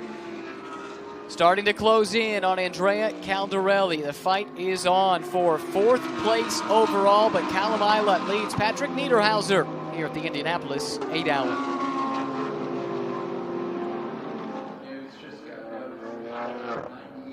GT4 pit stops underway, but the GT3 and overall leader Callum Ilott coming out of turn 14, giving chase. Patrick Niederhauser not too far behind. That is Ferrari and Audi, center of the screen. They've got some GT4 traffic to deal with, though, before too much longer. Some leaving the pit lane right now. Here was an interesting moment just a little while ago, Calvin. Yeah, this is Dries Van Toor diving down the inside of Andrea Caldarelli. They accelerate off the turn 2, side by side. Caldarelli gets there. Then they're going to come up on some traffic. It gets pretty wild here, and you're going to see a lot of this in this last hour and a bit of this race. Everyone on max attack, not willing to give anything up. This Aston Martin, the 09 car from Automatic Racing, very much in the mix there, but watch this. Dries Van Toor running around the outside, comes back online. There's just a glancing blow right there.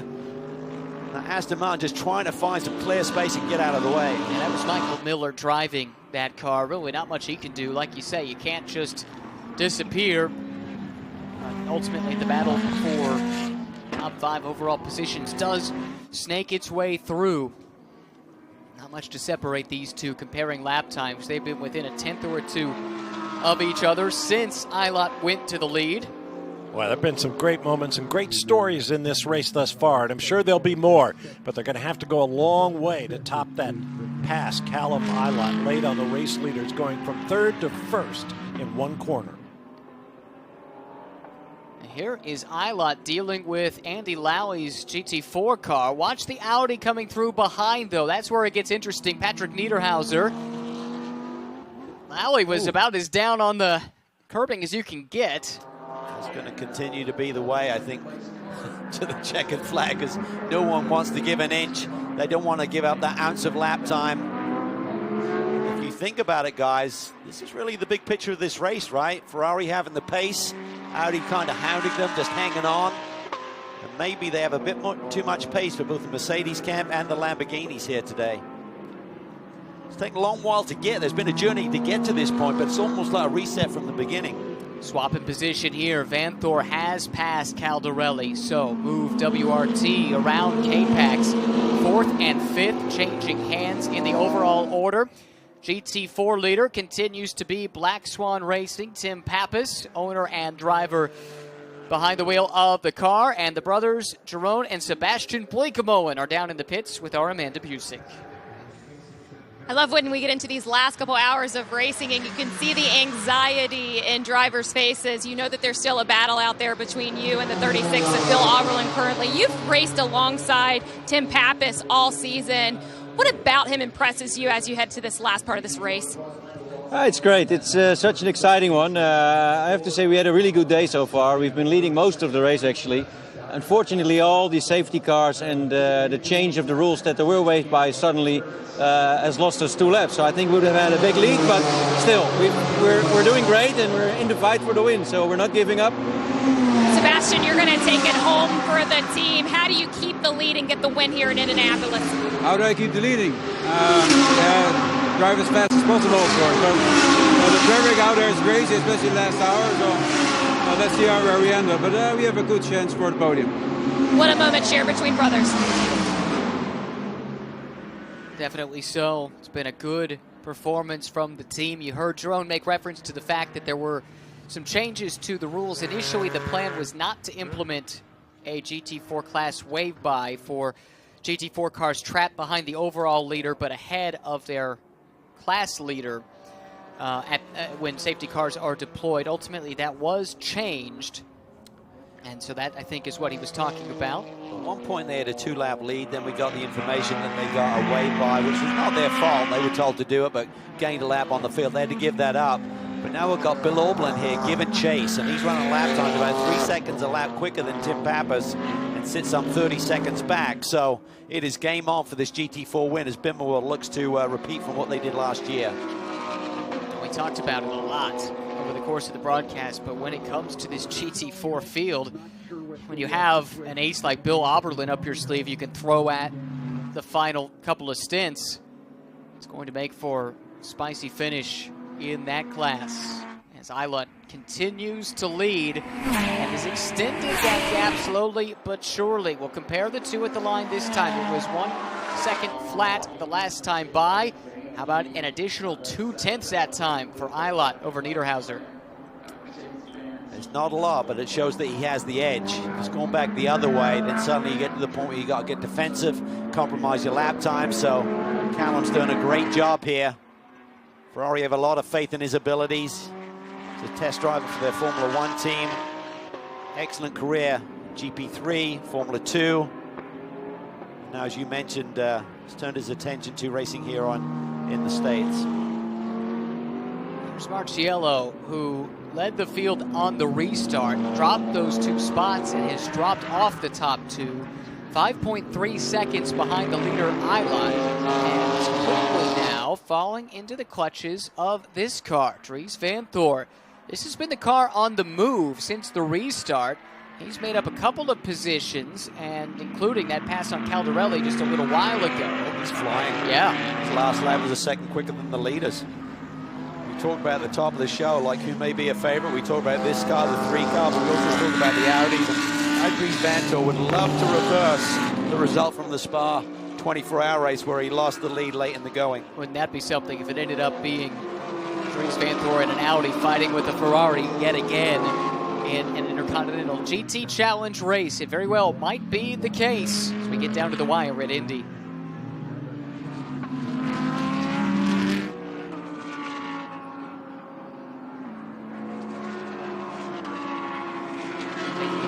Some of the action deeper into the field. GT3, GT4, all mixed in together. Lights starting to come on to these race cars too. It's for a cool visual down the front straightaway. This is a battle for overall position here with Marco Mappelli currently holding that spot, 11th overall for K-Pax Racing. It's the green Lamborghini, but right behind the young up-and-comer Dakota Dickerson. We've been singing his praises throughout the season. It's only been a partial season, Cal. This is a young man with a huge future ahead of him. He is rapid. He's a little superstar. I mean, he's done some great things here.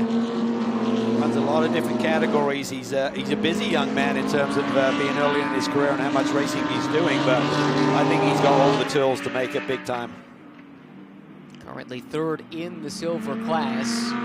Lucas Leggeret leads that class ahead of Matt McMurray. Those two are on the same lap now. It's close. Yeah, 7 seconds. A 7-second gap. Exactly so. And that's after Leggeret and the Santolak Jr. team held a lap advantage for the bulk of this race. Now, again, it's worth reiterating, several of these cars are on different strategies, so this might not give the fullest picture just looking at the leaderboard on the left-hand side of the screen. But the 77 car has been in recently, so they should be on the back foot strategy-wise.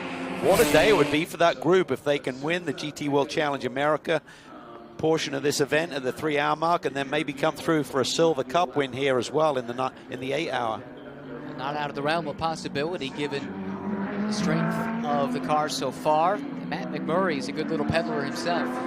He is. He's won a couple of titles here in North America over the last couple of seasons, including a win aboard that Acura NSX, so he knows the platform well. He's really come on strong. I mean, he got a lot of headlines for doing things at a very young age, but he really had to learn his craft a little bit, and boy, has he come on strong over the last couple of years. The battle for the lead has closed up. Callum Eilert's advantage that was up over 1 second.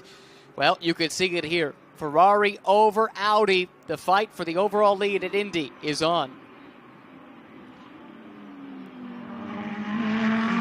Callum Eilert just a few moments ago led by 1.2 seconds over Patrick Niederhauser, but that advantage has disappeared. Here comes the Audi late in the stint. We thought some of the scuttlebutt pointed that direction, that this car might be stronger deeper into a run relative to the Ferrari. Maybe that's what we're seeing here. I think it is. I mean, they've both got great pace, and it's just those little margins right now. But as we saw the Ferrari, Bob, you mentioned had about a 2/10 of a lap advantage over the Audi. Now it's being reversed in the other direction. Niederhauser, the 2019 GT Masters champion, came out of single-seaters, made that transition into sports cars. He's made a home with Audi, part of the factory driver lineup. A lot of work on the Nürburgring Nordschleife up in GT Masters as well this year. And applying his trade now stateside. I don't believe he's got a lot of experience over here. And we saw this race prove to be something of a launch pad for Jordan Pepper last year, where the North American audience kind of took note of a driver with talent. I'd put Niederhauser potentially into that category too. Yeah, he's looked awfully solid here today. That move he made earlier in this race through that sector after the turn 7 braking zone, where he's, I don't know who he set up there, but it was just excellent, just beautiful racecraft. Unrelated to this battle, Race Control issuing a drive-through penalty to car 75. That's Sun Energy One Racing, the Pro-Am leader. Drive time violation. The issue for that Gradient Racing Run team. So who that may be on. Kenny Bull's name was up there a lot today. He was in there a long time. He was. I'm sure. like, boy, he's really pulling some big stints. So, well, to his credit, the car has been at the front. He was running great. Yeah. But you must see his name up there for a long, long time. So I believe that car has a lap in hand over the second place car in that class. That is Dennis Olsen for GMG. But that will obviously come down somewhat with this drive-through penalty. I guess that drive time violation could be for two things, either exceeding 3 out of 15 or exceeding a 65-minute stint. Not sure which of those two infractions it might be, but that is the word from Race Control. Arciello dropping back now into the clutches of Vanthor. We've talked about it. Oh, and he pushed wide. He knows Vanthor is coming. The hungry young Belgian driver, Dries Vanthor, lost out in the memorable duel with Pierre Guidi at Spa. Doesn't really have to atone for it. I wouldn't say he won the Sprint Championship in GT World Challenge Europe, but I'm sure he's ready to put that sour taste out of his mouth, that if he could have a stirring drive to the front in this stint, that would go a long way to doing so. Meanwhile, up at the very front, Santalok Audi versus AF Corse Ferrari. Callum Eilert and Patrick Niederhauser dueling it out with just 75 minutes remaining. Yeah, that Audi looks really crisp right now. Carving the corners, looking really efficient, not sliding around.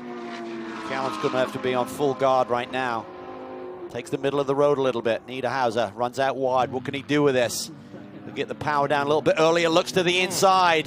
You could see that. You just take that wider arc in. You get your hands a little bit straighter. Means you can go to power that little bit earlier.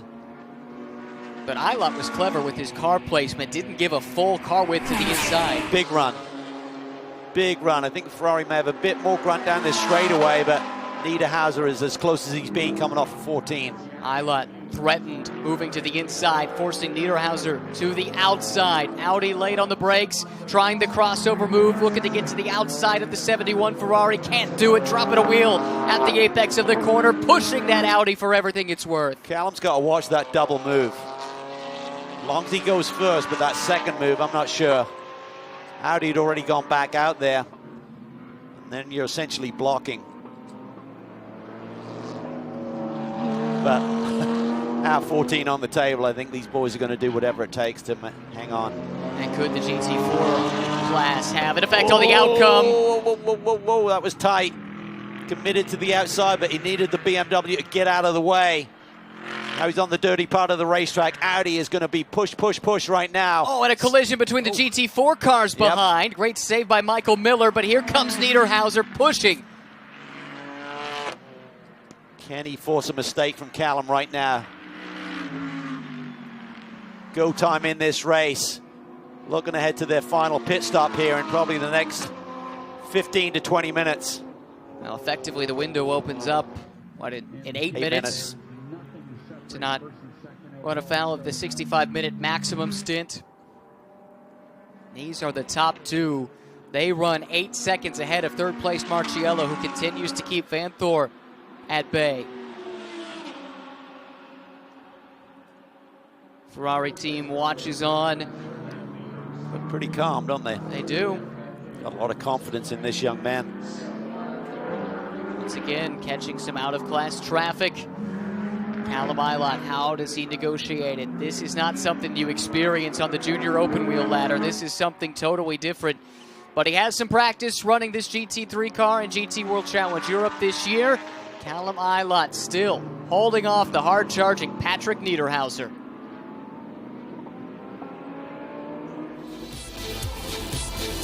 Today's coverage is brought to you in partnership with Pirelli, Rebellion, and Total.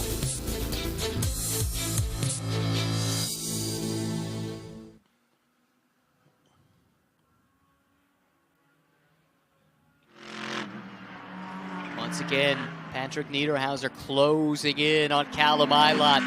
These two, 7.5 seconds ahead of third place. First and second on the road. Ferrari versus Audi. Yeah, look at all that was traffic sweet. up That's ahead. where he's really good. I think it was on Paul Halter where he made that move, Yes. trying to reflect back. Discussed how he set him up perfectly with some racecraft through that sector. So he's really got a great line through there, but Callum is certainly not opening up the door at this stage. This is tricky. Slip from the Audi, too. Yep. That gets really tight there as the TRG Porsche needs all of the room. It's not easy flat coming up onto the speedway, particularly when the tires are a bit worn. Engineers are looking stressed. Yeah, they certainly are.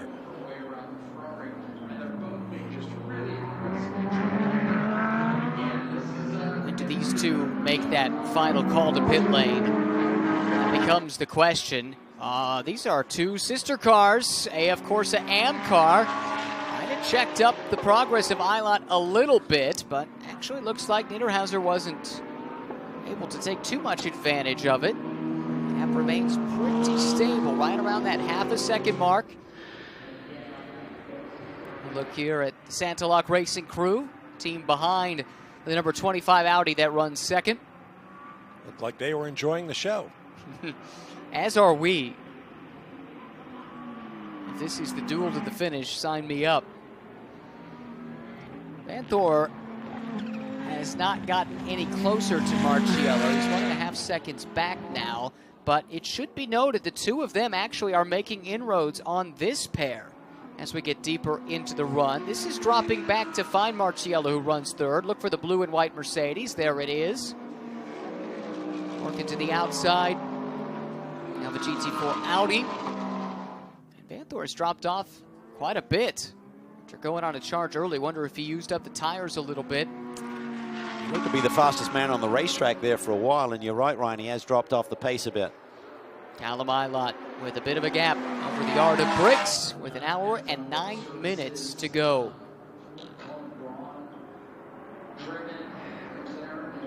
Callum Ilott has survived the charge, at least for now, from Patrick Niederhauser, closing in on the final pit stop of the race. With Ilott in the Ferrari, Niederhauser in the Audi just behind, but Feli Marciello and Dries Vanthoor running third and fourth. Slowly making some inroads on these two. Lost a bit of ground the last time by as they dealt with lap traffic. What a chess match this is right now. Just eyeing each other. Easier for Niederhauser, he's looking forward.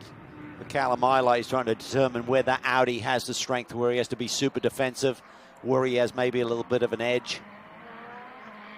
Looking at it from high above, this is the right, left, and then back to the right. Sections turn 8, 9, and 10. Then a fast sweeping right-hander up onto the banking oval, turn 1 and 2. South chute. And hard on the brakes for the right-hander of 12.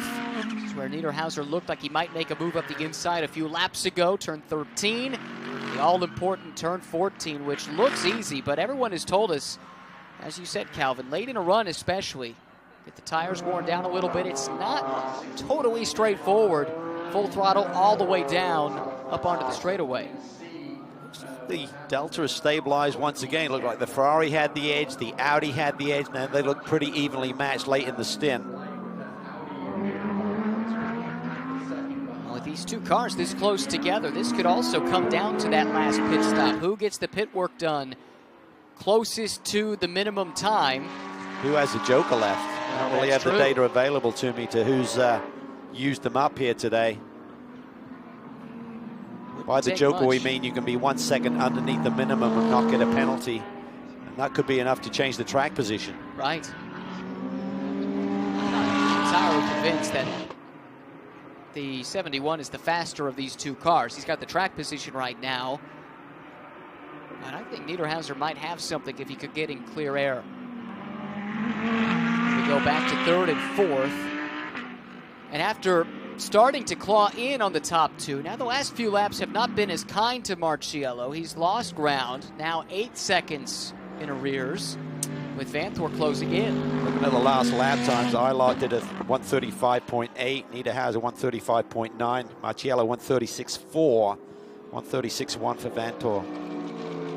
It's been a while since we chronicled the battle in silver. 8th and 9th overall, Legeray over McMurray, but only by 8.5 seconds. That's been pretty stable since the restart.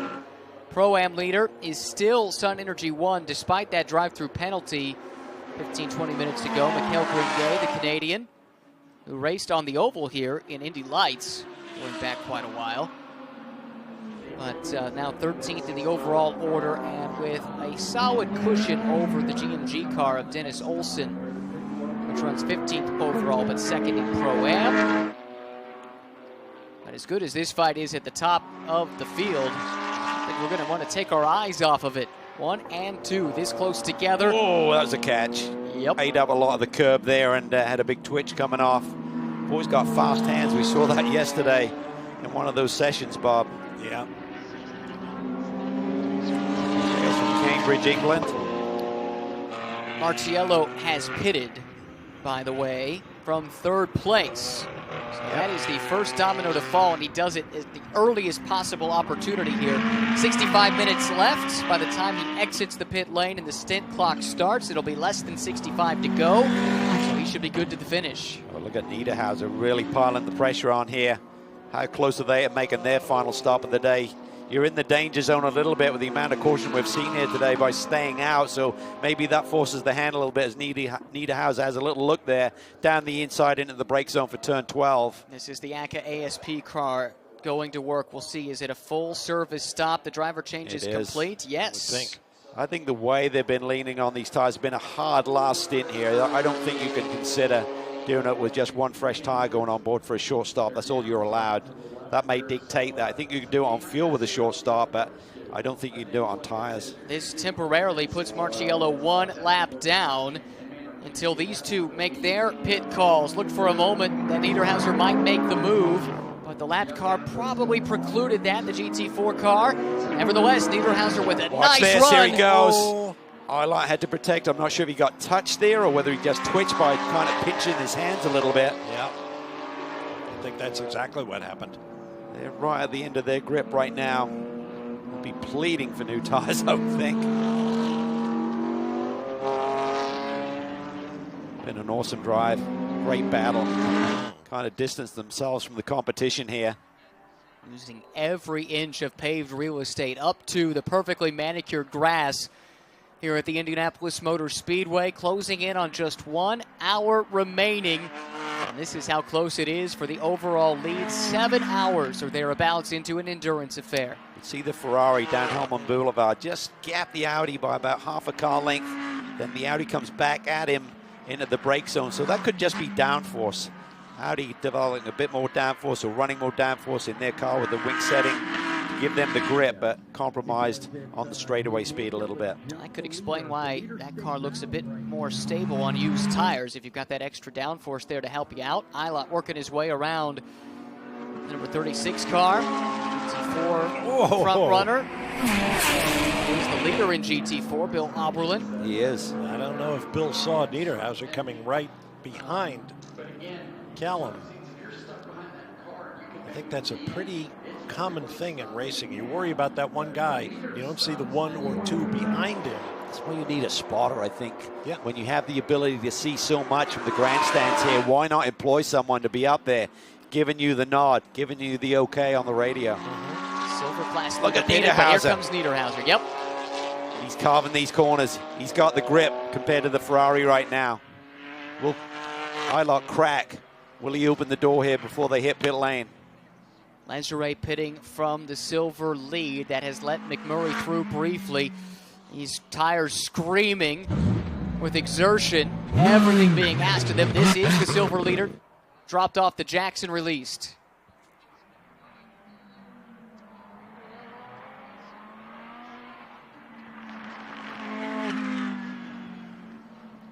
Beautiful overhead shots as Niederhauser continues his pursuit of Callum Ilott. Top two, 0.3 of a second between them. How deep will they go? So from the leading runners, it's really only been Marciello who's hit pit lane. Maybe he was unhappy with the balance. Maybe he needed a tire pressure adjustment to get the balance back in his Mercedes, so elected to come in and try and have a strong last stint. Albeit if there's any kind of reset, he's going to have more miles on his tires than these drivers who are staying out a little bit longer. And by pitting early and losing that lap, a safety car would put him behind the 8 ball. He would get the lap back when these two pitted, but not the track position. Well, that's the key, is that they talked about finding the next class leader, so theoretically he should get a wave by. Yes, that would be getting the lap back. Depending on who they pick up, you're right. How quickly they do the wave by. Yeah. If he can hustle back around while these leaders are on pit lane, right, that could be massive. All that's hypothetical. Looks like Niederhauser drops back a little bit, maybe to cool down his tires a little bit, and then charges right back up to Ilott's bumper.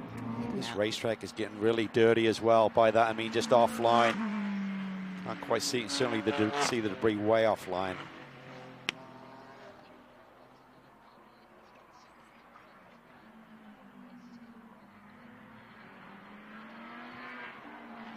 Niederhauser mounting yet another challenge. He's been close. He's been alongside on a couple of occasions. But this is some stalwart defense from Callum Ilott. It is hard not to succumb to this kind of pressure lap after lap for over an hour at this stage. And he's been up on the wheel. We certainly see some twitches, some little moments where he's clobbered a curb and had to catch the car, but he's got the skill set to deal with that. Absolutely on edge, trying to maintain this lead, keep Ferrari out front. And his front straightaway now completely covered in shadows. The sun gets low. Now out of the shadow of those giant grandstands, here's an interesting discussion. This is that strategy play being debated, I suspect, within the AF Corsa camp. Car, Callum Ilott behind the wheel, leading overall, but only by a narrow margin over Patrick Niederhauser. Vanthoor, since he's been set free of Marciello made that pit call, right? So that gave Vanthoor clear track, and he's been chipping away a little bit. Yeah, he was 9 seconds back a little while ago. Now it's 7. That's not a driver I'd love to have behind me, right? Coming down to the wire.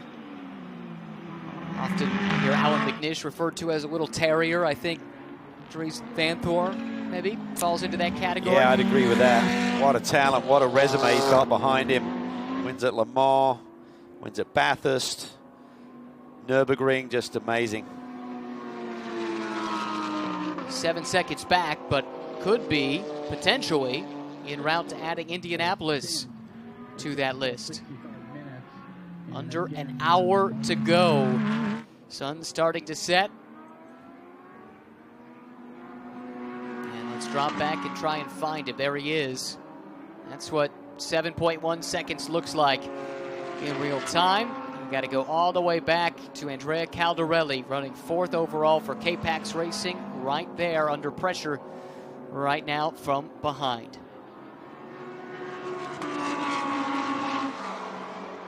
Less than an hour remains in the Indy 8-hour presented by AWS. Callum Ilott continues to lead over Patrick Niederhauser. Dries Van Thor runs 3rd and has just chopped off another nearly a half a second on that last lap.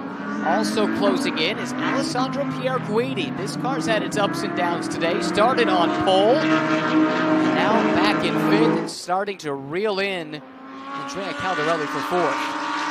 I'll tell you what, if we should see a reset, he's still quite a ways back. He is 21 seconds back of the leader. I don't think there's enough time on the board, even with the laps he's cutting here, to catch them. But if there was a reset, I wouldn't discount Pierguidi somehow getting to the front once again. Really been the star of the show here this weekend. Loved that lap he put together yesterday, Bob. Just so smooth, clinical, precision. Didn't look ragged at all, but boy, when you looked at the lap time and the sector times, sensational. I think that's key. It never looked ragged. It was just always in control, smooth and fast. That kind of whetted our appetites to see something a little bit quicker from him as the session went on. But it turns out the track and the tires and combination just wouldn't allow it. But it was quite a lap. To your point, though, Calvin, if we did get the reset with the safety car, we saw how he's willing to lay it all on the line with the pass he made on Dries Van Thor in the rain around the outside at Blanchimont to win at Spa. Could we have a redux? Time to tell. Right now, though, it's this Ferrari sister car. These drivers just feeling each other out. We did see an AF Corsa driver getting kitted up, so I'm not sure if there's going to be a driver change here late in the going in the 71 machine or not. I think Callum's done an awesome job. Unless he's out of drive time, I'd keep him in. Maybe he doesn't have enough time left on the board. I saw that. I thought it might have been the AM class Ferrari, just judging from the driver's suit colors. Could have been. All run by the same AF Corsa team, pitted right next to one another, so very possible operating under the same tent. It'd be unusual to put someone in for a single at the end. You really want someone who's totally in the groove.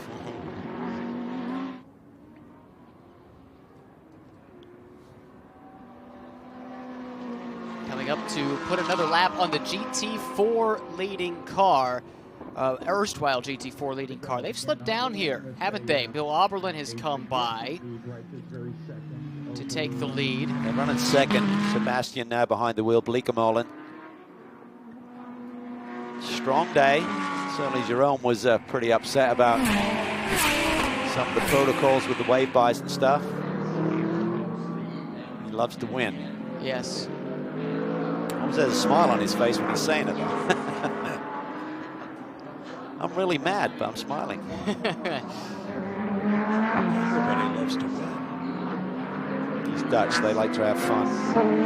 We talk about our racing families, and the Bleekemolens certainly belong towards the top of that list. Not just the brothers, but the father, too. He's Formula One a little bit.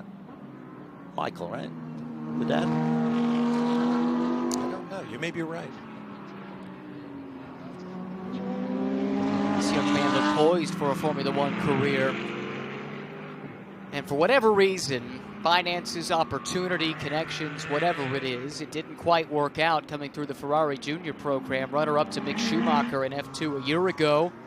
There's not enough seats, not enough places around the table for Ferrari to promote him up the ladder. And so they find an option for him as he does testing for them in F1 to plug him into a sports car. It's something totally new for him, running the Endurance Cup this year, in addition to a partial IndyCar campaign that came together late. And it's one of the strange aspects of this sport where there's more to it than the pure talent alone to make it to the highest echelons. And you look at what Callum's done in this race and in his whole junior career, And it's hard to look at it and say this shouldn't be a driver with an F1 start or two on his resume at the very least. Well, it still could happen. Sure. I mean, it's not like he's in the wasteland. He's still very much on the radar there. And maybe they've just elected. They've got such a strong driver lineup at Ferrari right now with Carlos Sainz and Charles Leclerc. So probably not a lot of change there. So why not let him get some more single-seater experience here in a very competitive IndyCar championship? Speaking of Formula One, the internet knows all and sees all. Calvin was correct. Michael Blickamolen has Formula One experience. The Ram and ATS teams. And he's still racing, by the way. Does he really? Competes in the NASCAR Whelen Euro Series. Running for his own team. Waiting for these cars to make the trip to the pit lane. That is the other variable that still remains out there. Saw Raffaele Marciello make the call early, as soon as possible.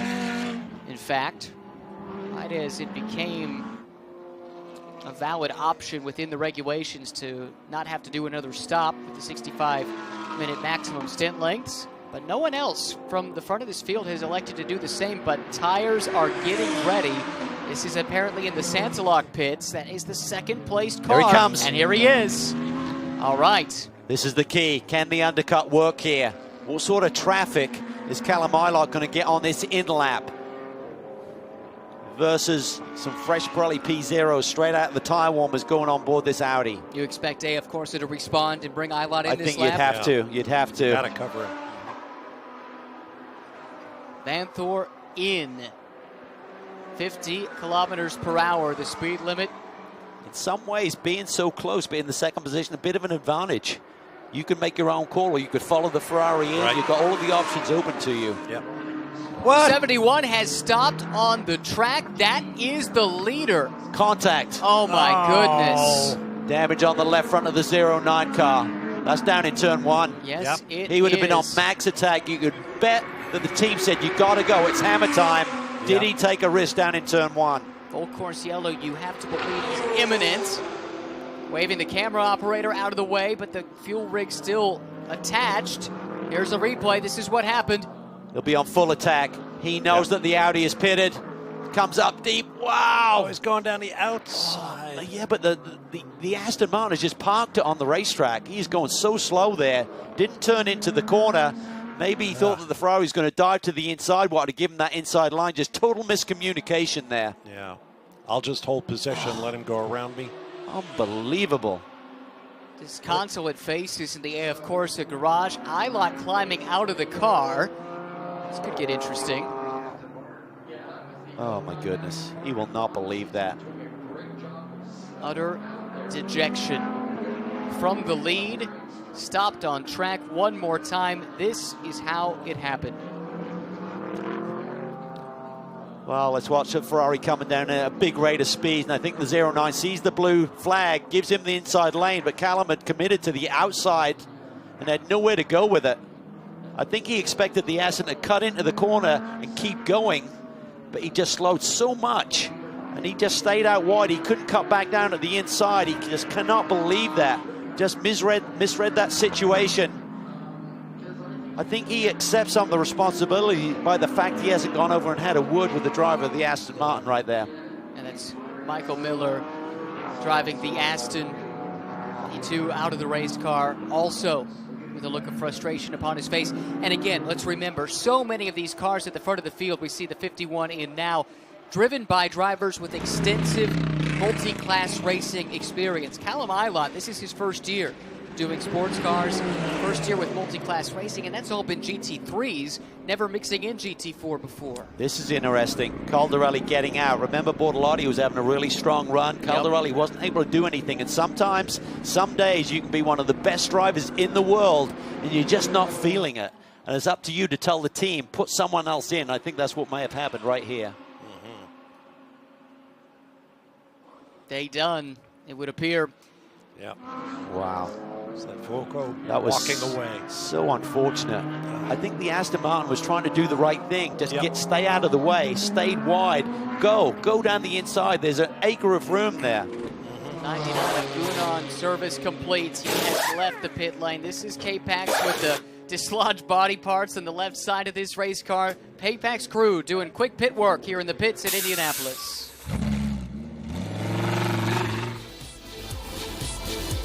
Today's coverage is brought to you in partnership with Acura, Ferrari, and Lamborghini.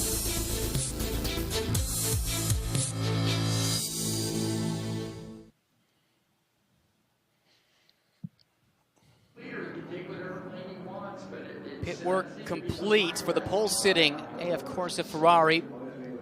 Also for the pit lane was closed. Yeah, K-Pac's car I think was stopped there at the exit. This is the 32. Dries Vanthoor comes in. This is going to be a tasty last 40 minutes or so here. Yeah, Caldarelli and Pierre Guidi stopped at pit exit. The pit exit closes when the safety car train comes through. Bortolotti might be behind the wheel now. I think that was him that got in, not Jordan. Yep, you're right. Now it switches over on timing and scoring. Now they're released. Is this going to shake out? He's in now. My brain is hurting. I think we'll just let timing and scoring sort it out. My head would have exploded by now. This is the other K-Pax racing car, Marco Rappelli. Just not been their day, but persistence might yet net them a top 10 finish. They run 10th. What does Vanthoor have? You know what I mean? He was quick, and then it kind of faded a bit. Maybe used the tires up. There's pace in the Audi, though. Oh, for sure. On that stint, he came from quite a ways back. 7th or 8th, I think, but had a bunch of lap traffic to clear, and he did it. Not sure you get full price for the car on eBay Motors with the damage, but still quick. A remarkable job by the WRT team to, over the course of this race, massage that thing and put it in a place where it can at least fight deep into the running when it looked like it might have been catastrophic with the damage they picked up earlier today. This also will affect several of the other class battles. We saw Santalok call in their silver car. Racer's Edge kept theirs out longer, and we'll have to see how that shuffles through also. Just 46 minutes left in what has been a topsy-turvy day at the Indianapolis Motor Speedway. The Intercontinental GT Challenge powered by Pirelli. Indianapolis, 8 hour, coming down to the wire.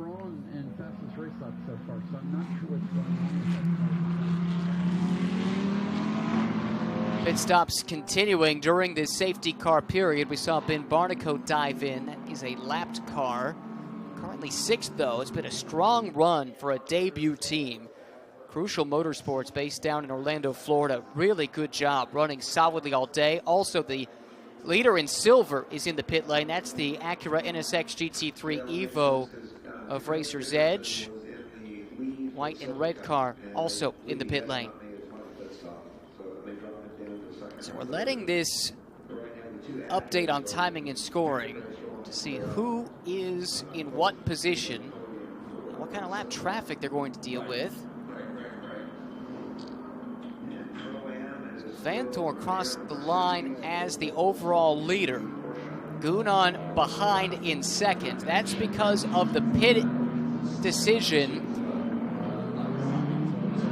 at the end of that, with the display of the yellow. The Vanthoor team really lucked out. The other cars got stuck behind the safety car train at the exit of the pits. He's put the WRT car suddenly in the catbird seat. And Audi in the catbird seat in the manufacturer's standings, because they've got cars in 1st and 3rd. And their nearest rival from Ferrari is down there in 8th. Yeah, and you can have 4 cars nominated to score points here today in this 8-hour event, as well as the 9-hour Kyalami. Only 2 will score points. That's based on the overall positions. Doesn't matter which class you're in. You could win your class, but if you're 6th, you'll get 6th place points. Audi, as it runs, if I'm understanding that correctly, would be in position to clinch that title. That's right. Headed into the finale at Kyalami in December. Today with a 17-point lead. Right now, they have provisionally 40 points for the first and third place cars. And Ferrari really cannot fight back, so I would think they could clinch at the end of the day. And Ferrari should be, well, they should have been further up. We had two front-running cars over the course of this race, and misfortune has them one out, and the other mired back in 8th. Yep, just another reason that incident involving Callum Ilott down in turn 1 is so unfortunate for him, for the team, for the brand. But that's why we run the races. Now, where is Vantor in the safety car train? Because as it stands, there are several cars trapped a lap down. I suspect they would be in a position for the wave by. Have to wait and see. Should be. The 51 car's trapped. He should get away by it. Yeah. Another one or two that fall into that category as well. Still a lot to shuffle through as we approach the final 40 minutes of the Indy 8-hour.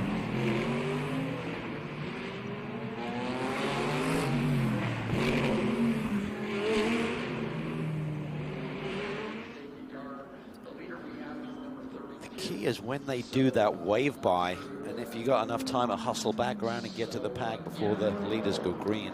Well, also, the key would be, right, where's the GT4 leader in this mix?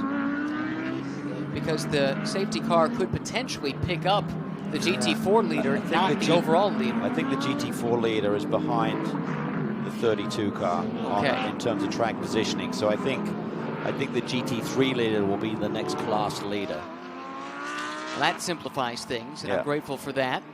Vantor here, the 9th place car is ahead in line. That's Leger, silver class, 9th placed car from Santilok. So I think everybody...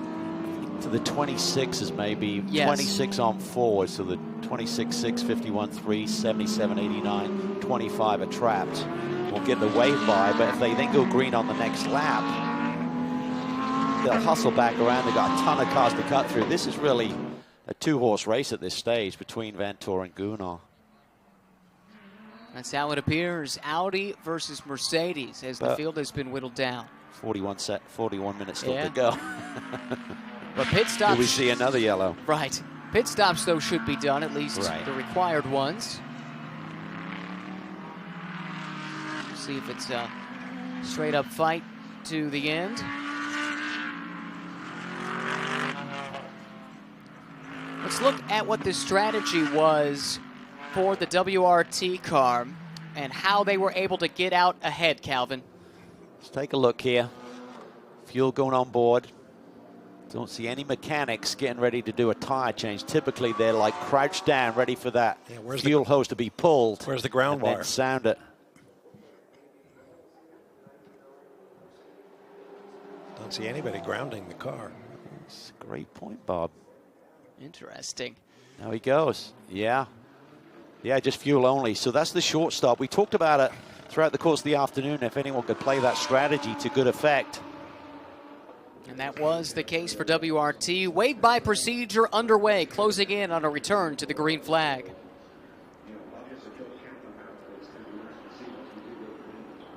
Wave by underway. With the pit sequence effectively complete, it should be a straight-up charge to the finish, but the big winners on strategy, WRT and Craft Bamboo, with Audi and Mercedes running fairly close together. So, to help you sort this through, 32 Audi right there in the center of the screen. That is the overall leader. Then a couple of lap cars, and behind, we should be looking for a bright yellow Moon Eyes liveried Mercedes-AMG GT3. Second Mercedes coming through the picture at the back there. That is Jules Gounon. He's into the finish. And just 2 cars separating that Mercedes from the race leader, Dries Vantor. Meanwhile, everyone else who was caught a lap down by this safety car has just been given the wave around, and now they're hustling around the racetrack. We'll see if we go green this time by. The intention of race control was to do the wave around prior to the restart, the lap prior to the restart. So keep an eye on the safety car lights approaching turn 7. That is when they should be extinguished.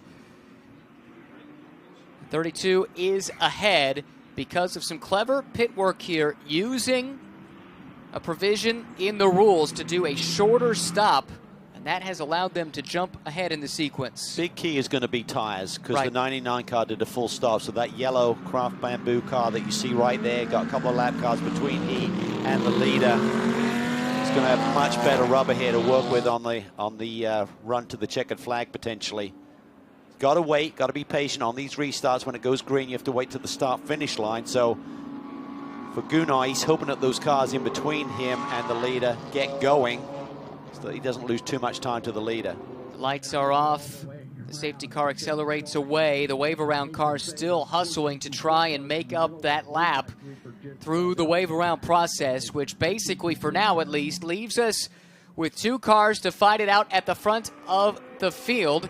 Look how far back they are trying to work the wave around through. They're half a lap back. Yep. It's a disaster. Well, it's such a short lap relative to a track like Spa or something that there's not much time to catch up on the wave around. Meanwhile, green flag is out. Here comes Vanthor weaving back and forth, trying to get the temperature up in those tires. Back behind, Gunnar coming under attack as well. That's a lapped car, but it's an Audi. It's an Audi. Yeah. It's an Audi. That is a team car to the leader right now. Gives Gunnar a big clout there. And also, he can be the perfect wingman and protect his teammate, Vantor, who leads this race. That is the car that was hit early in the race by the Optimum McLaren with Robin Freins driving. Robin is driving again. It's been repaired. It's up to 13th, 9th in the pro category, and that move creates just that much of a buffer for Vanthor. Gunnar wasn't thinking about that. He was asleep at the wheel on that one. Yeah, and I don't think he has the speed he did at the green flag. Look at this, another car that's a lap behind. Optimum McLaren putting the pressure on the second place car. Yeah. He might have some damage. Definitely has some damage. He's got big damage right now. This has gone upside down in the terms of half a lap. Broken front suspension. And that was the 10th place car he collided with, Ben Barnicoat. 8th in the pro class.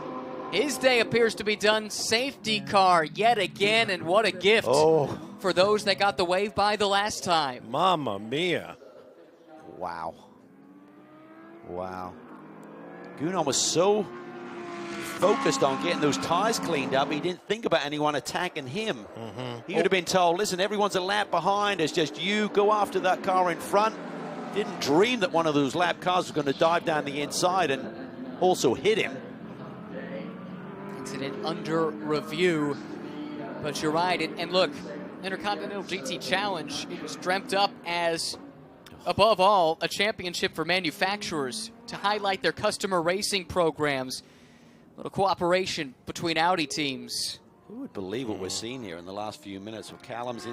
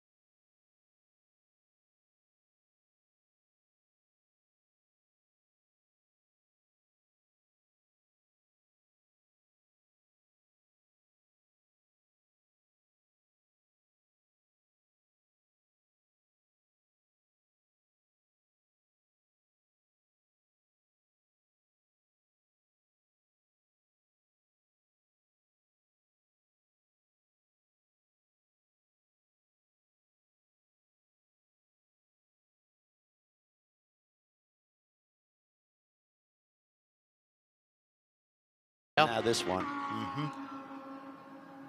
Devastating. It is. And this car, this team, I mean, what great work they did today. Remember when they dropped the lap and we thought, well, their chances of win are gone. Timing of safety cars played into their hands.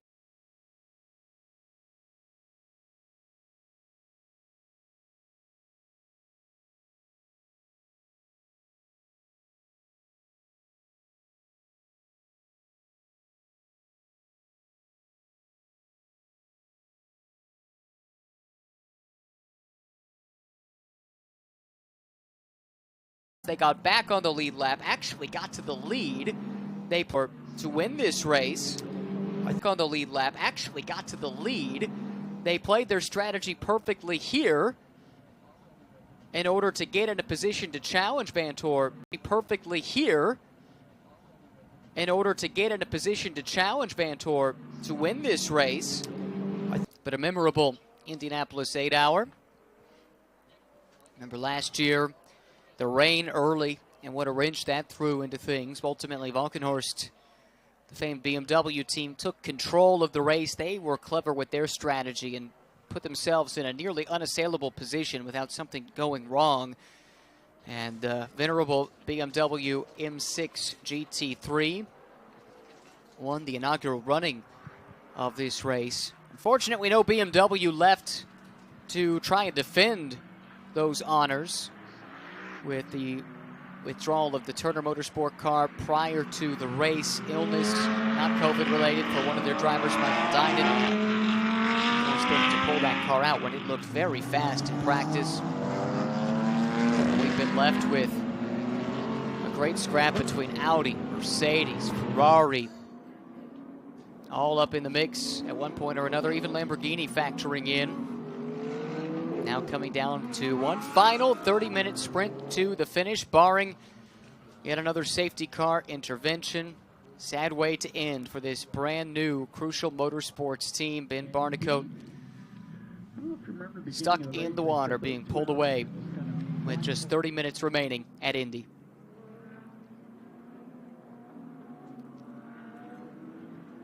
The cleanup effort still continues at the Indianapolis Motor Speedway. 30 minutes and 40 seconds on the clock. Shouldn't be much of a concern about tires the rest of the way. The leader is Dries Vantor in the Audi, right behind the Lamborghini Urus safety car. The question, though, is where in this train is second place Patrick Niederhauser? Look back for that Audi. There it is. Sandwiched between two GT4 BMWs. You see the two. Now it says NIE up on the Lumerank display. Left-hand corner of the windshield. Now back to two. That's the second place car overall. It's about 8th or 9th in line. Not too bad in terms of how much ground he's got to make up. Pelli has pitted. If they've got another set of tires to throw at that Lamborghini, perhaps. Trying to charge back through. That's big for that car. They're back on the lead lap now. They've really not been a factor, so you might as well roll the dice. Only trouble is by pitting, you're losing that track position, more traffic to get through, but not much time on the board. But why not roll the dice? Just hope for another yellow with fresher tires. Could gain you some positions before the checkered flag. Should update you on some of the other classes too. This Leisure 7th overall, but second in the silver class. This is the silver leader, Compass Racing at McMurray. And they were on a different sequence than the Santalok silver crew. It has allowed them to jump up ahead. They pitted recently though, so it's not like they're in bad shape or anything, so I'm not sure if they... A quick look here. They did a short stop. Second. Yeah, they did a short stop, so may not have taken tires. Now, this is the silver leading car, California-based Compass Racing, for a long time based in Canada. Several cars in between that one and Leisure in the Santalok Audi. We get ready to go back to green. I'd suggest you buckle up tight, given the way this race has panned out so far. Just 28 minutes or thereabouts will be left when we take the green flag once again. Dries Vanthoor with a sizable gap between himself and fellow Audi runner Patrick Niederhauser. Then it's Raffaele Marciello. Then the silver class leader Matt McMurray. Mirko Bortolotti for K-Pax Racing runs 5th. Pole sitter Alessandro Pierguidi 6th. Leisure silver class runner up 7th. Here they come, accelerating back out onto the oval. Green flag waves ahead of Dries Vanthoor. So Ollie Milroy aboard the Inception McLaren there, sitting in second position as a fast car. But that is not a battle for position. We've got to look back into that second pack of cars to look for Niederhauser, who runs second overall right now. The question is, how much of the traffic can he clear and how long does it take him to do so? Plus, how much incentive is there to fight with your fellow Audi runner? A lot. You want to win. I mean, I know you can't get too aggressive, but Niederhauser wants to win this race. He's able to get through the GT4 car of Jones that lined up ahead of him. Now we drop back to Marciello coming through. That was the Mercedes. Here's the silver leader, McMurray, coming through. Great day for that team, Ryan. Winning the 3-hour event and now leading their class 4th overall. Just a stunning achievement. There's Niederhauser coming through turn 7. What can he do here in the last 26 minutes of this race to get that Audi and scrap with his teammate? Clear air ahead of him. He'll be cutting fast laps right now. Interesting message from race control to the 32. Drive-through penalty for failure to follow instructions. Wow. That is the leading car. Here he comes. From the lead, a drive-through penalty for the race leader with just 26 minutes left. We've seen it all today in Indianapolis. That moves Patrick Niederhauser to the top. What is his gap to Raffaele Marciello now? That becomes first and second, just 5 seconds at the line. Matt McMurray not far back. And hey, how about the pole-sitting Ferrari, Alessandro Pierguidi? He runs 4th. He's not far behind either. Tough lap here for Mirko Bortolotti. Just lost a position overall to Leisure, who's on the hunt, trying to catch up to McMurray for the silver class lead. 2 silver cars currently running inside the top 5 overall. This is the driver and car that inherits the lead with this late penalty to Dries Vanthoor. All we know is drive-through for not following instructions, failure to follow instructions. That's the message from race control. We'll effort more details on that situation. But now the battle on track as it has evolved. Niederhauser leading this man. Raffaele Marciello bit between his teeth. The victory potentially just 5 seconds ahead. Aaron reports that some of the teams that were held at pit lane, with the pit lane being closed, remember. Oh, there's an incident there. That's the 77 car. That's Matt McMurray. Leader in silver. That will cost him the lead. 3rd in the race. Not anymore. Forced to the access road for the oval. Lost a ton of time. And crucially, the lead in class. Who hit him? Pierguidi? Take a look and see who hit him. Everyone's on max attack right now. Here's the replay. Look below. Yeah, it is. Yeah. It's the Ferrari. Yep. I suspect that will be under review here shortly. There's already... There's a look at it again. Nope. Back we jump, actually, to live action, excuse me. Matt McMurray, now he'll be driving through the red mist, just 24 minutes to go. He's dropped to 6th overall. He's some 4 seconds behind the class leader. Car's working okay. I don't see any bodywork damage on that right-hand side as he came down the straightaway. That'll be a key component if the car is damaged or not. And Pierguidi has continued on as well. Is 5 seconds behind Marciello in the fight for second. That incident under review with just 23 minutes left at Indy.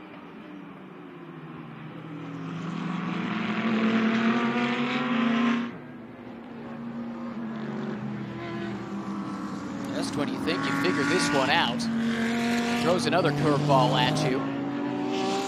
25 car is Niederhauser. That is the leader. He's got lap cars ahead of him because those cars would have been behind Vanthoor as he led the field to the green flag.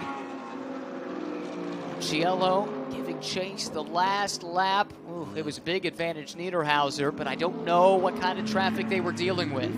Yeah, good question. But I think Niederhauser's got this one in hand. If we don't get another reset, I think he's got the pace, he's got the track position. Don't believe he's got any penalties coming his way, but who knows? It's been a wild day. The steward's room has been smoking. Battle for 4th and 5th. Alessandro Pierguidi holding on to 3rd position. Leggeret leader in silver ahead of Bortolotti, the leader in pro. We've got an AM class Ferrari at the front of this train. You can kind of ignore that one as far as this fight is concerned. Leggeret there in the Audi is 4th. Bortolotti is 5th. And keep in mind, Pierguidi, after that contact, very likely, or quite possibly, let's say, could be headed to the pit lane as that incident, the contact with McMurray, is under review. So a little bit late. To see it again, actually, just to see how that developed. We saw him down the inside, obvious contact with Pierguidi to the inside, but did McMurray throw the block late? Who knows? It's just been a crazy last couple of hours of this race. Marciello's last lap perfectly in lockstep with Niederhauser. He did not gain, but he did not lose anything either. Pierguidi running 0.3 of a second or so off of the pace of the top two. Back to the fight for 4th. Leggeret has it, Bortolotti wants it, and Conrad Grunwald doing a great job. Good pace in that AM class A, of course, of Ferrari. That's the one at the front of this train. And to his credit, he is not really holding these two up. He is able to keep the pace nicely. He has great pace. Yeah, really great pace. See how long he stays there, though, knowing what's at stake behind him. These are 3 different classes, all within the GT3 category. AM, Silver, Pro, running nose to tail.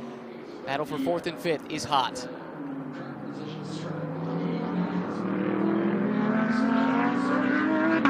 This race turned on its head with the drive-through penalty a few minutes ago for Dries Vanthoor. That's given the lead to Patrick Niederhauser. He's been exchanging laps with Raffaele Marciello, a 10th or 2 here or there, but in the aggregate, it's been the Swiss driver, Niederhauser, who's been pulling out the gap. It's up to 6 seconds now over the Mercedes man. Yeah, he's looking comfortable. And with the 6-second gap, you can afford to be a little bit more careful in traffic. You don't have to take the big risks. Can't afford to get stumbled up for about 2 or 3 seconds, but certainly you can pick and choose your moments.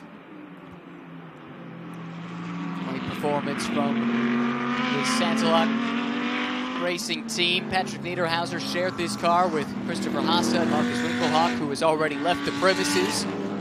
Had special dispensation to do so. His partner giving birth to their child. Due date was, really could have been any time. Had the same dispensation in place last weekend for the Endurance Cup finale in GT World Challenge Europe. So it comes down then to Christopher Haase and the man behind the wheel now, Patrick Niederhauser from Switzerland. Just turned 20 years old. Guidi to pit lane. Gets the drive-through for incident responsibility with that contact with Matt McMurray. We're debating whether it was his responsibility or not. Let's take a look here. We see it quite late. Comes through the back of the shot there. Down to the inside. Murray had the apex, it looked like. And watch at the top of the screen. Already spinning through the grass, McMurray from the silver class lead. And now the penalty for the 51 pole-sitting Ferrari. You would assume that Matt wouldn't have got too defensive there. I'm sure the team would tell him that's not for your class position, even though you want the best overall finish, maybe a podium. He wouldn't have fought it that vigorously to risk losing the class lead. There's some traffic, though, to contend with for Niederhauser. Marciello dropped off 0.9 of a second that last time by. It's nearly 7 seconds now. Here comes Niederhauser up the inside. That is Michael Grenier, 10th overall, the leader in Pro-Am. And that was tight. Yeah, another one of the drivers celebrating a birthday today. Amanda spoke to Corey Lewis earlier, so maybe they can share some cake tonight. Maybe so. Right now, yeah, he's slated to stand on top of the podium in the Pro-Am class. What a great run for Kenny Habul's Sun Energy One team. I'm sure with that drive time infraction, if they've served a penalty or if they're going to get something after the race with that one, Ryan. passage we saw was drive-through penalty. Was it? Okay.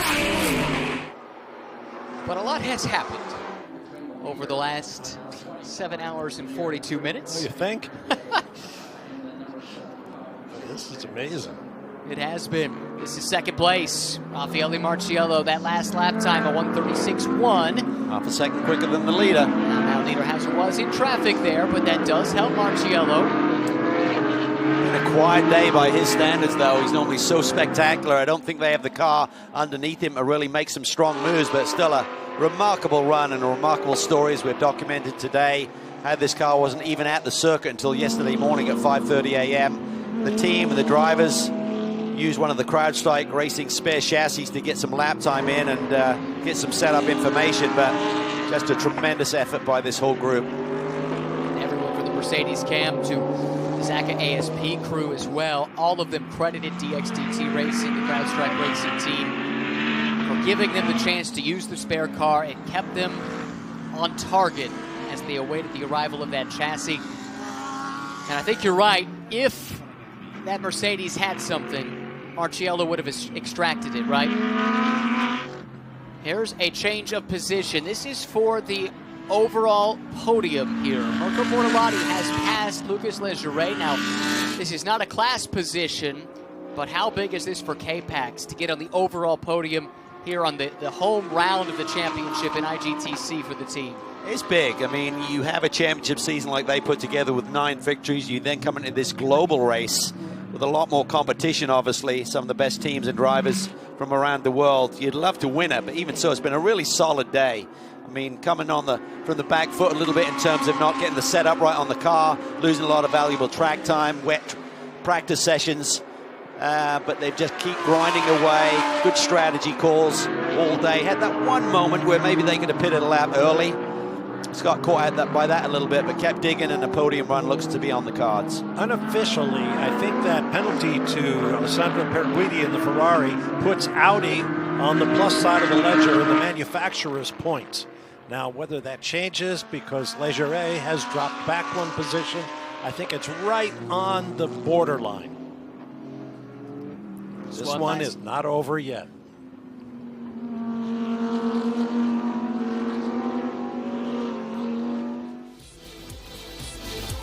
Today's coverage is brought to you in partnership with Mercedes-AMG, Porsche, and 511.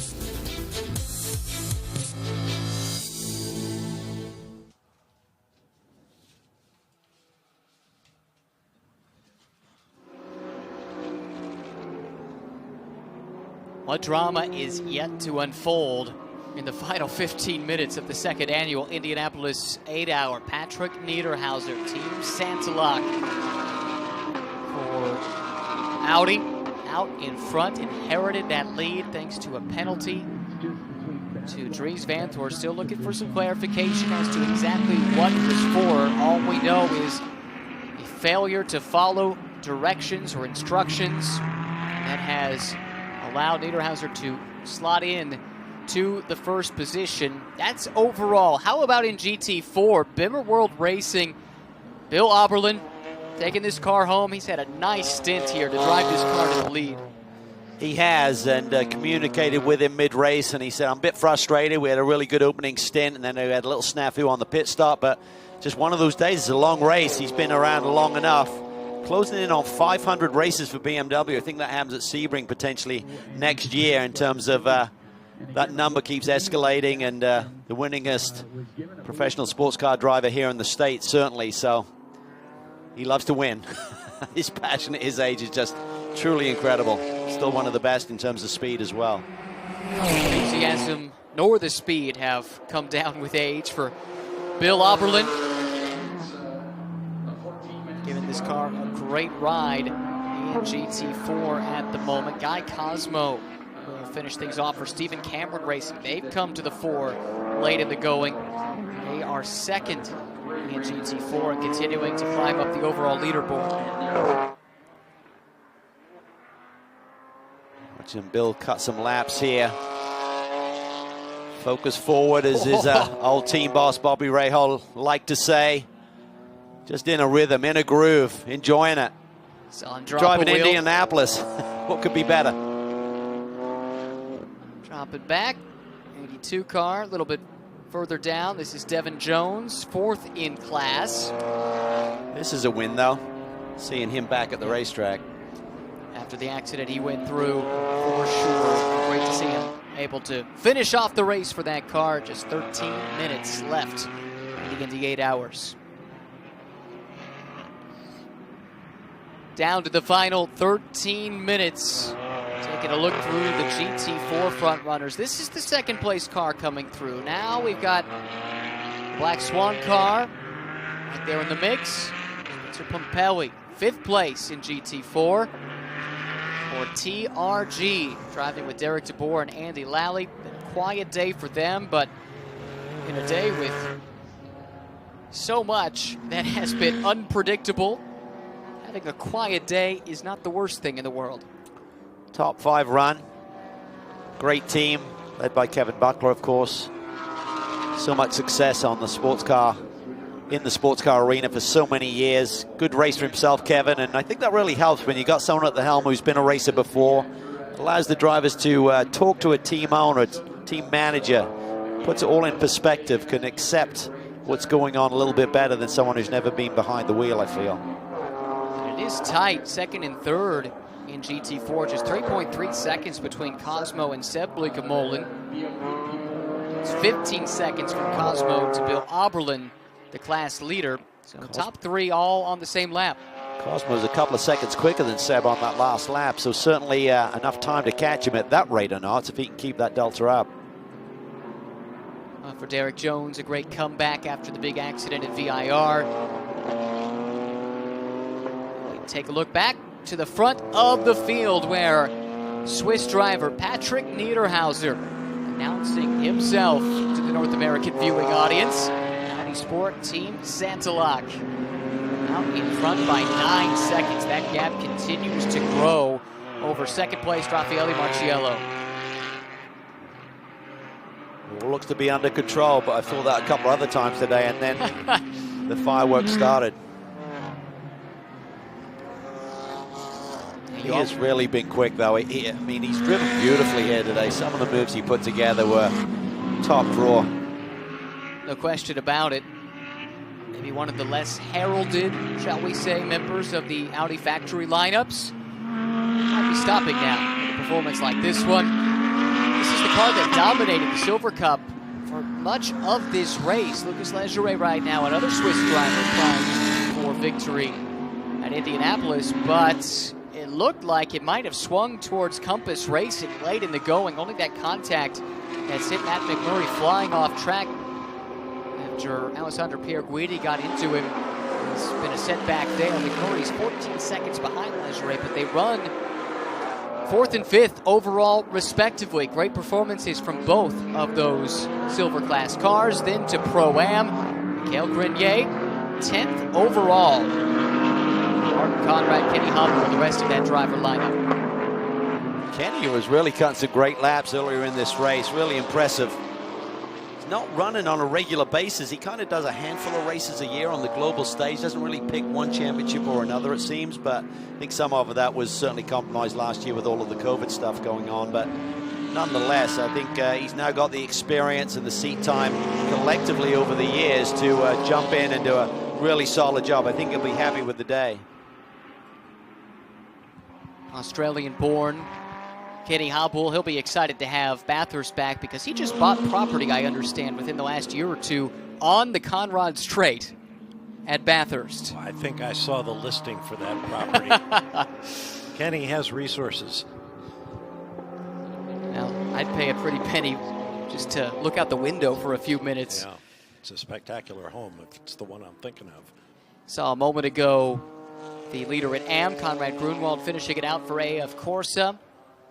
16th overall. And then here, Bill Oberlin, leader in GT4 with about a 14-second lead over a guy, Cosmo Seb Bleekemolen.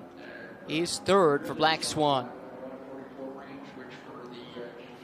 Niederhauser's lead continues to grow over Marciello. It is Mirko Bortolotti trying to run him down in the fight for 2nd, but less than 10 minutes remain Just 8.5 on the clock, coming down to the wire at Indy.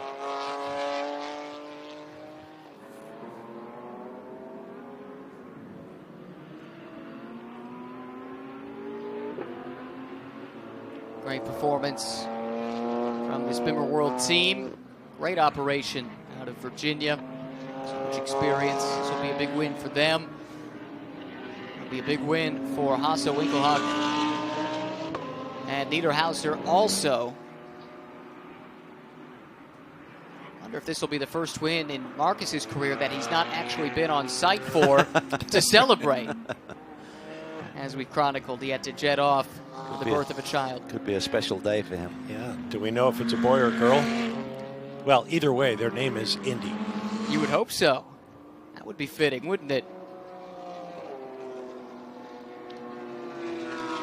Almost destined to be a racer, too. This also is a racing family. I know his uncle, Joachim, was very active. I think his father was, too. Smoking Joe Winkelhock. Yes.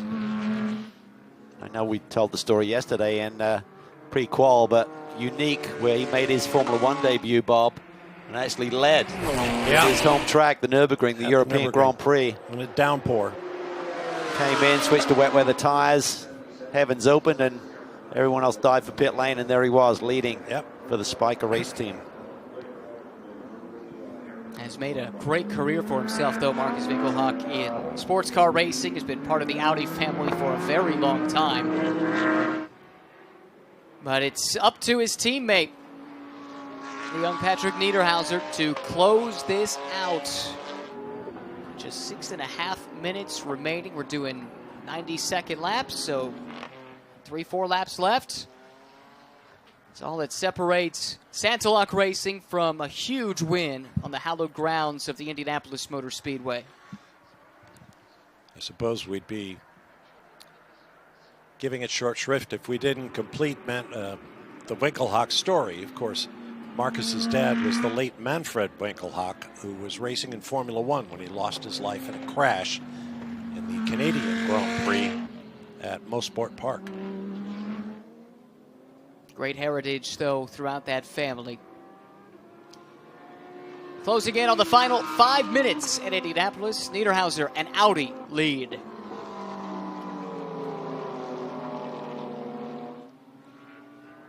Down to the final 5 minutes and 44 seconds. Patrick Niederhauser, you can see him working through that windshield, the head going left to right, looking far through those corners, up onto the front straightaway to cross the yard of bricks yet again. And with each crossing of those famous bricks, a reminder of the accomplishment that is 5 minutes away for the Santalok team. Kind of seems inappropriate in a race like this one, in which the entire field has been all over each other all day, that Patrick Niederhauser and his teammates should come home well clear of anybody. Yeah, so it looks pretty calm right now, doesn't it? Not fighting any traffic right now. Just bringing it home, hitting his marks, ticking off those laps. Beautiful performance. It could have gone a number of ways. Certainly the Ferrari seemed to have the fastest car. Lamborghini got back in the mix there. They're frustrated by a couple of things on pit lane where they got held, where they felt they should have been a lap further up. Certainly the Mercedes gave everyone a big fight. Gunnar there looked to be in great shape on fresher tires than the Audi. And essentially the Audi that he was behind then got that penalty anyway, so he would have assumed the lead if he just kept it clean. That's a good point. Behind Niederhauser, 12 seconds. That's as far back as you've got to go to find second place. Raffaele Marciello. Solid drive, just not quite enough to challenge the pace of this Audi late in the race. Marco Bortolotti's been charging too in recent laps. He's cut the deficit to Marciello down, but it looks like he's going to run out of time. Still 10 seconds to overcome. The Compass Racing team will be frustrated. Such a great day, but could have been that little bit better right now. I know there's a few laps to go here, but McMurray holds down that second position in class, some 19 seconds back. How cool would this be for Santalok to come to Indy, and they're primed to win 2 classes overall and in silver with the 4th place running car. That's a great point.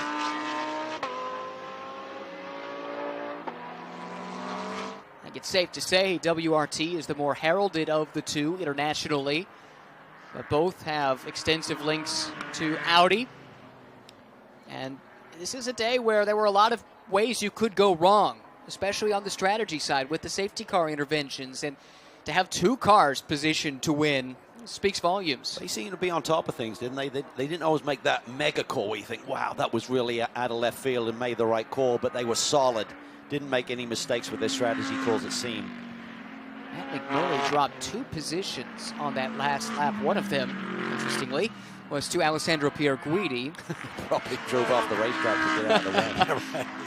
Dries Vanthoor was the other, so that is 5th and 6th overall. That puts McMurray, who is 2nd in silver for Compass Racing, down to 7th.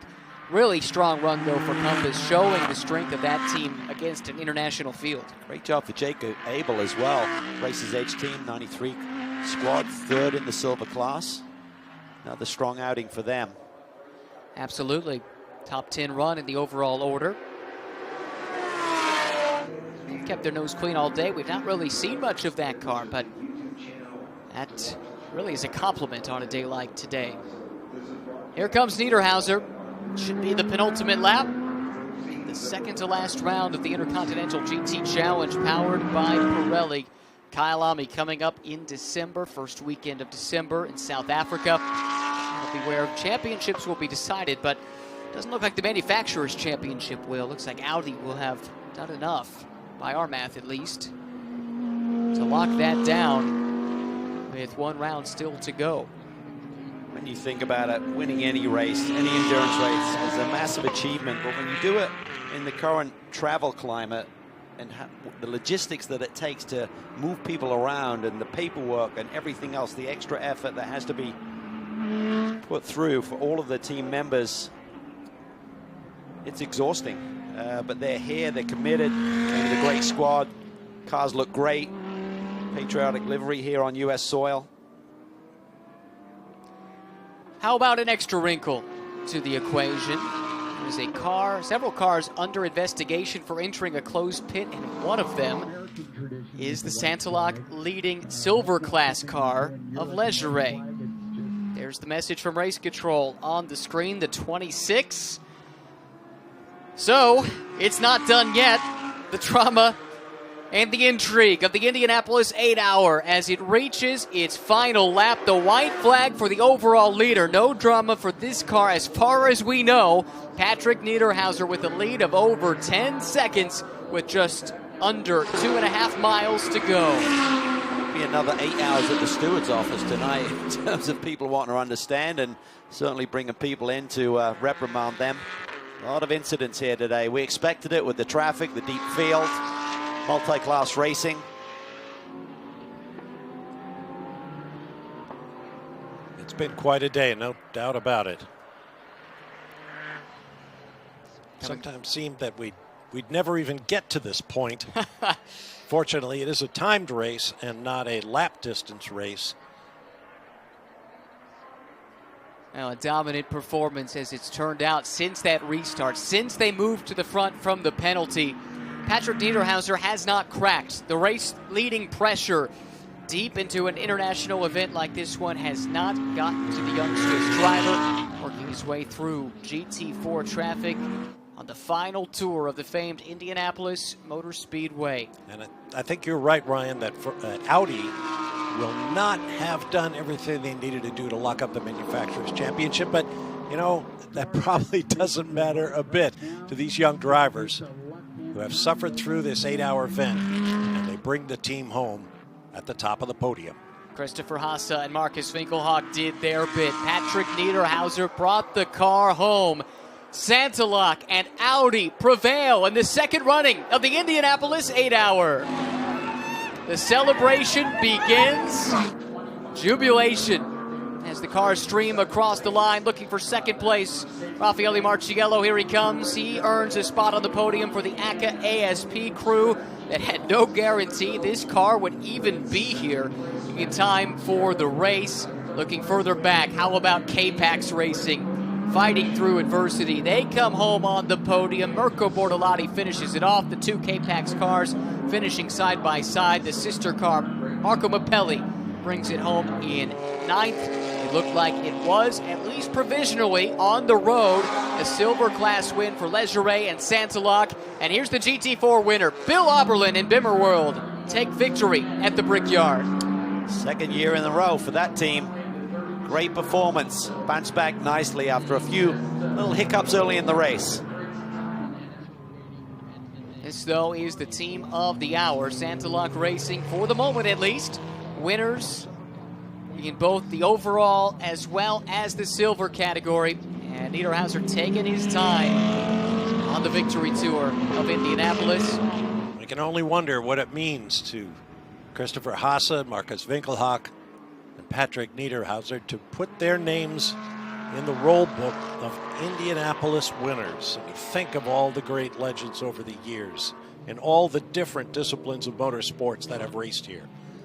That's a pretty special thing. Pole-sitting car, not the result they were looking for. Still a top 5, 4th in the pro class for the Spa winning trio, and Alessandro Pierguidi early in the running with the CrowdStrike fastest lap of the race for AF Corsa, a 1:34 flat. Not sure anybody really came close. The opening hour was such a sensational pace, just totally crisp conditions. And this man is something special in terms of his speed. Burst on the scene here in the States back in 2014 as a silver-rated driver, and was really the lead driver when they won with level 5 at the Rolex 24. Had a Pro-Am win at the Total 24 Hours of Spa earlier in his career, and overall had been denied to him, and that was an emotional interview he had on the podium earlier this year. Similar emotions expected from Santilak Racing. Patrick Niederhauser and Christopher Haase, and the departed Marcus Winkelhock, who is headed home to welcome in a new member of the family. What a day for him.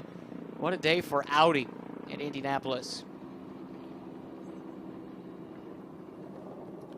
And what a day gone wrong for Ferrari. All the potential they showed with their two cars. Callum Ilott having a brilliant day. Big moments, big decisions that just went away from them. Had the pace.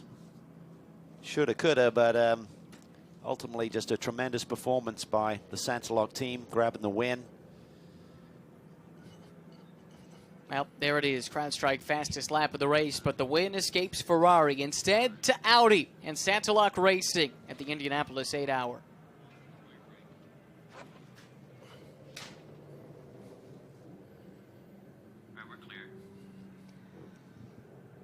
Closing in on victory celebrations and the podium ceremonies at the Indianapolis Motor Speedway. This is the car that came home first after 8 grueling hours of endurance racing, and Patrick Niederhauser climbs atop the roof to celebrate. Quite possibly the biggest victory in his career. Got to be careful hugging someone wearing a racing helmet. Speaking from experience? Oh, yeah.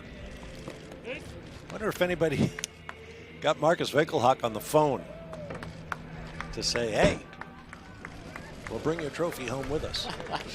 The first man in there for the hug, that was Chris Reinke, head of customer racing for Audi Sport. There he is in the background, German national, but actually spent some time growing up in Chicago. You'll understand what it means to win in Indianapolis. And there's the celebration, the crew able to cheer on their hero. Patrick Niederhauser did what was needed to be done and brought this car home with the win. A lot of happy German being spoken for a French team. That's Haase on the right, Niederhauser on the left. Looking forward to hearing from them very, very soon. There's Chris coming in again to share some pictures and some smiles with the two drivers that secured victory. And look, in some ways, this is a return to form for Audi in the North American round of the IGTC. If you go back to the beginning, the California 8 Hour, the first two were dominated by Audi. They were denied in the third. Didn't have a full factory program on site here last year, but they brought out all the big guns for this one, and it paid off. Yep. It was a huge effort, no doubt about it. The strongest lineup any manufacturer could put in the race, with 3 pro teams and 1 Silver Cup team.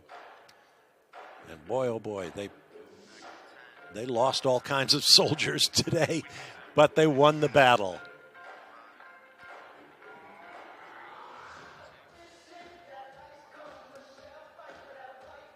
A jubilant victory lane at Indianapolis Motor Speedway. That's where we find Amanda Busick. And the celebrations have not stopped for the overall winner here at the Indianapolis 8-hour. And Patrick, you were able to bring it to the checkered flag. And when you finish off a race that was as dramatic as this one, how much of a relief was it to see that finish? Yeah, massive. I don't really have words. In the end, it's we simply never gave up. After the safety car came out right after the pit stop, I thought it's game over. Everything is done, but. Yeah, it's not that we're ever giving up, so we just keep fighting, and finally we got that win. Well, Marcus is on the phone to join into these winner interviews, and Christopher, you said to your teammate, we did it. What was the difference maker here today? Well, I think the difference was to stay as low as possible on mistakes, and I think that's what we did. So thanks to the Audi Sport team, Stategic Racing, made a fantastic job. My teammates, Patrick, Markus Winklock, which can't be here right now. This is a dream came true. 8 hours of Indy. I was dreaming of that. Dreams do come true at the Indianapolis Motor Speedway. That's part of the magic of this place. And here's the celebration, the reaction. After jumping out of the race car with the famous yard of bricks right beneath. Look at that smile. That says it all. And now the hug. I think a lot of photographers got a very good picture right there. Down to Amanda once again. Oh, and just a dream story for this team all weekend, what they battled to even make it here today to race. When you think of the challenges that your team faced, are you happy with the way this finished off?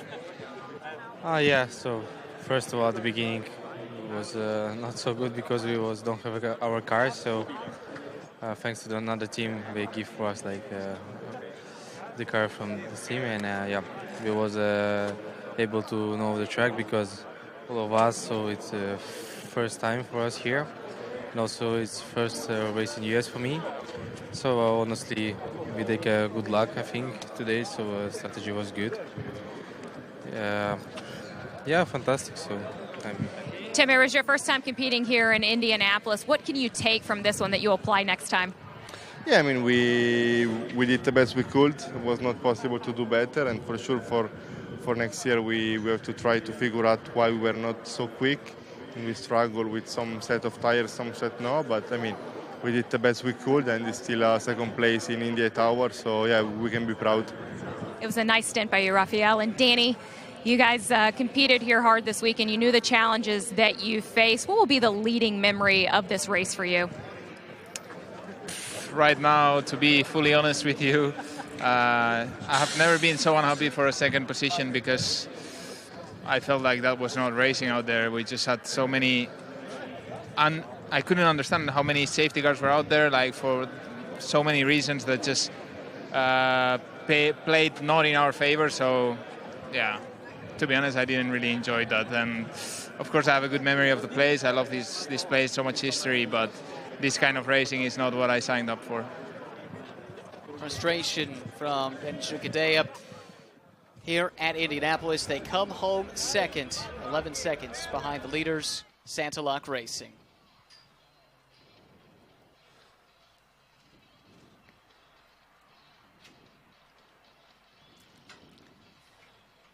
Shots of the famous pagoda at the Indianapolis Motor Speedway. The track has gone silent after 8 action-packed hours. We've seen a little bit of everything, Bob.